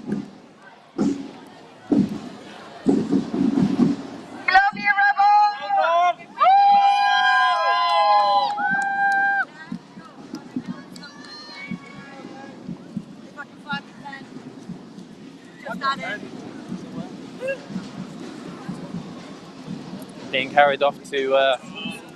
Oh, the van's changed again. They must have taken the other 5 or 6 that were in the back of the other van. They must have taken them off to various different. Well, probably to one station if they were in the same van. But they do quite often. They take us to a really varied amount of stations all around the city. And in one instance, I was taken off to Croydon, which, for when you're in central London, is a bit of a, and when you're not from London, is a bit of a journey to get back. But luckily, there was a police station support team there who helped me get back, and it turned out to just be one very, very long bus journey back to where I was staying. See if there's any other rebels about to be removed. Some very familiar faces in the under the foil blankets. Some very seasoned rebels who have been here since the very beginning, in fact. Since April 2019.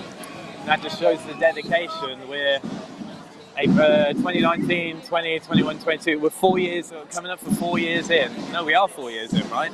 2020, 21, 22. 3 years.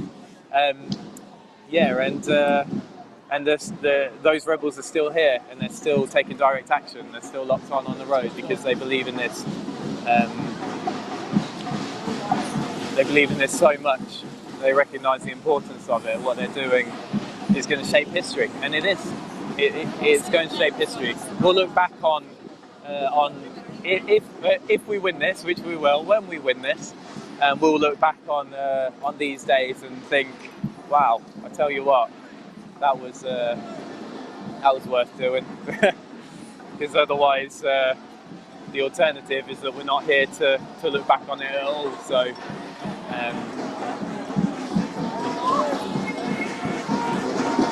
confident that we're on the right side of history. We talk about people like Emma Smart, the scientist that was in court this morning, another rebel being removed here, and then I'll talk to you about Emma Smart. But I want to try and capture as much of these as I can, because these are heroes.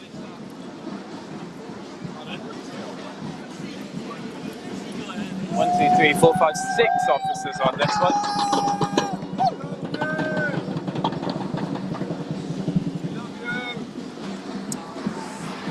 And yeah, I was just saying about Emma Smart. She's the XR scientist that was arrested on Wednesday. She was held in a cell from Wednesday at Charing Cross Station, police station that is, Wednesday until this morning when she was taken to Westminster Magistrates Court for a hearing to determine when she might have a case. The interesting thing about that was that she did the same thing as 7 other scientists that were arrested and released within 24 hours. But for some reason they decided not to release Emma Smart and to keep her in custody for a few days. And she then, I think it was after about 20 hours, she took it upon herself to go on hunger and thirst strike, which she did for the almost the duration of her time in the cell until they took her off to A&E because her health was deteriorating. She didn't want to use A&E resources, so she took their rehydration liquid and then went back to the cell. There's another rebel being carried off here.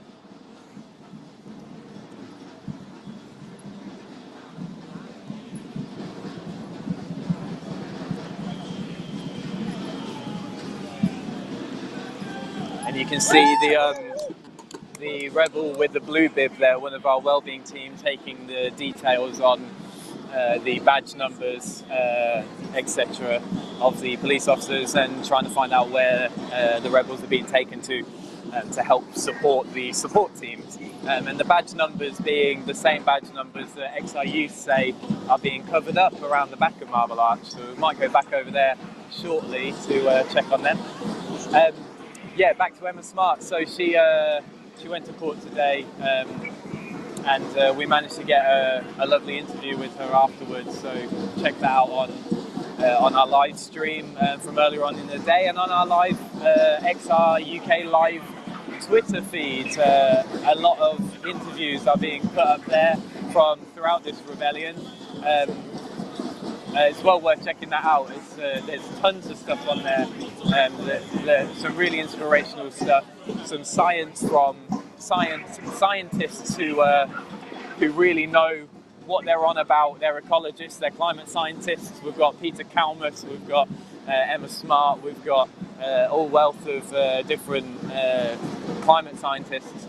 And XR Doctors, interviews with them from Lambeth Bridge the other day are really quite powerful. So yeah, you can see on the screen, it's XRUK_live on Twitter. Do be sure to follow us on there. Yeah, make sure you're sharing those videos around. Give us a retweet because there's some brilliant stuff. Every time I try to cross the road to go and see what's going on the other side, the police decide they want to have a chat with me. So I keep having to walk away, which is why there's a lot of walking here. I really want to see what's going on over there. So the pictures you're seeing aside from my face are the rebels, the remaining rebels that are still locked on underneath foil blankets. I think there must be about 6 or 7 rebels left there now. Looks like lots of interested passers-by that just want to see what's going on. There we go. Gone the other way around and I've got across the road, so I don't know what that was all about. The Samba band has been pushed onto the pavement here.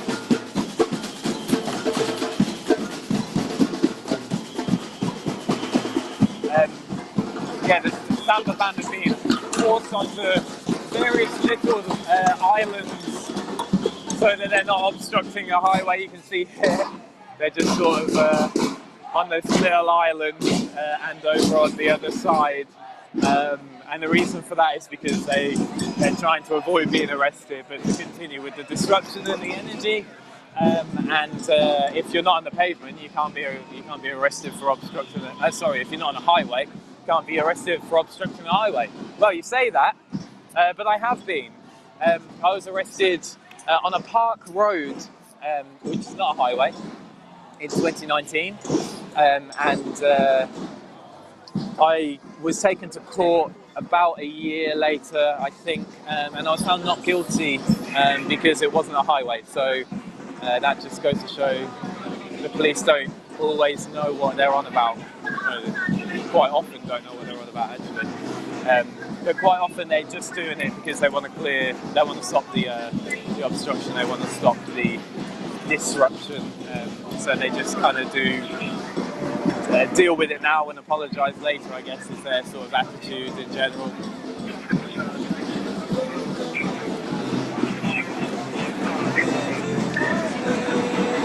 See if we can get a aerial shot there.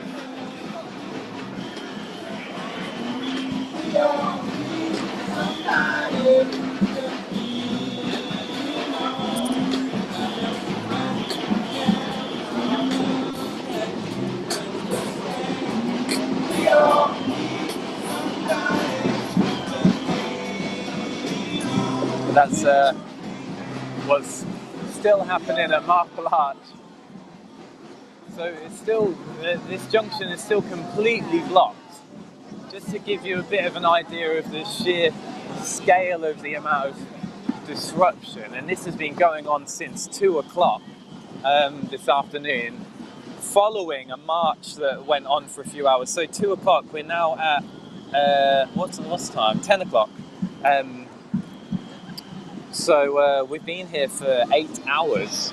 Wow, that is some going. So yeah, to give you an idea of the scale. So all the way down here, this is Park Lane, all the way down here to, well, it's probably even well beyond the junction, is completely blocked off. And this is 8 hours later. And there's barely anyone on the road at this point. I'm like practically the only person actually on the road, I think. And then all the way down here, this is Oxford Street. You might be able to see there are some flashing lights in the distance. I've got some posts in the way. And some flashing lights right down there in the distance at the next junction. I can't remember what that crossroads is called. But it's blocked off all the way down that section of Oxford Street. Obviously open to pedestrians. So people have still been able to get around, and cyclists, we don't block cyclists. Then this is Great Cumberland Place, and all the way down here as well, all the way down to the next junction in that direction. And also over here, there's you can see all the way down. I don't know what this road is because there's no signage, but I'm assuming it's just a continuation of Oxford Street, all the way down there as well to that junction. So this must be, I don't know, from one end of the blockade to the other, must be about. I don't know, right? I don't know. It's big. I'm not very good at counting.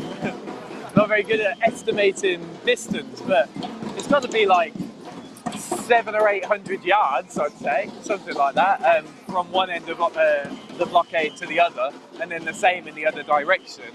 So we square that off and include Marble Arch and a chunk of Hyde Park, and it's quite a large occupation, and it's still occupied. This many hours later, even though we've only got, at this point, we've got like 6 lock-ons or something like 6 people locked on, aside from what's happening under Marble Arch, which obviously isn't an obstruction, that's an occupation. Yeah, so it's pretty good going for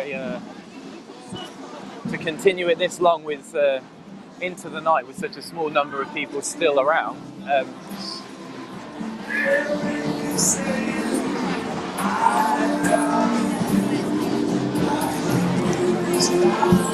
So we're here at the other side of Marble Arch. It's a really lovely silhouette. Let's see if we can show you that up here. Lovely, lovely little silhouette there. Rebels on scaffolding, flags waving, and then the strong arm of the law, and then XR youth. who we love, and then my forehead in the way. So yeah, it's all still going on. It looks like people are in good spirits back here. They're singing "What a Wonderful World." Look at that. Isn't it lovely? I'm gonna pass over to Nico because I've been talking relentlessly. It's probably getting on your nerves for at least the last 20 minutes. So yeah, I'll pass over to Nico in a moment. He can let us know what's going on where he is, and I'll see if I can find someone more interesting to hear from than me. So over to you, Nico. All right, fantastic, Marley. Thank you. Yeah, so on this side you can see that there are now no rebels on the street anymore. The street is completely empty. The only ones who are actually on the street seem to be the police. You can obviously see, as Marley featured some of them earlier, we've got plenty of chalk. We still have a couple of remains of some super glue over here from our rebels earlier. The Samba band have moved over onto the pavement. They were still arresting a few Samba people just recently, even though the Samba people aren't on the road. And it actually just goes to show that if the police want to arrest you, they can arrest you. They don't need to have any specific reason. They can just name some bullshit reason. It will fail later on in court, and the charges will be dropped. You won't be charged, but and they have been using those intimidation tactics today as well, needlessly arresting people. They've also, they had about around 4 o'clock when they wanted to try to clear the area, and we still had tons and tons of rebels and supporters out here.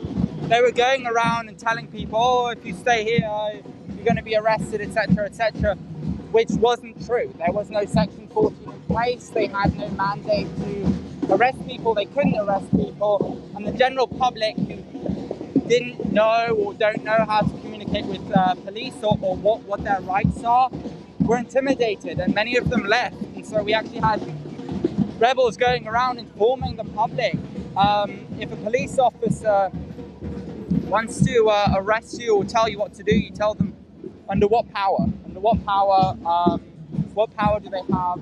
They have to cite exactly why they want to arrest you or search you, and anything beyond that, just tell them no comment.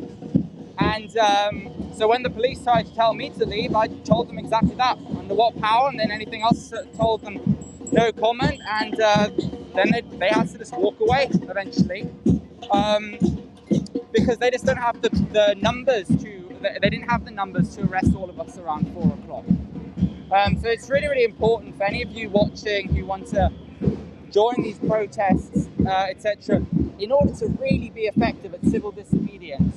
Know your rights, know how to communicate with the police, and most importantly, know your rights so that when you see others being mistreated by the police, you can go up and you can intervene, and you know what the rights are, and you can tell the officer, why are you searching this person? Are they searching this person because of their race, or do they have actual probable cause? And they will have to cite if they have probable cause, etc., and what that probable cause is. So know your rights. That's how we will be in support, especially with Black Lives Matter. All right, just here now I have to move off the road. I'm being told by the police. We've got some more rebels being arrested and carried away now.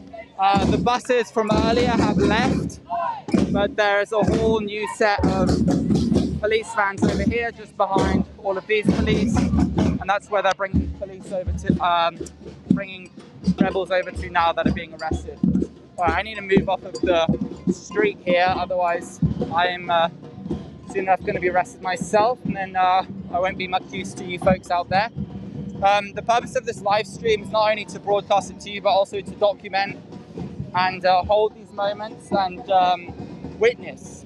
We are witnessing democracy right now at play. We are witnessing the police and also misconduct by the police. It's being documented by the whole live stream crew, and we've also got welfare support officers and legal observers here who are noting down and writing down whatever the police is doing, because the police, we cannot take for granted that the police will act in accordance to the law. They often rely on the fact that the general public do not know their rights. So as I move into a better vantage point here, we can pass back over to Marley if he has a good vantage point. Otherwise, just bear with me for a moment. Well, it's just my face again. Sorry, Nico.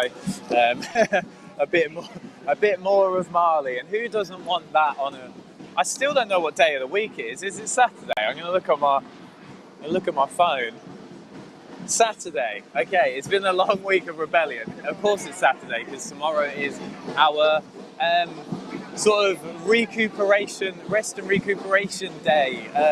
I don't know what the official title is, but tomorrow we're meeting at Hyde Park again, and we're all going to meet in community with one another and to reflect on what's been going on throughout this week.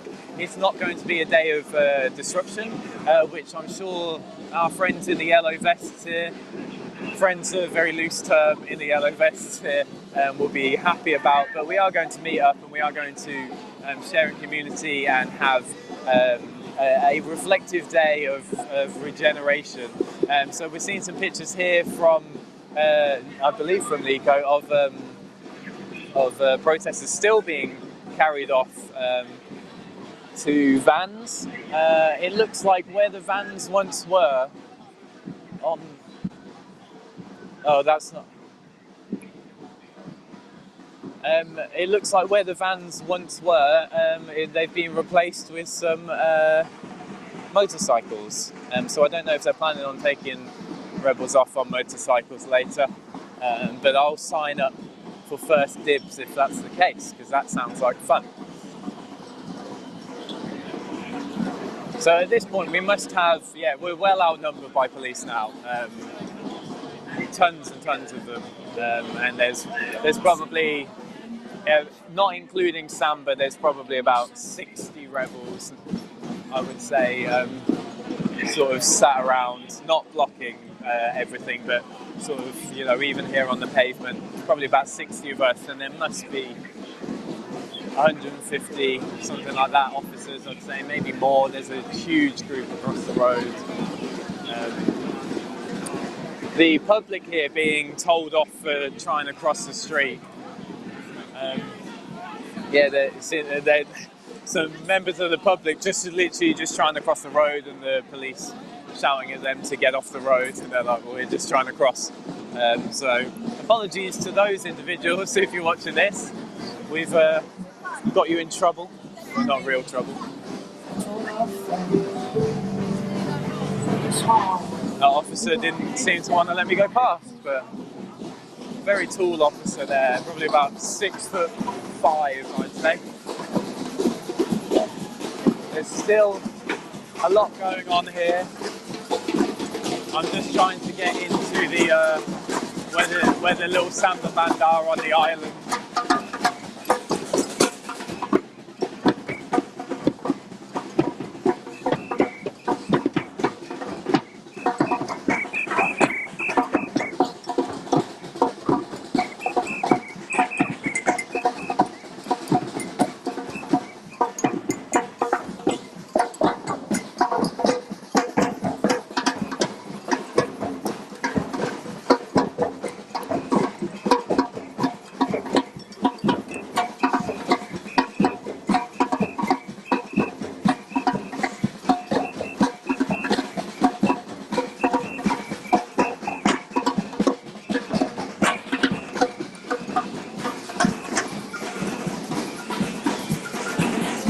So you can see we're still very much here. We're loud and we're making ourselves known. But there are very few lock-ons still remaining in any disruptive manner. A lot of the lock-ons are just occupying Marble Arch itself. And in reality, there's not really much reason for the police to want to remove them. I'm guessing they will. They'll obviously want to take the giant banner down. But I can't see why they would have any real concern about people being sat underneath Marble Arch. It's not disruptive.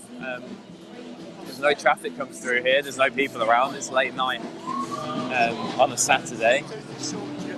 So I can't, I'm not sure what's going to happen with that, as we come to that a little bit later on.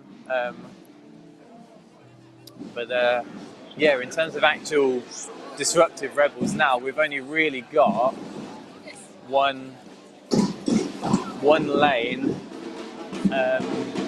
blocked by those, maybe 2 lanes blocked by those who are locked on under the blankets, as you can see,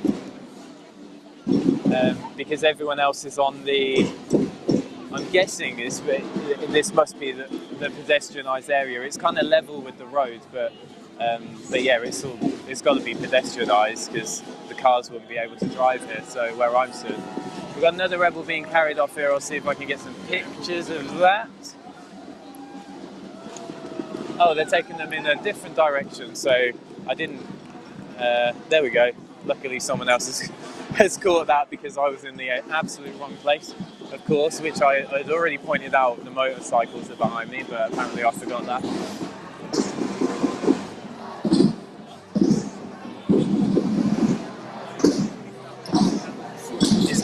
It's getting quieter aside from the samba, but it's trying to see. There are 1, 2, 3, 4. I think there are 5 rebels remaining down here. I think there are about 5 rebels remaining there now, and I'm assuming they're all locked on, otherwise they probably would have been carted off already.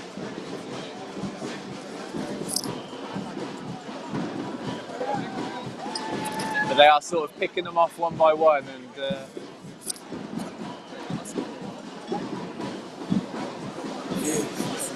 it really only is one lane that's actually being blocked on this entire stretch of Marble Arch, and it's I think it's like a 4-lane. I think there's 3 or 4 lanes on either side of the road, but it appears like these rebels blocking this one lane is enough for the police to be to have cordoned off this entire area and to have kept it that way. They haven't decided to reopen it. They've obviously decided it's not essential to do that at this point, possibly because of the time of night.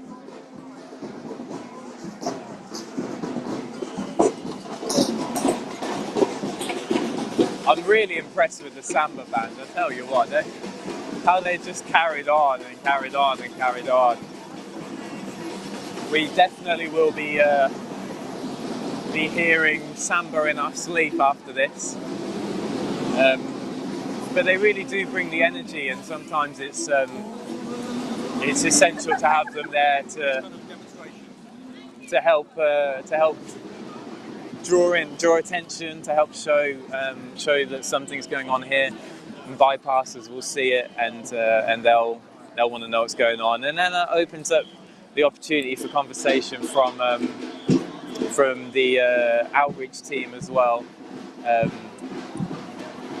who have been working really, really hard this week as well. So big love to the outreach team. Been going around, walking mile after mile after mile, handing out leaflets and having conversation, and then having to catch up with the marches and whatever else. So they've probably got their steps in and done their fair share of jogging as well. But then also we had 3 distinct outreach days, which included a lot of different elements, including stalls in places, outreach on the street, door knocking, and workshops and all kinds of stuff to engage with the community. And that's really what this rebellion has been about. There's been a lot of having conversation with the communities around us, trying to speak to people about what we're all about, because the media want to portray us as one thing, and we want to show that we're just normal people, and we really are. Every time you meet a rebel and have a chat with them, you'll find that we're not eccentrics and we're certainly not extremists. We're just a group of ordinary people who are taking back power, taking back control, through non-violent means. We welcome anyone. There's no hierarchy. No one's in charge. The police hate that. They love to think someone's in charge, which is why they raid properties and target specific individuals. But no one's in charge. We're all here. We're all autonomous. We all make our own decisions. There's no expectation. That's what makes XR so great.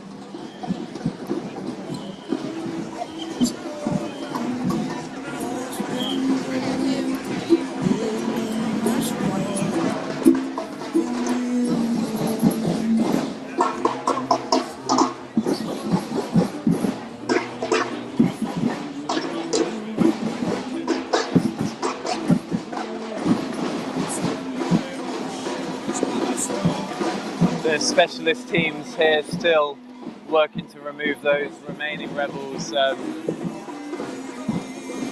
It's looking like they're getting somewhere with a couple of them. Can't quite see.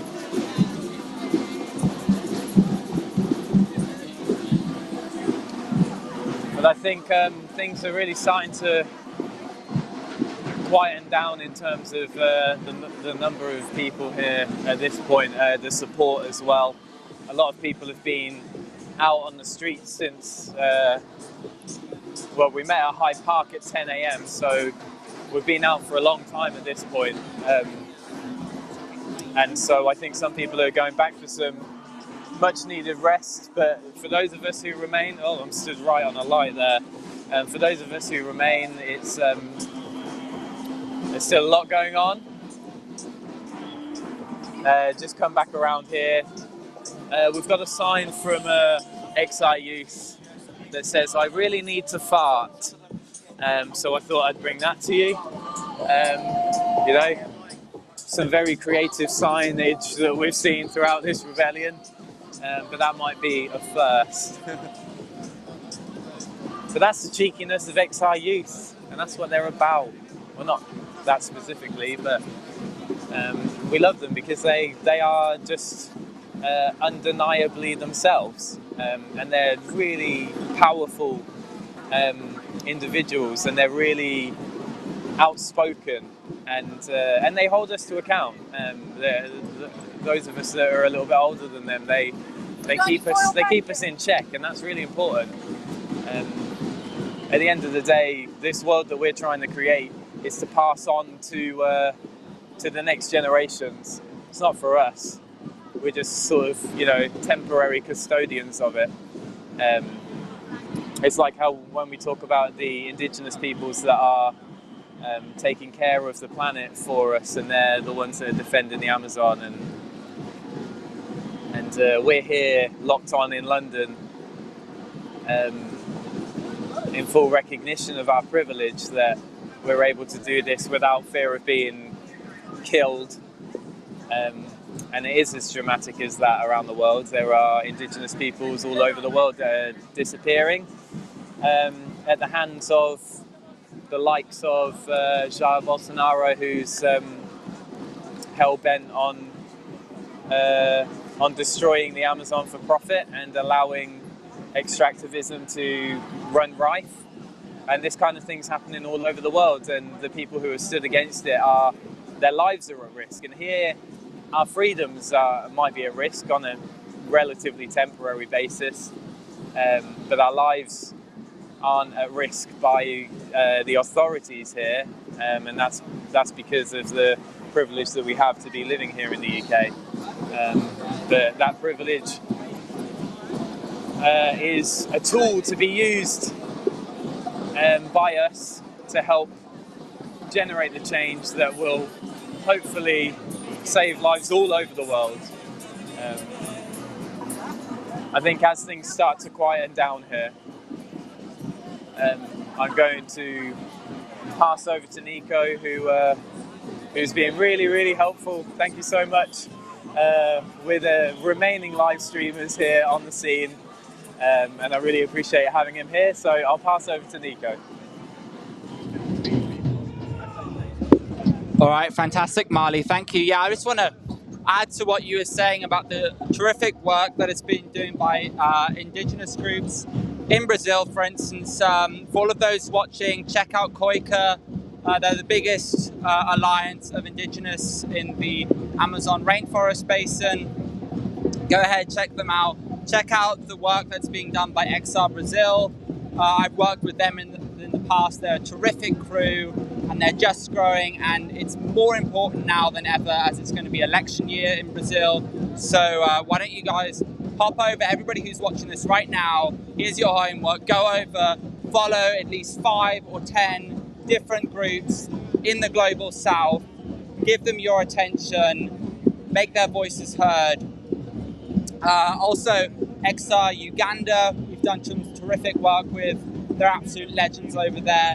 Ina Maria Shikongo down in the Okavango Basin with Fridays for Future. She's doing some terrific stuff there. Just a couple of names. There are many, many more. Check out XR Global. They've done some stuff to highlight that. You can really see now the police are moving in. And as Marley was saying earlier, the police have definitely outnumbered the rebels now. But as much as they've tried to put down a show of force and intimidate us, we have not been intimidated. This has been a fantastic Saturday night. I think it's Saturday. Like Marley, I've kind of lost track of a little bit. We've got one of our lock-on rebels being carried away here right now. And the samba band relentlessly keeps playing. At least I think they keep playing. Maybe I'm just hearing it in my head by now, because I've been hearing them for the last 12 hours straight. Absolute legends. They've been playing for us all week.